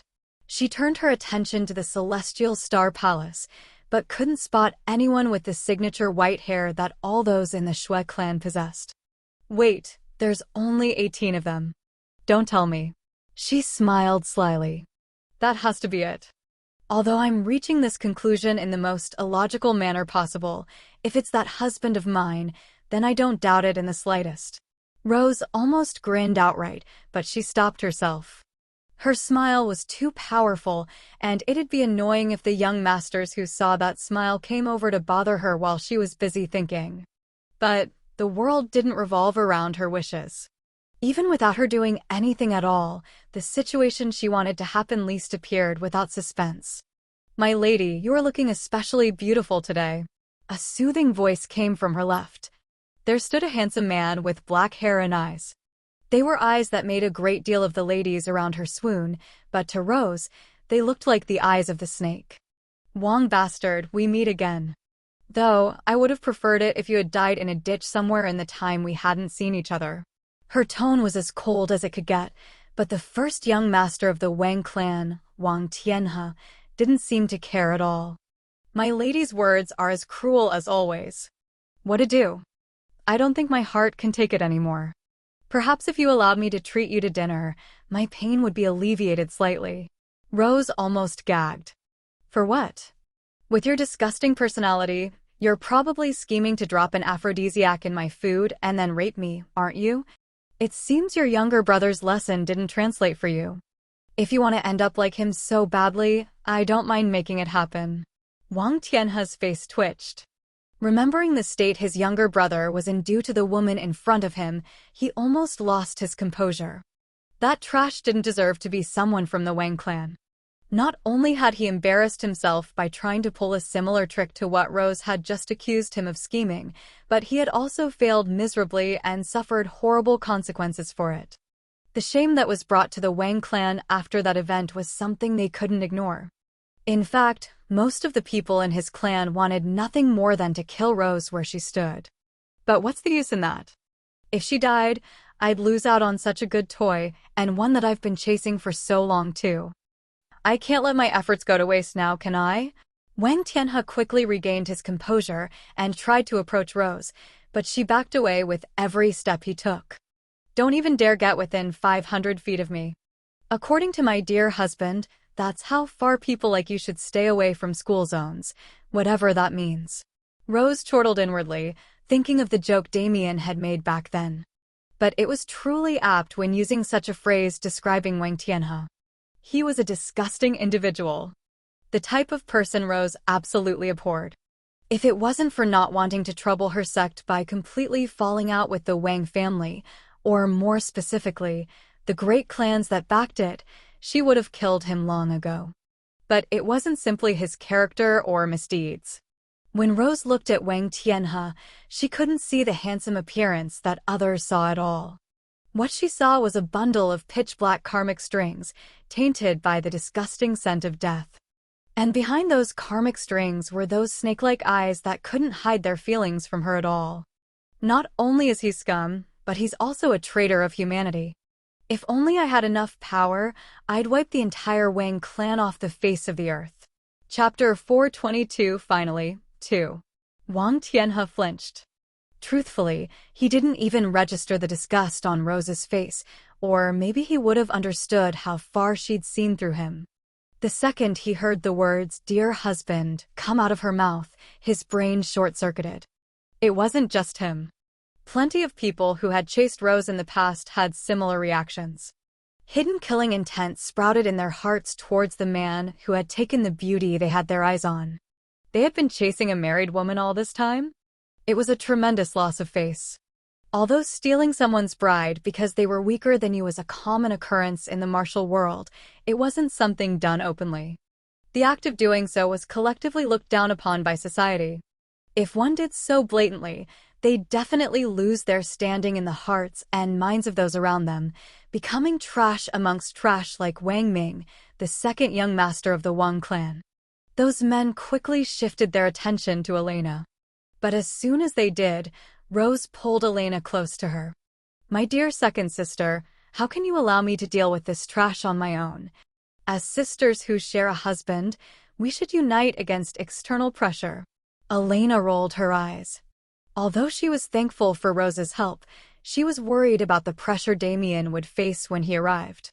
Unlike Rose, she didn't have the same blind faith in Damien. She simply didn't get the opportunity to see how far Damien's prowess always towered over his peers, so it couldn't be helped. "Husband, you say? And where's this husband of yours? I'd truly love to meet him." Wang Tianhe spoke with an imperceptible smile. Once again, he was quick to recover from the blows Rose kept throwing at him. "You don't have to worry about that. You'll definitely see him soon. Actually, there's a 10/10 chance that you'll be killed by him as well. I'm truly looking forward to it. Ha ha. I as well can't help but be excited to meet the glorious husband of my lady. After all, someone who could steal the hearts of the two heavenly fairies of the supreme fairy paradise can't be a normal person. How embarrassing would it be if he couldn't match up to my expectations? Though, I doubt that'd happen, right?" Rose snorted. "Your expectations don't matter for sh*T. Why would my husband be bothered by the words of some trash on the side of the street? Ha ha ha ha ha." A sudden uproarious laughter filled the air. The surprising thing was, it didn't come from anyone present. Rather, it descended from the sky like heavy rain. This is the kind of demeanor a wife of mine should have. Why should she care about the barking of some neighborhood dog who doesn't know the existence of wolves? In the sky above the crowd, two individuals materialized. A mystical young man and a white-haired beauty, their appearances alone being enough to cause waves in the crowd below. Badum. Rose's heartbeat was almost palpable. The second she heard the voice she could only dream about for so many days on end, she wholly stopped caring about the situation around her. When she looked up into the sky, she couldn't help but swoon. How the hell could this man become even more handsome? Damien and Ryua might not have realized it, since they had been together the whole time and surrounded by people who didn't care about their physical appearances, but they had grown far more attractive during their time in the secret realm. Damien especially had gotten the supreme treatment of the primordial undying tree, having his body reconstructed by its essence. His hair shone with a soft luster as it reflected the sunlight, the silver streaks within twinkling like stars. His eyes, after their evolution, gave off a profound aura that seemed to suck one's soul deeper into that swirling pattern of amethyst and red. His skin had become fairer and far smoother, emanating a rich vitality that seemed to calm one down with a single whiff. His chiseled face had become more defined, his features being perfected. Even under the black celestial star palace robes he was wearing, the faint outline of his muscles was enough to cause many young women in the crowd to have their noses bleed. Rose no longer cared for Wang Tianhe's provocation at all. In fact, she totally forgot his existence. Her body rose into the sky and flew towards Damien's descending figure at maddening speeds. Damien wasn't in a much better state. The second he saw that single speck of pink among the crowd, his eyes zoomed in and focused wholly on her position. Seeing the pink mass that was about to collide with his body at full speed, he smiled apologetically at Ryua. But Ryua didn't mind at all. In fact, she heavily sympathized with what Rose was feeling. She was also forced to endure a year of separation. Even if that year was filled with excitement that made her forget her longing, the second she saw the man she was longing for, it all poured out like a tsunami. So she quickly separated herself from Damien and hovered in the air a few feet away, allowing space for the couple to enjoy their reunion. Bang! The impact finally happened. Rose barreled into Damien's arms, wrapping herself around his body like a koala. She dug her face into his neck and took a deep whiff of his scent, as if wanting to firmly engrave it into her memory, never to be forgotten again. And Damien was the same. He spread his arms and caught her, wrapping his arms around her shoulders and hugging her deeply. He hurried his face in her hair and closed his eyes. Finally. It had been so long since the last time they saw each other. Back then, he had left her so unjustly. Due to his own insecurities, he had left her alone in this strange new world without thinking about her safety or how his decisions affected her at all. Finally, he would be able to right his wrongs from back then. Finally, he would be able to spend time with her as he should. Finally, he would be able to treat her as his wife with his whole heart, never to let her suffer again. My dear Rose.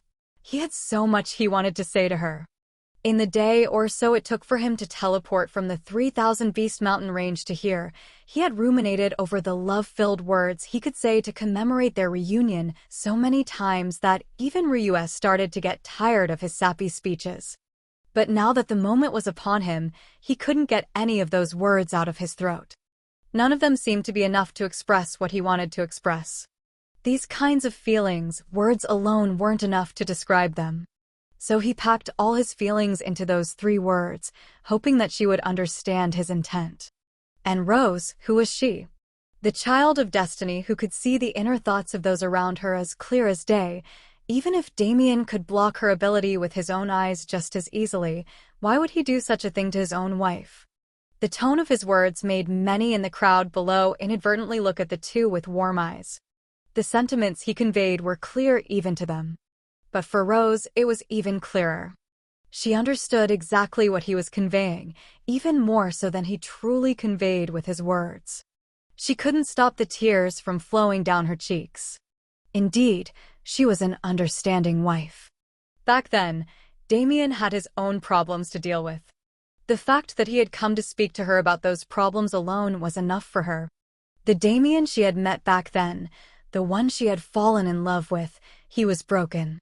Even though he always put up a strong front, even with the power he had that surpassed all of his peers, he was broken and incomplete. He was always plagued by his inner thoughts, unable to fully enjoy his life. As his wife, as the woman he loved and the one who loved him just as much, how could she be okay knowing that he was suffering so much inside? The fact that she couldn't help him at all, the fact that even though he was able to tell her about his problems, he wasn't able to rely on her help to solve them, it truly hurt. Because she wanted to become the person that could help him bear his burdens, the same way he helped her. The words he spoke, even if he was simply endearingly calling her name, she could feel his emotion. How apologetic he was, how much he wanted to make it up to her, how much he had been thinking of her during their time apart, how much his love for her was overflowing at this moment of reunion. She could feel it all. And it was gratifying. It felt like finally, she had earned her place in his heart. Finally, she could become someone he trusted and relied on with his everything. Finally, she had been acknowledged. And so, she couldn't stop her tears from flowing, no matter how much she wanted to. Elena watched them with a smile. It was a mix between a sad smile and one filled with joy. She couldn't decide which emotion she felt more strongly. When he's done with her, it'll be your turn. Hide that sadness in your smile. He's been missing you too, and he has a lot he's been wanting to say to you. Trust me, I had to bear with him when he was stressing over how to break the subject to you. When Elena looked up, she saw the white-haired beauty that had arrived with Damien looking at her with a warm smile. Seeing that smile, a faint hope appeared in Elena's heart. Ryua nodded in the air as if to confirm her thoughts, forcing the hope in Elena's heart to grow without her permission. She didn't know whether to laugh or cry. They were just words from a stranger. They shouldn't mean much, right? So why was she feeling so giddy? By the way, in the future I'll be your second sister, since technically I came first. So don't forget it, dear little sister of mine. Elena's eyes widened. Seeing the playful yet slightly competitive expression on Ryua's face, she almost couldn't stop herself from bursting into a fit of giggles. The atmosphere that had been filled with tense excitement for the opening of the secret realm had suddenly been painted pink by the arrival of one man. The focus of the crowd became fixed on the enamoring romance between this man and woman in the sky, a variety of emotions and thoughts flashing through their minds. But even those who hated seeing the current reunion, the ones who wanted Damien dead so he would no longer be a wall in the path of their conquest, even they decided to keep quiet in the face of such heartfelt emotions. But not everyone had the same kind of tact. Wang Tianhe growled through gritted teeth. So you're the so-called husband? Now that I've seen you in person, I guess you aren't much. Chapter 423 Dogs 1. So you're the so-called husband? Now that I've seen you in person, I guess you aren't much. Damien's eyes turned cold. In an instant, he appeared before Wang Tianhe, the latter's neck in his grasp. Why do you think yourself to be important enough to interrupt my reunion with my lovely wife? I left you traitors in the crowd alone because I wanted to spend some time with Rose before getting my hands dirty, but it seems you didn't savor the opportunity one gave you. Damien grabbed Wang Tianhe's wrist and pulled. It wasn't a glamorous motion. In fact, it was slow enough that even a mortal would be able to follow it. Yet, along with his pull, Wang Tianhe's entire arm was ripped from his body. Arg! Wang Tianhe gritted his teeth in pain. He tried to rouse his mana to escape, but he suddenly found that his mana didn't respond to him. Pathetic. Your own mana has been abandoned by you long ago, so why would it listen to your command? It's a shame that it's been forced to stay inside your body with that trash you've injected yourself with. Allow me to free it from its shackles. Pitch-black essence leaked from Damien's fingertips and entered Wang Tianhe's body. It snakes through his meridians, wrapping around the pure mana within and guiding it toward his heart. Devour. A black hole was formed in Wang Tianhe's heart. Its suction force pulled in all the pure mana that had been gathered, leaving only the corrupted Nox mana remaining inside the man's meridians. Disgusting. You actually dared to pursue my wife with this kind of pathetic strength? Even if I wasn't here to put you in your place. A single slap from her would be enough to kill you. Do you think yourself worthy of my queen? The only option Wang Tianhe had left in retaliation was to use his corrupted mana, but with so many fourth-class existences present, such a move would be the death of the Wang clan. Boy, you dare? A booming voice rang out. A massive aura encompassed the area, causing a suffocating pressure to descend on all those present. Damien snorted. Finally, someone of note has arrived. A dog son would definitely be raised by a dog father, so it isn't too surprising that you're the same as him. The middle-aged man who was standing in the air ferociously glared at Damien. Since his arm can be reattached, I can forgive this single transgression. As my son was pursuing your wife, I can understand why you'd need to vent your fury. However, don't go too far. Young men should learn when to advance and retreat. Damien placidly looked at the middle-aged man. When it came to his aura, he was undoubtedly a fourth class, but Damien couldn't feel any of the awe or majesty fourth-class existences used to carry anymore. The gap has decreased this much. He turned his attention back to Wang Tianhe, only to catch the latter smirking at him. What will you do now? Even if you're more powerful than me, you'll still be humiliated by the power of the Wang clan. That was what his gaze seemed to say. I don't know where you got your confidence from to look at the man who has your life in his hands like that, but from the looks of it, it seems you haven't understood a thing. Since his left hand was occupied holding Wang Tianhe by the throat, he had to settle for the latter's right leg instead of going for another arm. Rip. A disgusting ripping sound rang out as the leg was sloppily ripped from the body, accompanied by Wang Tianhe's pained screech. Hiss. The crowd collectively sucked in a cold breath. Whether it be the action itself or the connotations behind it, both were equally insane. The fact of the matter was, Damien didn't use any mana at all. To rip apart the body of a top genius of the central continent, he had only used physical strength. And he did so while being completely unaffected by the aura or psychological pressure of a fourth class being bearing down on him, uncaring of the consequences of his actions. How domineering! But Wang Chen didn't seem to think so. You brat that doesn't know how high the heavens are. Allow me to teach you a lesson today. Wang Chen's body blurred, appearing behind Damien in an instant. A fierce palm strike careened toward his back. But by the time the attack landed, Damien and Wang Tianhe had vanished. Spatial cultivator. Wang Chen realized through gritted teeth. Even if he hadn't used his full strength, he had used enough strength to cripple someone even on Long Chen's level. Yet, Damien had flawlessly escaped his attack. Old fart, you think too highly of yourself. Even amongst fourth-class existences, you aren't much. In fact, I have an entry-level fourth-class subordinate that's far more powerful than you. Anyway, that doesn't matter. If losing face is what you're so afraid of, I'll allow you to lose even more. Damien turned his attention to Wang Tianhe. This is going to hurt a bit, but try to keep your screams down. Last time I did this to someone, my eardrums almost burst. Wah, h. Before Wang Tianhe could even question what was happening, his body disappeared, reappearing a few feet below its original position.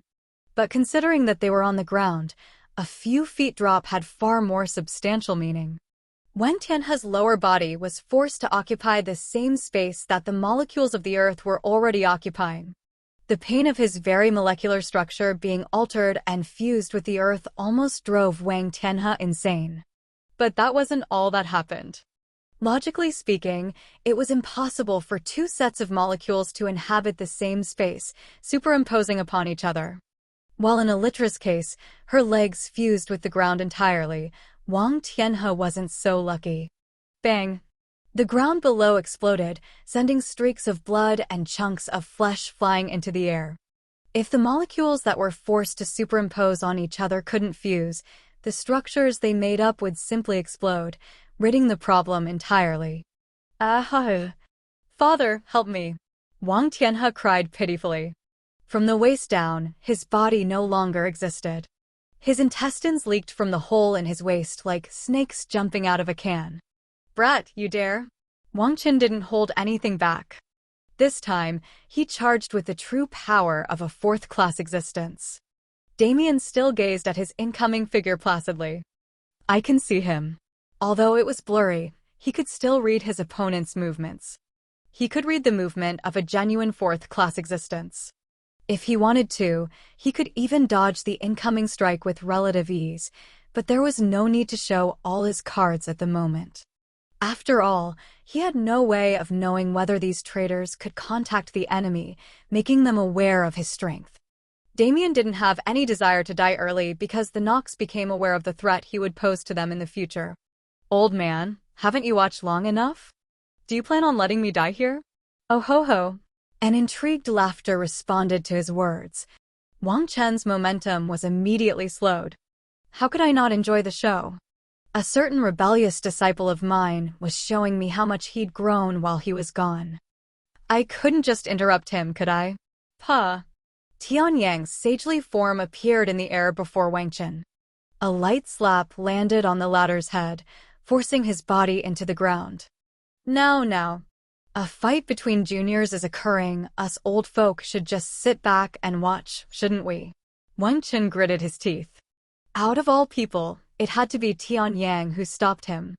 Whether in terms of status or power, he wasn't even close to matching up.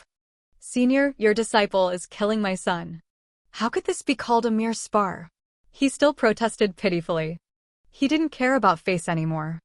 Wang Tianhe was the hope of the Wang clan. For their plans to proceed smoothly, he was integral. Yet, he was about to die a dog's death. Damien sneered. Old fart, listen well. This is the fate of those who dare target my women. Damien was done toying with his prey. The last demonstration should have been enough to warn those watching. Bang! Wang Tianhe's head exploded. All it took was a single slap. Aha! My son! Wang Chen roared.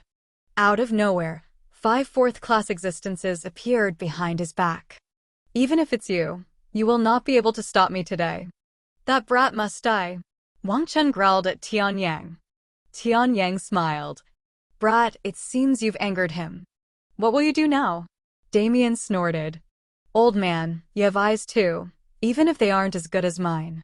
For these kinds of traitors, there is no mercy at all. And just like with Wang Chen, 5 fourth-class existences appeared behind Damien's back. Chapter 424 Dogs 2. There were 2 things Damien learned through his altercation with Wang Chen. Firstly, even someone at the 4th class who had received a power boost from the Nox wasn't able to perceive the void essence he had quietly injected into Wang Tianhe's body. This meant that although he still had to hide his void physique publicly, using its abilities in a veiled manner was still viable unless he was facing a genuine demigod. Secondly, if a 4th class appeared out of thin air, nobody would question it even if they couldn't sense the mana fluctuations, even the more powerful 4th class existences around. Firstly, this meant reaching 4th class allowed some kind of great maneuverability or power that Damien didn't know about yet. Something that could allow all 4th classes to move unseen. Secondly, it meant he could summon his 4th class helpers from the sanctuary without fear of revealing its existence. Even if I reveal the fact that they're serving me here and now, it won't affect my future plans. After all, nobody would expect these exhaled 4th class existences to be following me around endlessly. And even if they did, they wouldn't expect something like the sanctuary to exist. Most likely, they'll plot while using some means to block the method by which Wang Chen's helpers arrived, which won't hinder me at all. Still, he might have to whip up a scheme or 2 to make it seem like his 4th class helpers had left his side in the future. Being underestimated made his life far easier after all. Damien's 5 subordinates looked around curiously. So this is the world outside the mountain range? It feels far easier to move around, and my power seems more fluid and easy to exert. However, the mana density is a bit. The Fire Phoenix matriarch commented lightly. Right. The mana density is poor to say the least. And the vitality of the earth is lacking as well. The only benefit is that the natural suppression of the mountain range is gone. The Ice Phoenix matriarch agreed. Kid, you didn't just summon me for nothing, did you? I was busy teaching this old demon here a lesson. The White Dragon King spoke annoyedly. Lucius scoffed. Please. As if a mere lizard could harm me. You should be thanking him for saving your ass. The last comment especially caused Damien to raise an eyebrow. Father-in-law, I didn't know you knew how to speak so crossly. Brat, my daughter isn't even your woman, so why do you keep insisting on calling me father-in-law? Well, isn't it because it pisses you off so much? Your reactions are quite fun to watch, you know. Pfft. I know, right? This old geezer is hilarious when he's angry. The White Dragon King laughed rambunctiously. Damien shook his head with a smile. Anyway, you were right that I didn't call you out for nothing. Some old fart brought out fourth-class existences to bully me. As my subordinates, how can you just stand still and watch? Humph. Since when were we subordinates? The Fire Phoenix matriarch scoffed. Are you not? Damien quipped back. That's beside the point. The Fire Phoenix matriarch coughed and looked away. The White Dragon King rolled his eyes. What we are doesn't matter. I finally have the chance to test the strength of those in the outside world, so why would I falter here? Brat, where are they? Over there. Damien pointed at where Wang Qin and Tian Yang were standing. Oh! I call the old man. That old man is my master. He'd probably beat your ass in seconds, so I'd recommend not touching him. TCH. You're no fun. Fine then. It's those 5 weaklings standing behind the other weakling, right? I don't know why you summoned all 5 of us. Just me is enough. No. A new voice entered the fray. It was Elvira, who had remained quiet until then. Young lord, please allow me to take care of them. Damien raised his brow.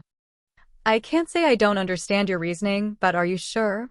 Elvira cracked her knuckles. Despite how I look, I'm not that much weaker than the White Dragon King. If we fought in physical strength alone, he'd only have a 20% chance of winning. Damien's eyes widened. He looked at the White Dragon King for confirmation, only to see the latter turn his head away awkwardly. Brat, I'll warn you now. Even if she looks dainty and frail, don't let her fool you. This woman is a gorilla. Elvira scoffed. Since I have more important matters to take care of, I'll let it slide this time. When we get back, though, let's see how you run for me. She vanished from her spot, reappearing behind one of Wang Chen's 4th-class helpers. She grabbed the man by the top of his head and squeezed. The other 4 sprung into action, but as if she was waiting for that moment, Elvira flicked her wrist. The earth was torn apart, giving way to massive vines that mirrored the ones Ruyue and Fengqinger had encountered in the primordial Undying Realm. Bang! Bang! Bang! Bang! The vines thrashed the 4 men, forcing them to go on the defensive. Elvira turned her attention back to the man in her grasp. Now, let's play, shall we? Boom! A ferocious punch landed on his stomach, shooting him hundreds of meters into the air. Elvira's form flickered, leaving an afterimage as it appeared above him. Bang! Gripping her hands together as if she was going to hit a volleyball, Elvira slammed downward, causing the man's body to fold like an omelette as it shot down to the ground. But just like before, Elvira didn't allow him to regain his bearings as he fell. She appeared next to him again, catching his neck and yanking him back, abruptly shifting his momentum and forcing his bones to collapse. After that, what could only be called a one-sided beating occurred. Damien was able to truly understand how much of a gorilla woman Elvira was.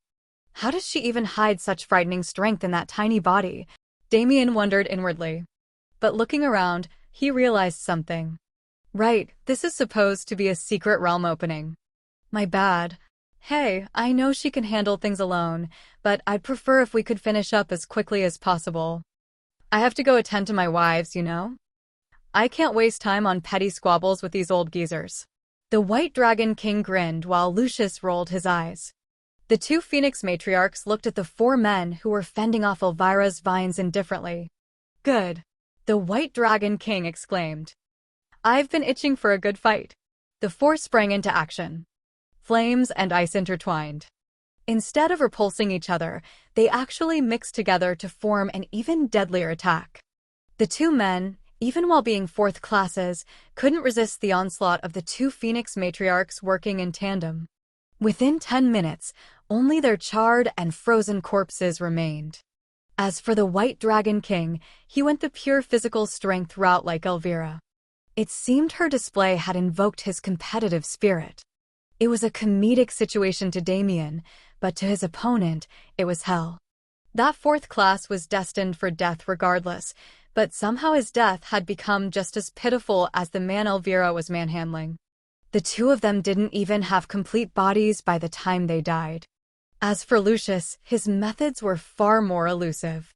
Damien didn't understand exactly what he had done, but the corpse of the enemy he had taken on didn't have a single scratch on it. Even if he's at the entry level of fourth class, that's only because his progress was stalled by the restrictions of the primordial Undying Realm.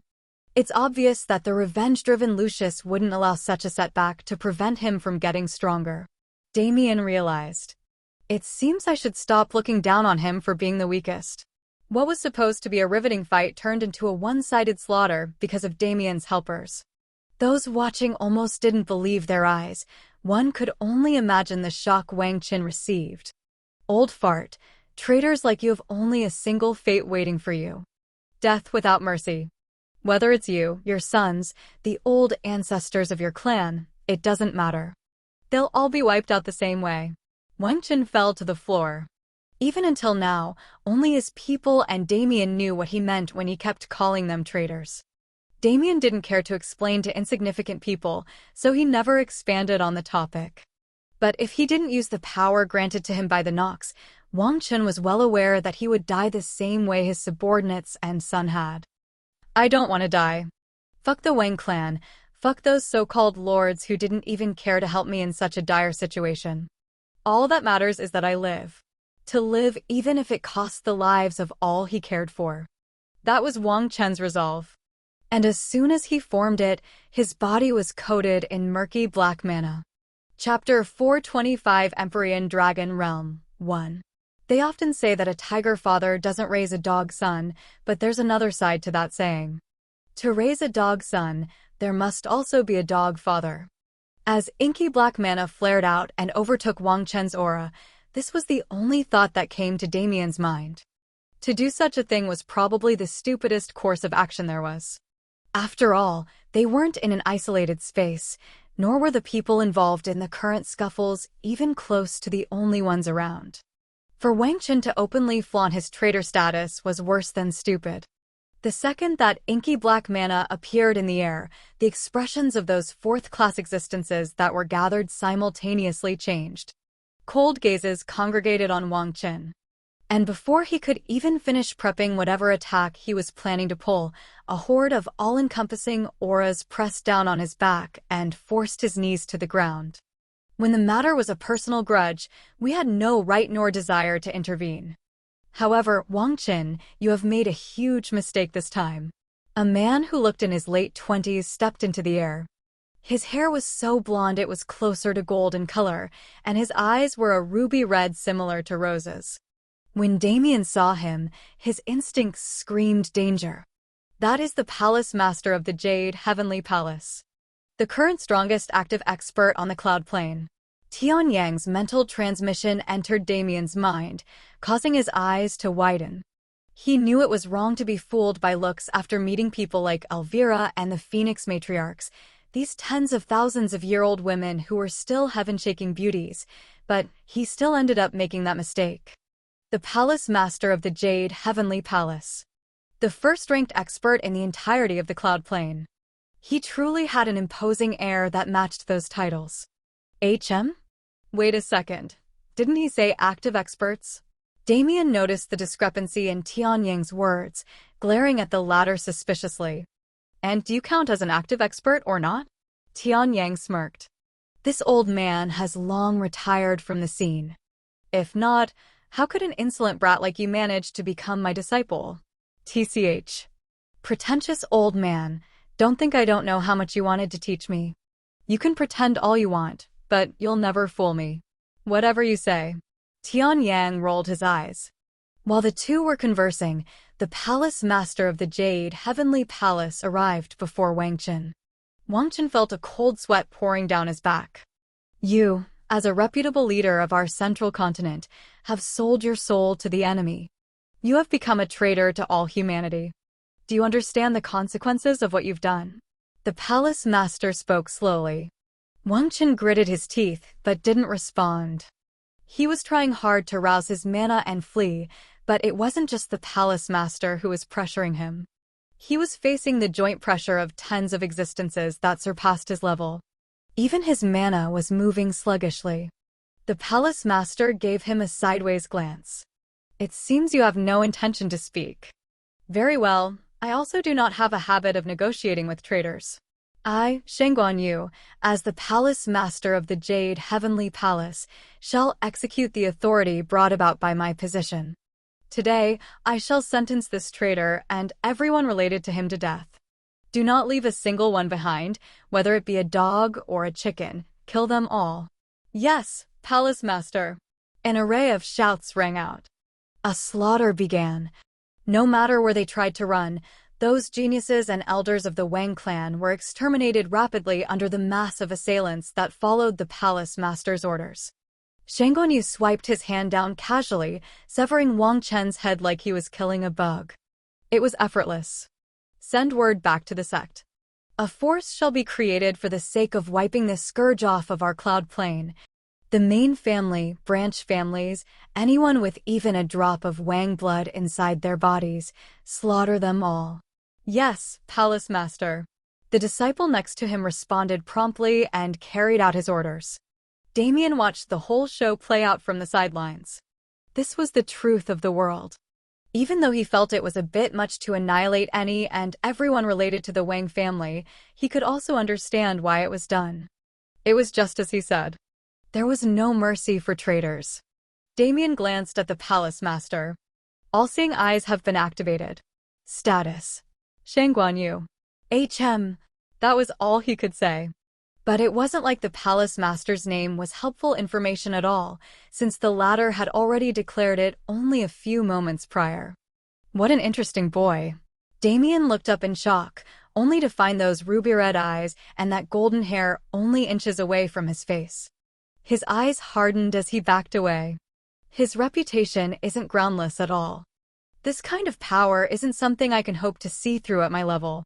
He's a completely different breed compared to Wang Chen. Now. How can you run away at a time like this?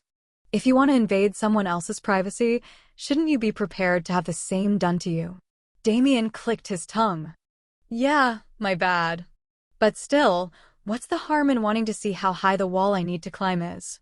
Oh ho? Tianyang, you've truly found yourself an interesting disciple. Ha ha ha ha. Isn't he? This brat has quite the annoying personality, but his talent is still amazing nonetheless. Tianyang replied. Damien rolled his eyes and teleported away, arriving next to Rose once more. He wanted nothing to do with Shen Guanyu. That guy was an old fox on the level of Tianyang.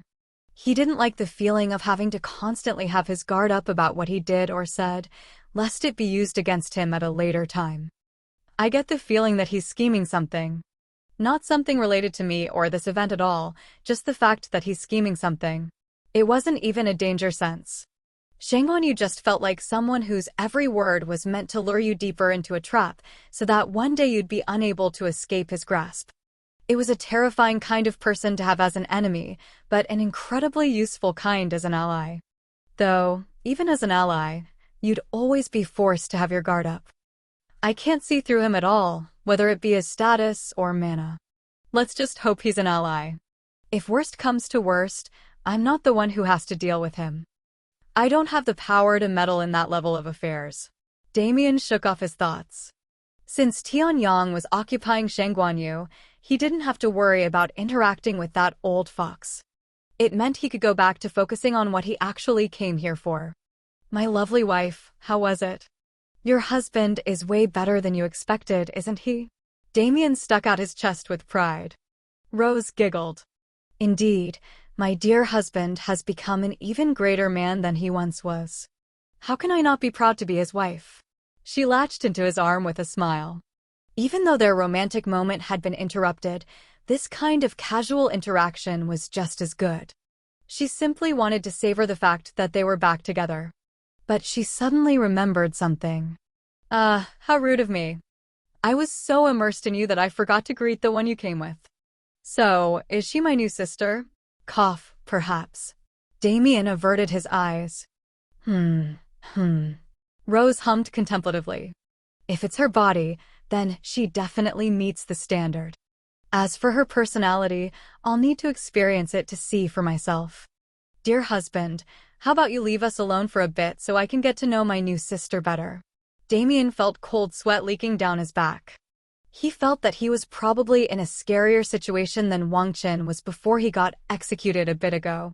But he couldn't do anything besides wish Ryue and leave. Getting involved in this matter would just be asking for his death. Instead, he turned his attention elsewhere. There was one more reunion he had been wanting to have. Looking at the blue-haired beauty among the sea of fairies from the Supreme Fairy Paradise, he smiled. But at that moment, a sudden disturbance took place in the mana in the atmosphere. Nobody knew who said it, but as soon as the words came out, the previous tense and excited atmosphere returned in an instant. The matters of Damien and the Wang clan left their minds entirely. The Empyrean Dragon Realm is opening. Chapter 426 Empyrean Dragon Realm 2. Damien sighed at the unfortunate timing, but he figured it'd be weirder if the Empyrean Dragon Realm didn't open at a time like this. After all, with how much rampant mana had been spread into the atmosphere during the previous matter with the Wang clan, it was only natural that a mana-reactive gate like a secret realm entrance would be aroused. Wild spatial fluctuations started to spread from the middle of the crowd. But since most people weren't skilled enough to feel those fluctuations, they weren't able to move away in time. Although the geniuses from major powers were warned by their elders and hence left the area, many rogue cultivators were directly sucked into the forming spatial rift that had spawned. Damien glanced at them through the folds of space. A few hundred had been sucked in, but only tens of them survived and successfully entered the secret realm. The others were either torn apart and killed by the unstable space or teleported randomly across the central continent. I guess I can consider myself lucky to be a spatial cultivator. Even if a situation like this occurs, nothing will happen to me. Soon, the spatial rift stabilized. The entrance to the secret realm truly opened and had become safe enough for those who had come for it to flood into it. Damien looked around, spotting Long Qin in the crowd. When he did, he couldn't help but grin. Little brat, it seems you've been busy while I was away.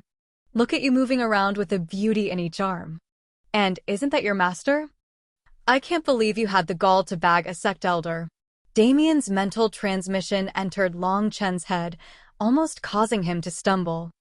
I see you are just as crass as always. Hypocritical, too. Why didn't you tell me that the two heavenly fairies of the Supreme Fairy Paradise were your women? Not to mention the little princess of the Shui clan.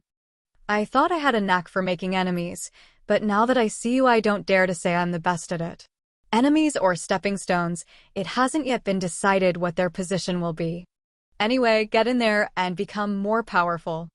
Next time we fight, the punishment will be calling me boss for the rest of your life.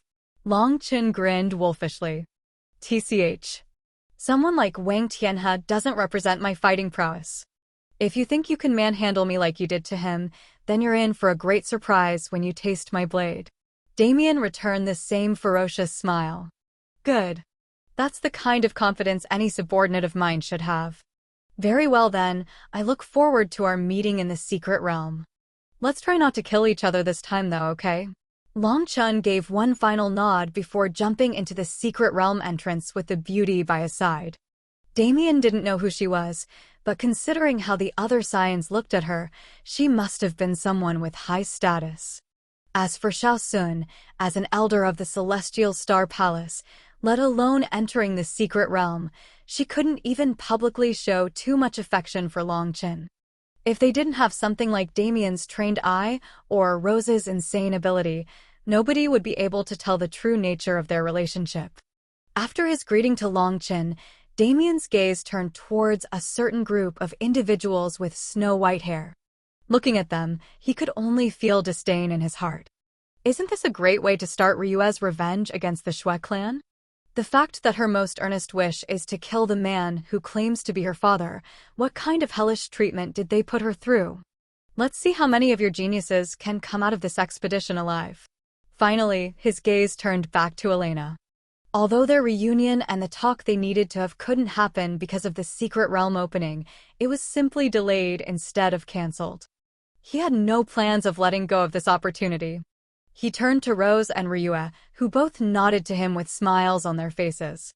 It seemed the two of them were planning to explore the secret realm together as well. Conveniently, or should he say, purposefully, giving him an opportunity to be alone with Elena. He was truly grateful to have such understanding women. He once again resolved himself to reciprocate their trust in him 100-fold and flashed away, appearing next to Elena. He held his hand out in an exaggerated manner. Now then, shall we go? Elena looked at him up and down. Even though he's changed so much in the time they were apart, both when he was pushed into the dungeon and on their time in the cloud plane, the Damien she knew and the one she had fallen so head over heels for was still present somewhere in there. Just the fact that he had finally come to her earnestly like this was enough to affirm her of this fact. She grabbed his outstretched hand gracefully. With such an amazing guide leading me, how could I refuse? The two of them flashed away. Damien entered the chaotic space of the spatial rift with Elena's hand in his. Interesting, my control over dimensional magic has improved to such a point. Since the previous spatial rift he entered was conjured by a demigod, he didn't notice it. But now, his improvement was basically shoving itself in his face to see. Within the chaotic space, he could see the outline of the entire Empyrean Dragon sect. The spatial transmission formation had been laid out to cover the entire sect and transport them in randomly, but he didn't have to rely on such chance. He felt how easy it was to wade through normal space when he left the 3,000 Beast Mountain range. With this kind of ability, choosing where the spatial transmission formation would spit them out was a piece of cake. Even then, I can't really tell which areas will be more beneficial compared to others. Since this time, I'm focusing on Elena's improvement rather than my own, I should just drop a somewhere near the main sect and allow fate to do the rest. He imprinted the map of the Empyrean Dragon sect that he was seeing into his head. It would be useful later when he had to go to the sect center to contact the World Core. After he was finished, he chose a relatively inconspicuous area and allowed the spatial transmission formation to do the rest. The duo soon appeared in the middle of a small forest. It was just a normal forest with average-sized trees and no beasts inhabiting it. But it was quite a refreshing sight to Damien, who had become so used to trees that were multiple kilometers in height. Although the process of choosing a destination and memorizing the map took a decent amount of time, to Elena, it was just an instant. In the chaotic space, she couldn't feel the flow of time, nor could she understand what was happening. In the eyes of someone without a spatial affinity, the chaotic space was just an expanse of blackness, no different from flowing one's eyes. But now that they touched ground again, she opened her eyes and spread her awareness, immediately putting up her guard. Damien smiled. All right, this is her adventure after all. I'll just take the back seat and act only when I'm needed. Other than that, simply enjoying her company is enough. The Empyrean Dragon realm opening that had once caused him to feel so much excitement, to think that only a year later it'd be something he considered a walk in the park. His rate of improvement was shocking to say the least. But he didn't mind it. If it's date locations we're talking about, what could be better than this? He grabbed Elena's hand once again and flashed away. If this was their first date, he'd make sure it was one she'd remember for the rest of their lives. Chapter 427 Elena 1. So, where are we headed? Damien leisurely strolled through the small and peaceful forest while looking at Elena's back. His hands were intertwined behind his head, and if he knew how to whistle, he'd be doing that as well. It was times like these when he missed his old clothes from a Pyrrhon. Having pockets to dip his hands into would truly enhance his relaxation, but unfortunately, they had all been destroyed in one way or another, leaving him with only the celestial star palace robes he was currently donning. How am I supposed to know that? For now, we should just figure out where we are and act accordingly. The sect master provided me with a map of the explored portions of the Empyrean Dragon sect, so locating our position shouldn't be too hard. Elena spoke back in a perfunctory manner. She didn't know why she was acting like this. Just like Rose had done less than an hour prior, she wanted to latch onto Damien and pour out her feelings, but she couldn't bring herself to do so. It couldn't be helped. Just as much as she loved him, she resented him as well. The way he had treated her once they finally reunited, and how much his treatment of her worsened after that point. Even before he had fallen, he had neglected her feelings for so many years. It would have been more surprising if she didn't bear any grudges against him. But it was more of a subconscious thing. Until this moment finally came when the two of them were alone together, even she didn't realize how deep of a grudge she was carrying. And so, she kept her words concise and to the point, so that she wouldn't have to deal with her inner struggle so much. Damien smiled wryly at her behavior. It wasn't the first time he had tried to strike up a conversation since they started walking. It has already been a few hours, but all he got were business talks instead of anything meaningful. This is even harder than trying to talk to Lunaria, he muttered inwardly. When it was Lunaria Snow, he could simply ignore her indifferent attitude because he didn't care enough for her to actually try to break her shell. But it was different for Elena. Unlike Lunaria's naturally indifferent demeanor, Elena was acting this way because of his own mistakes. He didn't blame her at all for it, and he knew that giving up wasn't an option unless he wanted their relationship to continue its regression. A3, all this walking is starting to get boring. How long do we even have in the secret realm? Elena rolled her eyes. Did they not tell you anything at the Celestial Star Palace? HM?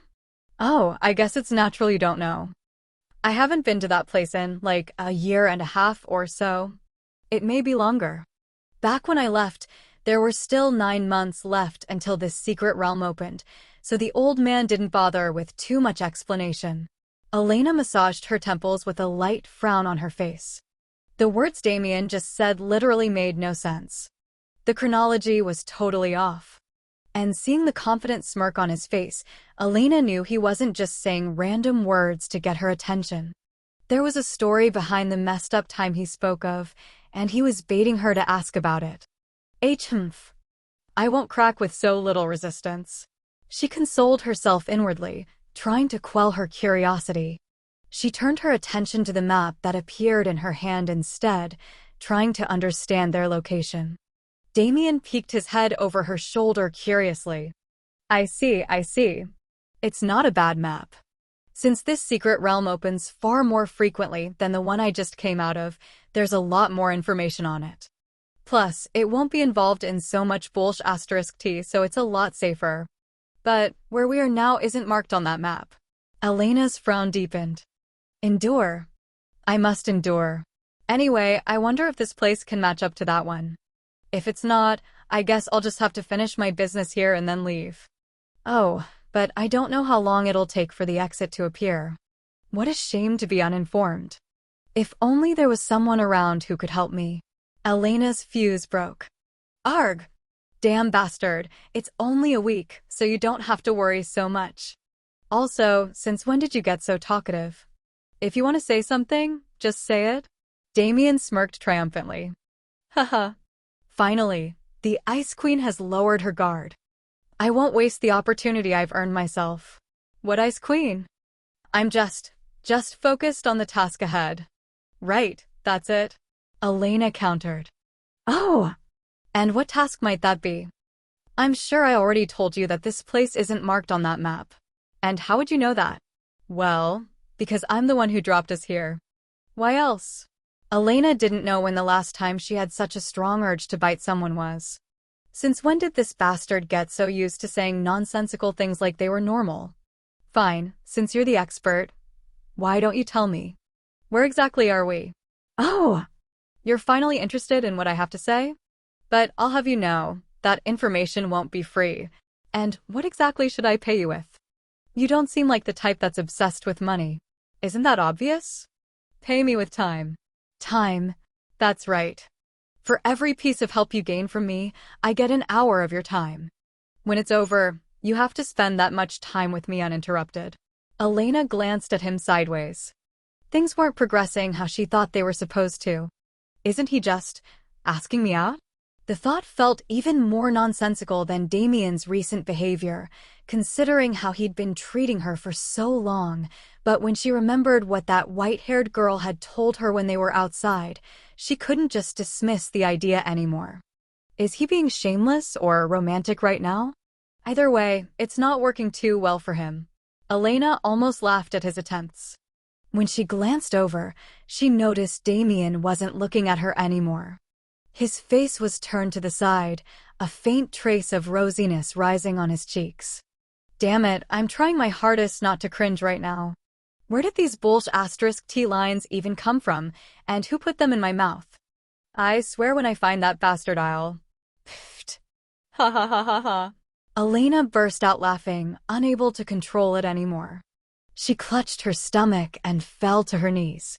It was too much to continue walking when she was laughing so hard. Ay! Who the hell do you think you're laughing at? Damien shot in embarrassment. Who else is here besides me and you, dumbass? Pfft. For every question I answer, I want you to spend an hour of time on me. Ha. That's it. I swear that if I don't get my revenge today, my name isn't Damien Void. But your name really isn't Damien Void. Last time I checked, wasn't your name changed to Cringe Lord? Oh, so that's how you want to play, huh? I see. Then I have no choice. Damien raised his hands and wiggled his fingers. An evil smile crept up his face. Without warning, he pounced on the fallen Elena, tackling her to the floor and tickling her sides. You fool. How dare you taunt someone who knows your greatest weakness? He laughed maniacally as he continued tickling.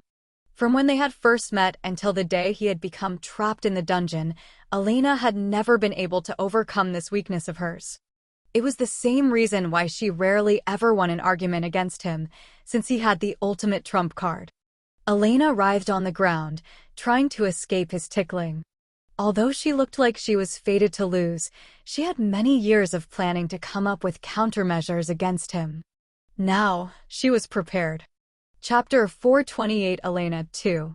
Elena's figure turned into a flash of light, reappearing several meters away and escaping Damien's clutches.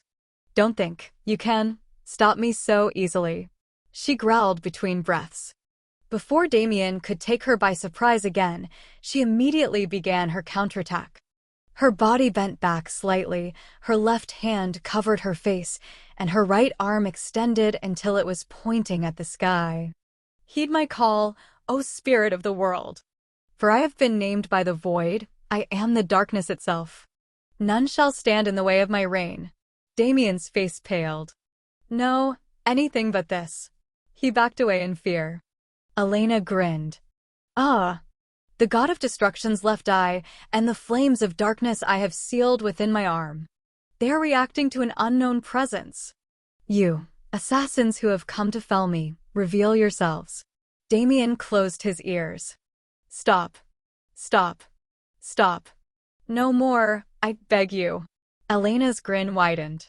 Oh my, what happened to you? Did you not like my little play? How did you find out about that? Damien stuttered. Keek. Those assassins you were talking about, who do you think was actually there? Damien's face paled even further. A repressed memory appeared in his mind. It was a young Damien, desperately attempting to explain himself to an equally young Elena who, strangely enough, had the same smirk on her face as the one in front of him. Vile. Truly vile. Damien shook his head. His eyes turned cold. You know too much. My dark history can never be revealed to the world. He disappeared from his position, appearing in front of Elena before she could react and grabbing her arms, holding them above her head and pinning her to a nearby tree. Forgive me. I can't allow Rose or Ryuet to ever find about the things you know. I have to shut you up here. Damien went to deliver the final blow. There was a single spot on Elena's body that reacted even worse than it did when he tickled her sides. With a single poke, she would become completely incapacitated. He grinned wildly and went in for the attack. But before he could finish, he was forced to abruptly stop himself. You aren't a kid anymore, huh? He muttered awkwardly. He, of course, remembered the position of Elena's weak spot. It was just, the area that used to be a washboard had now become a voluptuous pair of breasts. Elena's face reddened in embarrassment. She looked down at Damien's finger, which was hovering over the position of one of her most sensitive places.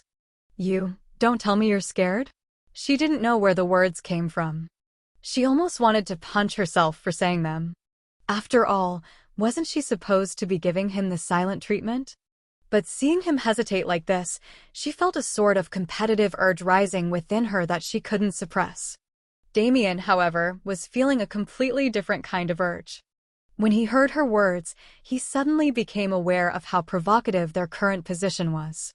In a forest where there was only them alone, he had her pinned to a tree, only a few inches separating them. His hand was hovering so close to her towering peaks that if a sudden wind blew, he'd end up plunging it into that soft pillow of flesh. Scared? Why would I be scared? I just don't think you'll be able to take it. The words that came out of his mouth matched her provocation.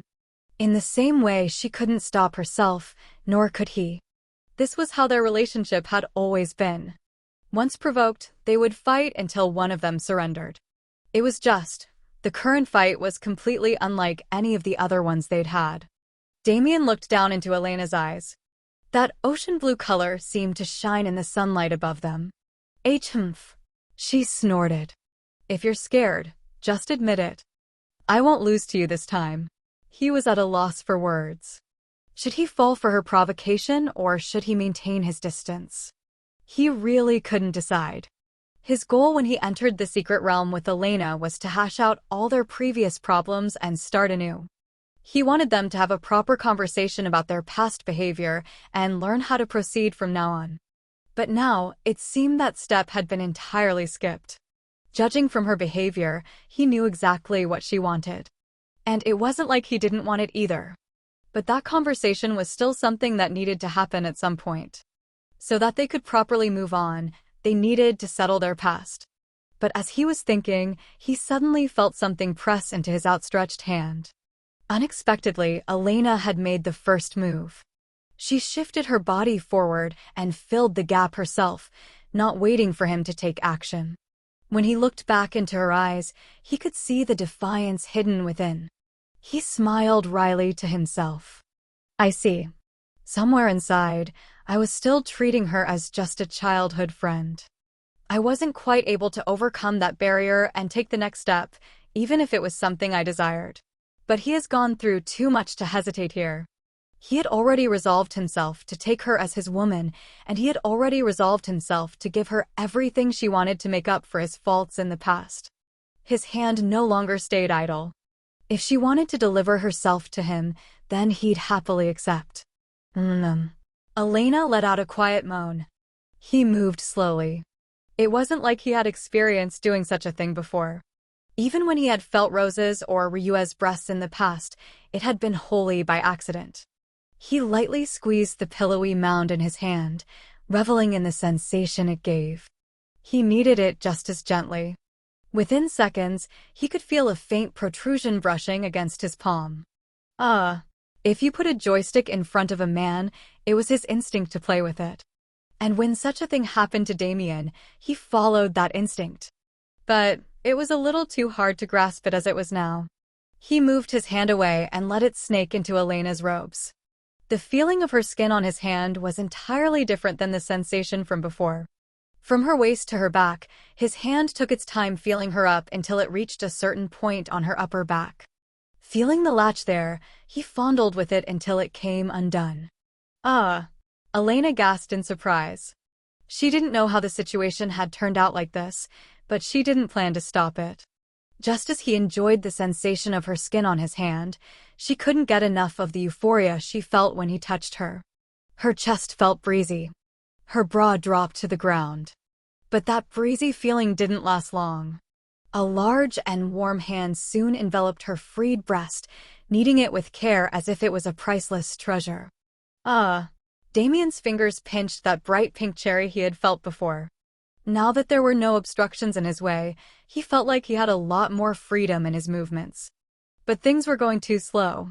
Even until now, he couldn't see what he had been feeling all this time. He removed his hand from pinning Elena's and grabbed the hem of her robe. And without suspense, the cloth covering her upper body gently fell around her waist. Chapter 429 Elena 3. Wow! Damien didn't know what he was expecting, but when Elena's body was revealed in front of his eyes, he was breathless. Her breasts weren't overly big, but he was always a believer that shape mattered more than size. Her breasts perfectly fit into his hands as if they were made for him from the beginning, so he had not a single thing to complain about. His eyes were locked on their web audio channel announcement. Thank you for listening. If you want to listen to the full series and hundreds of audiobooks similar to this, please join our Discord or join our Patreon on patreon.com/webaudio. The link will be in the description and also pinned in the comment section. Thank you. Position. Feeling the heat in his gaze, Elena shyly brought her arms up to cover her exposed chest. It of course made her happy how invested Damien seemed to be in her body, but it was still shameful to be stared at so blatantly. Damien's gaze panned down. Unfortunately, though, he had only undone the top portion of her robes, so the view below her toned stomach was blocked from his eyes. But what he was seeing now was more than he had ever thought he'd see from her. A flood of memories inadvertently rushed through his mind. From the day he had met Elena to the day he had fallen into the dungeon. The countless memories they shared together and the moments when they had relied on nobody but each other. He remembered the way she used to gaze at him, the way he ignored that gaze because he was too focused on the problems at hand. He wanted to go back in time and beat the sh*t out of his younger self for refusing a woman like Elena. But the past was the past.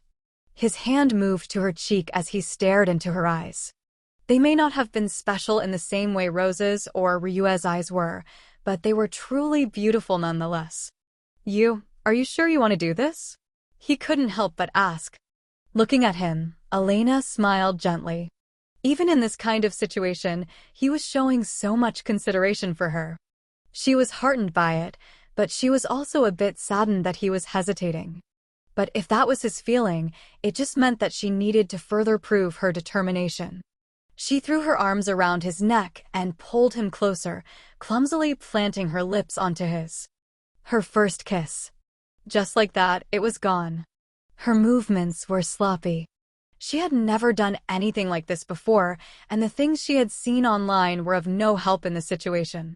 Feeling the light tremble in her lips as she tried to lead, Damien understood that he could no longer hesitate. He immediately took control of the situation. He led her through the process, slowly getting her acclimated to the feeling of her lips on his. Once she became more comfortable, he snaked his tongue into her mouth and gently pried open her teeth. Elena made a sound of surprise, inadvertently giving in to his prodding. His tongue slid through the gap and intertwined with her own. His hands didn't stay idle either. As Elena became more used to their kissing routine, he trailed his hand up her waist and once again began playing with her breasts, stimulating those pink protrusions whenever he got the chance. Her continuous moans reverberated in his mouth as they kissed, making him want to hear them endlessly. His unoccupied hand soon traveled down past her waistline and took the opportunity to fondle her pliant ass. Elena was almost overwhelmed by the sudden appearance of new stimulation. Being attacked on 3 sides at the same time, her innocence towards these kinds of matters began to show through. But no matter what Damien did, she didn't reject. Even as his hand snuck into her panties and touched her directly, she only moaned harder to show her satisfaction. Damien felt incredibly lucky that Elena was a novice like himself. Although she didn't notice it, his movements were extremely clumsy. His member was rock hard already, threatening to burst out of his pants from the second this situation had started. Now that they were this far, he was infinitely close to embarrassing himself even though they hadn't arrived at the main course yet. It seemed his hands couldn't stay still any longer. His finger slipped into Elena's sacred cave from the back, instantly taking their current activities to the next level. Elena separated her mouth from his and let out a heavenly moan. With the sudden intrusion on her most private area, she could no longer hold herself back. But that moan, it snapped the last string of reasoning remaining in Damien's head. The second he heard it, the pair vanished from the secret realm where they had once been. They reappeared in the sanctuary, a hidden area of it that Damien had separated for his personal use. When they landed, he had already dropped them in a position where he was on top of Elena, her back pressed against the ground. He undressed her lower half immediately. But even as he did so, Elena did the same to him. His body, which had been forged and reconstructed countless times, appeared before her eyes. His muscles were perfectly toned, not being overly large, but carrying an undeniable amount of power within them. Even from the day Damien had left the dungeon, his body had been nearing perfection in appearance. Now that he had been tempered by the primordial undying tree, amongst many other lesser temperings, it was even more so at that level. Elena's breaths became short and ragged as she ran her hands across his body. Damien wasn't any better. When Elena's gaze panned down, she could clearly see the raging dragon that was desperately trying to break free of its cage. Ah! She let out a surprised moan. Before she realized it, Damien had once again continued his assault. His fingers were attacking her sacred cave aggressively, while his mouth was planted on one of her rosy buds. Elena was overwhelmed by pleasure. The only thing she could do was wrap her arms around his head and bring him closer to her breasts, heightening the amount of pleasure she felt even further. But this kind of pleasure, it had made Elena forget that it was her first time partaking in such activities. As if it had been suppressed for far too long, a dam broke within her. A sudden sense of euphoria made her feel like she was floating on clouds. Her back arched, a piercing moan left her mouth, and a stream of clear liquid flowed from her sacred cave. Her mind left her body in that instant, dancing in the heavens alongside spirits and angels. As she came down from the first climax she'd ever had in her life, only the sound of the two's rugged breathing filled the space they were in. They looked into each other's eyes, clearly seeing the desire they had for each other. Should they stop, or should they continue? The question that both of them had asked themselves countless times before this point wasn't even in their minds anymore. The border between friends and lovers, the one that had been plaguing their relationship for so long, it had been broken in a single instant. Damien's head dropped, his lips once again meeting hers. His dragon was finally let free of the final barrier blocking its path. Their lower bodies rubbed against each other ceaselessly. Until this point, Damien had only been providing pleasure without receiving it. Now that it was a completely different type of heaven. And after so much time spent in preparation, there was no more need to hold back. His dragon aligned with the entrance of Elena's sacred cave. And with one final push, it broke the last barrier that prevented its entry. Within a hidden area of the sanctuary, where none would ever reach but the two of them, only a woman's cries of pleasure and a man's heavy grunts could be heard for many hours to come. Chapter 430 Elena 4. The pitter-patter of water droplets impacting the ground illuminated the otherwise quiet atmosphere. In this place where even the sun couldn't reach, Damien stood under the falling water and washed his naked body. He sighed lightly as he brushed his hands through his hair. The events of the previous night replayed in his head. I lost it.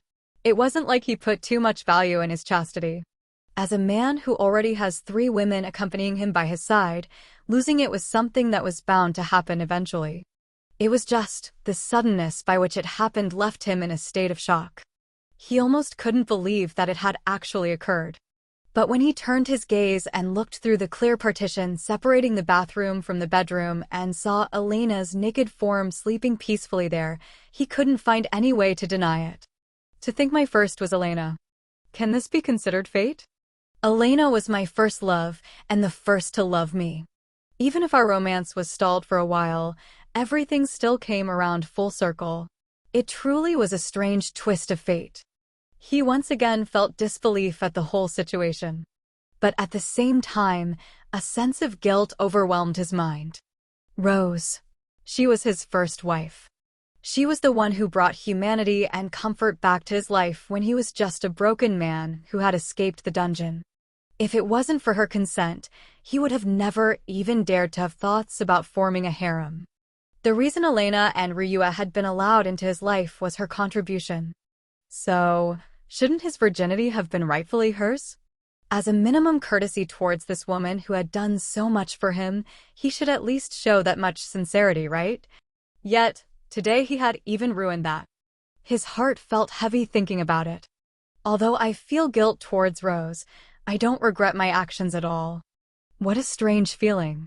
His heart was torn between these two women whom he equally loved. As it turned out, loving multiple women at once had this kind of downside. Well, it's no use thinking about it now. I'll be meeting Rose once I finish up with the World Core, so I can take my time to make it up to her. Right now, I should focus on what's in front of me. He poured mana into a slab on the wall next to him, causing the downpour of water to cease. Void flames lit aflame his body soon after, evaporating the remaining water droplets on his skin. He opened the door and left the bathroom, silently approaching the bed and crawling onto it, being careful not to disturb Elena's sleep. Elena muttered in her sleep. As if sensing his arrival, she shifted her position and straddled his body. "This girl is going to be the death of me," he muttered. It had to be known that the two of them were still but naked. Her exposed breasts rubbed against his chest, those pink cherries extending from the stimulation. Her cave down below was rubbing against his thigh as well, giving his little brother no other choice but to stand up. TCH. Suppressing my libido for so many years really made it hard to control once I let it loose. One night's worth of fun really wasn't enough. His arm wrapped around Elena's waist and moved up. As he sank into thought, he unconsciously began fondling her breasts. It really couldn't be helped. They fit so perfectly in his hand, he couldn't stop himself from playing with them. Besides, the sensation he got when he did so was so wonderful. Why would he ever wish to stop? Elena muttered once again as she squirmed. Her body began rubbing against his at an increasing pace. Her lower body was especially active, her juicy thighs targeting his little brother as they rushed back and forth. Oh, sh*T, it was her first time, but it seems it turned her into a vixen. Damien groaned in pleasure. His hand moved away from Elena's breast and started playing with her sacred garden. He started his counterattack. Elena moaned lightly. Her eyelids fluttered due to the pleasure. Still want to pretend?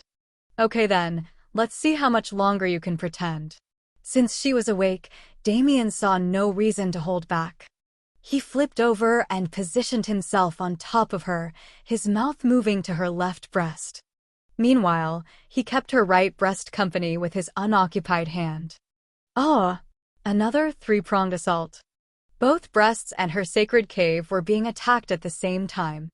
Her eyes shot open and her back arched as she reveled in the pleasure she was feeling. Finally showing your true colors? Who knew you'd be so naughty under that shy facade? Damien said jokingly as he removed his mouth from her nipple. Elena rolled her eyes in response. Since when was I putting on a shy facade? It couldn't be helped since yesterday was my first time, but don't think I'll be the same today. Oh ho? Is that a challenge I'm hearing? Do you dare take it? I won't go easy on you. Huh. You won't go easy on me? I was about to say the same thing to you. Not waiting for him to speak any further, Elena grabbed his head and pulled it towards herself, fiercely kissing him.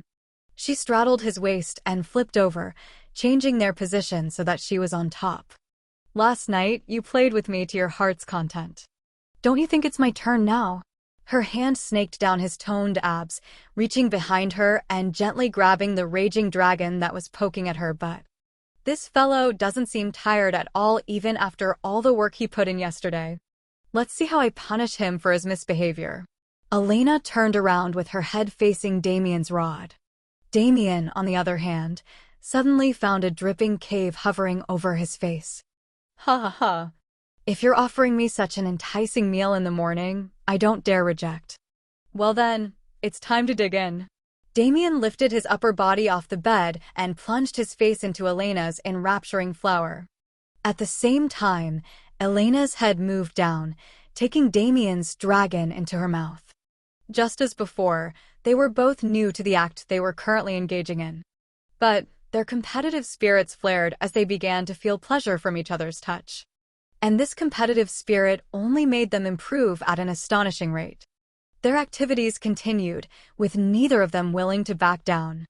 As they did, the scale of their game increased continuously. From the bed to the floor, to the walls, to the shower, there wasn't a single place in the small hidden room that wasn't stained by their pleasure-filled auras. And as if they had completely forgotten about the Empyrean Dragon realm that they had originally come for, they spent a whole second day drowning in each other's bodies. It seemed that their sensual competition wouldn't be ending anytime soon. Chapter 431 Shui Clan 1. Somewhere in a quiet forest of the Empyrean Dragon sect ruins, two women appeared from thin air. This place doesn't look too interesting, Ryua commented as she looked around. Rose raised her brow. I mean, it's not like you're wrong, but what were you expecting to happen the very second we entered this realm? Ryua shrugged her shoulders and spoke. I don't know. The last secret realm I went to dropped me inside of a raging blizzard where even I could freeze. I heard Damien was dropped into a pit of lava at the same time. Compared to that, this is a bit tame. Rose smiled wryly. Yeah, I think that's because the last secret realm you went to is crazy. There won't be much danger to us here. It's better to call this a treasure hunt than a secret realm expedition. Why is that? Ryua questioned. She and Damien were truly uninformed about the current situation. They simply came when Tianyang called and went with the flow. Rose, however, had been drilled with the information multiple times by the Supreme Fairy Paradise Master.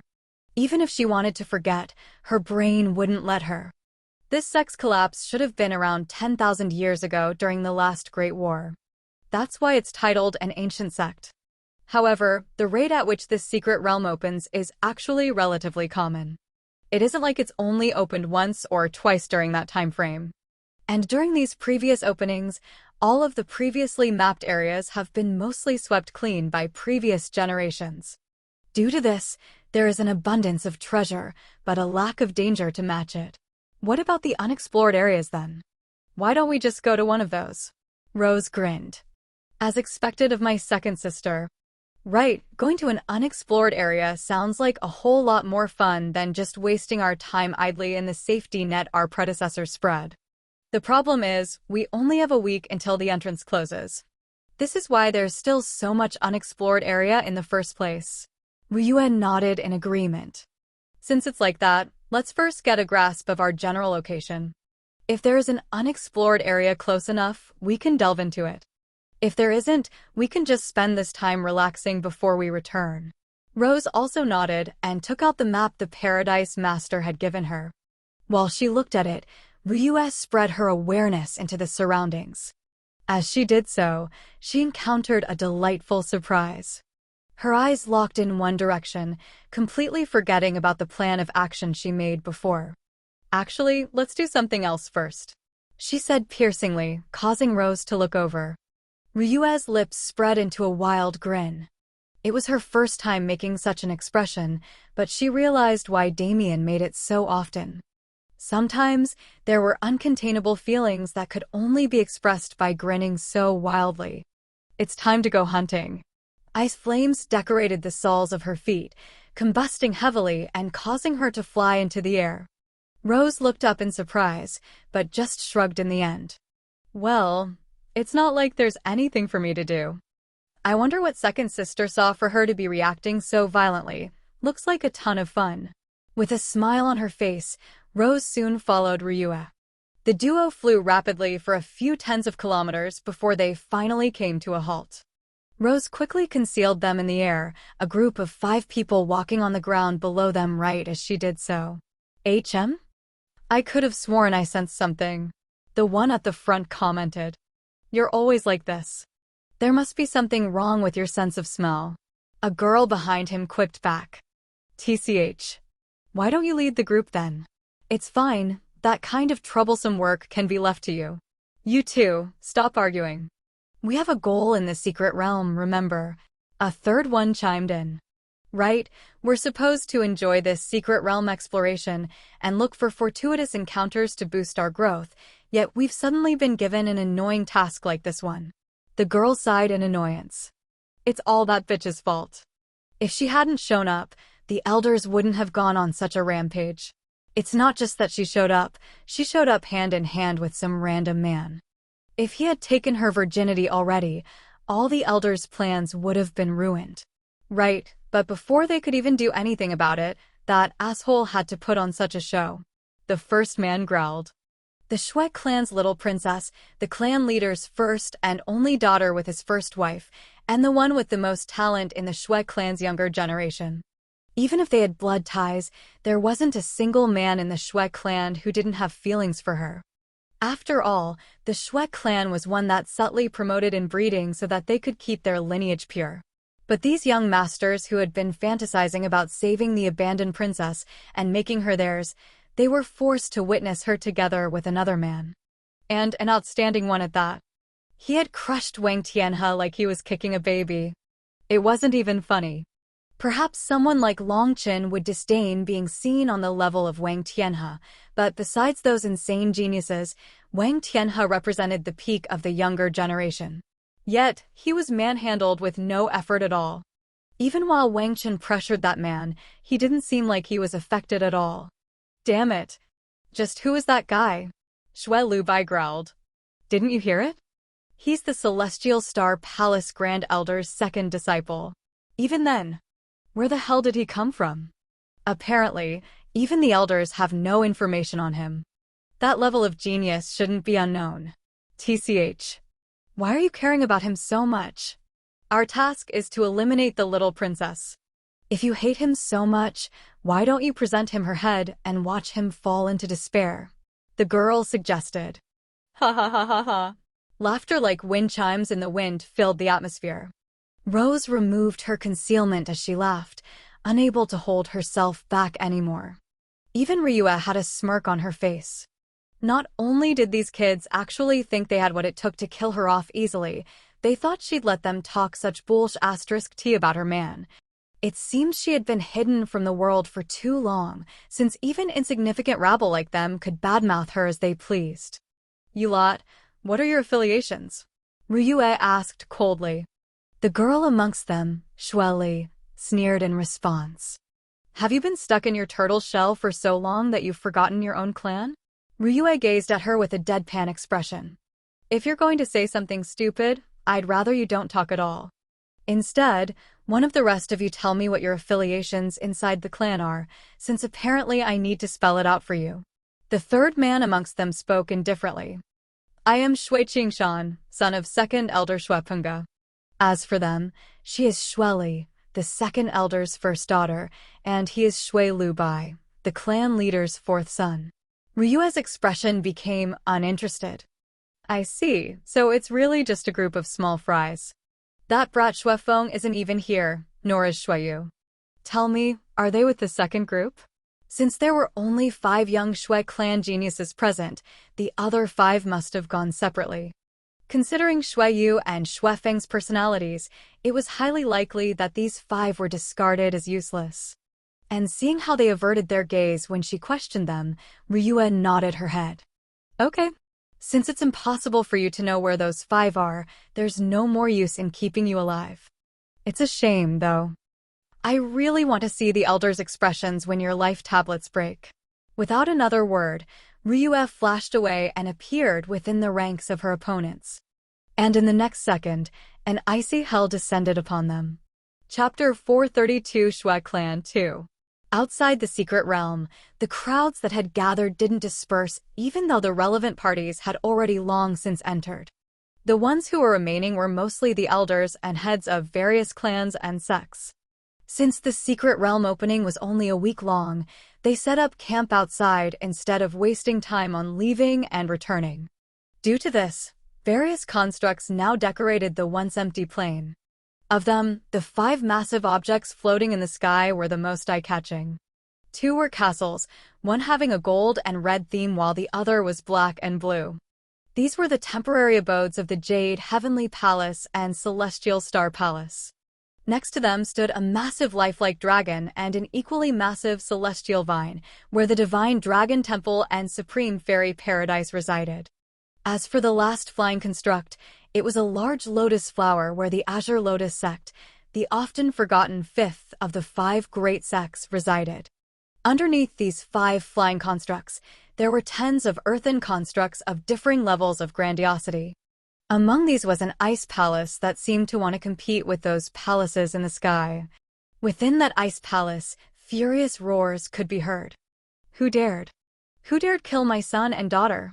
The second elder of the Shui clan roared furiously as he looked at the shattered life tablets in his hand.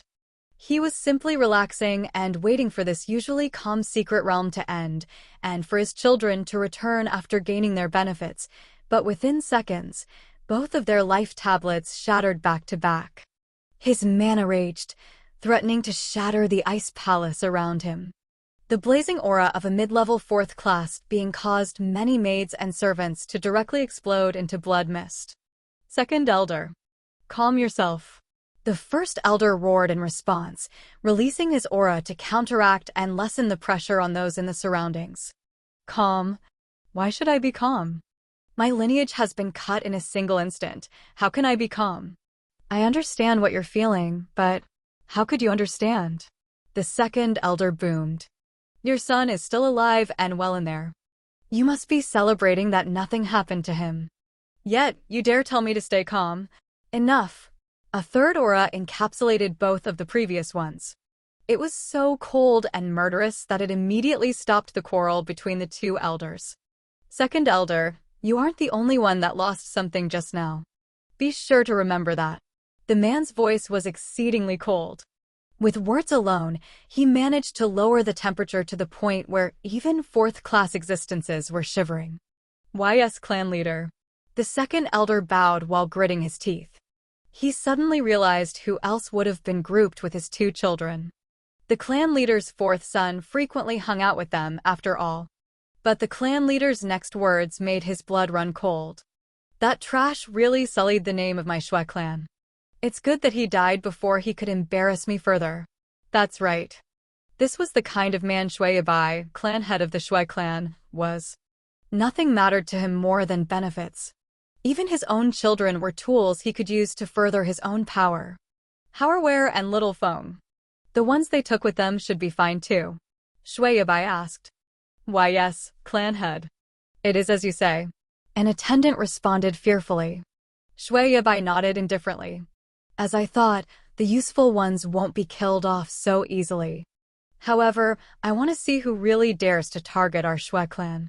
By the end of his words, his voice was booming.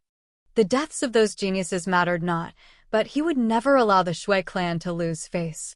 See clan head, weren't our groups given a mission to eliminate the little princess? Perhaps. Someone suggested. Shui Yabai glanced over icily. That slut? Didn't you see the way she arrived?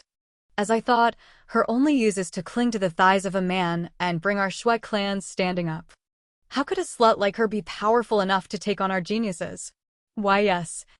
I shall not doubt the clan head's judgment. The man replied hastily. Although he said it, Shui Yabai wasn't so sure about his words himself. Unlike these clueless elders, he knew the true reason why Shui Ryue was treated like trash in the clan. It was because her talent, it was so great that it far outstripped any genius the Shui clan had produced in the thousands of years of its existence.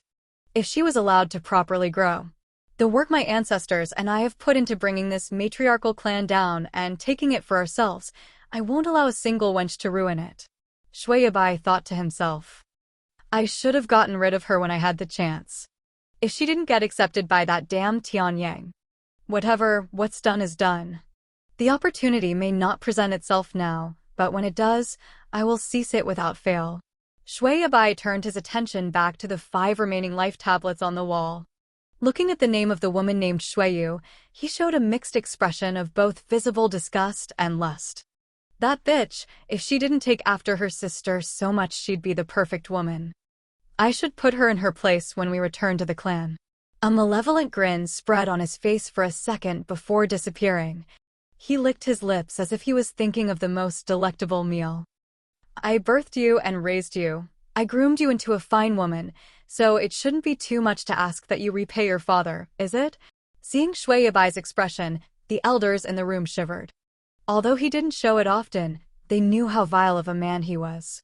Even talking about his sexual preferences alone, he had no limits. His mother, sisters, daughters, none were off limits. In fact, he seemed to become more aroused when he was with someone he had blood ties with. It was due to his insane fetish that the Shui clan began practicing inbreeding.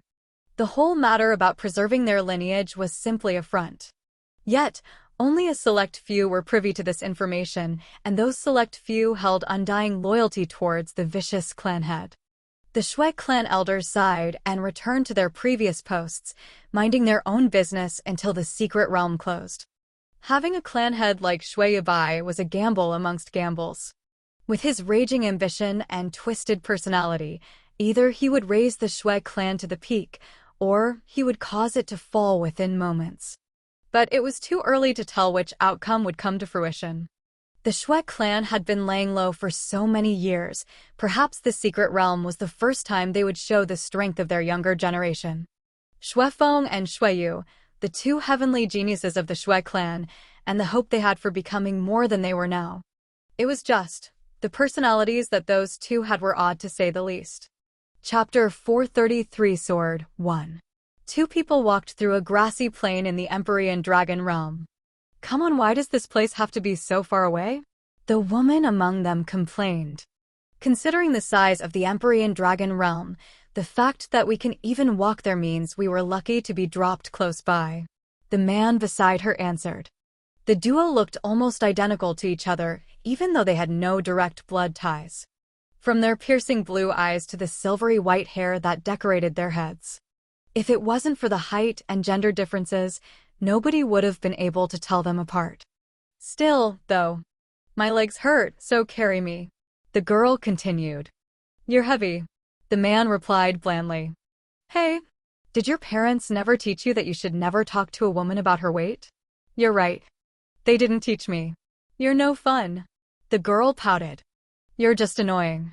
However, the man's response wasn't any less plain than it was any other time she spoke to him. Considering how badly their personalities meshed, it was a strange sight to see the two together. But oddly enough, their conversations always carried an unknown synchronicity that made it difficult for anyone to disrupt their flow. Hey, are we supposed to be trying to kill Big Sister now? Why aren't we doing that? Shui Yu, do you really want to kill that woman? Why wouldn't I? From the moment I was born, I was always trapped in her shadow. They didn't even try to hide it, naming me Shui Yu as if I wouldn't notice that it's only a single character difference from her name. It's annoying to have a shadow looming over you all the time that you can never get rid of, you know? Shui Feng looked over at her for the first time since they started moving.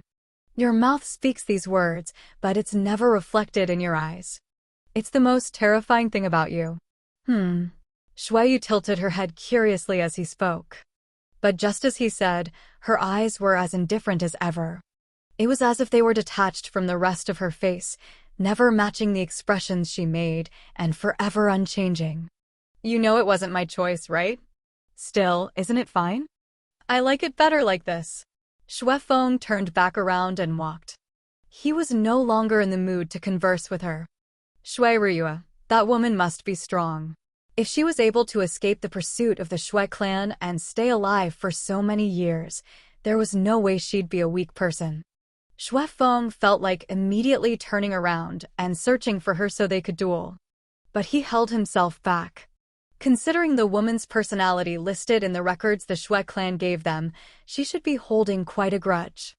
Even if they didn't go to her, she'd go to them. And if that was the case, there was no reason to pursue her. Instead, it would be better to gain the benefits of the secret realm instead of wasting time. Besides that, I don't know why I always end up traveling with this woman. He glanced sideways at Shui Yu. He could never figure out whether to trust her or be wary of her. And with how much they usually interacted, he felt a bit of both. Is she strong or not? She has always hidden herself behind those eyes. Maybe I should fight her? As if the heavens were set on making her compete with her elder half-sister, they made her almost a carbon copy of the latter. Even the points that the Shui clan didn't know about were the same. Just as Shui Ryue was born with a set of special pupils, Shui was as well. Even the functions of their pupils were similar. The only thing she didn't gain was Shui Ryue's insane talent towards Yin. Although she was talented in her own right, it wasn't to a level that would make the Shui clan obsessed with her. Nonetheless, her pupils alone were enough to put her amongst the top geniuses of the Shui clan. With her unknown level of strength as well, nobody knew where she truly ranked. However, all but one were too wary of her to speak. What a good guy. I wonder how long it'll take to make him mine. Shuiyu thought inwardly. If there was one thing she inherited from the Shui clan, it was her extreme mental illness. Ever since she had met Shui Feng when they were little, she had been unhealthily obsessed with him. But this bastard only ever thinks about getting stronger. No matter how much I try to seduce him, it never works. He doesn't even listen to the elder's orders unless it's an order that will increase his strength. How did he even become like this? It was quite funny. Although they were so different, they were brought together by the fact that neither of them really cared for the hierarchy of the Shui clan. They were the two most rebellious geniuses the clan had produced, if one didn't count Ryue. The pair continued their walk to the location that was marked on their map. There, something that was more than worthy enough to take Xuefeng's attention off of battle with Shui Ryue was resting. The Empyrean Dragon Sword, the ancient sect's crowning artifact. I heard a rumor that it might be a demigod-ranked artifact, Xuefeng thought. His hands itched as he thought about it. He wasn't a naturally greedy person, but he was a believer that treasures go to the strong. The location of the Empyrean Dragon Sword would then have a double benefit for him. Firstly, he would get the opportunity to duel with the most talented young prodigies of the major clans. These were the kinds of people who could know the location of such a place. As for rogue cultivators, the ones who could actually make it to the location itself were all worthy to enter his eyes. Secondly was the Empyrean Dragon Sword itself. He didn't lust after the borrowed power of an artifact, he wanted to climb from the bottom with his own strength. However, to Xuefeng, reaching the peak of 4th class or even the demigod level was a given. He believed in his talent and determination. And when that day came when he reached a point where chaos-ranked artifacts were as common as drifting clouds, when he needed an artifact that could truly hold his strength, the Empyrean Dragon Sword was a perfect choice. I wonder if there is anyone who can truly match up to me? Or maybe it'll be just as boring as before. However, if that man is here... Xuefeng thought back to a scene he had witnessed not long ago. Of a single man crushing Wang Tianhe and Wang Qin, and then borrowing the Jade Heavenly Palace's knife to exterminate the Wang family entirely. He had never seen a genius like that before. All the noble ladies and young masters he had been forced to befriend were nothing compared to him. Xuefeng's hands itched even more. If he could beat that man, he would truly be worthy of the title of #1 genius on the Cloud Plane. However, when he arrived, he didn't see a single trace of that man. Instead, there was someone else he had always wanted to meet. It looks like this time will be fun after all. Chapter 434 Sword 2. A man stood before an ancient stele decorating the otherwise empty grassy plain. His hair was long and black, tied up into a high ponytail. His eyes were equally black, having a sort of unknown attraction that sucked one's soul. A large sword decorated his side as he walked. Even though keeping weapons in spatial rings or artifacts was common, and sometimes made it far easier to draw them in battle, the man didn't believe in this custom at all. A sword cultivator should never be apart from his sword. If his sword wasn't by his side, then he failed as a swordmaster. Even if the world acknowledged him as such, he would no longer have the right to possess such status. Never mind that, it seems that all parties are slowly gathering. If this stele didn't need 40 people to gather before opening, I'd have already rushed in. He thought of the ancient sword that was said to be slumbering below this stele. He almost began drooling as he pictured its body. Brother Chin, However, an endearing voice pulled him out of his thoughts, saving his dignity. Seeing who called out to him, he smiled gently. Linger, did you find what you were looking for? His tone was completely unlike what he showed to others. Compared to the indifference he used towards outsiders, his treatment of this Linger character was like heaven and earth. It was to the point where some of the women in the crowd immediately went green with envy when they saw his smile. I couldn't find them. I thought they'd come, but I guess they have something more important to do. Linger pouted. Longchen smiled gently and patted her head. Relax. I don't think they would forget about you that easily. Didn't you save their lives back then? Perhaps they're just a bit busy at the moment. Linger's pout deepened. What could be more important than the Empyrean Dragon Sword? Long Chen smirked. Linger, what's more important to you? Me or the Empyrean Dragon Sword? Linger furrowed her brows. Of course, it's you. But why did you? Don't tell me. Long Chen nodded with a grin. Yeah, that guy I told you about is finally back. There's no way they'd choose some random sword over their husband, right? Linger nodded in agreement, some of her disappointment clearing up. Seeing that she was appeased, Long Chen finally looked away. Including those from the Long clan, 3 major clans have sent their geniuses. And I assume the Shui clan's geniuses will arrive soon. As for the sex, his gaze turned in a specific direction. There, a handsome man with cool blue hair stood with a half-smile on his face. Hao Lingtian, one of the top geniuses of the Jade Heavenly Palace's younger generation. However, he was the only one representing them. But it wasn't like Long Chen was any different. Of the Celestial Star Palace, only he was sent to this important location. He will be a difficult enemy. I'm not sure yet whether or not I can beat him, but it should be a close battle. As he thought, he suddenly felt a burning gaze directed at him. His head turned instantly and matched it. Shuefeng. Long Chen's indifferent face twisted into a wild grin. After all, the man who was looking down at him from above also had a sword strapped to his hip. Boom.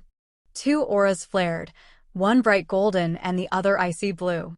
Even though the distance between them was substantial, it almost felt like they were standing right next to each other. Clang! A sound as if metal was clashing against metal. In the midline where their eyes met, an invisible clash had taken place.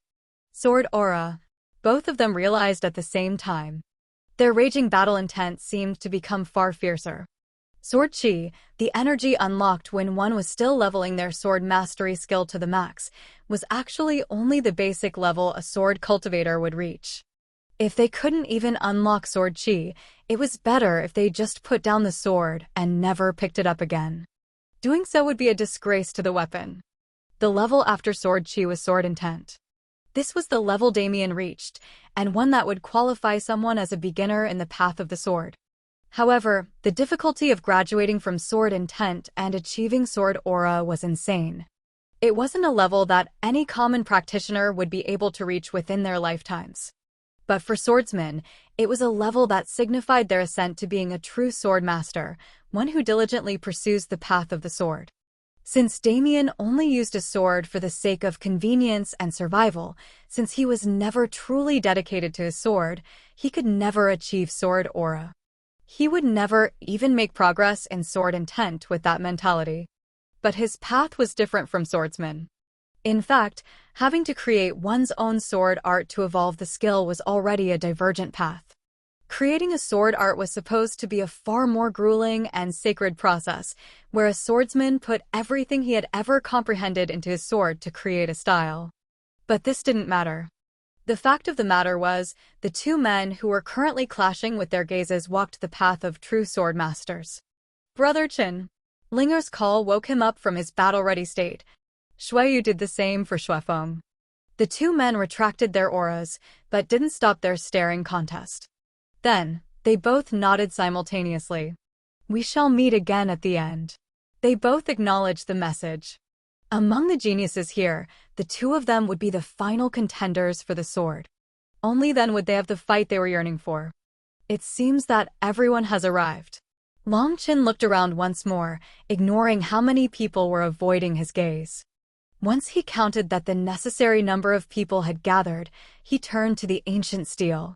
We must jointly pour our mana into this until it opens a path for us.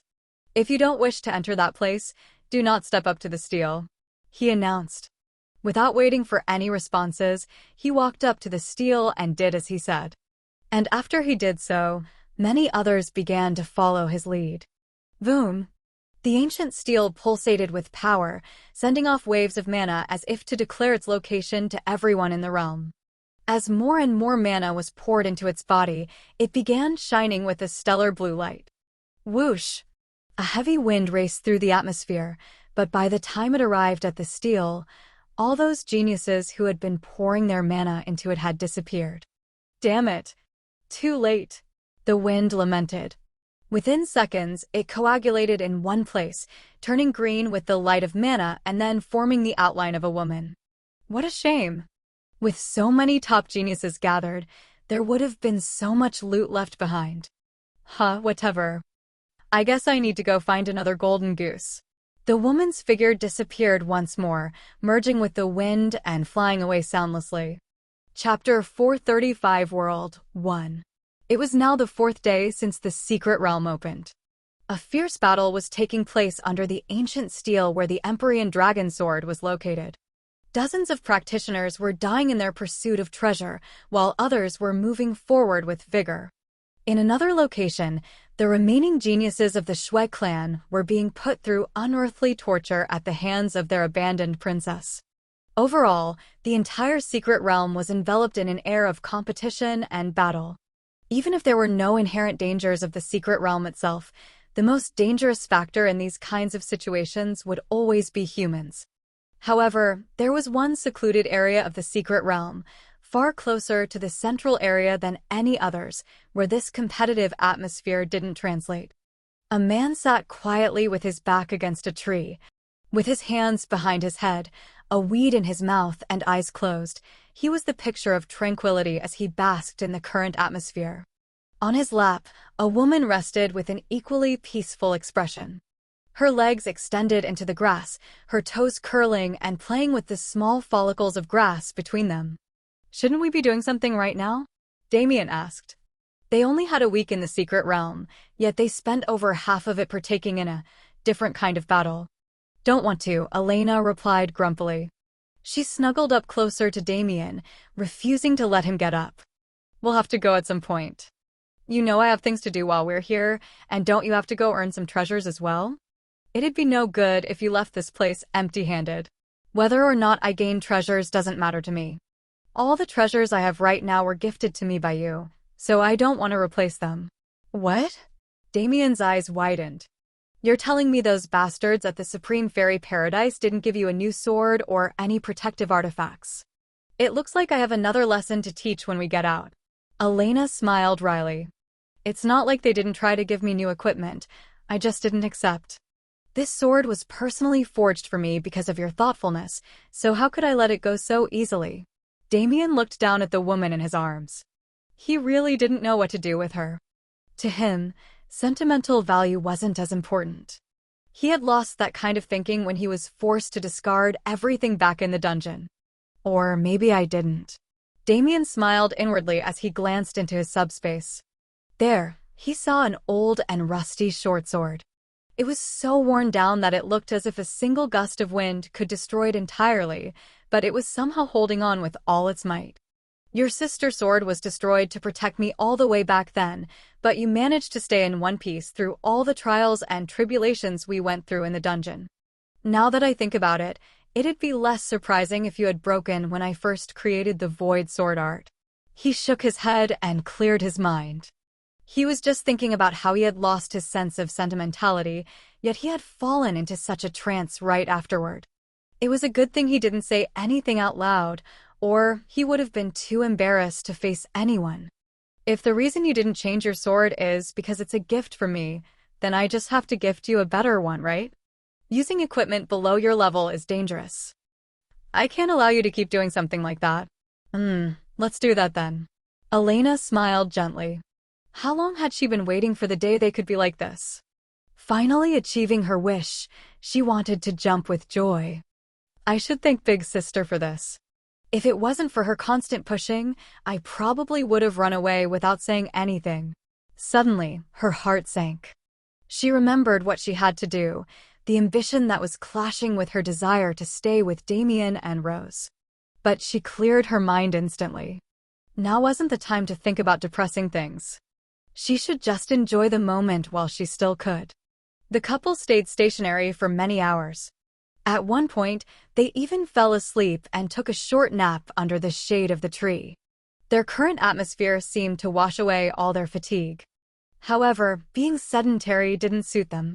Even if they wanted to enjoy the moment, it was better to do so after they had completed their individual tasks. Damien sighed as he stood up, picking Elena up in the same motion. All right, I guess it's time for me to take care of urgent matters. And since I have to go to the most central point of the sect to do so, you should also be able to find some good stuff by coming with me. Elena rolled her eyes. Okay then, Prince Charming. Take me away to this magical land you speak of. As you wish, Damien replied with a grin. The two of them flashed away, reappearing in a new location. This teleport formation is really useful. Since I connected with it when we first entered the secret realm, I don't even have to expend my own mana to teleport. Plus, I can move much farther and more precisely with less concentration. The location they were at was the very center of the sect that Damien was speaking of just moments prior. Unexpectedly, they had reached their final destination in a single leap. Wow, this is too unfair. Elena gasped as she looked around. It felt like they had just skipped over all the important stuff and reached the end goal with no hard work at all. It almost felt like they didn't even have the right to be in the central tower. Damien shrugged. It's within my ability to do this, so whoever designed this place should have no complaints. It's their fault they didn't anticipate a spatial practitioner to arrive here. No, I'm pretty sure other spatial practitioners wouldn't be able to arrive here so easily. I refuse to believe there were no countermeasures for such an obvious flaw. Maybe so, I guess I'm just a genius like that, Damien responded with a cheeky grin. Elena rolled her eyes and continued examining the surroundings. The room they were in was like a massive spiraling tower. The walls were ornate and lined with draconian patterns etched into an unknown material. Shelves filled to the brim with countless books lined the undecorated areas of the walls, all the way to the top of the tower that seemed around 10 stories high. As for the central area of the tower, it was completely empty. I don't think I should waste any more time. I have no idea how difficult it'll be to connect and establish communication with the World Core, so I'll get started right away. In the meantime, why don't you look around at these records? Perhaps they'll prove useful to you. Elena nodded in agreement. The records of an ancient sect were nothing to scoff at, no matter how much Damien looked down on them. Finding insight from such records wasn't impossible at all. In fact, Elena was sure it'd work out that way. As Damien made his way to the center of the structure, Elena parted ways and dived headfirst into the books on the nearest bookshelf. Seeing her excitement, he couldn't stop himself from smiling. It seems I've been smiling a whole lot in the past few days. But that thought only made his smile grow wider. Moments of happiness like this were the reason he was hell-bent on driving the Nox away from their universe. Well then, shall we get started? He closed his eyes and sat down in a meditative posture. His figure was in the direct center of the ornate diagram that colored the floor of the central tower. His mind was cleared of all extraneous thoughts, and when he finally judged himself to be ready. Celestial Authority. Chapter 436 World 2. The formless starlight that marked Damien's class as a celestial spread from his body. As it did so, his awareness pierced through the ground under him and dove as deep as it could go. Or at least, that was what was supposed to happen. When his awareness impacted the ground, it suddenly rampaged out of his control. His senses were forced to spread along the profound patterns on the floor beneath him. What is? Before he could question what was happening, an ancient and desolate aura began to emanate from the formation, mingling with his celestial aura as if they were close pals. No matter how much Damien tried to break out of his meditation state and stop the ongoing process, it wouldn't work. But just as soon as he started struggling, he stopped altogether. He allowed his awareness and aura to flow as they pleased. It was because he could sense something in his spiritual world. It wasn't an intruder, nor was it something special at all. It was far more profound than anything like that. As the ancient aura covered his body and merged with his own aura, its formless essence rushed into his body. The void physique immediately went to work to counter it, but Damien still didn't move. Instead, he spoke out with his mind's voice. It wasn't a vocal or mental projection using mana, he was simply thinking as if he was speaking to someone else. I know you're here. How long do you plan to observe me before making contact? He was met with silence. The presence he was speaking to didn't act, nor did it reveal its location. But he knew it was there somewhere. We have urgent matters to talk about. I'm not sure what you're planning to do with this formation, but I'm sure it isn't trying to harm me. If you're doing something like this, then you should be open to negotiation, right? Another silence. Damien didn't fret. He knew from the beginning that this being wasn't something he could just carelessly make contact with. And he knew that actually hearing its voice was something that very few, if any, were given the right to do. And so, he continued his prodding for what felt like hours on end. With the way times are changing, you will not be safe from the coming catastrophe. Considering your status, you should already understand this much. Partnering with me is your best chance at survival, and perhaps something far greater than just that. Damien finally felt a response. Although it wasn't vocal, he could feel thoughts of intrigue filling his spiritual world. This is just how that little one communicated, but considering your age, you shouldn't be limited to just this. I understand that you might have a great deal of pride, but don't let pride be the reason you forfeit your life. The concept of pride is not something that applies to us. Damien smiled inwardly. Finally, he had provoked a response. And why is that? He questioned on. This thing called pride was invented by the living. It is something solely possessed by those with will. However, we are not beings with will. If you were not beings with will, then you wouldn't be communicating with me right now, would you? Human reasoning is strange. We make contact with you not because of our will, but for our survival. I'm honored that you think I can play a part in that. It is a logical judgment based on the actions you have shown since your arrival. Logical, huh? The logical choice would probably be to latch onto someone far more powerful and accomplished than me. Why would you choose me then? Others do not possess your ability. Damien flinched. Right, even communicating like this wasn't something the latter could do with just anyone. Most likely, this being hadn't spoken to a human in eons. State your proposal. The voice was cold and detached. It almost didn't sound like a single voice at all. It was like the amalgamation of the voices of everything that lived and breathed. Genderless and formless, being defined only by its own standards. I want to bind you. My duty as a celestial is to do so.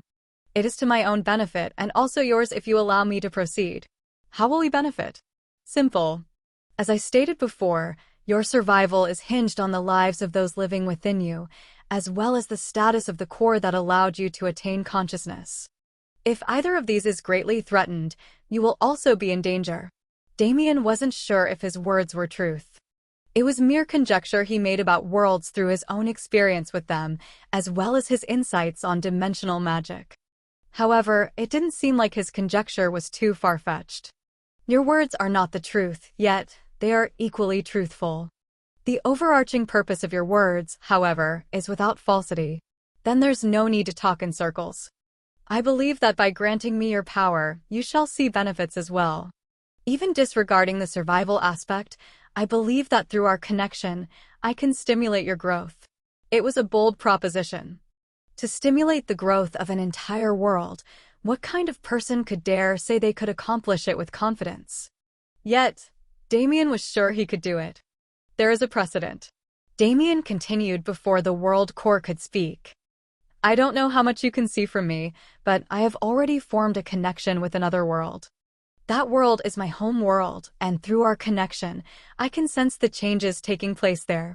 It hadn't even been 5 years since those elders from the Burning Sun sect had drained Earth of all its mana, yet the world was growing at a rate where that lost mana had already been regained and even exceeded. He couldn't feel it before because he hadn't formed his spiritual world yet. His connection was still too vague for him to directly interact with it. Even within the primordial undying realm, he wasn't able to feel the changes due to being disconnected from the outside world. But once he was given time to relax and consolidate his gains from that trip, he finally felt the drastic changes Earth was going through. It was still vague. It wasn't like he could feel the presence of every person on Earth or see what was happening on the planet. But he could intuitively feel the changes. Whether it be the insane topographical changes of the world, the vast amount of mana that Earth possessed, which might have even been on par with the Pyrrhon already, or the general strength level of the population, which had grown so explosively that Damien almost couldn't believe it. Earth was no longer the same planet that Damien once knew. It was no longer a tiny world that would be phased by a small number of third-class invaders. He couldn't attribute this change to himself alone. He wasn't conceited enough to think he had so much sway, but he knew one thing for certain. Earth's fate had changed when he bound it to himself. The World Core read his thoughts clearly. He didn't have to speak directly for it to do so, as they were in a state where their consciousnesses were connected. That child called Earth can be called a precedent. But that child has not gained the qualifications to be compared to us. In relativity, our growth will be far more arduous. Damien grinned inwardly. Even though the World Core said it was indifferent to human emotions, he didn't think that was entirely the case. There were two things that every entity would crave, regardless of their nature. The first was survival. As for the second, it was strength. And right now, Damien was offering both to the World Core. Chapter 437 World 3. The World Core was silent for many minutes after Damien finished his proposal. Although there was plenty more he could say, and plenty more that needed to be said, he was only trying to arouse the World Core's interest, so those things could be saved for another time. We cannot accept this proposal.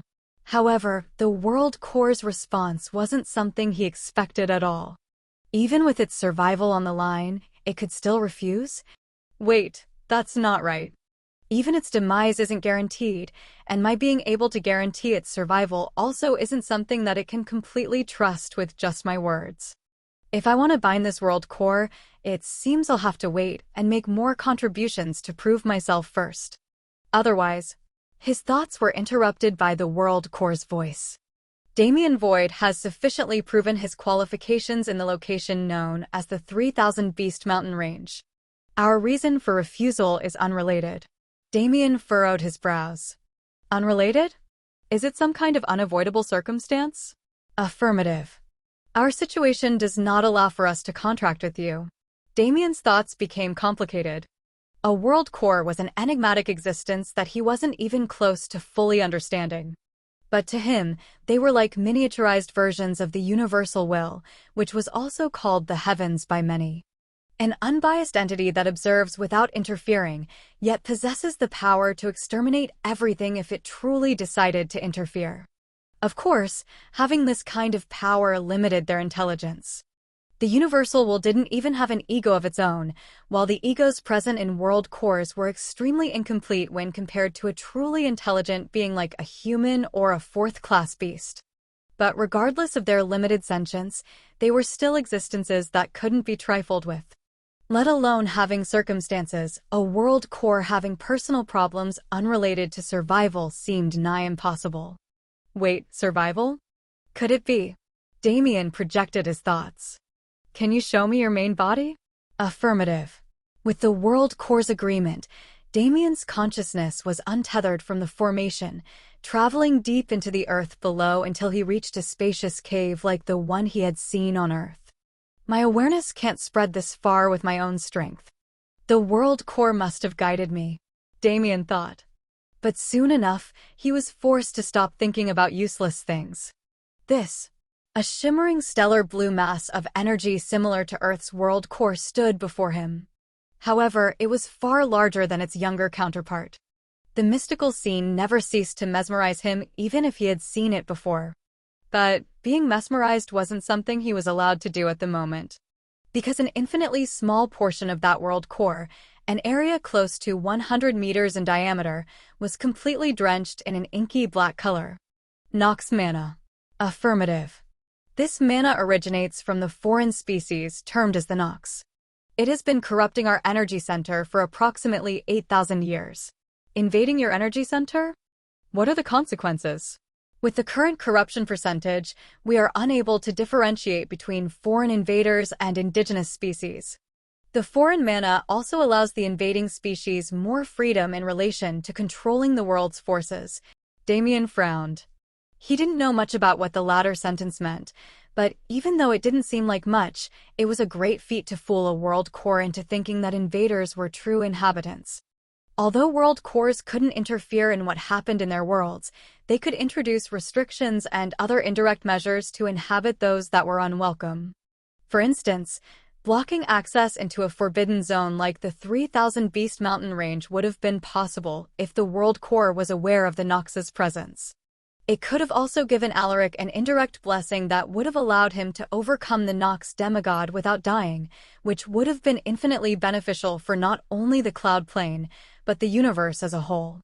These were just smaller examples, since Damien didn't know the exact kind of authority an unbound world core held, but even these examples were enough to make him understand the depths of the problem.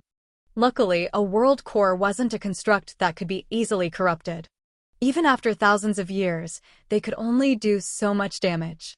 If a contract is created at the moment, the foreign mana might lead to unknown consequences. This risk will not be taken. Damien shook his head. The prospect of corrupting a world core was what worried him. As for the corruption itself, he didn't think much of it. This isn't a problem I can't solve. Allow my physical body to appear here, and I can take care of this for you. All you have to do is promise to contract with me afterward. Understood. If Damien Void possesses the ability to reverse corruption, we shall consent to forming the contract. Damien nodded. At least this was going as he expected. Even if the world core didn't know much about his power, he knew it should at least have an inkling about what the Void physique was capable of.